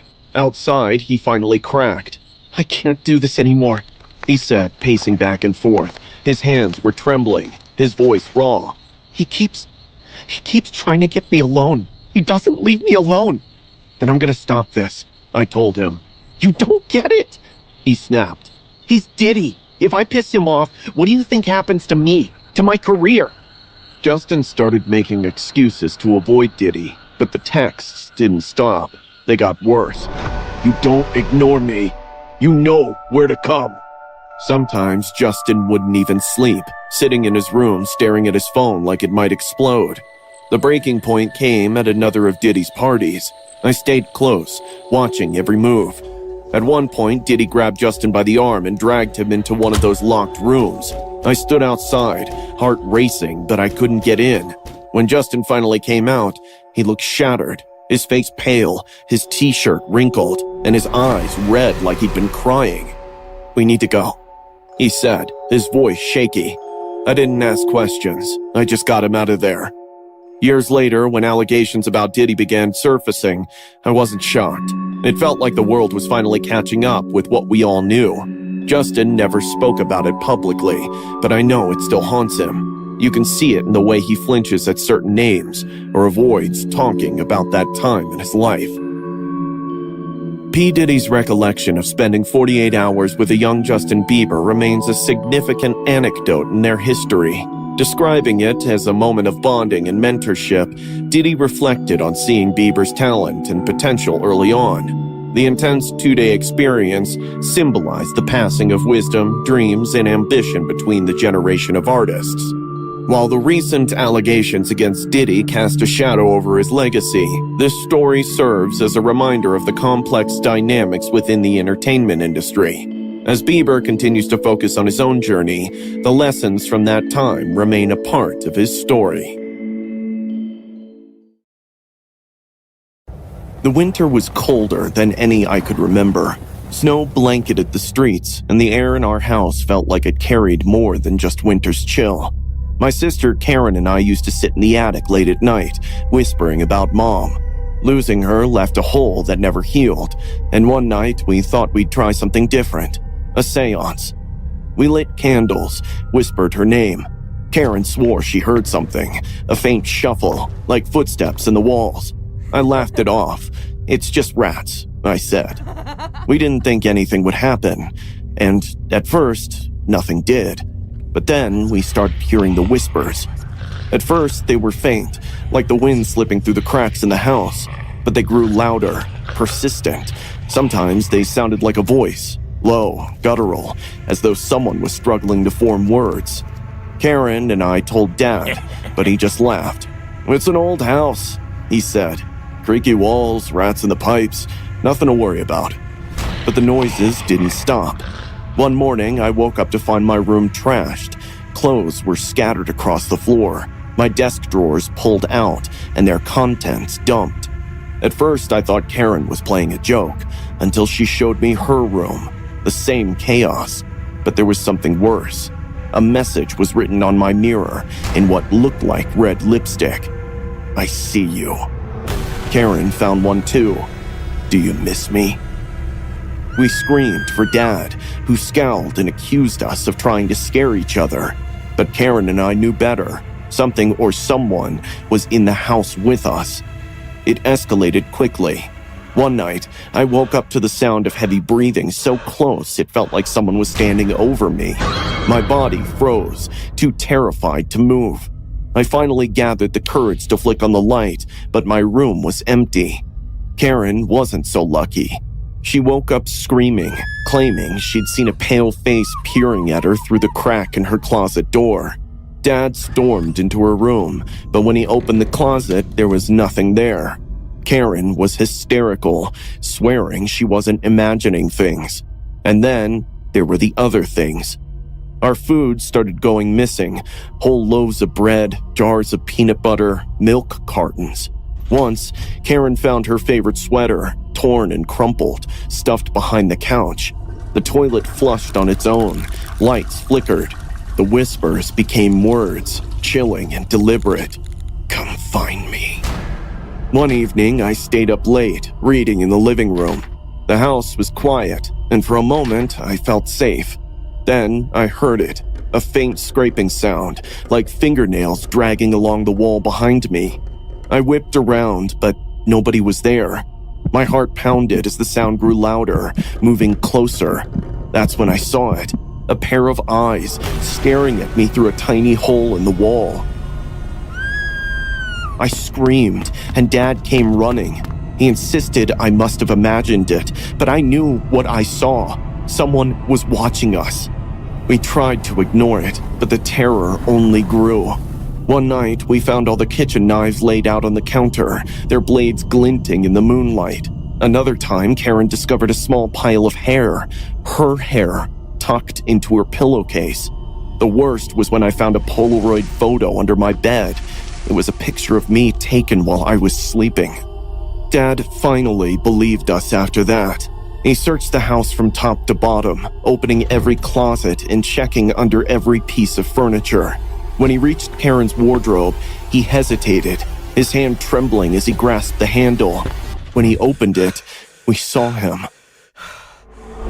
A boy crouched inside, his face painted ghostly white. His eyes were wide, unblinking, and his grin was twisted into something inhuman. He held a rusted wrench in one hand and a hatchet in the other. "Don't scream," he said softly. His voice was calm, almost kind, but it made my blood run cold. He ordered us into Karen's bedroom, locking the door behind us. We could hear him moving through the house, his footsteps unnervingly light for someone carrying weapons. The minutes stretched into hours before Karen and I darted to climb out the window and run to our neighbor's house. The police arrived quickly, but when they searched the house, they found nothing. No boy, no weapon. It was like he'd vanished. 2 nights later, Dad saw him again. He was staring out of Karen's bedroom window, his face pale, illuminated by the moonlight. This time, Dad called the police immediately. When they arrived, they tore the house apart, finally discovering a tiny crawl space hidden behind the bathroom wall. Inside was the boy, Daniel, wearing one of our mom's clothes, which he probably stole in the middle of the night. He'd been living there for weeks, maybe months. The crawl space was filled with food wrappers, empty cans, and small, disturbing items, locks of our hair, trinkets he'd stolen, and dozens of Polaroid photos of us. And then there were the holes, dozens of them, drilled into the walls, just big enough for him to watch us. He'd been there the entire time, watching us sleep, eat, live. But still, sometimes, late at night, when the world is silent, I hear it again.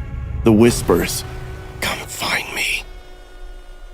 The Daniel LaPlante case is a chilling story of a Massachusetts teenager who, in 1986, hid inside the walls of a family's home for weeks. After posing as a friendly suitor to one of the family's daughters, Daniel began tormenting them by making strange noises, moving items, and leaving unsettling messages. The family eventually discovered him living in a crawlspace behind their walls, wearing their late mother's clothes. This terrifying invasion highlighted his disturbing behavior, which escalated to a horrific triple murder of another family later. LaPlante is now serving multiple life sentences in prison. I used to think the world was a safe place. My home was safe, the school was safe, everything had its rhythm, predictable and normal. That illusion shattered the day Miss Zamora entered my life. At first, I didn't think much of her. She was young, confident, and carried herself like she was above it all. The boys in class whispered about how hot she was. Even some of the girls seemed drawn to her charm.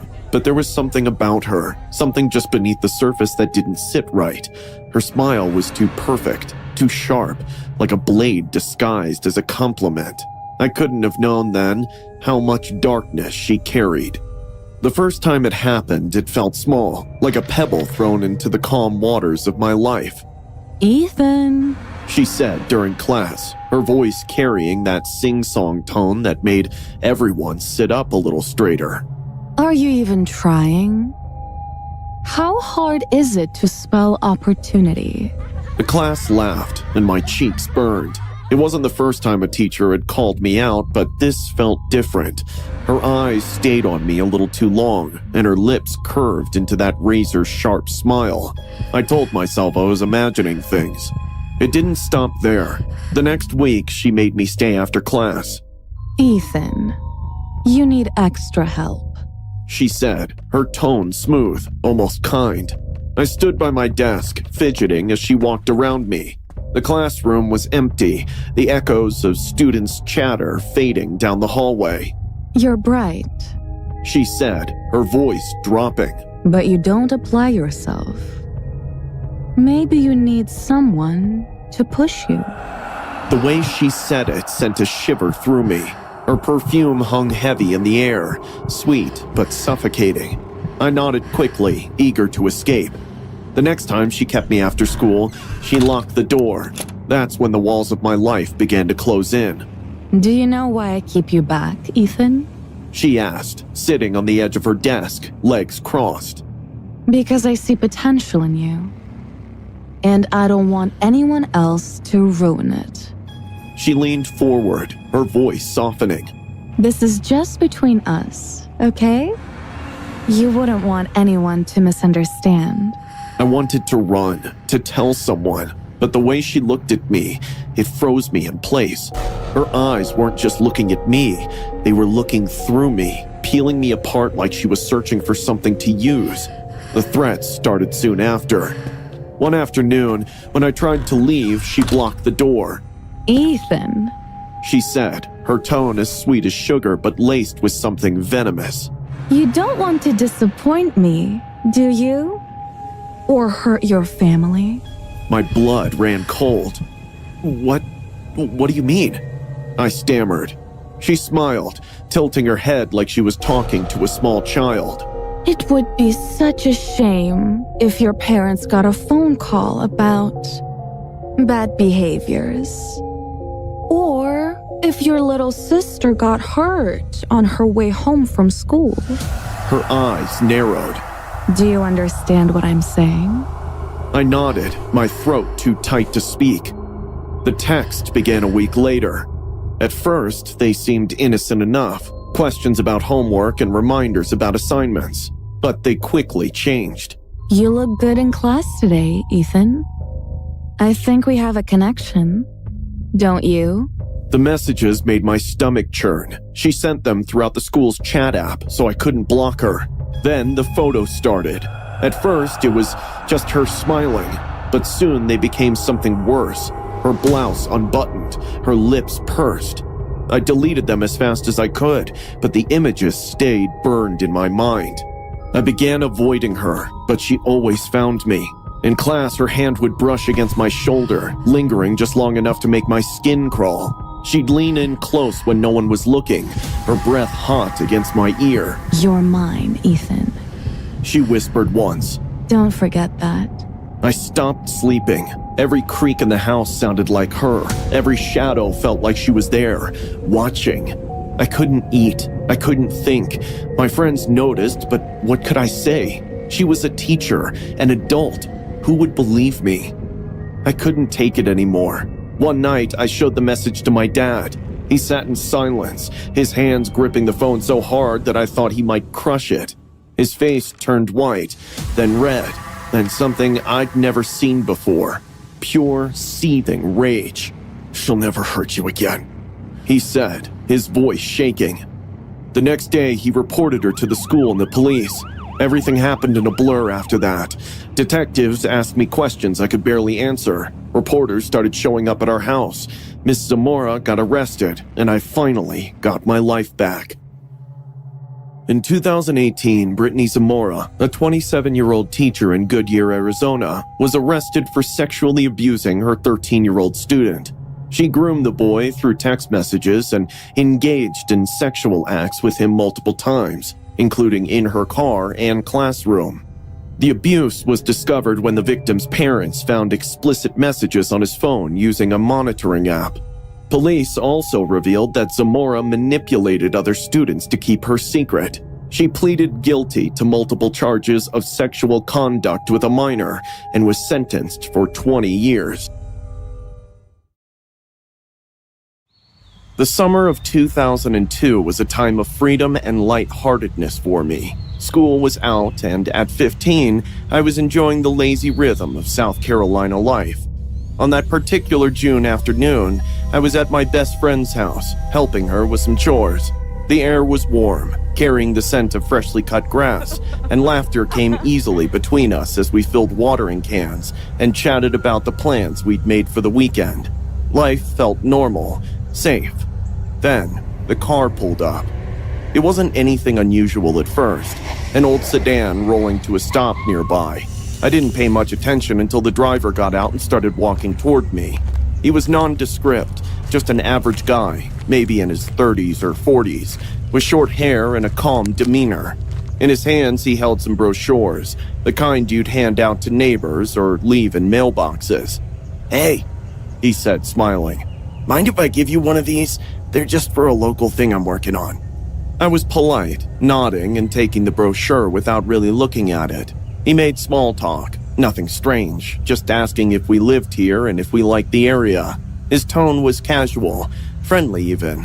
And then, without warning, he pulled out a gun. Get in, he ordered, pointing to a large storage bin in the back seat of his car. His voice dropped, ice cold. My heart raced, but my legs moved. I climbed into the bin, and he slammed the lid shut. He took me to an apartment complex. It looked so ordinary, just rows of brick buildings. But dread gripped my chest. No one saw us as he shoved me inside. The apartment smelled like bleach and stale air. He led me to the bedroom, where the blinds were drawn so tight no light could sleep in. His eyes had changed now, colder, calculating. He locked the door, and the nightmare began. Let's make this memorable, he said, pulling out a small, sharp knife from his pocket. I froze, unable to breathe as he approached.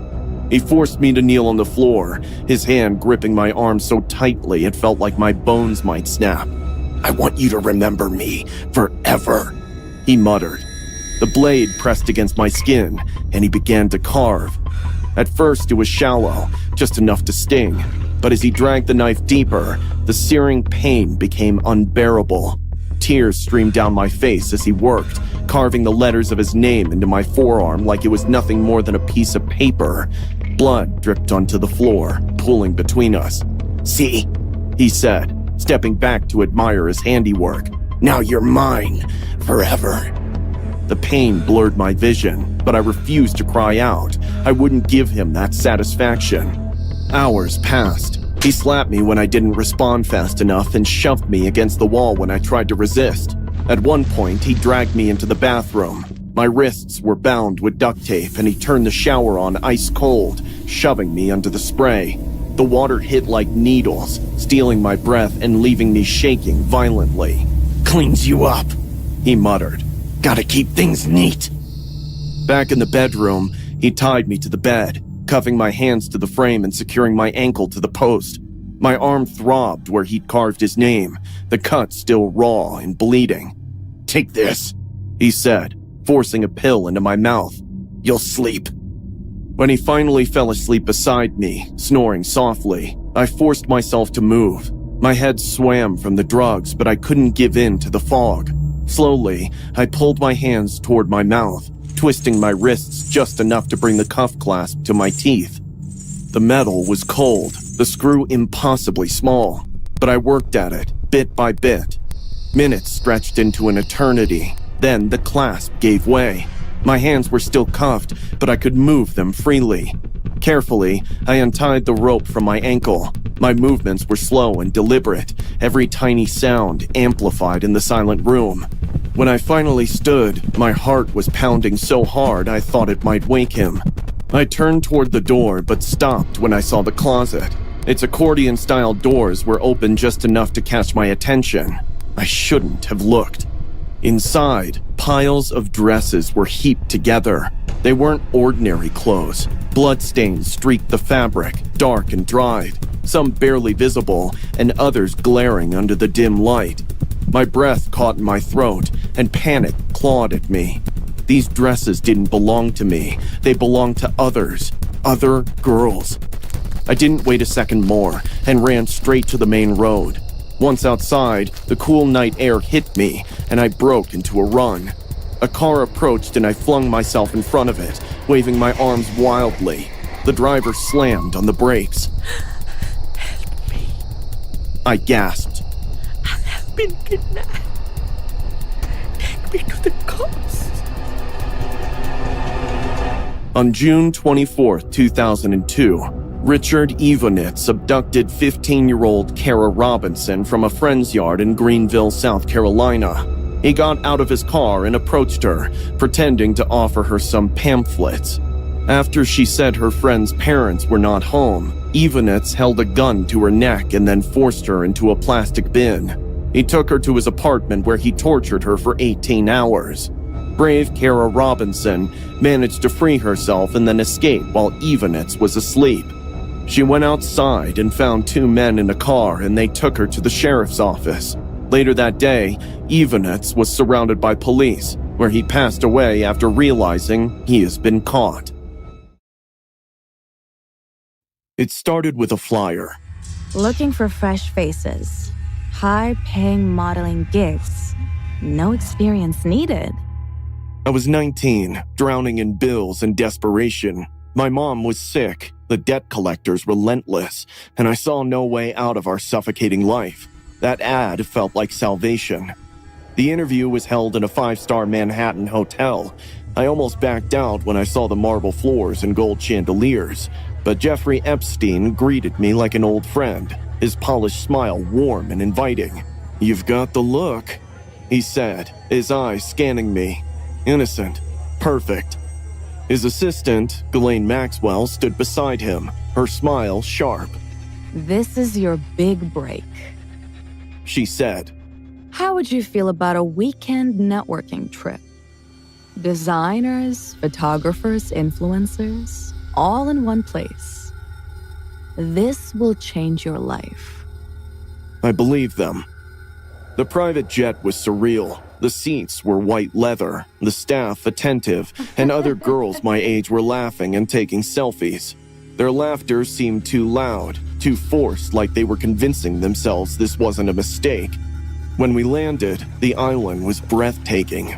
Turquoise waters, lush greenery, and a sprawling mansion that looked like something out of a billionaire's fantasy. But as the sun set, the paradise began to rot. That night, there was a party. The music was deafening, the lights dazzling, and the alcohol flowed endlessly. The older men prowling through the crowd felt like wolves among lambs. One man's hand brushed my shoulder, his fingers lingering too long. She's new. Ghislaine said, pulling me aside. Her tone was clipped. Stick with me, and I'll make sure you're introduced to the right people.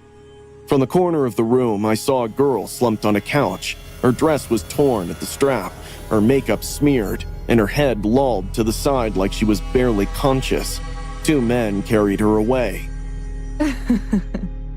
She's had too much fun, Ghislaine said, laughing lightly. I didn't sleep that night. The next morning, I woke up with no memory of how I got to my room. My body ached in ways I couldn't explain. I looked down and realized I wasn't wearing my clothes, just an oversized shirt I didn't recognize. The mirror revealed bruises on my thighs and scratches down my arms. My lipstick was smeared across my face, my hair tangled like I'd been in a fight. Breakfast was worse. One girl sat slumped over her plate, barely able to hold her head up. Another had bruises on her neck, her eyes swollen from crying. They're just tired. This is normal. Don't overthink it. Normal? The days turned into a blur of horror. Every night was the same. Drugs, alcohol, and men who saw us nothing more than toys. They forced drinks into our hands and pills into our mouths. It's just to help you relax, Ghislaine would say, her tone sharp whenever I hesitated. One night, I saw a girl being dragged down the hall, her dress torn, lips bleeding profusely, her legs dragging uselessly. She weakly clawed at the arms of the man pulling her. Please. She whispered, barely audible. Please, no.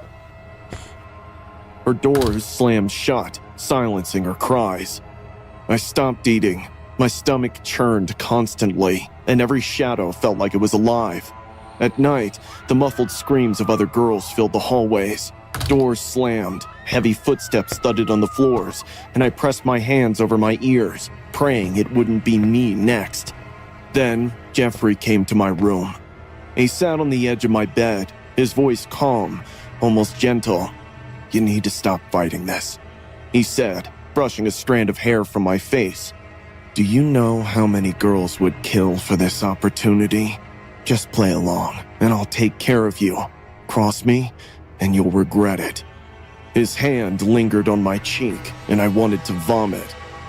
I tried to escape.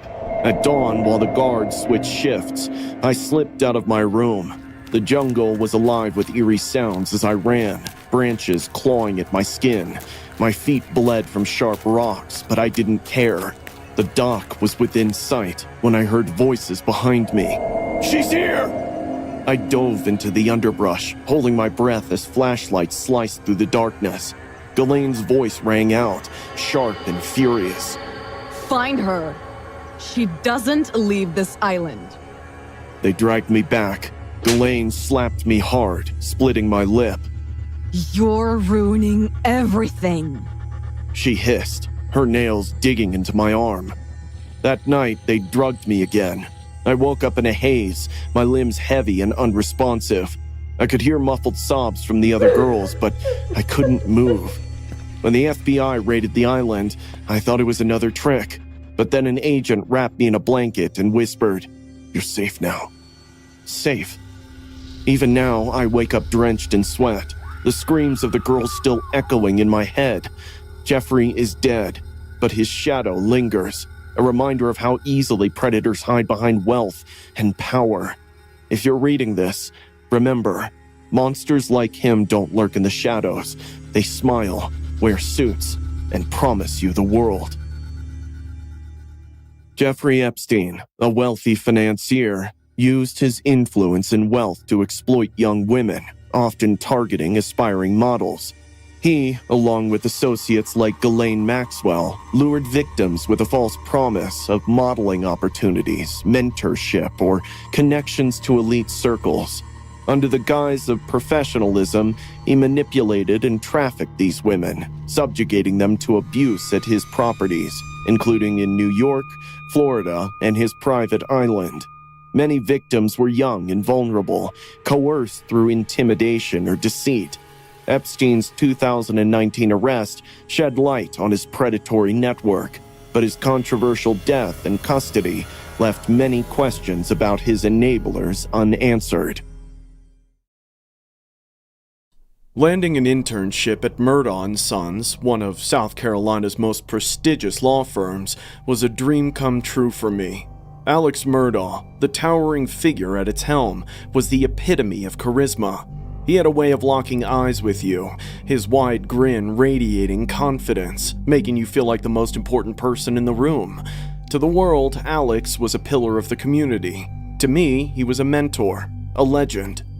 June 7th, 2021 began like any other sultry evening in South Carolina. The air was thick, humming with cicadas, and the faint scent of magnolia blossoms wafted through the windows of the Murdaugh estate. That night, Alex left the office abruptly. He'd been distracted all day, pacing the length of his office, his brow furrowed. "Family stuff," he murmured, before vanishing into the humid dusk. Hours later, the news broke like a lightning strike in the quiet night. Maggie and Paul Murdaugh, his wife and youngest son, were dead, murdered. The details were grotesque, the kind that made your blood run cold. Paul had been shot twice at close range with a shotgun. His chest was shredded and his face... God, his face. The blast had left it mangled, barely recognizable. Maggie's body was found several yards away, sprawled on the grass near the dog kennels. She had been shot multiple times with a rifle, her back ripped open by the bullets as she tried to flee. Blood pooled beneath her, glinting black under the floodlights of the estate. When Alex came to the office the next morning, he looked like a man crushed by grief. His suit hung loosely on his frame, and his hair disheveled. He clutched a framed photo of his family, his hands trembling as tears streamed down his face. "They're gone," he whispered, his voice raw and broken.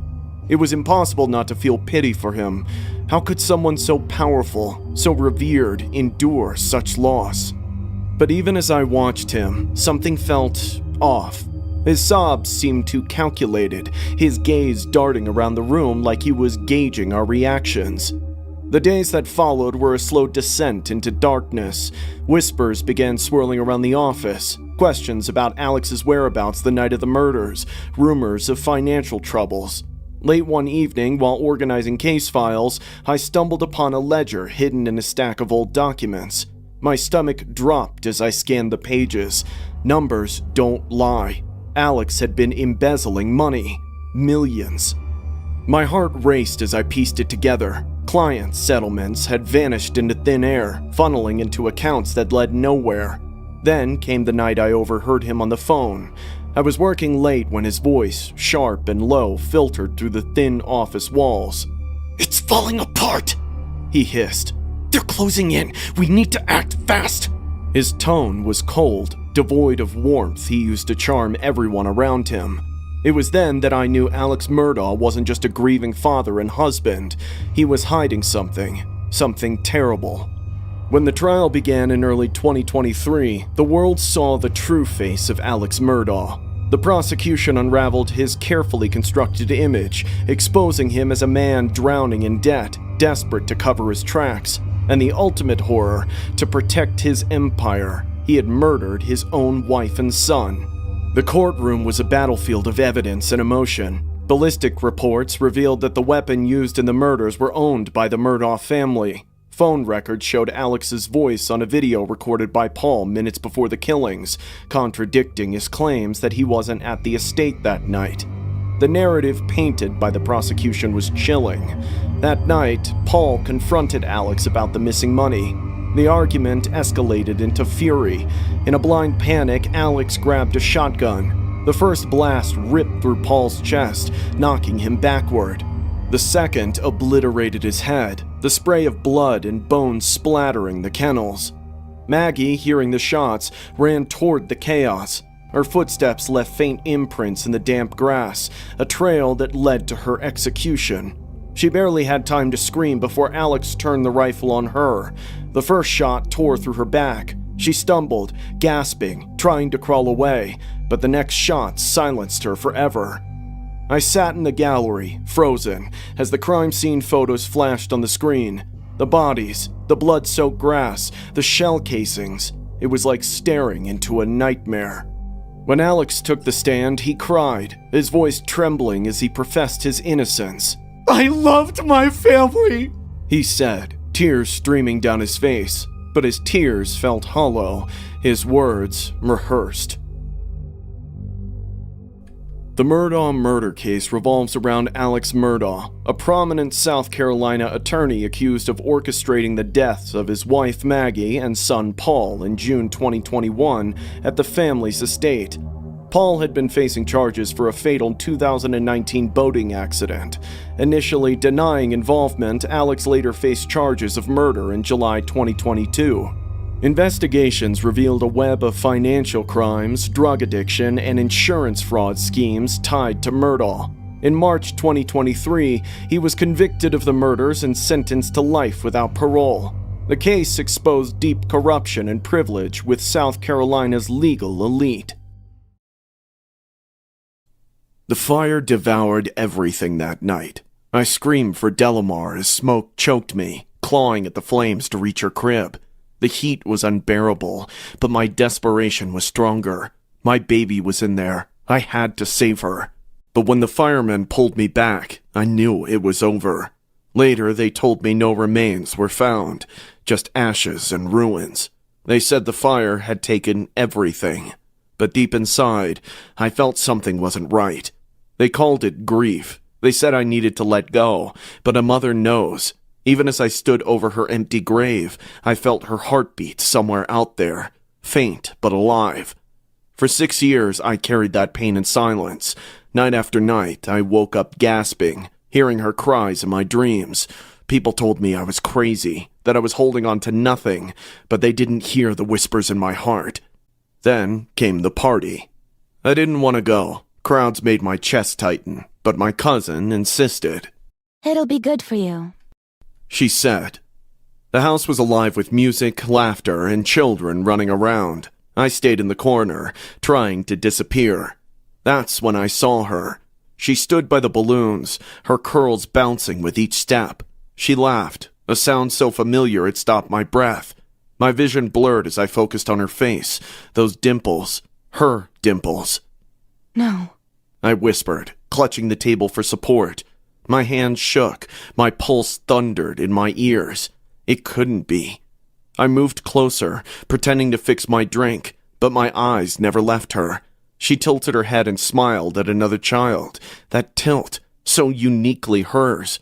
My mind screamed, "It's here." But how? I couldn't just grab her. People would think I'd lost my mind. She was with a woman, Carolyn Correa. The name sent a chill through me. Carolyn had visited my house once before the fire. She was introducing the girl as her daughter, Alaya. My stomach twisted as I pieced it together. I had to be sure. I approached them slowly, forcing a smile. Hi, sweetheart. I told the girl, kneeling down. She looked up at me with wide eyes, innocent and curious. My hands trembled as I reached out. Your bow's loose. I said, pretending to fix it. In one quick motion, I tugged a strand of hair and tucked it into my pocket. I walked away on unsteady legs, my heart pounding like a drum. The wait for the DNA results was unbearable. Each second felt like an eternity. I barely ate and barely slept. What if I was wrong? But when the call came, the detective's voice shattered my doubts. "It's a match. She's your daughter." My knees gave out, tears streaming down my face. Delamar was alive. But the truth was a horror I wasn't prepared for. Carolyn had stole her that night. She'd taken Delamar from her crib, set the fire to erase her tracks, and raised her as her own for 6 years. I sat across from Carolyn in court, my hands shaking with rage. She showed no remorse, no regret. Her voice was cold, almost smug, as she made her final claim. Pedro, my ex, had given her Delamar willingly. My heart stopped. Pedro? The man who'd held me as I cried? The father who mourned with me? Could he have betrayed me? The police found no evidence to support her accusation, and Pedro was never charged. But her words lingered, poisoning every memory I had of him. The day I was reunited with Delamar should have been the happiest of my life, but she didn't recognize me. She clung to Carolyn, crying for the woman who had stolen her from me. I sang to her and told her stories of the life she once had. Slowly, she began to trust me, her tiny hand reaching for mine, but the scars ran deep, for both of us. Even now, years later, I wake up at night, drenched in sweat. I hear the crackle of flames, the sound of Carolyn's voice, and the hollow laughter of the party where I found my daughter. This isn't just a story of loss. It's a story of survival, of fire and lies, of a mother's love that never dies. They told me my daughter was dead, but I always knew. A mother always does.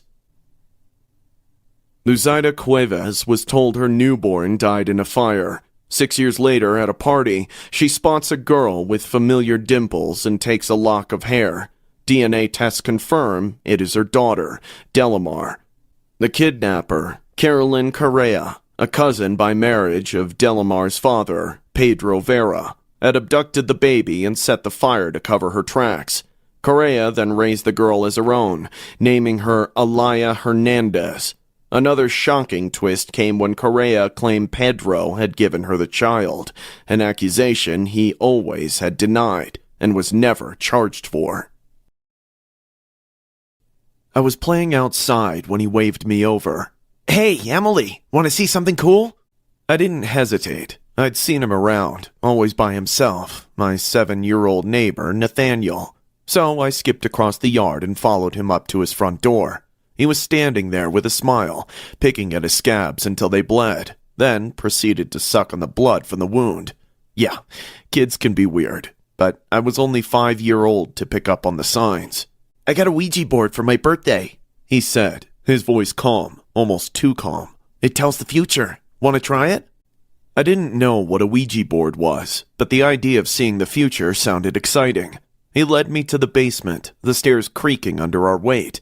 The air got colder with each step. My small feet felt heavy as if the house didn't want me there. When we reached the basement, he flicked on the light. It flicked, barely lighting up the room. I didn't like it. I wanted to go home. "Just wait," he said, pushing me farther into the dark room. "It'll be fun." But it wasn't fun. It wasn't fun at all. The moment I turned around, I felt his hands on my throat. Cold fingers gripped my neck and I couldn't breathe. My heart raced, panic flooding my body. I kicked and scratched, trying to pull his hands off, but he was so much stronger than me.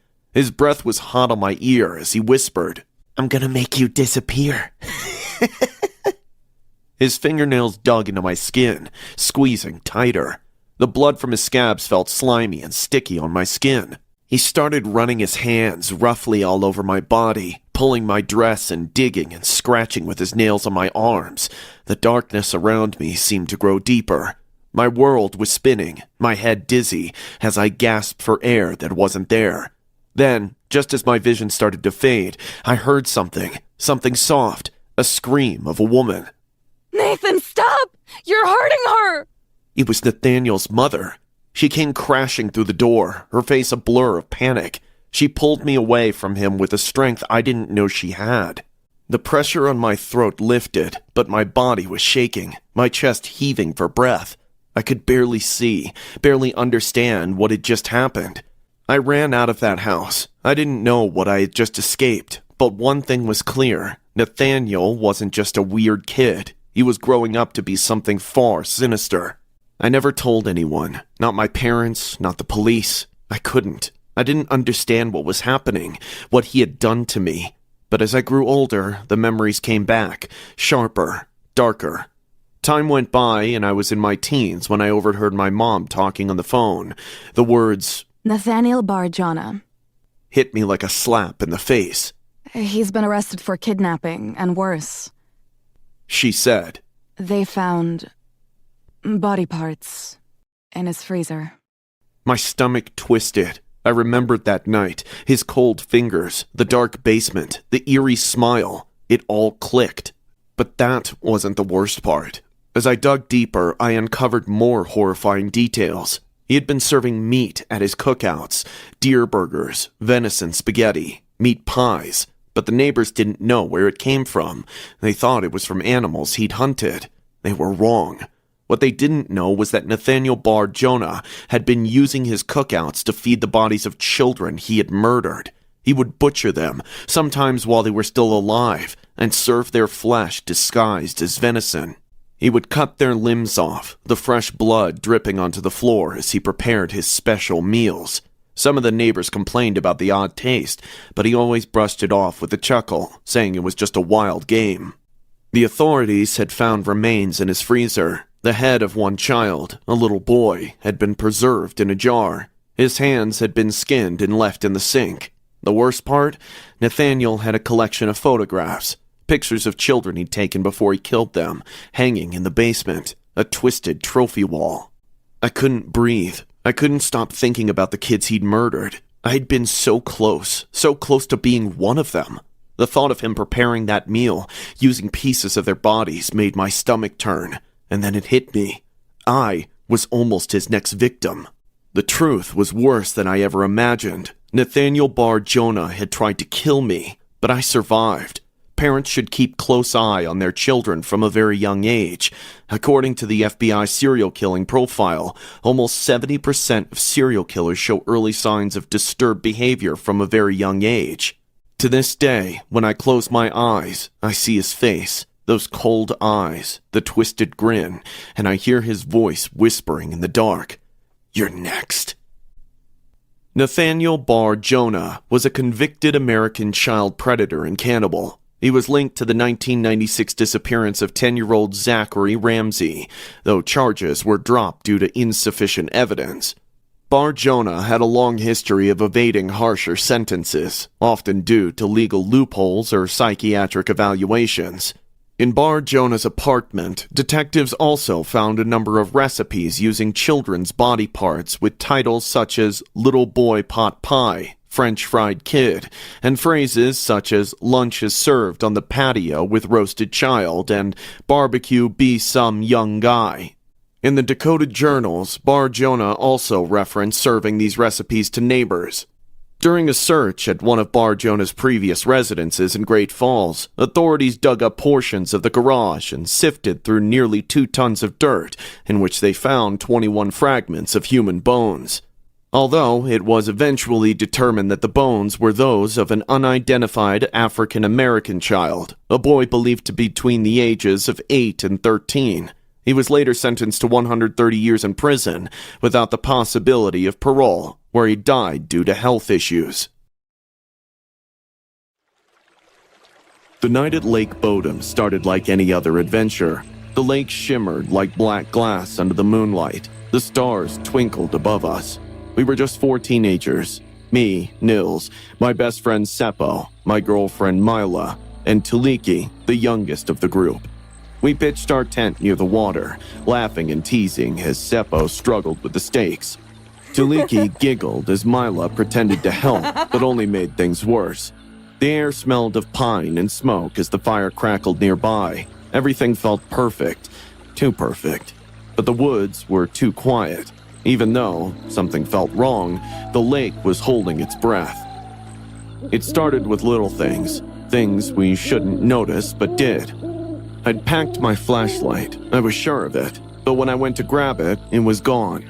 Later, I found it standing upright in the dirt, the lens cracked. It wasn't where I'd left it. My stomach twisted, but I said nothing.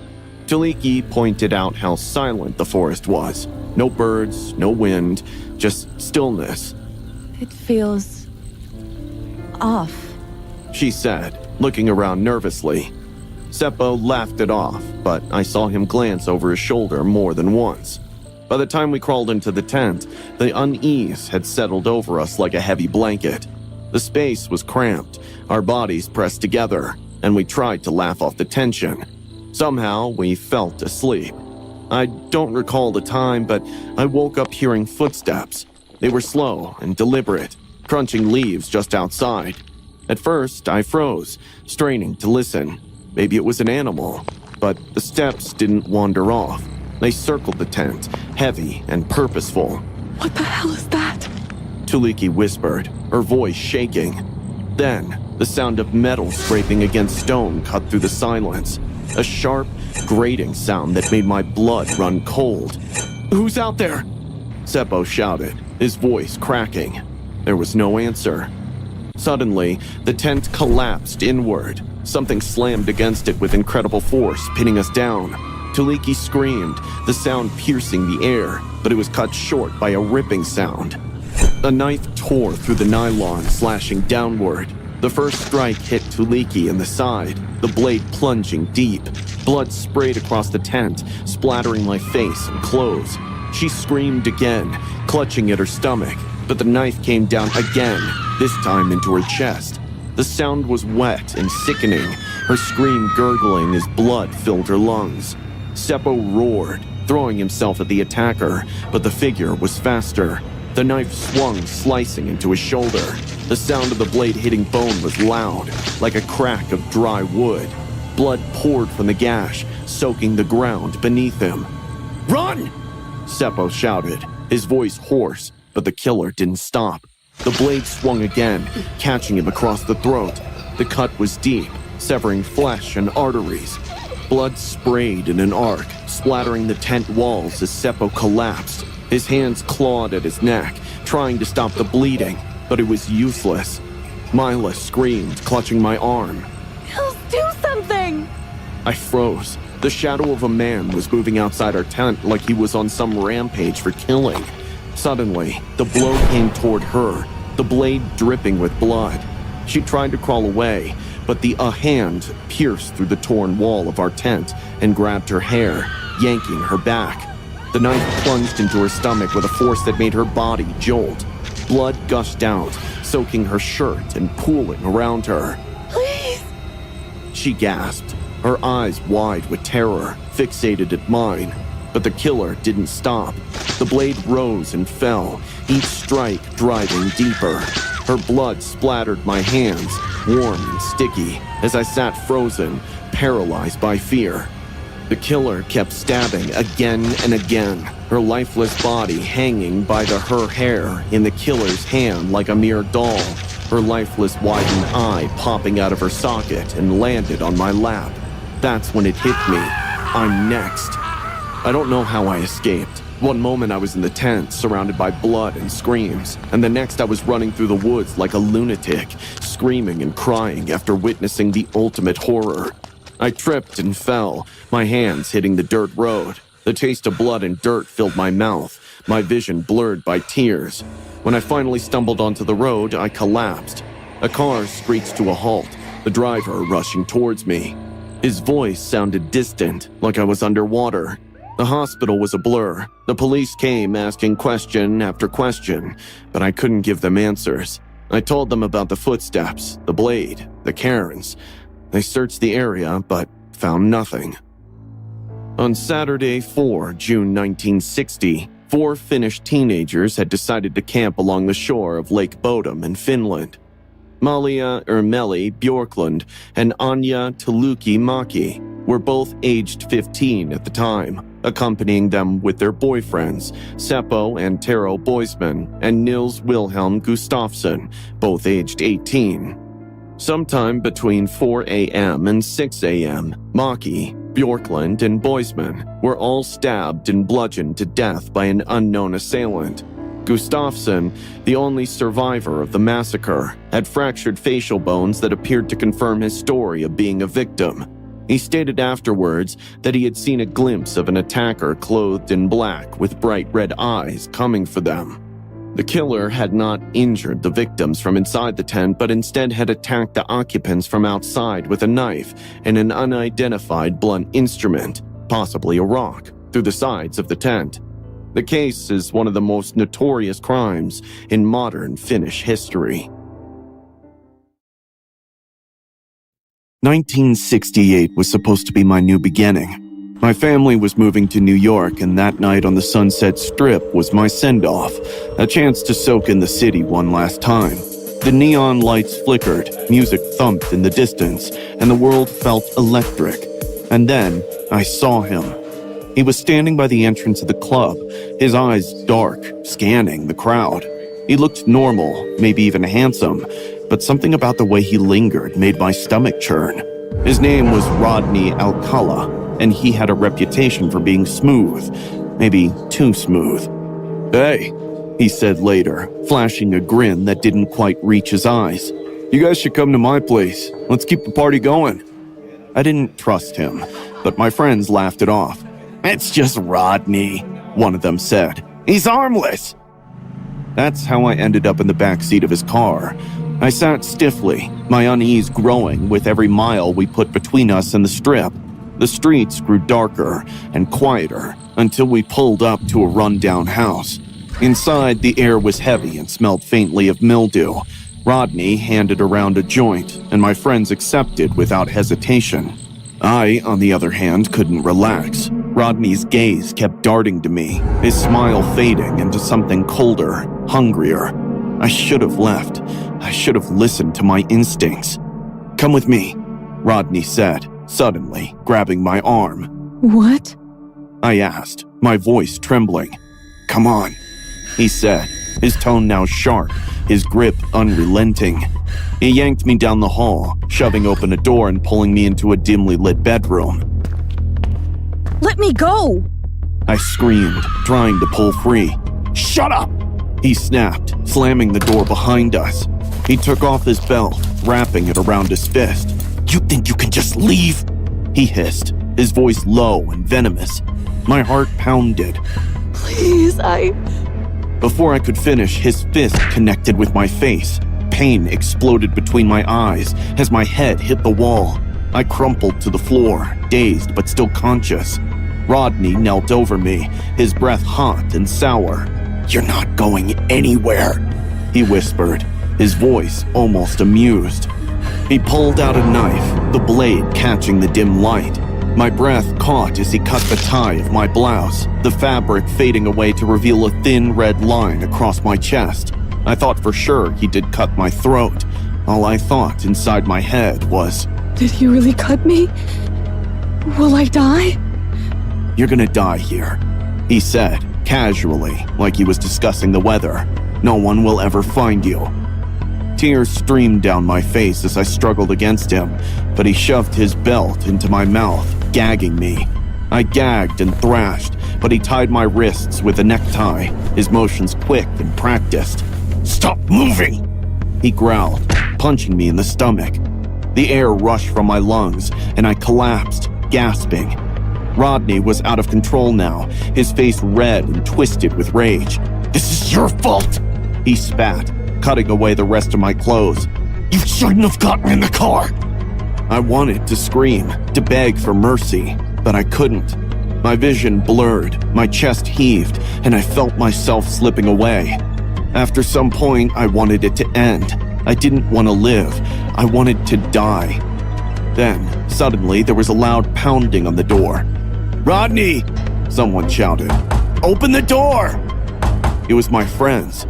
Rodney froze, his head snapping toward the noise. His hands tightened on the knife, and for a terrified moment, I thought he was going to finish it anyway. The pounding grew louder. "Mike, break the window!" The glass shattered, and Mike burst into the room, his eyes wide with horror. He froze for a moment, staring at Rodney, who stood over me, blood staining his shirt. Rodney stepped back, his expression blank. "Take her," he said, his voice eerily calm. Mike didn't hesitate. He grabbed me and pulled me through the broken window. My legs were weak, my body trembling, but I clung to him as we stumbled into the night. Outside, the air felt cold and sharp, like I could finally breathe again. A car screeched to a halt nearby, and the couple inside helped us escape. Rodney didn't follow. Mike took me to his apartment, where his neighbor, a nurse, patched me up. I sat there in shock, my mind replaying the night like a broken record. For years, I carried the guilt with me. A friend later sent me a newspaper clipping about Rodney's attempted murder of another girl, Tally Shapiro. That's when I realized the magnitude of what had happened and what could have happened if Mike hadn't broken that window. I survived, but I wasn't whole. Rodney Alcala had taken something from me that night, something I would never fully get back. Rodney Alcala, known as the dating game killer, was a convicted serial killer and rapist who preyed on young women and girls in the 1970s. Among his countless victims, Morgan Rowan's name does not appear in the historical record or publicized cases tied to Alcala.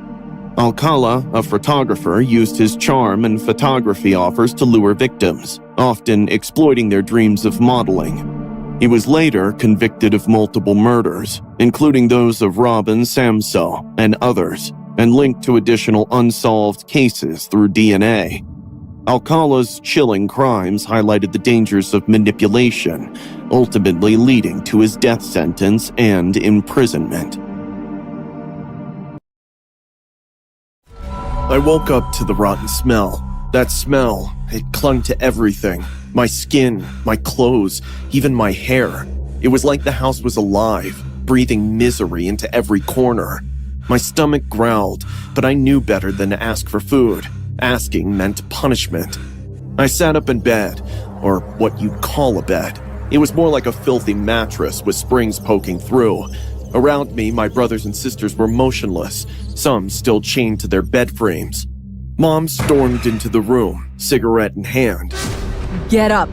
She snapped, her voice like a slap. She walked over and grabbed me by the arm, her nails dug into my skin as she dragged me to the bathroom. Look at you. She spat, shoving me toward the mirror. My reflection stared back, hollow cheeks, sunken eyes, bruises painting my body like some sick artwork. You think you're better than me? She grinned, a cruel twist of her lips. Let's fix that. The cigarette burned as she pressed it into my shoulder. I bit my lip so hard I tasted blood. Crying out only made her angrier. You're nothing, Jordan. she whispered, before walking out, leaving me trembling in the cold bathroom. I stepped into the shower, letting the icy water hit my skin. The cigarette burn stung, but the water helped numb it. I closed my eyes and let out a shaky breath. One day, I'll get out of here. One day. Then I heard it, a low chuckle. My eyes shot open, and I turned to see him, Dad, leaning in the doorway, his eyes dark, lips twisted in a grin that made my stomach churn. "You're growing up," he said, voice dripping with something that made my skin crawl. Get out! I screamed, my voice echoing off the bathroom walls. He didn't move. That grin just grew wider. I grabbed the door and slammed it shut, hearing the sickening crunch of his nose breaking on the other side. His screams followed, then a string of curses. My heart raced. I'd done it now. Footsteps thundered down the hall. Mom. The door burst open, splinters flying everywhere. They dragged me out by my hair, their hands rough and unrelenting. My screams didn't matter. Nothing did. You think you're smart? Mom snarled, slapping me so hard my ears rang. Dad laughed, holding a cloth to his bleeding nose. Together, they beat me until I couldn't move. Then they threw me into the attic, slamming the door shut behind them. The attic was worse than usual that night. The stench of urine made it impossible to breathe deeply. The darkness wasn't empty. It was alive, filled with my siblings' muffled cries and the sound of my own labored breathing. Hours passed. I didn't sleep. I can't live like this anymore, I thought, staring at the bobby pin I'd hidden in my sleeve days ago. The lock on the attic door wasn't impossible to pick. I'd watched Dad enough times to know. I crawled down the stairs, every creak of the old wood echoing in the silent house. The living room was a maze of filth, old plates with maggots, piles of unwashed clothes, and the faint hum of Dad's CPAP machine in the next room. I reached my 13-year-old sister's room. Her eyes widened as I shook her awake. We're leaving, I whispered. She nodded, her face pale but determined. Together, we crept to the front door, avoiding the spots on the floor we knew would squeak. When we reached the porch, she froze. I can't. She whispered, tears streaming down her face. If they catch me. Her voice cracked. You go. You have to go. No.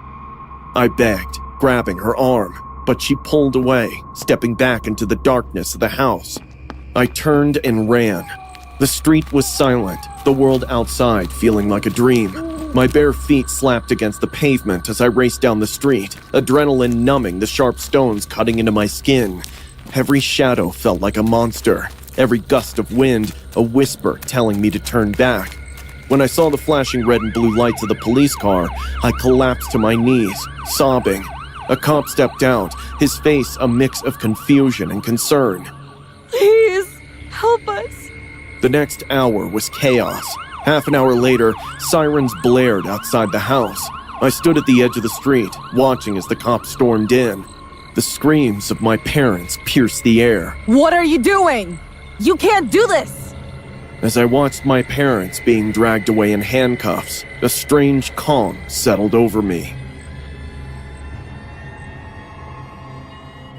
The Turpin House of Horrors case came to light in 2018 when 17-year-old Jordan Turpin escaped her Paris, California home and called 911, exposing years of abuse by her parents, David and Louise Turpin. Authorities discovered 13 siblings, aged 2 to 29, malnourished and living in squalor, some shackled to their beds. The children endured severe neglect, starvation, and isolation, deprived of education and medical care. The parents were arrested and later sentenced to life in prison for torture, false imprisonment, and child abuse. The case shocked the world, highlighting failures in oversight and the resilience of the children who survived.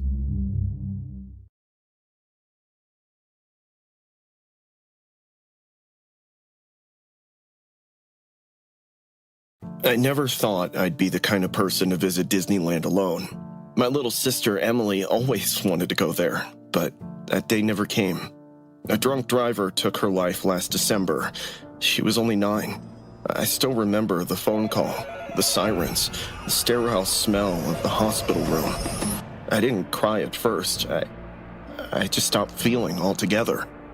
But when I found her old bucket list written on the back of her school notebook, I saw "Go to Disneyland" scribbled right at the top, so I decided I'd go for her.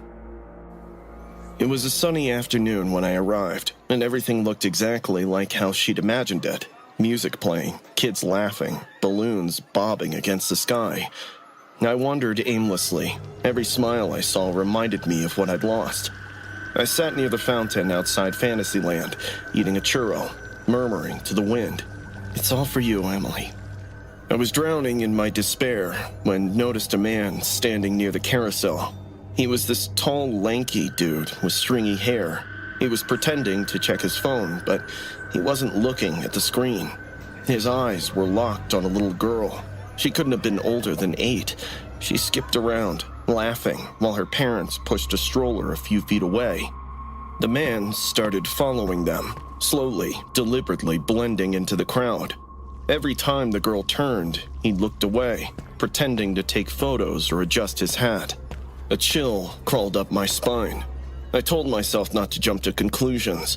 People look weird all the time. Maybe he was just waiting for someone. A few minutes later, I looked back again, and this time, I saw the man talking to the girl holding out a popsicle. I was too far to hear what he said, but I could tell from the way the girl was interested in whatever he said to her. Her parents were distracted, trying to calm the baby. It's none of my business, I told myself. There are cameras, security, people everywhere. But then, I watched him quickly grant her wrist and started walking away. Once the girl realized the man was taking her away from her parents, she started crying, but the music and chaos suppressed her voice. Her cries just dissolved into the noise. He started dragging her toward the side path behind the Dumbo ride. I was sure now that the man had bad intentions. Before disappearing behind the ride, I saw the little girl's face, her eyes wide, tears streaming, her small hand reaching out as she shouted for help. And in that split second, I saw Emily. The same desperate eyes she must have had the time of the accident, calling for someone who never came in time. Something inside me snapped. I got up and ran, faster than I ever had in my life. My heart pounded like a drum in my ears. I didn't even think, just shoved past people, knocking into them. When I reached the corner, I saw the man again, pinning the little girl against a wall. His belt was half undone. His face had changed from calm to something ominous. For a moment, I froze. Every cell in my body screamed in rage. Then, the girl whimpered, Please don't hurt me. and all I saw was Emily again, sitting on her bed, asking me to promise she'd be safe when she grew up. I couldn't stand still anymore. I lunged on the freak. The man turned, surprised, just as I slammed into him. We both hit the ground hard. I don't remember what I said, just the sound of fists, the taste of blood in my mouth. I punched him until my knuckles bruised. He tried to fight back, but rage and grief had made me stronger than I'd ever been. I screamed at him, words that didn't even make sense. All I knew was that this monster wasn't going to hurt her. Not today. Not ever. By the time security arrived, he was lying half-conscious, gasping, his face unrecognizable. The guards pulled me off him, shouting questions I couldn't process. The little girl ran to one of them, sobbing. I was shaking, covered in sweat and dust. My hands were trembling so hard I had to press them against my knees to keep them still. Later, when everything calmed down, one of the guards led the girl towards me. She had band-aids on her knees, and her pink backpack was ripped. She looked up at me with these big, grateful eyes, the same color as Emily's. Then, she reached out and grabbed my hand. Thank you. She whispered. I didn't even know what to say. I just knelt down so we were eye level. You're safe now, I managed to choke out. She suddenly hugged me, tight, like she was afraid to let go. And something broke inside me. I felt warmth on my cheeks and realized I was crying. Not the quiet kind of crying, the shattered, shaking kind. Months of guilt and pain spilling out at once. I held her like she was my own sister. Like maybe, by saving her, I'd finally done what I couldn't do for Emily.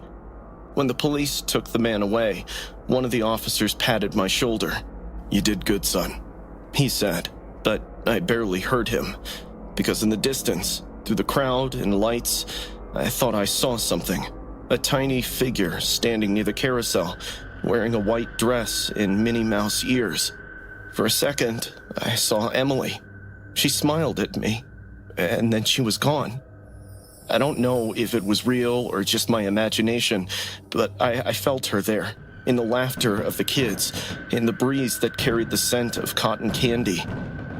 At night, as fireworks exploded over the castle, I sat on a bench. Tears fell, but they didn't hurt anyone.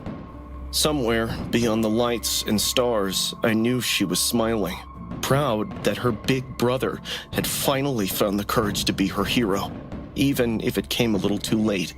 And for the first time since she died, I smiled back.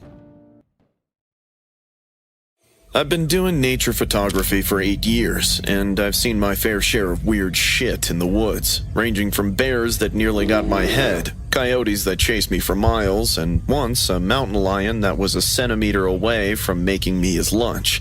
But nothing, and I mean nothing, prepared me for what I had escaped that day. It was pretty cold that day. I'd hiked 3 miles into the state forest before sunrise, trying to catch the light hitting the snow just right.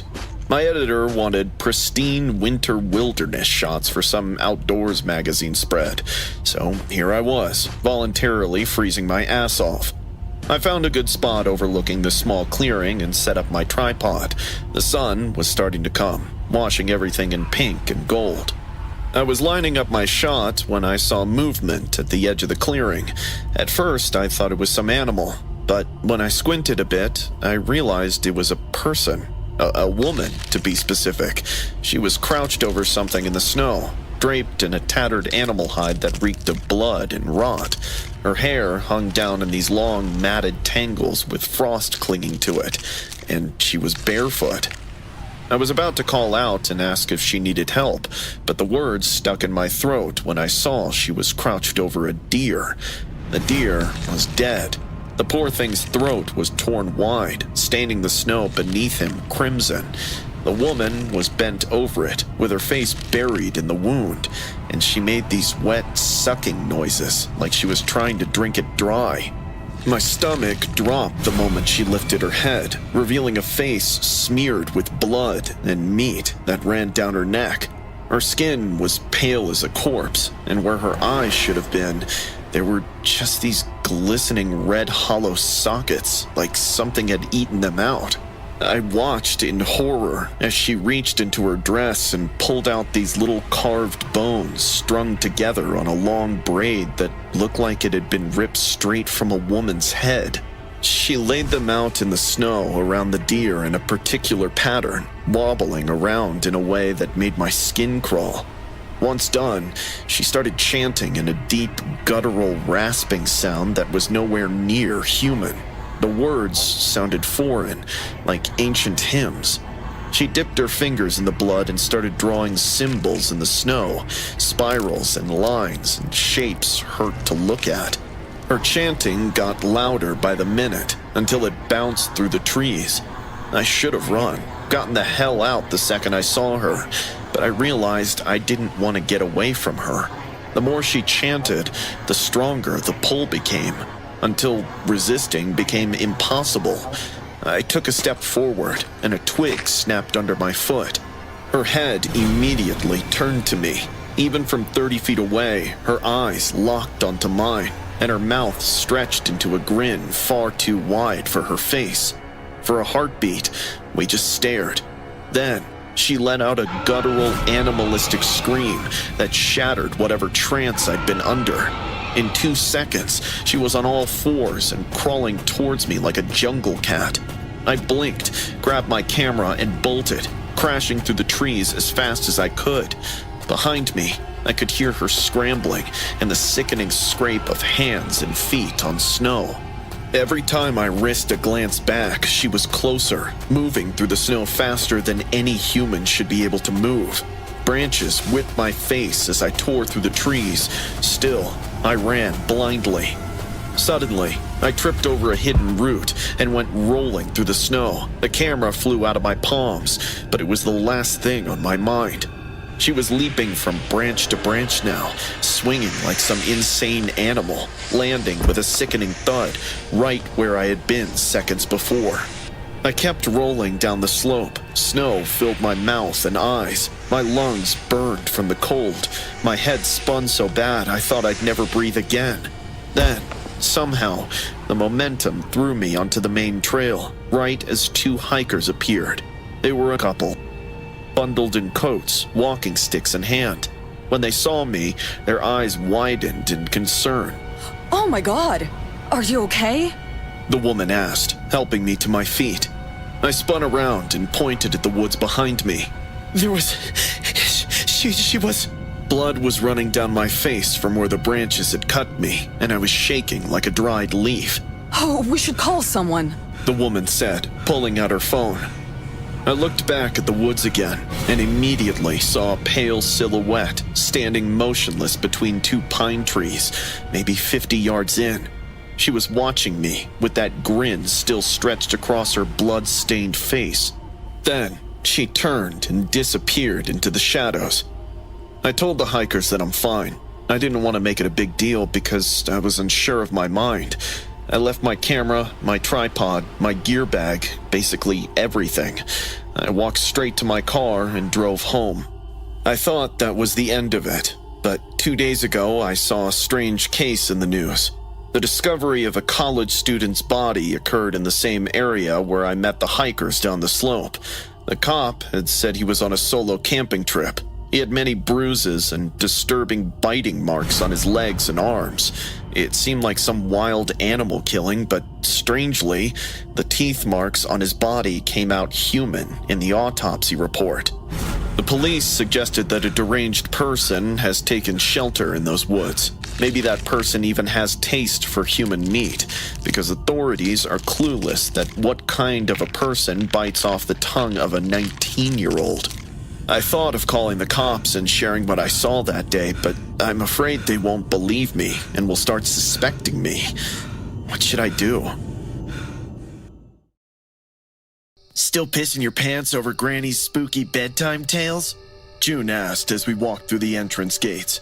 It was just another Thanksgiving night, and June and I were sneaking out to the Turkey Hollow Fair like we had done every year since middle school.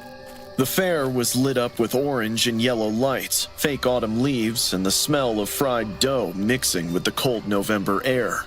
Shut up, I muttered, but my stomach was already tight with unease. The theme this year was honoring local legends. Every booth had some cheesy decoration about the town's history. When we passed the food stalls, June stopped and started laughing. Dude, check it out. He pointed at the next booth. There was a broken animatronic butcher drenched in fake blood.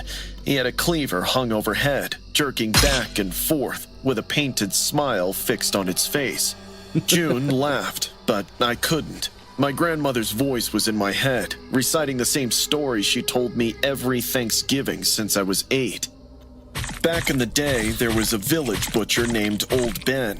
One Thanksgiving, he slaughtered his whole family, carved them up, and cooked their flesh into the feast. People didn't realize what they had eaten until it was too late. By then, Ben had vanished into the woods, never to be found again.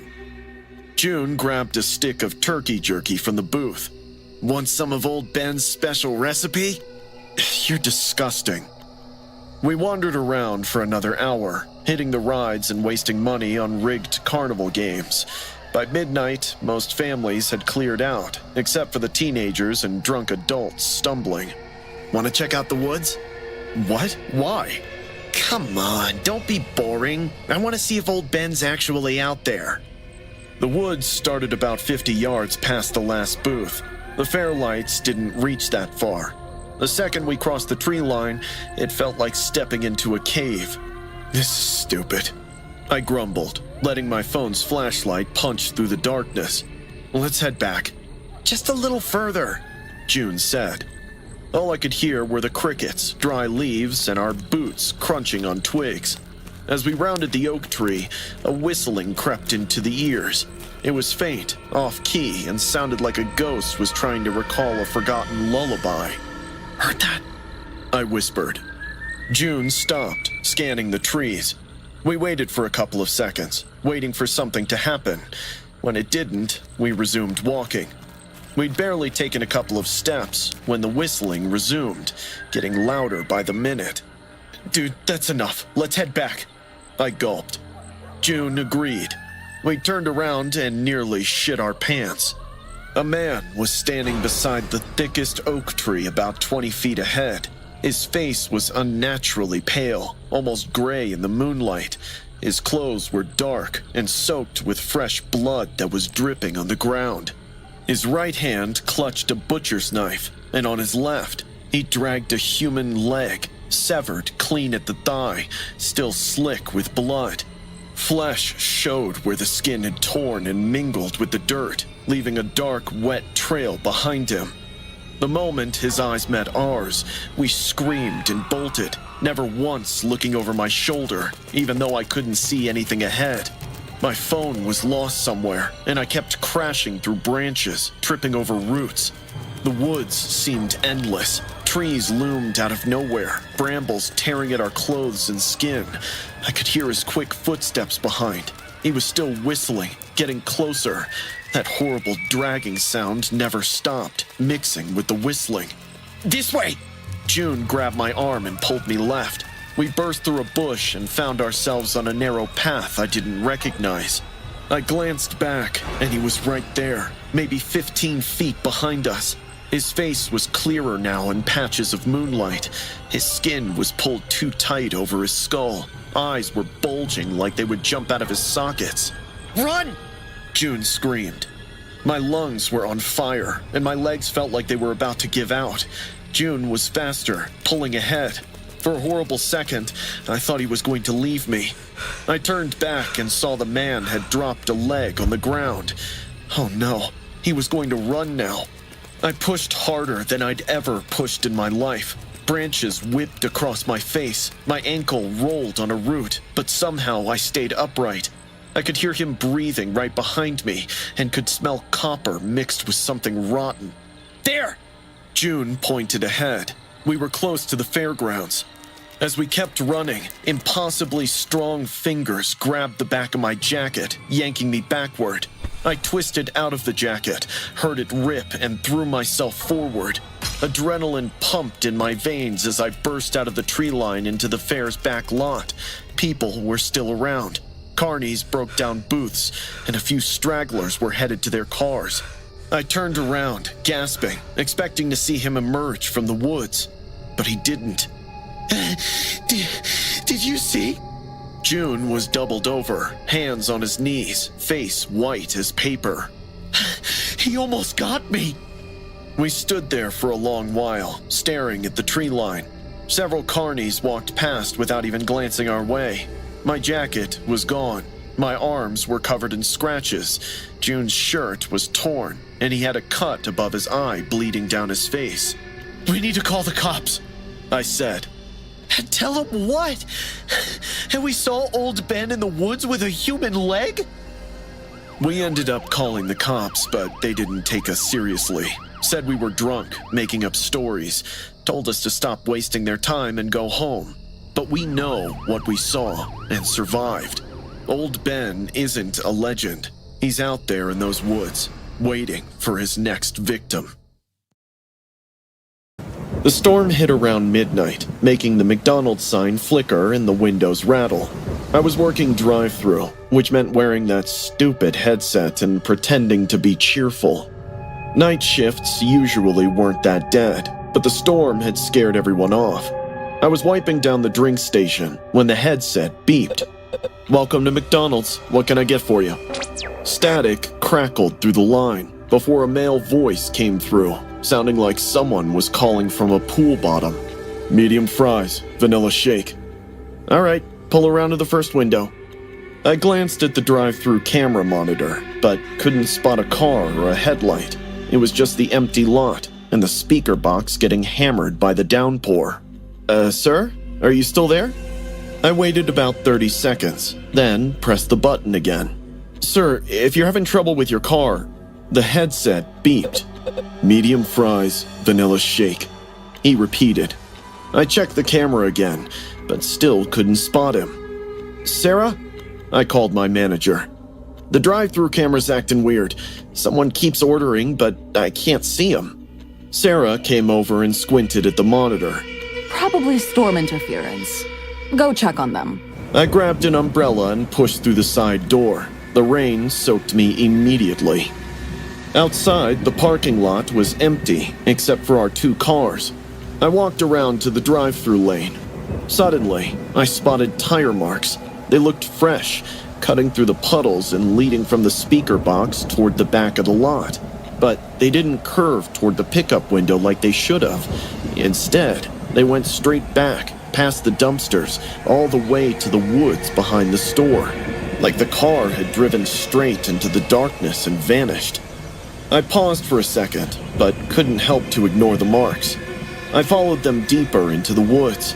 A pair of headlights flickered through the branches, barely visible through the rain and trees. There was a silver sedan wrapped around a massive tree trunk. The entire front end had crumpled like a tin can. Steam rose from what was left of the engine, and the windshield looked like a spiderweb of cracks. I pulled out my phone with shaking hands and turned on the flashlight. The driver was still in his seat, slumped sideways against the door, eyes closed, wearing a business suit that was completely soaked with blood. The entire left side of his skull had caved in. Bone fragments stuck out at angles that made my stomach turn, and I could see brain matter through the matted hair and split skin. He was sitting in the pool of his own blood. His jaw hung loose, barely attached by strips of tissue. Jesus Christ, I whispered, stumbling backward. My hands shook, and I could hear my heartbeat in my ear. Before I could call 911, the headlights flared to life, nearly blinding me as if someone inside had just flipped them to high beams. Then, a voice hissed right into my ear, so close I felt cold breath on my neck. You forgot my order. I spun around, but couldn't see anyone behind me except for trees and rain and darkness. When I looked back at the car, the dead man was sitting upright, with his eyes wide open, staring straight at me through the broken windshield, while blood continued to drip from his ruined skull. It felt as if he was neither dead nor alive. I ran through the woods, panting in fear and shock. I didn't stop until I burst through the McDonald's back door and slammed it shut. I told the manager everything. Sarah made the call while I stood by the locked door, staring out into the darkness. The police showed up about 15 minutes later with paramedics and a fire truck. I led them back into the woods, though every part of me wanted to stay inside where it was bright and safe. The car was exactly where I'd left it, still wrapped around that tree. But the headlights were dim again now. The horn had stopped. The driver was slumped sideways against the door, eyes closed, exactly like I'd first found him. One of the paramedics checked for a pulse and shook his head. He's gone. Been dead at least 4 hours, maybe longer. 4 hours? My voice came out higher than I wanted. But I heard him. He talked to me. Son, based on the damage and the body temperature, he probably hit that tree around 8 o'clock tonight. The cop shrugged. But the headlights came on. Electrical short from the crash, he explained, walking around the wreck. Happens sometimes. Battery's still got some juice in it. Makes the lights flicker on and off randomly. I insisted I had talked to him, but they all looked at me like I'd lost my mind and went back taking photos and measurements, then finally loaded the body onto a stretcher. I watched them zip him into a black body bag, and the last thing I saw was his ruined face disappearing behind the plastic. The cop came over and told me the guy's name was Robert James, 42 years old, insurance salesman from Seattle. He'd been driving through when the storm hit, Probably lost control on the wet roads and ended up in our woods. They said it happens more often than people think. Nobody had heard the crash because of the thunder. Nobody knew he was out there until I found him. I quit the next day. Told them I was going back to school, needed to focus on classes, whatever excuse came to mind that didn't make me sound crazy. But I know what I saw, what I heard. Sometimes now, late at night when it's raining hard, I hear that voice in my head. It was Thanksgiving morning when I was 12. As our family tradition had it, my dad and I had claimed our usual spot on Main Street for the parade. The marching band was warming up, tubas honked, little kids waved foam fingers. That's when I first noticed this guy standing across the street. He was maybe 30 feet away, wearing this brown jacket with the sleeves rolled up even though it was freezing. His forearms were covered in burn scars that were lined up, like someone had pressed hot coins into his skin one by one. Still, that wasn't even the worst part. It was the intensity in his eyes, and he was staring directly at me. That weird guy over there is staring at me. I grabbed my dad's arm.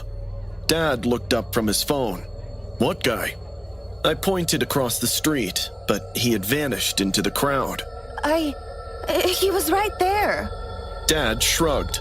It's parade day, sweetie. Lots of weird people out today. I scanned the crowd again, but couldn't find him. The parade started, and I tried to focus on the dancers spinning past and the floats covered in fake turkeys, but I had this feeling like someone was watching me through a window I couldn't see. Just then, Dad's phone rang. It's work, he said, stepping away toward the quieter side of the street. I stayed put, surrounded by people, but suddenly feeling completely alone. As the music got louder, someone in a turkey costume waddled past, high-fiving kids. I was watching a little girl chase after him when someone tapped my shoulder. I turned around, and my heart stopped. He was inches away from my face, eyes locked onto mine and up close. I could see his pupils were different sizes. One was huge, swallowing almost all the color. The other was tiny, just a pinprick. I've got something for you, he whispered, leaning even closer. I don't want it. I answered, trying to back away. He smiled, flashing his blunt and uneven teeth. Yes, you do, he whispered. Before I could process, his hand clamped around my wrist as he yanked me backward into the crowd. His skin was ice cold, and those burn scars felt hard and raised under my fingers. Dad! I screamed, but a float rolled past with speakers blasting, and my voice disappeared into the drums and trumpets. I dug in, but he was stronger. He dragged me through the crowd like it was nothing. People brushed past, bumped into us, and didn't even look twice. To them, we probably looked like a dad hauling his kid out of a meltdown. Stop fighting, he snapped. You're making it worse for yourself. We hit the alley between the hardware store and the barber shop. He slammed me into the brick so hard my teeth snapped together, and I tasted blood. The parade was 50 feet away. I could see people laughing, tossing kettle corn, and snapping photos, but they couldn't see me in the dark gap between buildings. He reached into his jacket and pulled out a butterscotch candy wrapped in cellophane. Eat it, and you can see the others, he said, holding it up to my face. Let me go! I sobbed. His face spasmed, like something underneath his skin was trying to get out. Eat it! He loomed over. They all do. That's the rule. He grabbed my face with his free hand. His fingers dug into my cheeks until I felt them scraping against my teeth from the outside and forced my jaw open. The candy pressed against my lips, and I could taste the cellophane dissolving. I thrashed and kicked. My heel connected with his shin. He grunted but didn't let go. I bit down on his finger and tasted blood, but he actually laughed and shoved the candy deeper into my mouth. I was choking on it, The wrapper melted on my tongue, and I could taste something bitter underneath the sugar. My legs went weak, and the alley tilted sideways. "Good girl," he whispered. "Now we can go to the room." I tried to spit the candy out, but my mouth wouldn't work. He started dragging me deeper into the alley, toward a white van parked at the back. My legs buckled, and I went down hard, scraping my palms raw. The van's back door was open. Inside, I could see chains bolted to the floor, a dirty mattress and plastic sheeting on the walls beside a camera on a tripod, and there were many photographs taped up, covering every surface. All of them were girls my age. All of them had the same blank, hypnotized expression. He was lifting me toward the door when something slammed into him from behind. We both went down. His grip finally loosened, and I rolled away, gasping. "Get away from her!" Dad was on top of him, fist connecting with his face over and over. His blood sprayed everywhere. The man made this inhuman whining sound. I watched my dad beat the crap out of him. The man kept apologizing, saying he thought I was someone else, and coming up with a whole lot of lies, like he didn't mean any harm. People saw us come for help. One of them called the cops while the other took hold of the man so he couldn't run away. My dad hugged me, and for the first time I saw him crying. He kept saying sorry for not believing me earlier. I hugged him too, trying to process everything that happened. Police sirens cut through the parade music. The man was arrested. At the station, they tested what was left of the candy. He had crushed sleeping pills with something else, something the detective wouldn't name but that made him go pale. They found the van, 7 sets of chains, and the photographs. They found his basement too, with more chains, cameras, and walls covered in Polaroids of young girls of my age. The detective told Dad some of it. It's been years now. Dad made me see a therapist. He did everything he could, but no matter how hard he tried, I still see it in his eyes that he blames himself. He regrets not taking earlier action, so all of these could be avoided. But I know he's my hero. He saved me that day, without wasting a second more. It was a Tuesday morning right before recess when the announcement came over the intercom. At first, I didn't process what I was hearing. The principal's voice was trembling. "Lockdown! Lockdown! All staff, lock your doors and remain in your classrooms! There's a student with a firearm in room 5! My blood turned cold. Room 5? That's my son's class. I've been teaching at Sky High for almost a year now and never thought I'd be scared for my son's safety or mine inside the school premises. Every horrible possibility rushed through my head. I imagined him in that room, confused, terrified, maybe frozen in place. I could see my 10-year-old boy, trapped with an armed student. I couldn't contain myself anymore. I cracked the door just an inch, peering down the hallway. Students' voices were muffled behind closed doors. The only other sound was my own breathing.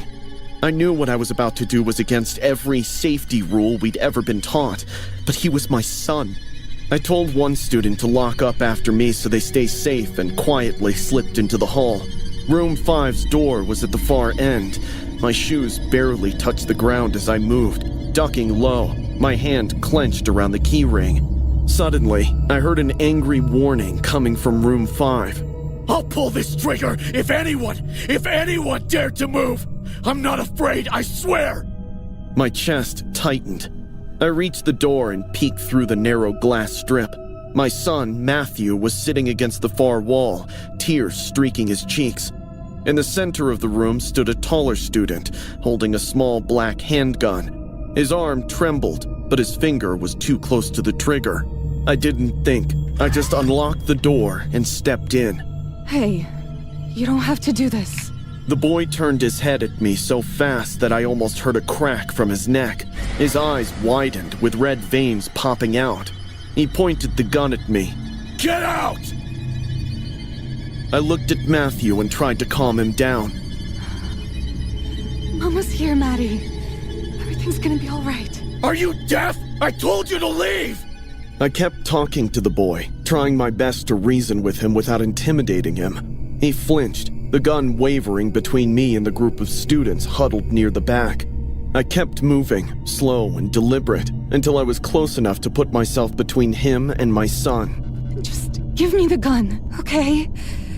I promise no harm will come to you. We all make mistakes, and that's totally fine. He started putting the gun down, and I took that opportunity to disarm him. My hand shot out toward the gun. Before I got a full grip, he fired. The sound of the gunshot echoed around. All the children started screaming and crying. A searing pain tore through my side, hot and blinding. I gasped, collapsing halfway to my knees. I heard my son's scream rising above the chaos. With my blurred vision, I saw the boy pinned down to the ground by 2 officers. Even in that pain, I felt relieved. The next thing I felt was Matthew's little hands pressing against the wound. Mom! No, please don't die on me! Please! His voice cracked, each word breaking me more than the pain. Please talk to me. I promise I'll eat all my vegetables at dinner. I'll do all my homework before playing. I need you. Mom, please don't leave me. I wanted to reach up and hold his face, tell him I wasn't going anywhere, but my arms felt heavy. I'm... Okay, baby. You're safe now. That's all that matters. Tears rolled down his cheeks, splashing onto my shirt. He yelled to the officers. Help my mom! I already lost my dad! She's the only one I have left! His voice was trembling in a way that cut through every ounce of my strength. The paramedics arrived in a few more seconds. They lifted me onto a stretcher. My son refused to let go of my hand until someone promised he could ride with me. As they wheeled me out of the classroom, I saw the boy, the one with the gun, face down on the floor, hands cuffed, an officer's knee in his back. His face was pale, almost blank, like he didn't fully understand what had just happened. But I didn't care. My eyes went back to my son, who was walking beside the stretcher, still holding my hand like it was the only thing tethering me to life. That day, I saw my dead husband's face in my son's eyes when he said, "You're gonna be fine. You have to be." The hallway blurred past us, teachers holding their classes back, wide-eyed students peeking through door windows. I could feel every heartbeat in the wound, each one stealing a little more strength. We made it outside to the waiting ambulance. The last thing I remember before the doors shut was my son climbing in after me. The bullet missed anything vital, though the doctor said another inch and I wouldn't be here to write this. My son still sleeps with the light on, and sometimes he wakes up in the middle of the night just to check that I'm still breathing. People always ask why I didn't just stay in my classroom like we're told. The truth is simple. When you're a parent, there's no staying put when your child is in danger. You'd tear down walls, face a gun, and even take a bullet if it means that they get to live another day. That's what people don't understand about these lockdown drills. For parents, every alert isn't just a safety procedure. It's the start of a nightmare where your child's life hangs in the balance. And for too many families, that nightmare ends in silence. I was one of the lucky ones. My son came home that night with his mom still alive. But so many parents never get that miracle. This is what school shootings do. They don't just take lives, they shatter them forever.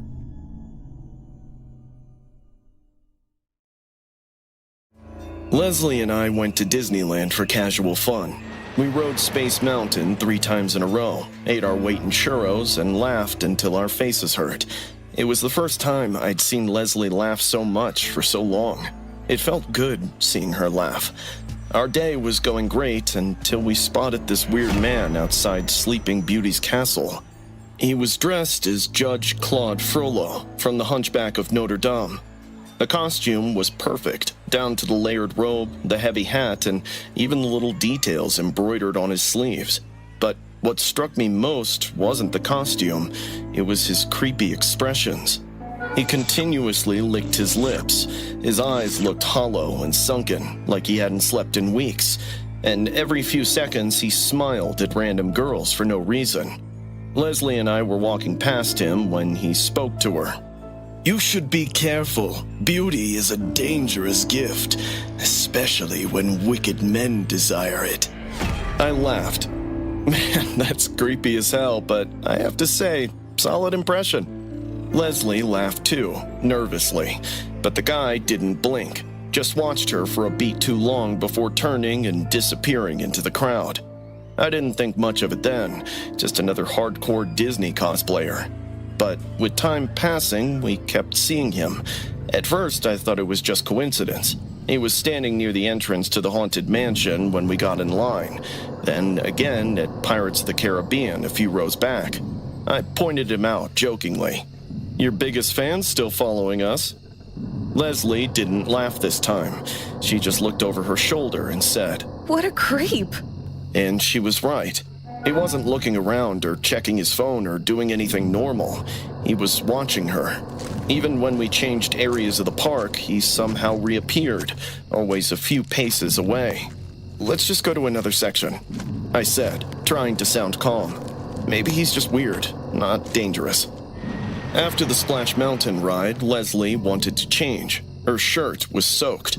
She went into the women's restroom by the gift shop, while I waited outside scrolling through my phone, almost forgetting about the guy dressed as Judge Frollo. Suddenly, I heard Leslie scream from the washroom. It echoed, sharp enough to make people nearby look up. Seconds later, Leslie burst out of the restroom, pale, shaking, still in her soaked clothes. He was inside! He was inside! Watching me, smiling! She screamed. I dropped my phone. What? I saw his face in the mirror, right behind me. He said something, but I couldn't. He was smiling. I went right in and found the guy standing in the girls' washroom with that same sick smile plastered on his face. I tackled him to the ground, punching and shouting obscenities at him. Blood splattered across his chin, but he didn't fight back. He just laughed, lying there getting the beating.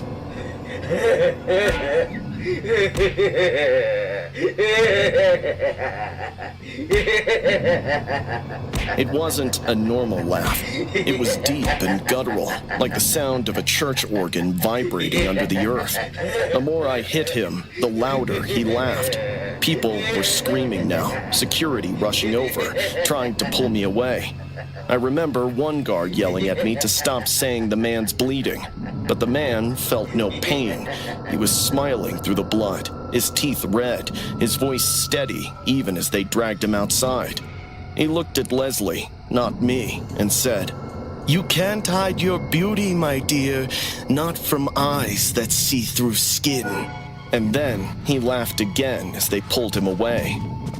That sound still plays in my head, not like human laughter, but something echoing, like it came from a hollow place far deeper than his chest. They took him away. Security assured us the man would be banned from the park and handed over to the police, but even then I noticed the confusion on their faces, because when they checked his ID or tried to, there was nothing. No wallet, no phone, not even a ticket. He shouldn't have been there at all. We stayed until closing, sitting on a bench near Main Street, too shaken to move. The fireworks went off, and for a second, the entire sky was glowing. Everyone around us was cheering, filming, and enjoying. But all I could hear was Leslie sobbing. She leaned her head on my shoulder, trembling. He wasn't normal. She whispered. I felt it when he looked at me. Like he knew things. Like he'd done this before. I didn't know what to say. A week later, Leslie and I were back home. We avoided talking about Disneyland. It felt cursed now, like that place had shown us something rotten hiding beneath all the smiles and fireworks. I was flipping through the channels when Leslie suddenly gasped. Jamie, turn back! We saw that man again, that same face. The man dressed as Judge Frollo, only this time without the costume. His mugshot filled the TV screen, pale, tired, but unmistakably him. The news anchor's voice was calm but cold. Authorities have identified the man arrested at Disneyland last week as Richard Hale, 43, a repeat offender known for stalking women in public spaces, such as amusement parks, restaurants, and shopping malls. Police say Hale often posed as characters or staff to blend into crowds before following victims into secluded areas. Leslie covered her mouth, whispering, Oh my god. The report went on. Detectives had searched his apartment and found hundreds of printed photographs. Women at Disneyland, shopping centers, and cafes, all taken without their knowledge. Each photo had disturbing captions written beneath in red ink. Hale reportedly told investigators he admired Judge Claude Frollo, claiming he was misunderstood. In his own words, why should there only be fans of Disney princesses? Why not Disney villains? The room went silent. Leslie started crying softly, and all I could do was hold her hand, staring at the TV. The reporter moved on to another story, but I couldn't stop replaying that sick laughter in my head, that guttural, inhuman sound. He wasn't a ghost. He wasn't a demon. He was something worse. He was real. Getting married to the person you love is such a heartwarming feeling, and I was genuinely looking forward to it. Along with a fun wedding, my bros planned a bachelor party for me a few days before the wedding. It was supposed to be a guy's weekend. Daniel, my best man, and my fiance's older brother was the one who planned it. He rented this cabin in the mountains. The party was very homey, nothing wild or ecstatic, just booze, poker, and lots of barbecue. He said we all needed one last blowout before I surrender myself to his sister for life. It started off perfect, just the three of us, me, Daniel, and Ryan. The fireplace crackled with the sound of wood burning. Country jazz, accompanied by the sound of whiskey pouring in the glasses, set the mood right away. I was surrounded by my best friends and about to marry the love of my life. Life felt wonderful. We were enjoying ourselves for quite some time when we heard a car pull over outside. It was past midnight and no more guests were supposed to arrive. I looked at Daniel with a confused face. Daniel, too, looked at me and asked, "You invited someone else?" I shook my head. No one knows we're here. After a few seconds of silence, there was a knock on the front door. Ryan opened the door and I sprang up from the sofa in disbelief. It was Vanessa. Not even in my wildest dreams did I expect to see my ex at my bachelor party. And what shocked me more is, how did she find us? Surprise! She said, swaying slightly with half a bottle of wine in her hand. Did you miss me? Vanessa looked like she hadn't slept in days. Hair messy, lipstick smeared, dark circles around her eyes. Even her eyeballs appeared too big. I hadn't seen her in over 2 years, not since she showed up drunk at my apartment, screaming that I was the one who ruined her life. Vanessa? What the hell are you doing here? I asked. I came to celebrate. She said, brushing past Ryan. Can't let the love of my life get married without a proper goodbye. Daniel moved toward her. You need to leave, now. Vanessa turned slowly and smiled at him. Aw, big brother Daniel, always playing the hero. Tell me, do you really think he's the right guy for your sister? I stood up. All right, that's enough. But she didn't leave. She started bringing up things no one should have known. Things I told her years ago in confidence. My first panic attack, my father's drinking. Stuff I never even told my fiancé. And every time someone told her to go, she just ignored them. When I tried to get her to leave, she started breaking glasses and kicking furniture. I'm not leaving, She hissed. You all think this is some fairy tale ending? That he can just walk away from me and play house with Little Miss Perfect? Daniel stepped in front of her. If you don't want to walk out of here right now, I'm calling the cops. She stared at him for a long second. Then she whispered, If I kill the bride's brother, the wedding never happens. She ran to the kitchen. There was only a second of silence before we heard the drawer yank open. She grabbed the biggest kitchen knife I've ever seen. Jesus Christ, somebody stop her! Ryan screamed. Vanessa, stop! I shouted, but she didn't even look at me. She locked eyes with Daniel and charged. I don't know what came over me. I moved without thinking. I threw myself between them. We collided hard. The knife flashed between us. I grabbed her wrists and tried to wrestle it away. The events that followed occurred too quickly for me to intervene. The knife turned in her hands, and accidentally she got stabbed amidst the quarrel. She gasped just once and fell backward. The knife dug into her flesh. Her lips moved like she wanted to say something, but nothing came except blood. Ryan backed into the wall. Oh my God! Oh my God! No one spoke. No one breathed. She was gone in seconds. We all stood there, frozen, until Daniel said, "You didn't mean to. You were protecting me. We can't let this situation ruin your life." I stared at him. What are you saying? Do I really need to spell it out? No one knows we're here. There's woods around us. Let's bury her. Ryan and I exchanged terrified glances, and then we agreed. We wrapped Vanessa in a bedsheet and took her out behind the cabin in the woods. It took us an hour to dig the hole deep enough. Another is to clean the blood. No one spoke. We just worked like machines. By morning, it was like she'd never existed. We drove home in silence. That was 5 days ago. Tomorrow, I'm supposed to marry Emily. I woke up in a hotel room filled with sunshine, wedding day nerves, and the scent of expensive cologne. My tux is hanging by the closet. Guests are downstairs. Everyone's smiling. No one knows what we did.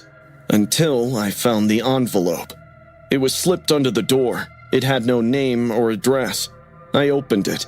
Inside was a crumpled, torn piece of paper. A single sentence was written in shaky red smears. Don't marry her. I checked the hallway, the guest lounge, but Vanessa's nowhere.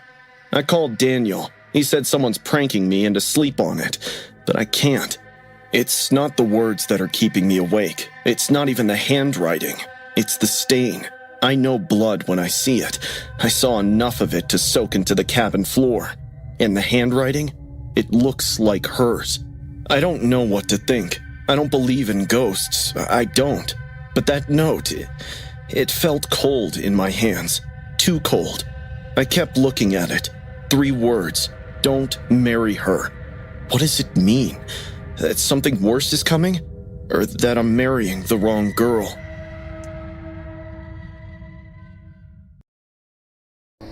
Chris and I had been doing graveyard shifts long enough to establish our rhythm, but that night felt off from the start. The first time the black sedan showed up, the clock had struck 12:30. I watched it circle the lot rather slowly and disappear, leaving dust and dread behind. It returned at 1:10, and then again at 1:45, repeating the same slow loop.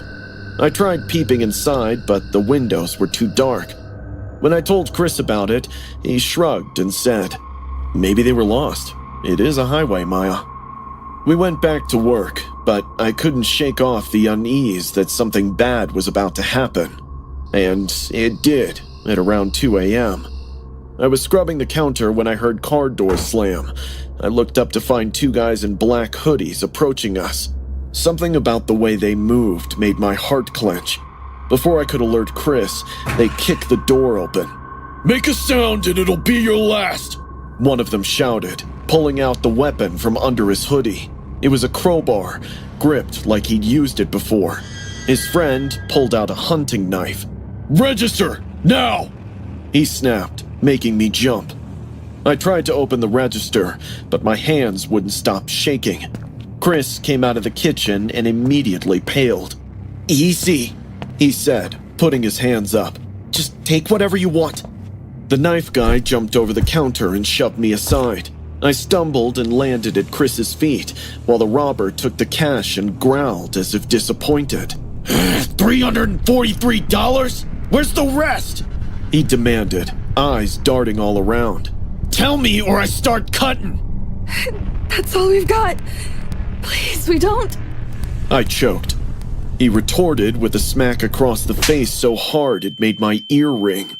Lie again and see what happens, he hissed. Chris tried to step in, but the crowbar guy wouldn't let him. The swing landed hard in his ribs, making him drop to his knees. Before he could recover, the robbers started herding us both into the back office. They kept demanding money, hurling profanities and kicks.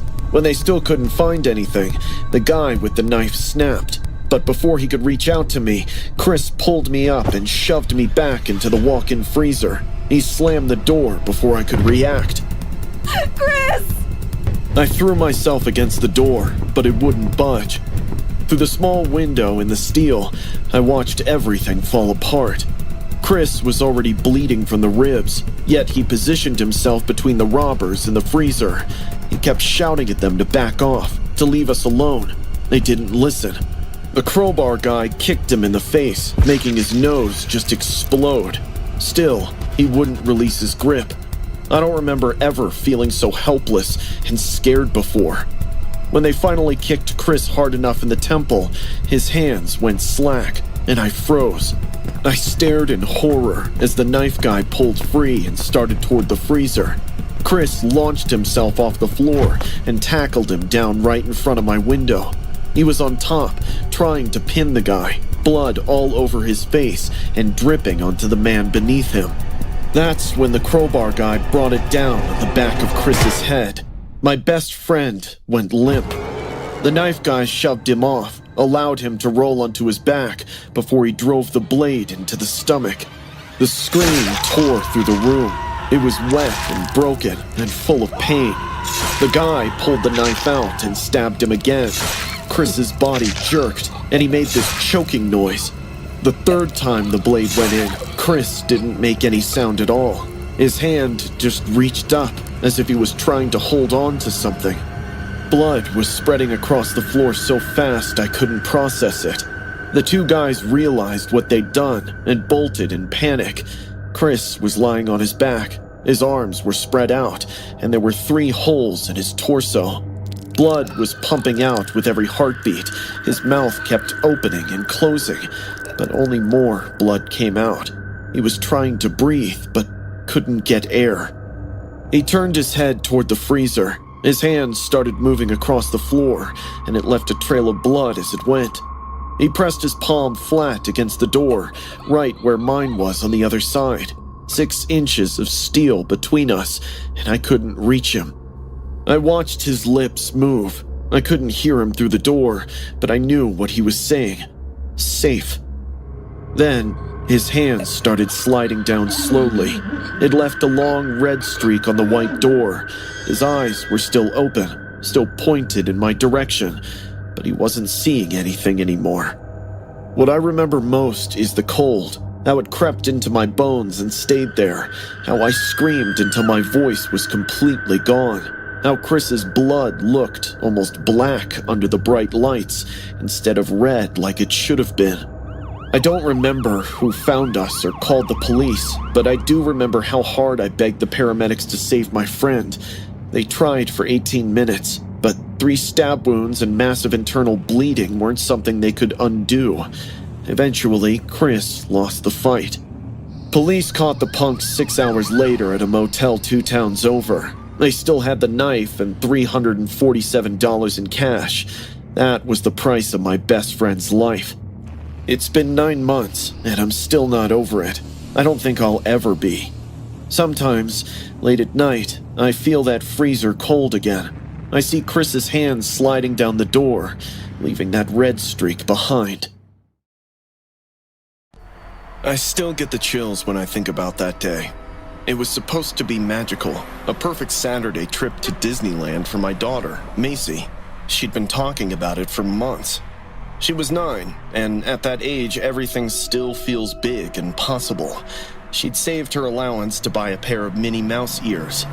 That morning, she was wearing them proudly in the back seat, singing along to the Frozen soundtrack while I drove down the 5 toward Anaheim.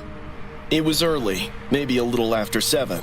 The sky was soft and gold, traffic light. I remember thinking how good it felt to give her something normal, something joyful. We were on the road for quite a while and everything was usual. Suddenly, I noticed this woman on the bend of the road ahead. At first, she just looked like a performer, someone walking to an event maybe. A woman dressed in a Minnie Mouse costume, standing by the side of the road, waving both arms like she needed help. But as we got closer, I saw her more clearly. Her costume was filthy and torn. She didn't wear a mask, instead wore this mini ears and had weird makeup on her face. Her smile was way too big than her face.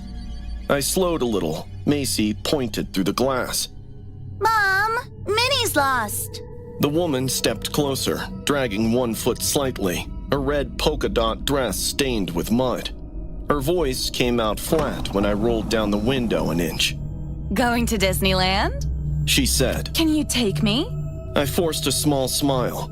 I'm sorry. We're in a hurry. I can't. Before I could finish, the back door yanked open. I realized what a grave mistake I made by forgetting to lock it. The woman slid in beside Macy. The smell of her sweat filled the car air. I turned to yell, but she already had a knife pressed against Macy's throat. Drive left at the dirt road. My hands went cold on the steering wheel. Macy started crying. She whispered, Mommy. And it nearly broke me. Please don't hurt her. I said left. There was a dirt road, maybe half a mile ahead, one I'd never noticed before. I turned onto it, tires crunching over gravel and roots. The highway disappeared behind us. We were surrounded by trees, tall and still. Macy's cry grew louder. She looked at me with these terrified eyes, and I wanted so badly to tell her everything would be okay. But I didn't know if that was true. It's okay, baby. Mommy's right here. Keep your eyes on the road, Mommy. The woman's hand trembled slightly as she held the knife. She was breathing heavily, almost wheezing. We drove deeper into the woods until I saw this. A rotting cottage leaning to one side, covered in vines. The woman pointed. There. Minnie's house. You'll both love it. It's magical. I pulled up and parked. My heart was pounding so hard I could hear it in my ears. She got out slowly, still gripping the knife. For a second, she turned toward the house, as if checking something. It was my only chance. Macy, stay down! I screamed and slammed my foot on the gas. The car lurched forward. The woman's arm hit the door as it swung open, and she stumbled backward. I didn't look. I just drove.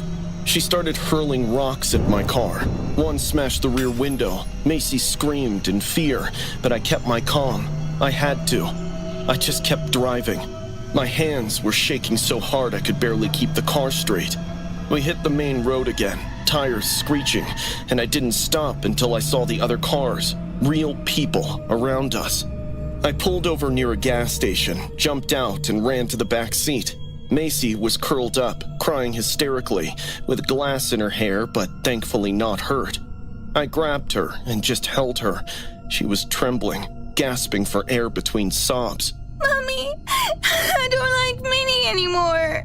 That broke me. I couldn't say anything, just held her tighter. The police came about 20 minutes later. They took our statements and searched the area, but they didn't find the woman. They said maybe it was a vagrant, someone high, unstable. But when I told them about the costume, about how she seemed to know that hidden dirt road, they just looked at each other and said nothing. That night, Macy wouldn't sleep in her room. She kept saying she saw Minnie outside the window. Every sound made her flinch. I slept next to her for weeks after that. A few days later, out of morbid curiosity, I drove past that stretch of highway again, in the daylight. I wanted to see if maybe I'd imagined it, but when I reached that spot where I'd first seen her, something caught my eye. A pair of red Minnie Mouse ears lay in the dirt near the shoulder, half buried in dust. The same kind Macy had been wearing that morning. She still had hers, which meant these weren't hers. I didn't stop. I just kept driving. To this day, I don't know who that woman was or what would have happened if I didn't drive away. But sometimes, when I drive at night and see someone on the side of the road, my body freezes up. I think about that voice, That flat, emotionless voice saying, "Going to Disneyland?" Macy's older now. We still haven't gone back to Disneyland. She doesn't even want to. She says it's not magical anymore. And honestly, I get it.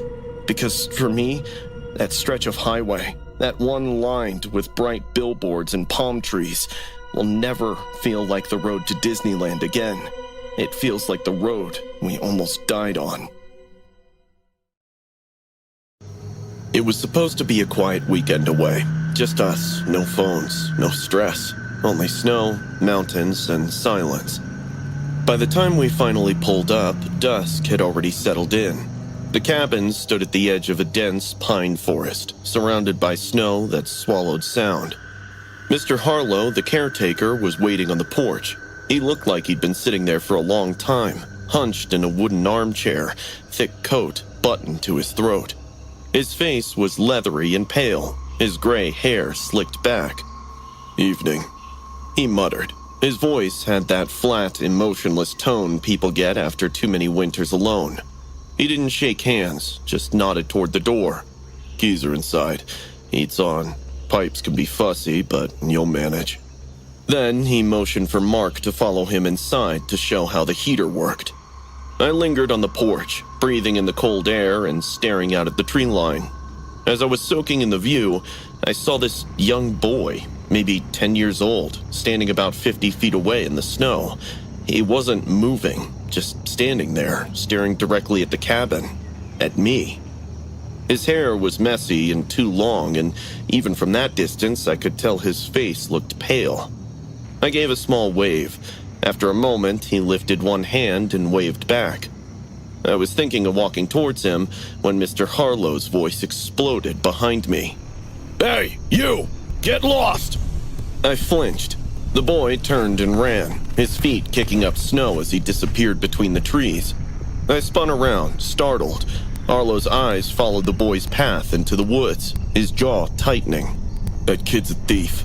Comes around here to try and steal food from the basement storage. Don't let him near this place. You hear me?" His tone was sharp, almost threatening. Before I could ask anything else, he stomped down the steps and drove away in his truck. That night, the cabin felt emptier without his presence outside. The wind moaned through the cracks in the wood. Mark made soup while I unpacked. We tried to relax, but I couldn't shake the image of that boy. Thin jacket, bare hands, staring through the snow. It was around 9 p.m. when I looked out the window again, and he was back. His arms were wrapped around himself, and his lips looked blue. Mark, he's back, I whispered. Mark came over and squinted through the glass. Jesus, he must be freezing. Maybe we can give him some food and tell him to go home. Before we could decide, a faint, high-pitched sobbing took over the silence.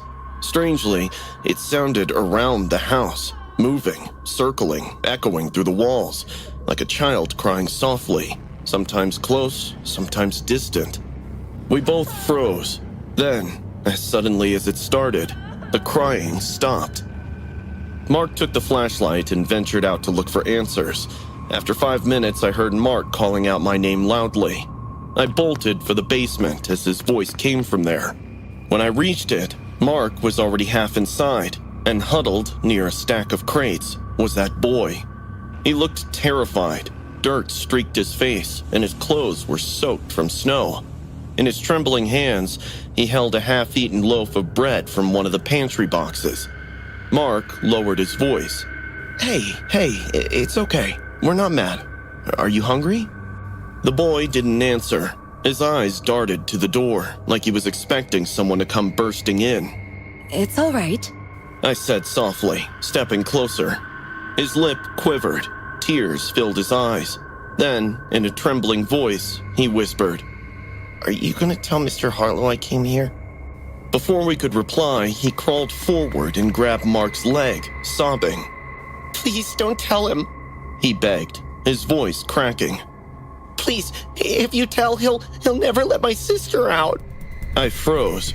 Your sister? The boy nodded violently. "He's got her locked in a room down here.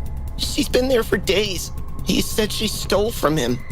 Mark and I exchanged a horrified glance. "Show us," Mark said. The boy led us down a narrow hallway at the back of the basement, behind shelves and broken boxes.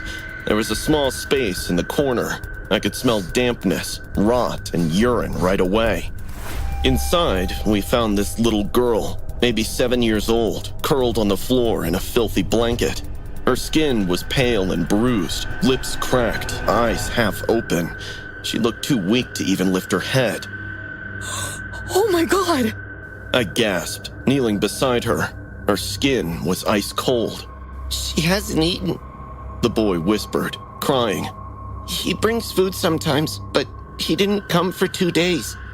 Mark dialed 911 with shaking hands. His voice broke as he tried to explain what we'd found.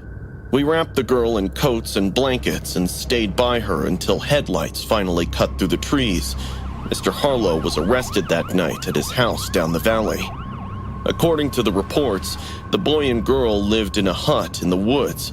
Their ailing mother died days back, and for food they often came to Harlow. Instead of helping these poor kids, Harlow made them do all the chores of the cabin for free. He sometimes gave them food and other times made them starve.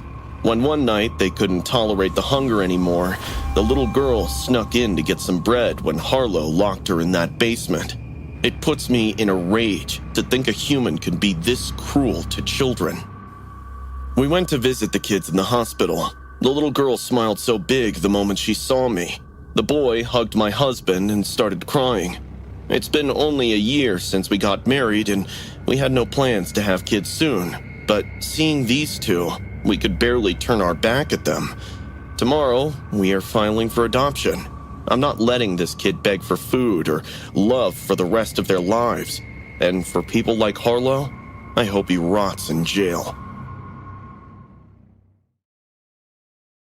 I found the old 8mm camera buried in the back corner of Murphy's Thrift, under a pile of moldy magazines.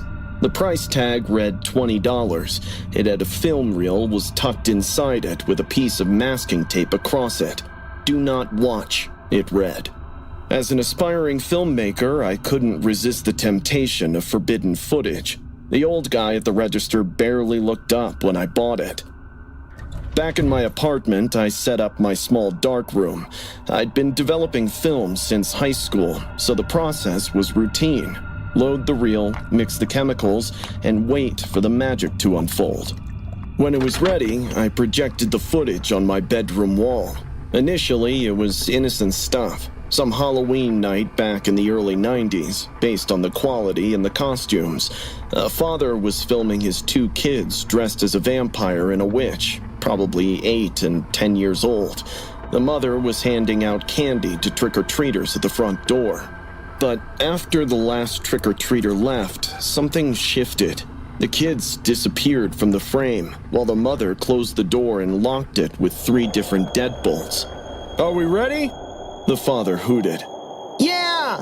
The children cheered. I got the rope like you taught me, Daddy. The boy jumped enthusiastically. As the camera followed them down into a basement, the image got grainier. I could still make out a workbench, some tools hanging on the wall, and in the corner, a woman. She was bound to a chair, gagged. Her eyes were wide with terror, and cheeks were wet with tears. "Now remember what we practiced," the father said, still filming. The camera shook slightly, like he was excited. "Mommy will hold Aunt Sarah still while you and your sister take turns, okay?" Turns? I was horrified. I wanted to turn it off, but I was frozen. The mother walked into frame, smiling like she was about to serve dinner. She placed her hands gently on the woman's shoulders, while the kids came closer, carrying something I couldn't quite make out. The woman's muffled screams grew louder as the footage became more and more chaotic. The camera shook violently. Still, I caught flashes of open wounds and blood, and the sound of the lady choking on pure terror. Then, a sound of a chainsaw rumbled, and everything cut to black.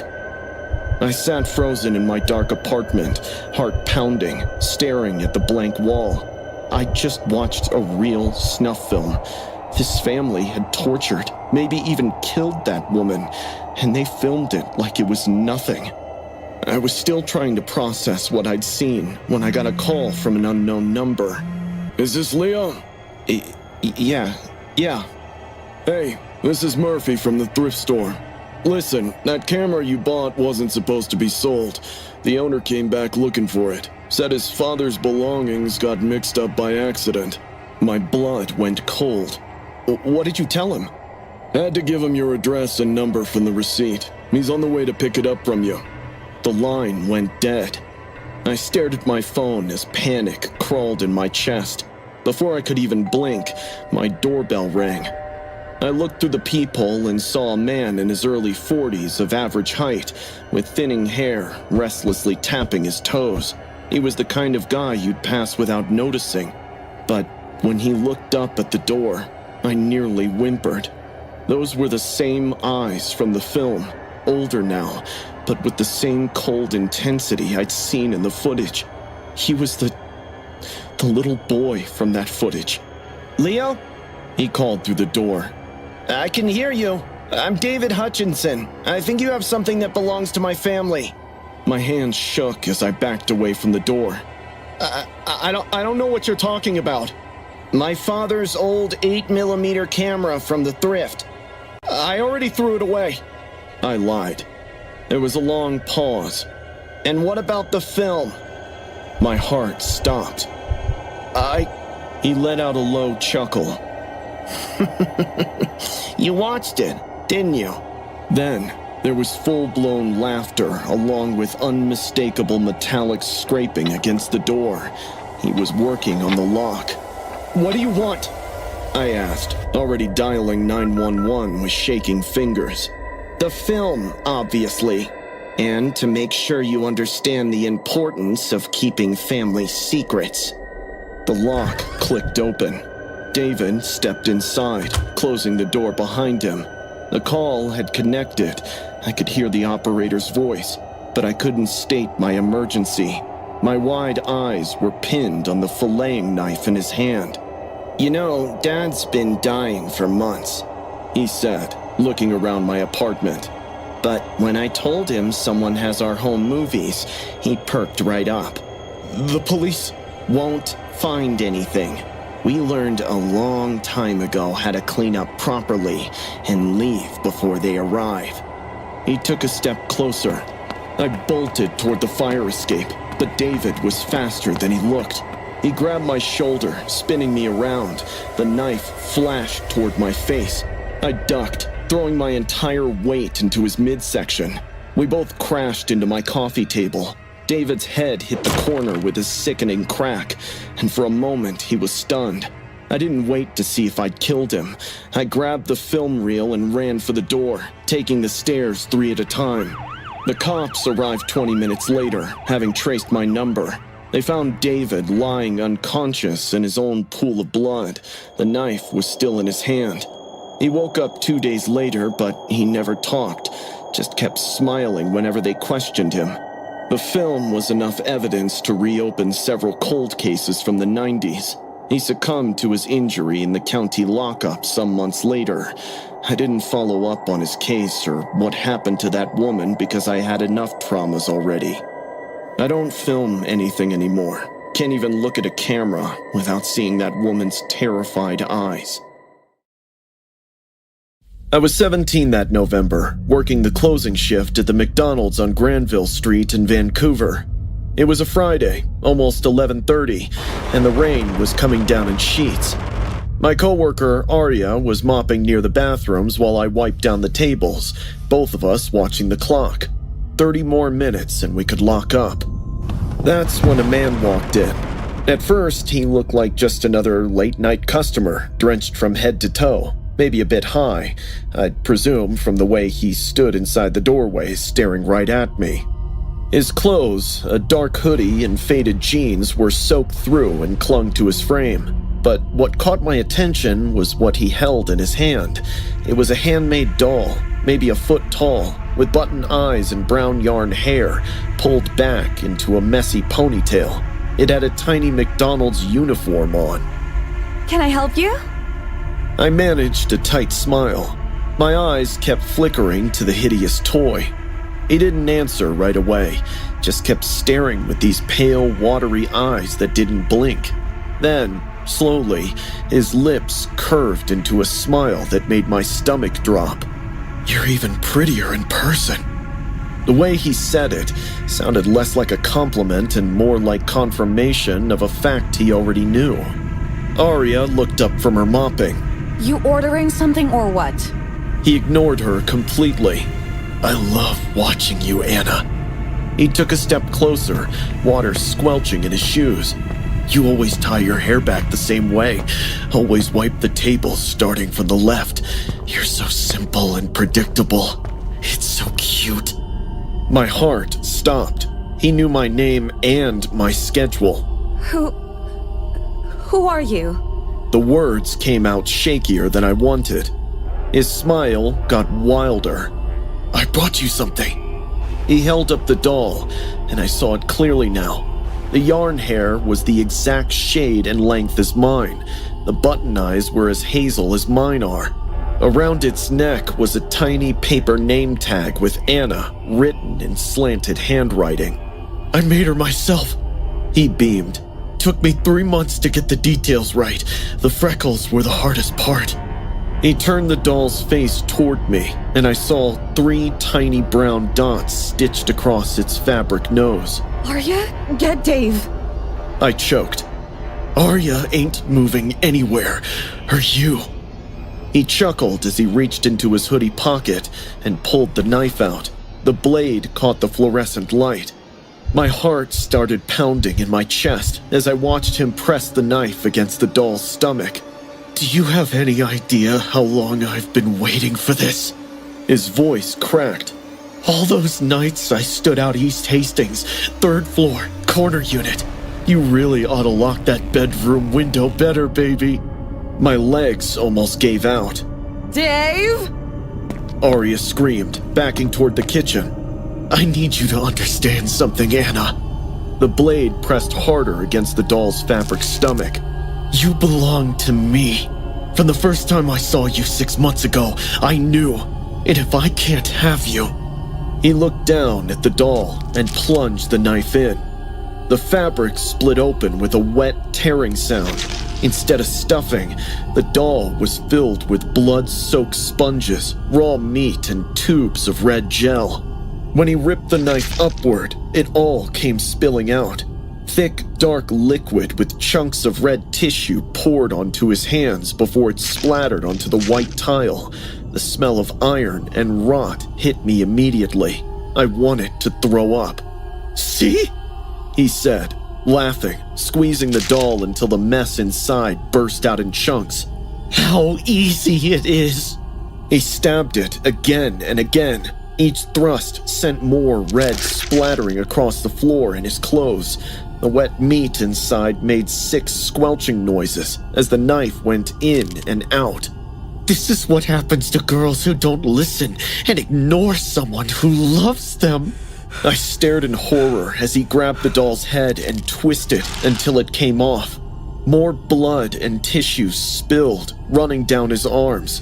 He held up the severed head, those button eyes still staring, and brought it close to his face. "My Anna," he whispered, smooching it. Dave burst through the kitchen door with Arya behind him. "What the..." The man spun around, knife still in one hand, the doll's head in the other, red syrup dripping everywhere. For a second, nobody moved. Then, sirens started wailing outside, getting closer, and his face twisted. "They're gonna take me away from you," he choked out, backing toward the door. "But they can't keep me away." He clutched the doll's head to his chest, smearing red across his hoodie. Police came through the doors as he reached them. He didn't resist. Instead, he stayed still there in the rain. As they cuffed him, he mouthed something. I couldn't hear it over the chaos, but could read with my eyes closed. "You're mine, Anna. You're mine." The cops revealed I was being stalked by this man for last 1 month. He secretly watched me during my shifts, maybe even followed me home at night. His name was Marcus Hendry. He was schizophrenic, off his medication, and had no family. That was 10 months ago. I moved to a different city, changed my digits, and dyed my hair blonde. I took up a simple gig at a bookstore where I never had to work nights. But some nights, I wake up at 3 a.m., convinced I hear breathing outside my window, convinced I see someone standing across the street in the shadows.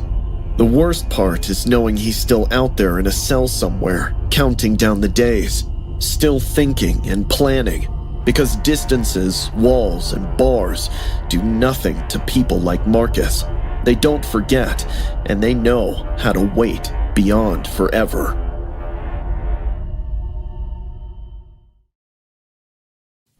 I'm a graphic designer living in Brooklyn now, but I grew up upstate near the Catskills. My dad still lives there, and I try to visit him at least once a month. The night it happened, I'd been driving back from one of those visits when my engine died on a back road I'd taken to avoid highway traffic. To make things worse, a blizzard was coming down so hard I could barely see 10 feet ahead of me. I sat there for 20 minutes, trying to get my phone's signal back as snow piled up on the windshield and the cold seeped in. The heat was gone, and my hands were going numb when I spotted this faint yellow light through the trees. I grabbed my phone for a flashlight and stepped into the storm. The wind nearly knocked me over, but I stumbled toward the light, praying it was someone who could help. Up close, I saw this old 3-story building with the huge signboard, Mercy Hills Care Facility. I knocked a little too loud on the front door. After what felt like forever, it creaked open, and a woman with dark hair peered out. Hi, I'm Lana. My car broke down. Can I use your phone? She looked me over slowly, then opened the door wider. Of course. Come in. I'm Sophia, the night supervisor. The inside was warm, but smelled like a hospital. The lights kept flickering, and somewhere down the hall, a TV hissed with static. Phone lines are down, but you can stay until morning. Let me get you some tea. Sophia said, leading me to a small office. I rubbed my hands together, trying to get feeling back, while Sophia disappeared and returned with tea in a chipped mug. Drink. You must be freezing. The tea tasted too sweet with a bitter aftertaste, but I drank it anyway. I need to check on the residents. Don't wander around. Her footsteps faded down the hall, and the building went quiet for a full 10 minutes before a soft thump echoed from somewhere above, followed by high-pitched, breathy giggles. I didn't want to move, but sitting still felt worse. So I stood and pushed the office door open. Outside, the hallway was narrow and dim. The walls were damp, lined with numbered doors and barred windows. The care facility felt less like a home and more like a prison. But what made my stomach twist were the leather restraints hanging from metal hooks on the ceiling. The giggling started again and felt closer this time. I shrieked as an old woman jogged past in a bathrobe, barefoot. Her thin white hair hung limp as she whispered to me. Are you the new nurse? Her eyes were wide and glassy. No, I'm just waiting for the storm. Oh, the last one said that too. Her lips curled up. She tried to run. Sophia doesn't like that. My stomach dropped. What? What do you mean? But the woman's smile just widened, and she turned around and started dancing in that empty hallway. I could sense something very weird about that place. I decided to leave. I started walking faster, looking for another exit. I could hear the soft crying, whispers, and the slow drag of fingernails on wood from behind the closed doors. One door was cracked open. I looked inside and wished I hadn't. The bed was covered in dark stains. A tray nearby had restraints, leather straps, and electroshock equipment along with other laboratory instruments. Curious little thing, aren't you? Sophia's voice came from directly behind me. I should go. The storm's getting worse, and you drank the tea. She smiled. You'll be too drowsy to leave soon. I spun around and tried to get away, but she grabbed my arm with impossible strength. You are one of us now.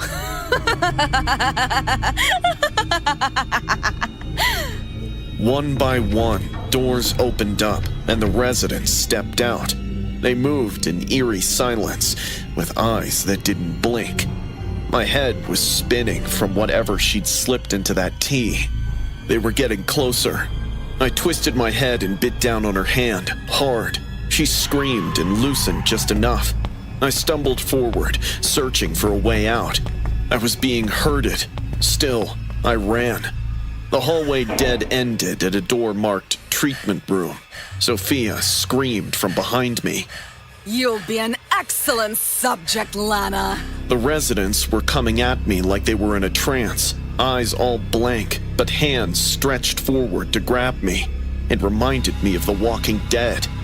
That's when I saw the narrow side window, half hidden by a filing cabinet. Surprisingly, it was barless. I grabbed a fire extinguisher mounted on the wall and swung. The glass exploded. Get her! Sophia screamed. I threw myself, feeling glass tear into my skin. I hit the snow hard and forced myself up. I ran into the white void of the blizzard. The freezing air shocked some clarity back into my drugged system. I crashed through snowdrifts, tumbling over. Behind me, I could hear their giggles echoing. I remember headlights and the crunch of tires on ice before everything went black. I was found on the snowy sidewalk by the cops. I woke up at the hospital and told them about Mercy Hills and Sophia, but hearing my words, the cops looked at each other with confusion, like they were having a difficult time believing me. I was eventually told that the whole place and its residents had burned to the ground a year back. It was an electrical fire, and amongst the ashes was Dr. Sophia Hale, a neuroscientist who lost her license 20 years ago after conducting unauthorized brain mapping on her patients. She was also a patient there, along with others who thought of her as the night supervisor. It's difficult to believe I saw ghosts of dead people, but I can't brush off the memory of that night. The weird thing was that the cops told me the window that I broke to escape from never existed. All the windows of the building are barred, and the only way out is the main road from which I entered. So, what exactly happened with me that night? It had been a week since I broke up with Raphael, my boyfriend of 7 years, when the softball hit my face at 60 miles per hour during our company's charity game. I heard the crack before I felt the pain and saw the blood. I'd lost my nose and cheekbone. The ER doctor said I needed immediate surgery. My insurance approved Dr. Valdez, a facial reconstruction specialist with great reviews. They kept saying how lucky I was to get him on such short notice. What happened after that is still a blur. I signed consent forms I barely read, nodding along to things I didn't understand. But I do remember the anesthesiologist's calm voice telling me to count backward from 10.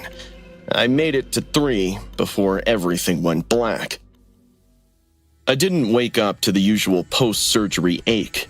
The pain was sharp, almost alive, like something was tearing through my skull from the inside. I tried to open my eyes to scream, but I couldn't. My body was completely paralyzed, and yet I was fully awake and could feel and hear everything. Hand me the smaller scalpel and remind me what he wanted changed. Everything. The assistant explained. The nose, the cheekbones, and the jawline. Even the orbital bones. He sent AI-edited versions of her face and wants her to look exactly like those images. He?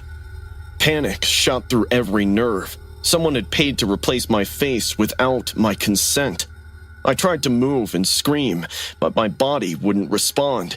All I felt was the burn and pressure against my skin, the wet, tearing sound and warm liquid running down my cheeks. He's very specific. Paid extra for the additional work. Isn't this illegal, though? She didn't consent to any of this.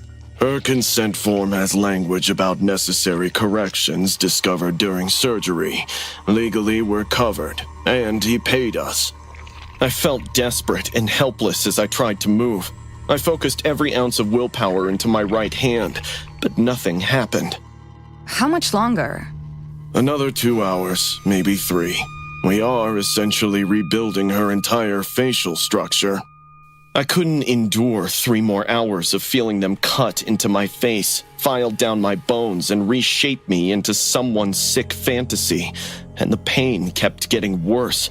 I could feel them working on my cheekbone, the vibration of the saw against bone.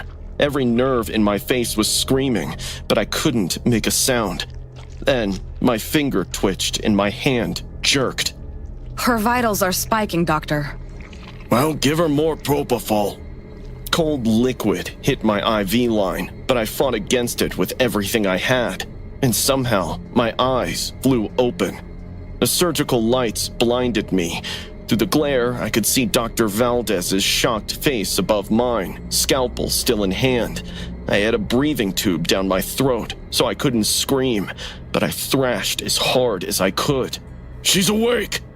His assistant grabbed my shoulders, but adrenaline was burning through the paralysis. I ripped the breathing tube from my throat, felt it scrape all the way up as I screamed. I grabbed the instrument tray and sent it flying. Metal clattered everywhere, catching the 2 off guard. I rolled off the table and hit the ground hard. My face was on fire. Hot blood ran hot down my neck.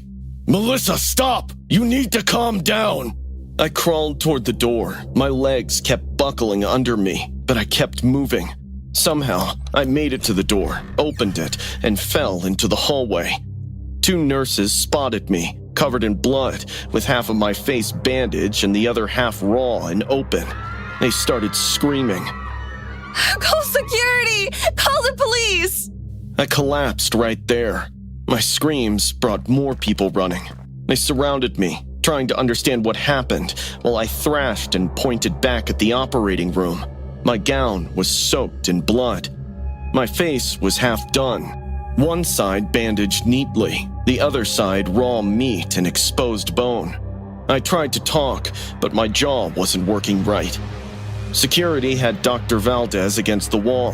His assistant was crying, saying something about just following orders. Someone called 911 while another surgical team rushed me to a different OR. As they sedated me, I heard Dr. Valdez shouting that I'd signed the consent forms and that this was all legal. When I woke up hours later, a cop was waiting by my bed. My face was properly bandaged now. The pain was dulled by medication. They'd done what they could to repair the damage, but the doctor's expression told me what he didn't. The cop explained how the hospital security had seized Dr. Valdez's phone and found messages from Raphael, wire transfer confirmations, and dozens of photos of mine, edited with AI filters and apps. Unlike my real self, the AI version had a sharper jawline, higher cheekbones, and an unnaturally straight nose, the kind of face you see on Snapchat. Turns out, he had hired someone to throw the softball at my face and bribed hospital staff to make sure I got assigned to Dr. Valdez. The moment I broke up with him, he'd set everything in motion. I knew he was controlling and obsessive. It was part of the reason why I broke up with him. But I never imagined he'd be this insane. The anesthesiologist said I shouldn't have been able to wake up. The number of drugs in my system should have kept me under for hours. But somehow my body metabolized it faster, or terror overrode it. If I'd stayed unconscious for another 2 hours, the changes would have been permanent, and I would have woken up as Raphael's AI-filtered girlfriend. Raphael got 15 years. Dr. Valdez got 20. I spent 6 months in corrective surgeries, trying to fix the mess. My face will never look exactly like it did, but it's mine. The worst part isn't the scars or even the trauma. It's that for 2 hours, I was awake but couldn't move, while someone tried to erase my identity because being human and real was too much for him. and there are so many of them out there, alive and waiting. I've done a lot of dumb things for our YouTube channel, but the night Leah and I explored the local elementary school, we had no idea how our lives were going to change. The school sits in the middle of nowhere. No paved roads, no power lines, just thick woods and silence. It's been abandoned since the fire in '78, when a lockdown drill turned into a nightmare. Most of the kids got out, but a few didn't. Neither did one of the teachers. Locals believed the place is haunted, hence we had to check it out. It took us an hour to hike there, following an overgrown path. The moon barely lit the clearing where the school sat, its windows shattered, brick walls charred black. The moment we stepped inside, our flashlight beams cut through clouds of dust. The air was stale and cold. I began filming. Leah explained the surroundings for our viewers. We were going inside the classrooms in the hallway. The floors were warped, and lockers melted into strange shapes. There were small handprints all over the walls, which the locals say belonged to those children, but I was sure those were just made by raccoons. You see, I'm not a believer in the supernatural, and neither is my girlfriend Leah, and that's why we try to prove to our audience by exploring haunted locations. So far, everything was going well, when suddenly Leah asked, Did you hear that? I chuckled, replying, We agreed not to lie to our viewers, Leah. Also, you might need to take some acting classes. She punched me in the arm and whispered, I heard something from that room. Leah glanced at me nervously and pushed the door open and went in. But before I could take a step in, the door slammed shut on my face. Leah! I yelled, shoving the door. It was like someone was holding it shut from the other side. From inside, I could hear Leah scream. Oh my God, what's happening? I was about to break the door down when I heard children crying inside. Drops of sweat rolled down my spine. Is this place really haunted? Leah's screams were getting louder. I slammed my shoulder against the door until it flew open. The lock gave way and I almost tripped onto the dusty floor inside the classroom. The air stank of smoke so strong it burned my throat. Leah was standing in the corner, pale and shaking. What did you see? What happened in here? I only saw clouds of smoke and heard kids crying in pain. Oh my God, it was horrible. Let's just get out of here. We didn't talk much after that, just kept moving, trying to shake off the feeling. That's when my flashlight beam caught something at the far end of the hall. A woman was standing there. The moonlight from the window illuminated her tangled gray hair and slouched shoulders. One side of her face was smooth and pale. The other was mutilated and scrunched. Her clothes were filthy, and she just stared at us. Leah whispered slowly, clutching my shirt. You do see her, right? I nodded my head. The woman suddenly backed away and disappeared into the darkness. With a shaking voice, I told Leah that it's better to get the hell out of this place. Just then, we heard a spine-chilling scream, and no doubt it was that same woman. We bolted down the hallway. The lockers started slamming shut on either side of us without anyone touching them. The cry of children again rose from the dusty, forgotten classrooms. We shouldn't have come here. There's something very wrong with this place. When we were almost close to the exit, that same woman came running from the adjacent hallway on our right and blocked our way. I don't know how she got there so fast before us. As I noticed her hand, I feared for our safety. She was grabbing tightly to a rusted crowbar. We froze. My heart was hammering so hard it hurt. Leah was about to cry. A woman stepped closer.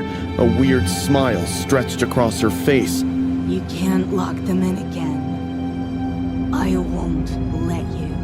What? No, we're not here. They were just little ones. My boy, Tommy. He was only 12. I watched him perish into the smoke. I watched him melt into the fire. She raised her crowbar, looking at us with blank eyes. I heard him scream. I couldn't get to him. The fire was too fast. By the time they opened the door, he was gone. All of them are gone. And you're here to trap more children. They cry every night. I won't let you do it. I understood the truth from her words. She's a mother who lost her child, and that trauma never heals. I tried comforting her while Leah called 911. I assured her that we're not here to hurt anyone, and we want to help her. She blinked, like she wasn't sure if she believed me. Then, her face twisted, grief curdling into rage. You're lying! She screamed, rushing forward with the crowbar raised. Leah screamed, fearing she might hurt me, but the woman was too weak. I grabbed her arm and took the crowbar away. We waited with her until the cops came and made sure that the woman was taken for medical evaluation. Later, I looked up the fire. There really was a boy named Tommy on the list of victims. His mother's name wasn't mentioned anywhere. I guess no one ever cared what happened to her. But I know. It's saddening to think that for so long that poor woman lived in those blackened halls, convinced she was protecting the children she couldn't save. I just hope she got the help she needed. Even though we got many questions answered, still one remains a mystery to this day. Leah and I both heard the children crying, but saw no one. Did you hallucinate? Or is there really something called spirits? What do you think?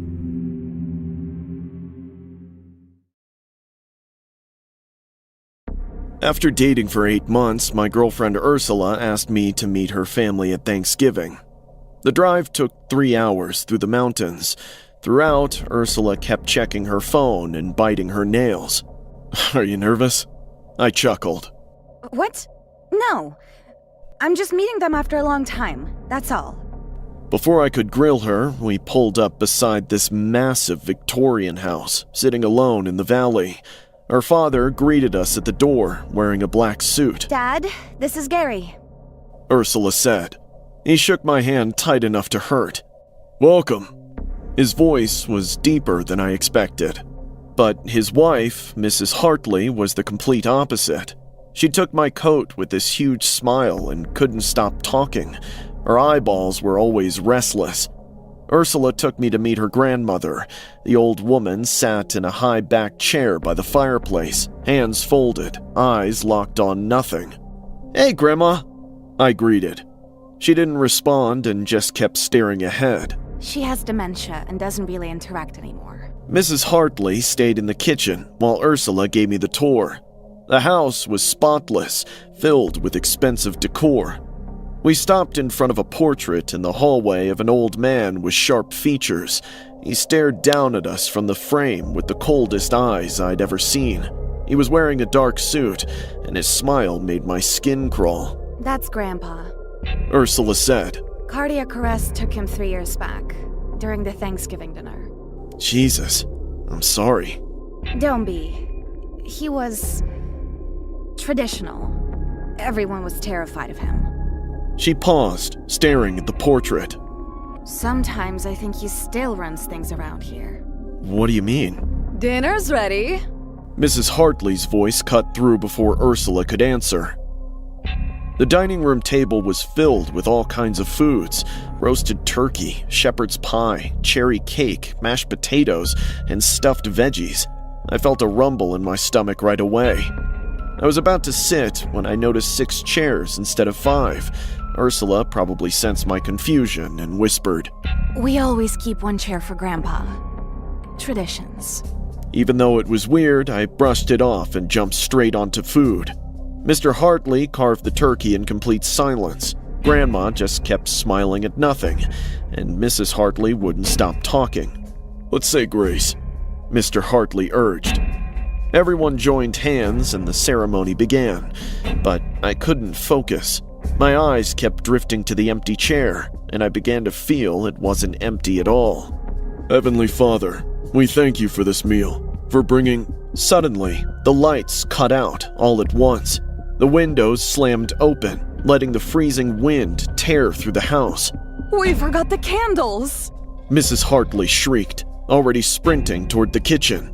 Mr. Hartley followed, Ursula hesitated, looking at me with wide, terrified eyes. It's fine. I'll be back. She said, but her face looked distressed. Ursula ran after her parents, and I was left to sit there in the darkness, lit only by moonlight. That's when I realized I was still holding Grandma's hand, and she was still smiling, staring at me. He likes you. She whispered in a voice too steady for a dementia patient. Grandpa likes you. He's been waiting to meet you, Gary. I tried to pull away, but her nails dug into my skin like claws. He's sitting right there. She pointed at Grandpa's empty chair. The cushion was definitely compressed now, and on the white tablecloth, I could see bloody handprints that weren't there a few moments back. Suddenly, I heard breathing above me. I looked up, and my brain just stopped working. Something that looked like a human, but wasn't a human, was hanging from the ceiling. Its fingers and toes were dug in like a spider. Gray skin was stretched over bone, while eyes glowed yellow. It spoke to me in a demonic voice. Welcome to the family, Gary. I screamed and fell from the chair. I ripped my hand from Grandma's grip, tearing skin, and bolted. Behind me, that thing dropped from the ceiling with a wet thud that shook the floorboards. I ran straight to the front door and fumbled with the lock. My hands were shaking so bad I could barely grip it. I looked behind and saw a corpse-like figure standing on all fours just a few inches away from me. It is smiling and drooling. The moment the lock turned, I threw myself out into the freezing night. I was halfway across the gravel driveway when I heard Ursula calling me back. Grandpa likes you, Gary. He won't hurt you. Come back. I threw myself into the driver's seat and slammed the door. Suddenly, Mr. Hartley came running to my car. You're offending him. We can't let you leave. Yeah, I would rather not be a part of this freak show. I'm leaving. He lunged on my hood and started punching the windshield. His face was filled with anger and desperation. He was punching so hard that at one point the glass shattered from one corner. I somehow managed to start the engine, slammed it into reverse, and floored it. Ursula's father flung to the side as gravel sprayed everywhere. In the rearview mirror, I saw him and Ursula standing in the driveway, watching me leave with disappointed faces. Ursula tried reaching out many times, dropping texts and sending emails, but I blocked her number. She showed up at my apartment too, but I wouldn't open the door. Gary, please! I need to explain. I threatened to call the cops and press charges. She gave up, but left one long message about how sorry she was. How she just wanted me to meet him because Grandpa still runs the family. I deleted it. Until today, I spend Thanksgiving alone. I haven't been able to date anyone because I'm scared to trust. Every Thanksgiving night, I sleep with lights on because I'm terrified I will see that horrifying figure latched onto the ceiling, breathing above my head. My modeling career hit a bump when my client called me ordinary. I was desperate to change my face. That's when I found Dr. Ramirez. The clinic was 40 minutes outside Cartagena, down a road that went from asphalt to dirt. Throughout the ride, the Uber driver kept glancing at me in the rear view, like he was waiting for me to bail out. When we finally stopped in front of this squat concrete building with blacked-out windows, he shut off the engine, turned around, and muttered something like a warning in Spanish. When I entered the clinic, I was immediately surrounded by the stank of bleach. There was only one other patient. They were wrapped in bandages head to toe, sitting so still I wasn't sure they were breathing at all. The receptionist slid a stack of Spanish consent forms across the counter, and once I scribbled my name, she led me to Dr. Ramirez. At first glance, he looked pretty off-putting. He wore this metallic headgear for God knows what reason. Change into the gown. The anesthesiologist will be here soon, Dr. Ramirez said in a gravel-like voice. I should have left right there, trusting my instinct, but I didn't. Once I changed into the gown and lied down on the operation table, 2 people rushed in, wearing Halloween masks, a clown and a pig. Wait, what the hell is this? I tried to sit up, but hands slammed me back down. Relax, they're just here to help me. Dr. Ramirez walked in with a sick smile. His eyes were glowing in joy, like he had waited for this moment for so long. The pig mask chuckled from behind. The clown clamped a hand over my mouth, while the pig mask guy searched for something.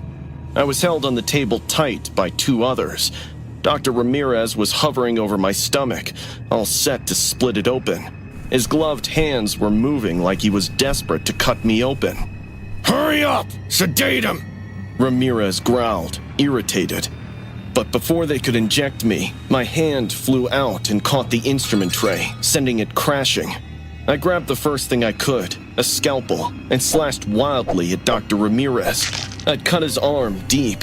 I then kicked the only light source above my head, breaking the bulb and turning the room into darkness. Dr. Ramirez and his crazy assistants went in full chaos. I crawled on the floor in the dark using my hands to find the door when I heard a kid crying. I darted back to the shady hallway. I could still hear chaos from that room. I spotted another room to my left and, to my shock, found this little girl, about 10 years old, crouched in the corner.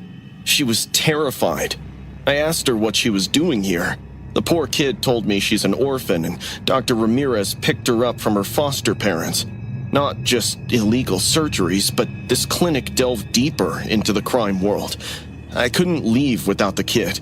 I took her and hid her head in my chest to shield her from upcoming traumas. Are they gone?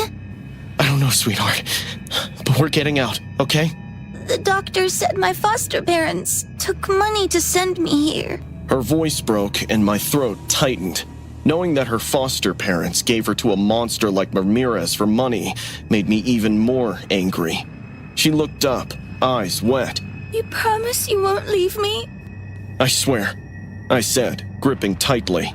Not until we see sunlight. I didn't have my phone, hence I couldn't call cops. The only way out was to run and escape this hellhole. I could hear them coming through the door.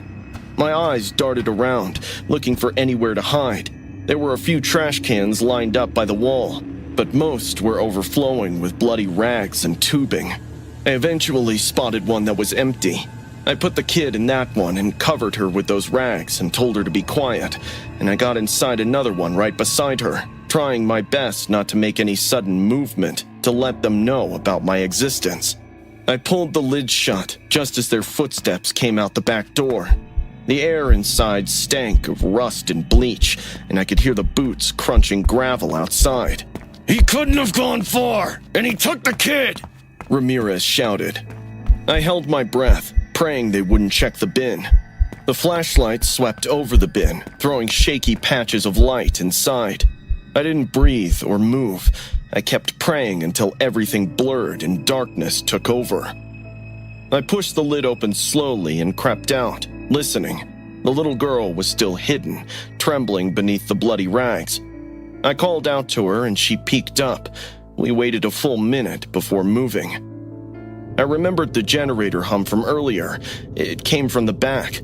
That meant there was probably a service exit nearby. We crawled through the hallway, stepping over broken glass and smeared blood. The operating room door was cracked open. I could see Ramirez inside, screaming at his men. They all thought we were gone. We found the emergency door and ran to the highway until lights faded behind us. Eventually, a man in a pickup truck found us and took us to the police station. We informed the cops and the little girl's foster parents were arrested. They couldn't find Ramirez in his clinic. It seemed like he already knew the cops would be looking for me, so he escaped along with his men. 2 months have gone by since this incident. I'm working a normal job. I met Lucia at her new foster home last week. She's much happier and loved there. Honestly, I don't regret going to Ramirez's clinic. If I hadn't, God knows what they would have done to Lucia. I'm pretty sure Ramirez used to steal organs from patients in the name of plastic surgery and sell them illegally. Wherever he is, I hope he gets caught before he ruins more lives. When I saw that mirror at Henderson's Thrift, this antique thing with a brass frame and mad detailing, all for $15, I didn't think twice. Now, remember, sweetie, no returns. The store owner warned with this tight smile. I nodded and immediately hit up Lucy to help me carry it. It took us all afternoon to get it mounted right, but once we did, it totally lit up my crusty dorm room. The glass was so clean it made the otherwise shitty lighting look like a movie set.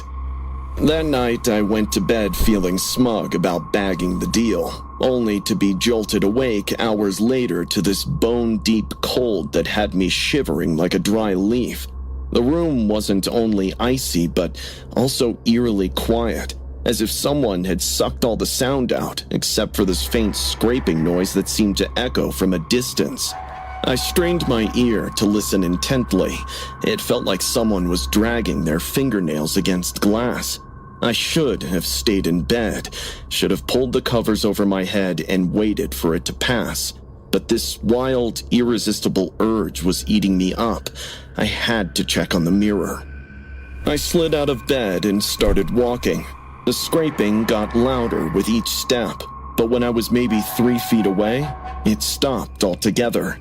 I leaned in to find my reflection staring back at me. Even in a daze, I could feel that something about it was wrong. Instead of the amber of my eyes, the one staring back seemed dark, sunken, and hollow. The nose was crooked, and the skin was pale as paper. It took me a second to realize that it wasn't my eyes, nose, or face. I spun around, and she was right there, just inches away, donning a torn nightgown. Blood was staining the fabric dark, while her hair hung in greasy strings, framing this carved-in smile that was way too wide for her face. She tilted her head and grinned at me. I screamed and stumbled, squeezing my eyes shut so tight I saw stars. My heart hammered against my ribs as I waited for something, anything, to happen. Minutes passed. When I reopened my eyes, I was alone. I hurriedly grabbed my phone's flashlight and swept it around the room, trembling. But it was just me and the shadows dancing in the weak LED glow. It's stress eating you up. I whispered to myself. Suddenly, my door handle started rattling. It was no gentle knocking. The shaking was violent, like someone was trying to rip it off the hinges. The sound echoed through my room like gunfire. Who's there? I called out. No one answered. Lucy? I crept to the peephole, grabbing my softball bat along the way. The hallway was empty, just those flickering fluorescent lights that never worked right. The rattling stopped the second I looked. I heaved a sigh and backed away from the door, but before I could figure anything out, my closet exploded into motion. The whole thing shook like an earthquake was trapped inside. The hangers clung in a way that made my teeth ache. I yanked it open, ready to swing the bat, but there was nothing except my clothes and other knickknacks. Get it together, Jenna. I muttered as I climbed back into bed, pulling my covers up. I kept gaslighting myself that it was my brain cooking up, just my imagination, probably too much caffeine and stress. I had barely closed my eyes when the knocks echoed from directly underneath my mattress. Tap, tap, tap. My blood turned to ice. I lay there frozen, listening to my heartbeat thunder in my ears. Part of me knew I shouldn't look. Every horror movie ever made had taught me that much. But I couldn't just lie there anymore. I rolled to the edge and peered over. She was crouched under my bed, looking up at me with that impossible smile. Her face was gray, almost corpse-like, and her eyes were black holes that seemed to absorb the light. Jenna, come join me. She giggled, reaching up. My eyes zoomed in on her hands.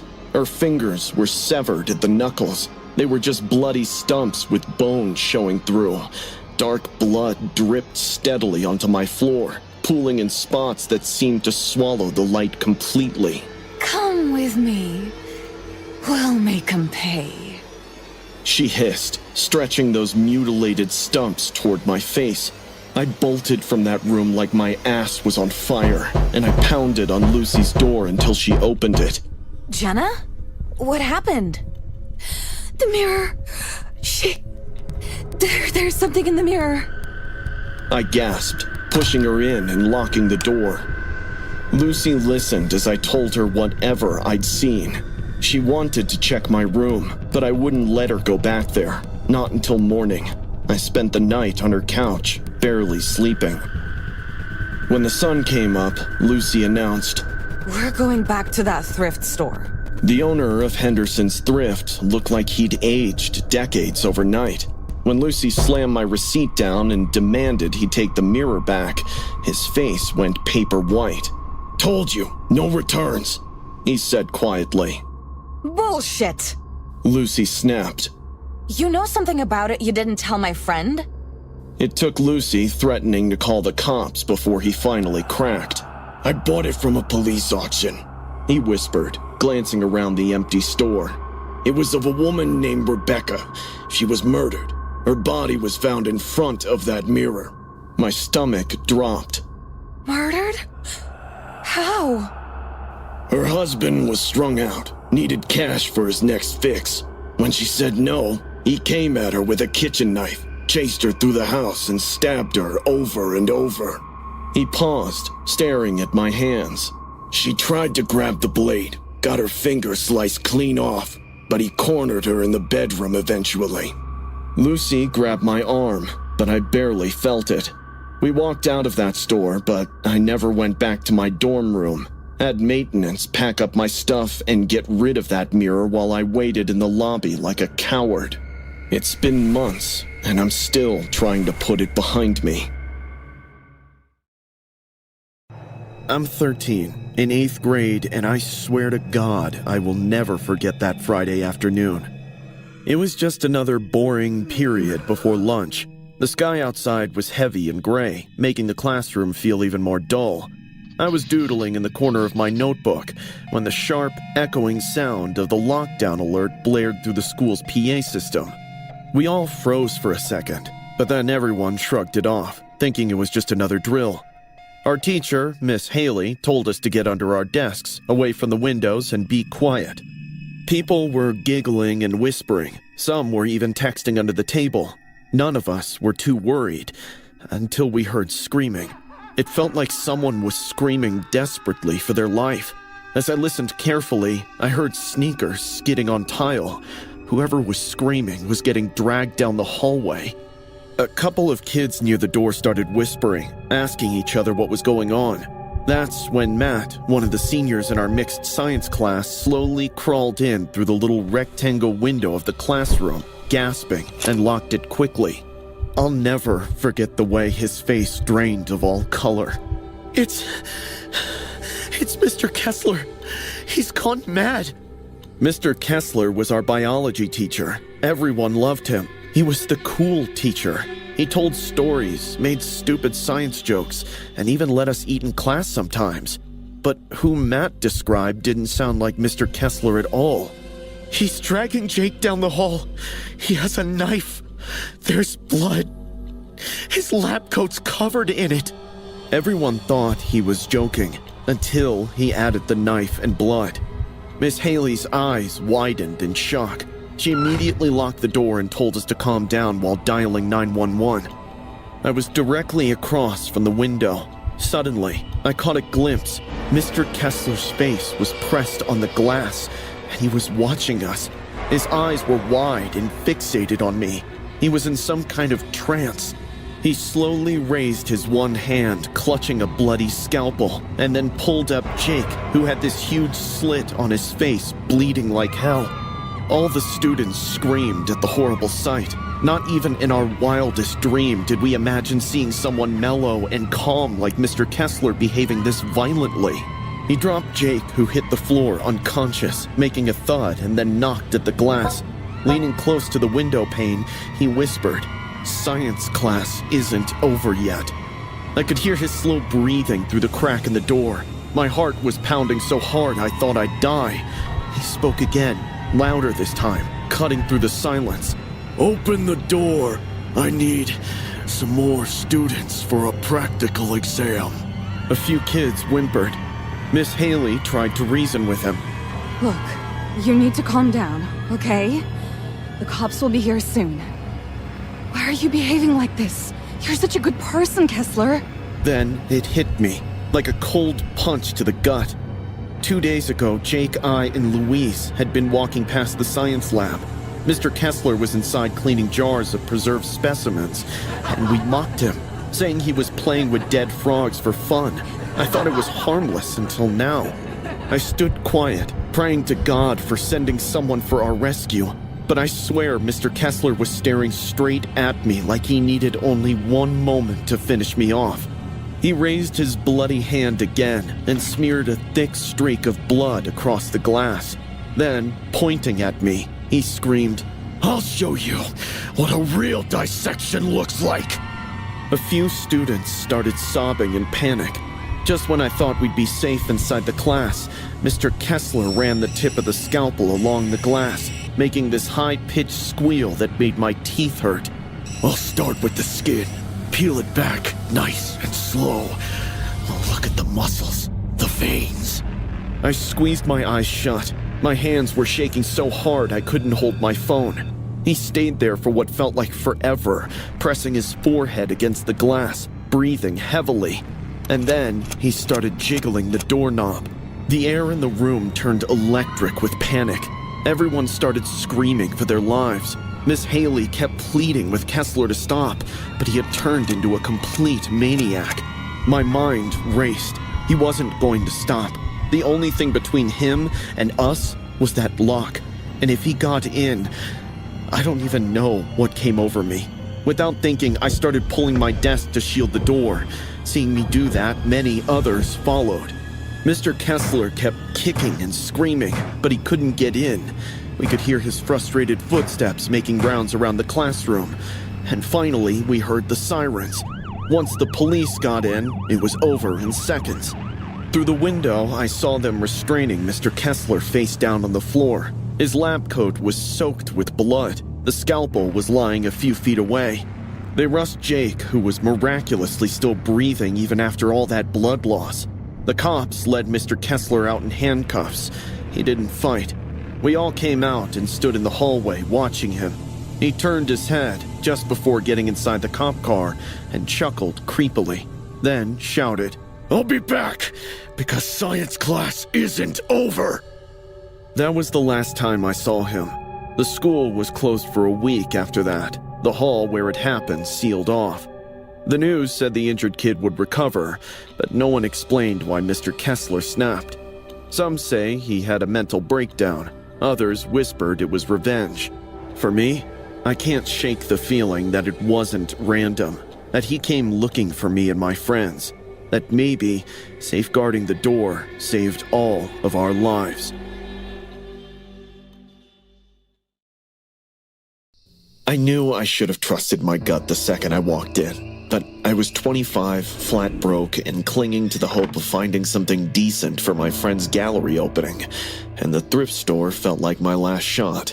The place looked like it hadn't been updated since the 80s. The fluorescent lights buzzed and flickered overhead, casting everything in this sickly yellow glow that made my skin look corpse pale. The store was practically empty, except for the cashier, a couple of other customers shuffling around, and this shady-looking guy. He was maybe 40, with greasy hair hanging in strings around his face and clothes that looked like he'd been wearing them for weeks. He was standing in the middle of the woman's lingerie section. Didn't seem like he was shopping, though. I tried to ignore him as I walked past and focused on the vintage dresses instead, but I couldn't shake off the weird vibes. Every time I glanced up, he was closer. He wasn't walking toward me exactly, but somewhat drifting. When I moved to the blazer section, I caught him ducking behind a rack of coats. My hands started shaking as I pretended to examine a jacket, using the reflection in a nearby mirror to keep track of him. He was crouched down, partially hidden, but I could see his eyes, closely following every one of my movements. It would have been easiest to bolt without ever looking back, but instead, I convinced myself I was being unnecessarily paranoid and moved toward the back of the store where they kept the shoes. That's when I saw the phone. He was holding it at waist level, and the camera was angled toward me. I snapped, marching over to him. What do you think you're doing? He looked up at me with these watery blue eyes and shrugged. Just looking around. Nice view, don't you think? The childishness in his voice made my skin crawl. You're recording me. I saw your phone. Don't know what you mean. But he was beaming ear to ear, like he was enjoying the attention. His teeth were stained yellow, and there was something dark stuck between the front ones. Fortunately, the commotion had caught the cashier's attention, who appeared already leery of the weirdo. Any problem here? Pointing an accusing finger, I hissed. He's been following me around and filming me. The guy looked at him with disgust. Leave before I call the cops. Suddenly, that weirdo's whole face flipped. He had the audacity to look hurt, like we were being so unfair to him. His childlike expression vanished entirely, and I could see raw rage dancing in his eyes. He started backing toward the door, but his stare locked on mine. Before stepping out the exit, he loudly said, I just wanted to see who you really are. Drop the act, you know? "Security!" I'm leaving, all right? I'm out. He stormed off, muttering under his breath. I lingered in the store for a while, hoping the matter's resolved. By the time I stepped outside, the sun was low, casting long shadows between the few cars still left in the lot. I got to my car and was about to get in when I heard the faint footsteps behind me. You can't hide forever. I'll find you. Always. He was standing there, still wearing that awful grin. My hands were shaking so hard I almost dropped my keys. He looked like he was about to sprint straight at me. But without wasting a second more, I dove into my car. I slammed the door shut and started jamming the lock button over and over until my thumb went numb.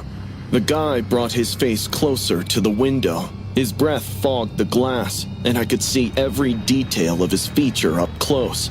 The broken capillaries in his nose, the thin scar running from his left ear to his jaw, and the way his pupils quenched into tiny black dots, scaring the hell out of me.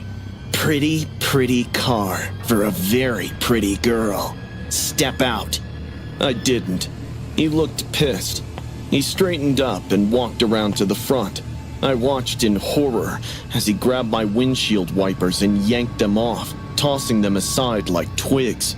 The sound of metal scraping against metal made me numb. He repeatedly asked me to step out while vandalizing my car. He broke the headlights, dragged keys across my hood in long, deliberate strokes. He was humming while he did it, some tune I couldn't recognize that sounded like a lullaby played backwards. I fumbled for my phone to call 911, but my hands wouldn't stop shaking. The screen kept slipping from my fingers. He picked up a rock from the edge of the parking lot and held it up so I could see it. He lightly pecked at it before he hurled it at my windshield. The cracks started at the corner and spread like a spider web, distorting everything beyond the glass. But it was his laugh that really broke me. Not angry or frustrated, just delighted, like he was a kid who just figured out how to make the perfect paper airplane. He spat on my window, a thick glob that slowly slid down the glass, and then he ran away. Not fast or panicked, just trotting away like he was late for dinner. I sat in that parking lot for minutes, sobbing and shaking, before I could gather enough strength to drive home. The police took my statement, but they said without witnesses or security cameras, there wasn't much they could do. They'd keep an eye out and file a report. That was weeks ago. I haven't been back to that part of town since, but I know he's still out there. I know because sometimes, when I'm walking to my car after work, I hear that humming. And sometimes, when I check my rearview mirror, I swear I see a figure ducking behind the cars. I don't talk about this night. Not to my fiancé, not to my therapist, not even to Usher, who dragged me into that hellhole to begin with. I'm only writing it now because maybe someone else will read it and know to turn back if they ever see a red door in an alleyway glowing under a single flickering bulb. It was 3 nights before my wedding. Usher, my best friend since middle school, wouldn't shut up about one last wild night before I signed my soul away, as he put it. I wasn't in the mood. My head was spinning with vows, flower arrangements, and whether I'd remember to finalize the damn DJ. But Usher was relentless. "Just trust me, D," he said, grinning like an idiot, tossing his 12th beer can out the passenger window as I drove. "I read about this place on Reddit. It has the most beautiful girls." I sighed. "I don't want to end up in some grimy strip club, dude." He smirked. "Strip clubs are for amateurs. This is something else. Think Eyes Wide Shut meets Tokyo Drift." I should have turned the car around right then. We parked in a forgotten part of the city. Empty warehouses, graffiti-covered walls, and dumpsters spilling over. Usher led me through a narrow alley, past a homeless guy muttering to himself. Then he knocked 3 times on a rust-colored steel door. A slit opened, and a man's eye peered through. Usher leaned in and whispered something I didn't catch. The door creaked open. Concrete steps led us down into a world I still don't fully understand. Red light flooded the stairwell. Bass-heavy music throbbed from below, a deep, vibrating pulse that made the walls tremble. At the bottom, a thick black curtain parted into a nightclub straight out of a dream, or a nightmare. Everything was crimson. Velvet walls, low-hanging chandeliers, smoke curling through the air. The women were already circling before we found the bar. They were stunning. Too stunning. Long legs, glossy lips, fierce eyes. But something still felt off. Their arms were too veined, and their smiles didn't quite reach their eyes. One of them brushed against me. Her voice was so squeaky. Honestly, she gave me the creeps. "You look tense, baby," she purred, fingers trailing my chest. "Let me help with that." I pulled back. "I'm good, thanks." Usher laughed, already half drunk, letting one of them press against him. "Relax, man, this is your party!" Every nerve in my body screamed run. The place didn't smell like alcohol or perfume. It smelled like sweat, bleach, and something metallic. Blood, maybe.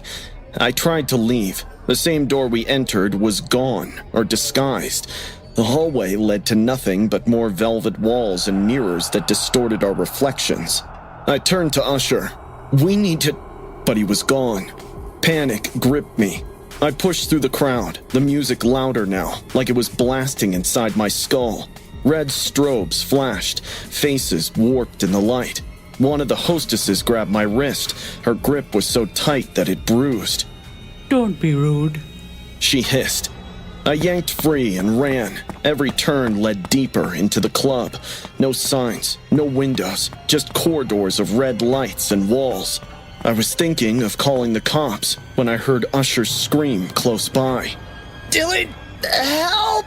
His voice was hoarse. I sprinted toward it, crashing into walls, slipping on God knows what. I found him in a side room. It had dim lights and a couch. Usher was pinned on it by 2 women. One had a syringe in her hand. The other was laughing at him. I didn't think. I just grabbed the nearest thing, a champagne bottle, and shattered it against the wall. "Get the hell off him!" I roared. They turned, and their eyes, cold, reptilian, locked onto mine. I swung the jagged glass, catching one across the face. The woman let out a scream in pain, and it didn't seem to be her voice. She sounded like a man. The others lunged at me. We hit the floor hard, grappling. I stabbed blindly, glass tearing flesh. I didn't know how many times I hit the other man before he stopped moving. Usher was dazed, drooling, pupils huge. "Come on, man," I begged, dragging him to his feet. We ran. No plan, just ran. I think I kicked through a wall panel, or maybe a door someone forgot to lock. We stumbled into a boiler room, then another stairwell. The music faded behind us. My lungs burned. My shirt was torn and blood-soaked. Finally, we saw a metal door and shoved it open. We spilled into the alley, gasping. Cold air never felt so good. Usher collapsed, coughing.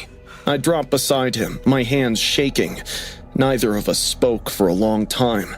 Finally, he looked at me, eyes wide and terrified. D, what the hell was that place? I didn't answer. I couldn't. When I got home, I told my fiancée I'd gotten mugged. She wanted to call the police. I said it wasn't worth it. I wasn't lying. Not really. Because what would I even tell them? Hey, officers, I got lured into an underground club run by men disguised as women who trap drunk guys and do terrible things to them. Oh, and I stabbed one with a champagne bottle. No, I don't have an address. Who would believe me? The next morning, Usher came over with bruises on his neck and guilt all over his face. "I'm sorry, man," he whispered. I didn't know. I swear I didn't know." I nodded. We never talk about this again. Ever. And we didn't. I got married 3 days later, smiled through the photos, kissed my wife, danced to Can't Help Falling in Love. But every now and then, when I hear bass in the distance, feel red light behind my eyelids, or pass a dark alley with a steel door, I wonder if someone else is being pulled down those steps, and whether they'll make it out. Reagan had always been the popular girl in our school, flaunting her gorgeous blonde hair and attractive smile. Everyone called her Barbie, and she wore the title like a crown. We were both co-captains of the cheer squad, which meant she saw me as a threat and tried to make my life hell whenever she could.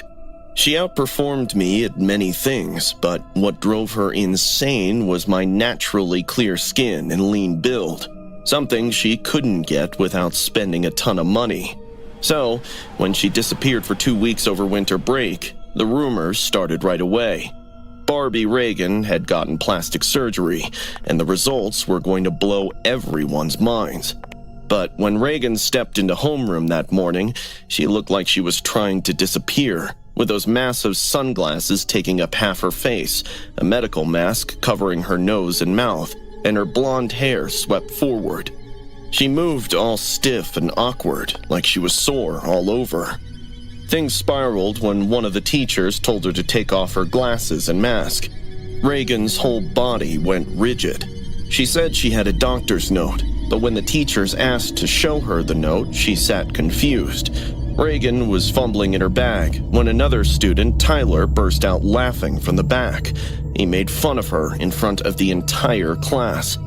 Reagan just stood there frozen. Even with those huge sunglasses on, I could tell she was freaking out. By lunch, everyone was calling her Botched Barbie. Someone had made a TikTok comparing her old cheer photos to pictures of botched plastic surgeries. Within an hour, there were dozens of them. I'm not gonna lie, part of me liked it. After all the years she spent making other girls cry, it honestly felt like karma was finally catching up to her. By the time practice rolled around, Reagan was nowhere to be seen. Coach Stevens said she'd gone home sick. I ended up staying late, trying to nail down a new routine. I finished around 5:30 when the entire school premises had gone empty. I was in the shower when I heard the locker room door slam, hard enough that the sound echoed off the tiles. Hello? I called out, shutting off the water, but all I could hear was water dripping and the hum of overhead lights. I grabbed my towel and stepped out. Suddenly, I heard this familiar voice from a distance. It was Reagan. Having fun over someone's misery, are we, Natalia? She stepped out from behind a row of lockers, still wearing those sunglasses and that mask. Reagan? You all made my life a joke. My stomach dropped. Reagan, I didn't mean... She was shaking, her hands clenched into fists.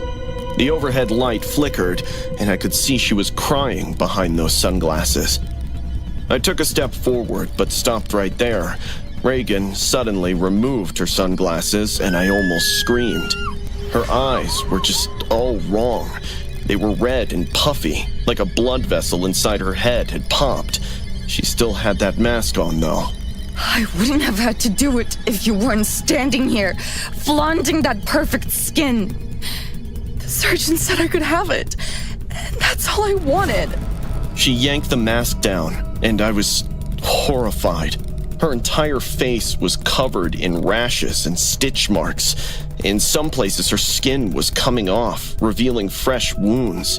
Her nose was so wrong that I could barely tell it was Reagan. Her lips were swollen like 1,000 bees stung her. She began walking toward me with pure hatred.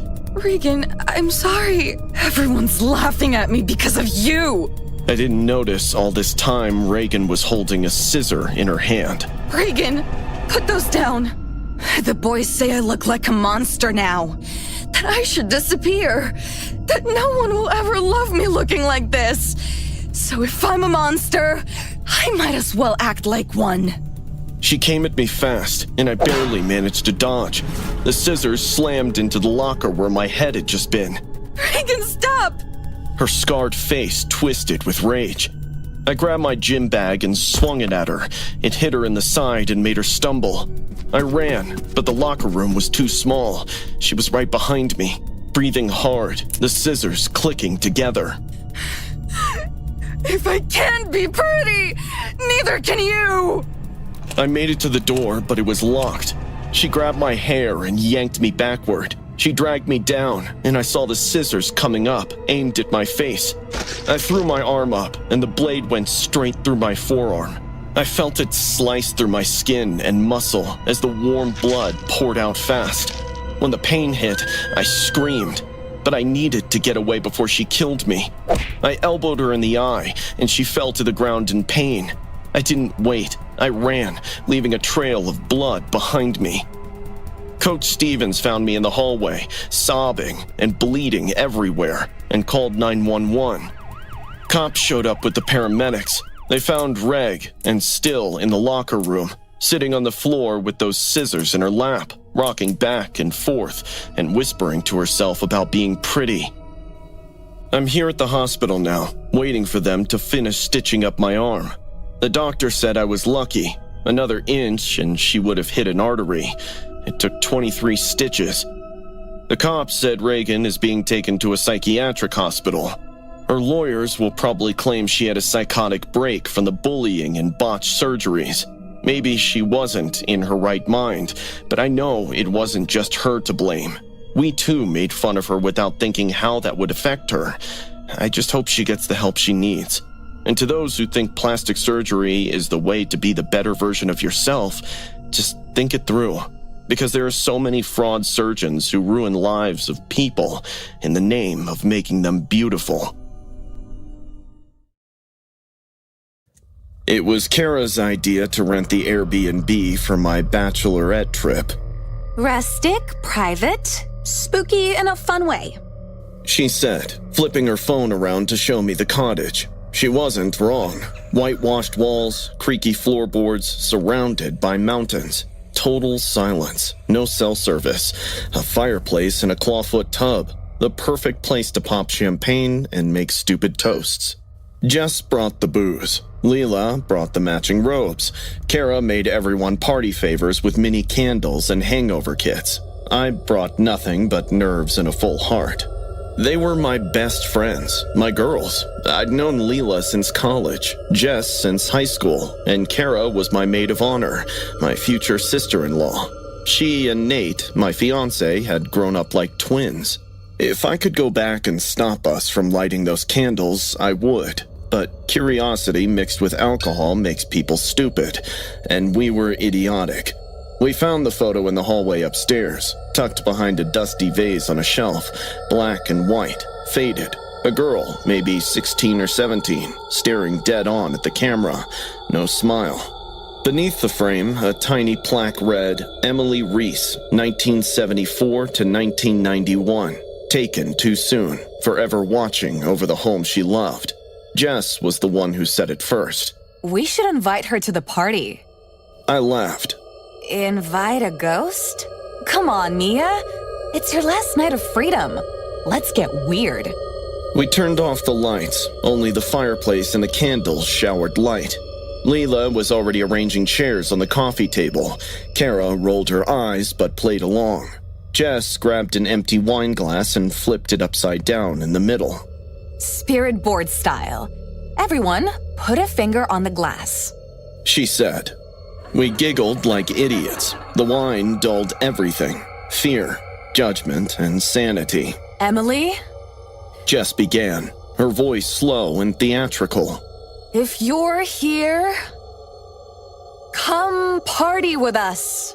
Nothing happened at first. I giggled, saying we were being so stupid, but Jess shushed me and told everyone to concentrate. We stayed like that for maybe 10 minutes, just staring at the flickering candlelight and our heavy breathing. Jess continued saying, Emily? We're inviting you to join us. Come, Emily. Then suddenly, the glass moved. We all jerked our hands away. Who pushed it? Leela asked. No one answered. The glass kept sliding, slow and deliberate, across the wooden table. It spelled B-R-I-D-E. We all looked at each other. That's you. Kara whispered to me. That's when Jess went still, completely still. Jess? Leela poked her shoulder. She didn't blink. Then, snap! Her head jerked sideways so hard we all flinched. When she lifted her face up, we were all horrified. There was someone else's face contracting from hers. It looked like straight out of a horror movie. Even when she spoke, it wasn't Jess's voice. You're all liars, she said in this demonic, heavy voice. We froze. Okay, Jess, cut the crap, Kara said. But Jess just started laughing. Her eyes rolled back. Her head was tilted at an impossible angle. Her voice was half whisper, half growl. Let's play a game. Secrets. Jess, this isn't funny, I said, but she was unbothered. Suddenly, she pointed at Leela. You stole money from the bride's wallet last spring.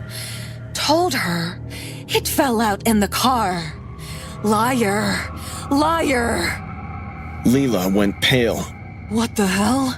How do you... Jess pointed again. Kara tried on the dress when Mia was out. Oh, she twirled in it, looked in the mirror, said she wore it better. Kara's jaw clenched. You're drunk! Stop this madness! Leela got up to turn on the lights when Jess, or whoever it was, screamed. Dear bride, do you know your best friend Lyra slept with your groom the night you were away? You can ask Kara. The room exploded. I stood up so fast I knocked over a candle. Kara snapped. You're making this up! You know Jess, she lies when she's drinking. But Jess leaned forward, smiling like a possessed doll. The face in her face was trying so bad to come out, but it couldn't. She looked right into my eyes and whispered, Remember the scar on your groom's thigh? Lyra kissed it. Kara gasped. I couldn't breathe. You're insane, Leela said, but her face was white. She's faking it. Jess cackled, crawling backward, limbs jerking in ways they shouldn't. She smiles at you. She stabs you in the back. I snapped. I threw my wine glass. Are these all true? Kara didn't answer. Leela was hiding her face in her palm, but the trauma didn't end there. Jess got up, walked to the wall, and started banging her head on the hard concrete. She was laughing and hitting her head like a maniac. Blood was staining the wall, but she didn't stop. We all tried to pull her away, but she was stronger than all of us. Leela turned on the lights, and Jess fainted on the floor. We called 911. When they pulled her out, Jess's body was stiff. Kara and Leela couldn't even look at me in the eyes. We never spoke again after that. Kara flew home the next day and blocked us all. Leela tried to explain and left voicemails I never answered. I would rather not hear her say the words. I could see it in her face that night. 2 days later, I canceled the wedding. My ex-fiancé Nate begged me, swore nothing happened. He said Leela was like a sister to him, but he couldn't explain how Jess, possessed or not, knew about that scar. I left him standing in the rain with the ring in his hand. Sometimes I still see Jess. She's fine now, physically, but she won't talk about that night. She says she remembers nothing after the seance. The doctors said it was dissociative fugue, brought on by stress and alcohol. But I know better. Because of the farmhouse, it's off Airbnb now. The listing disappeared 2 days after we left.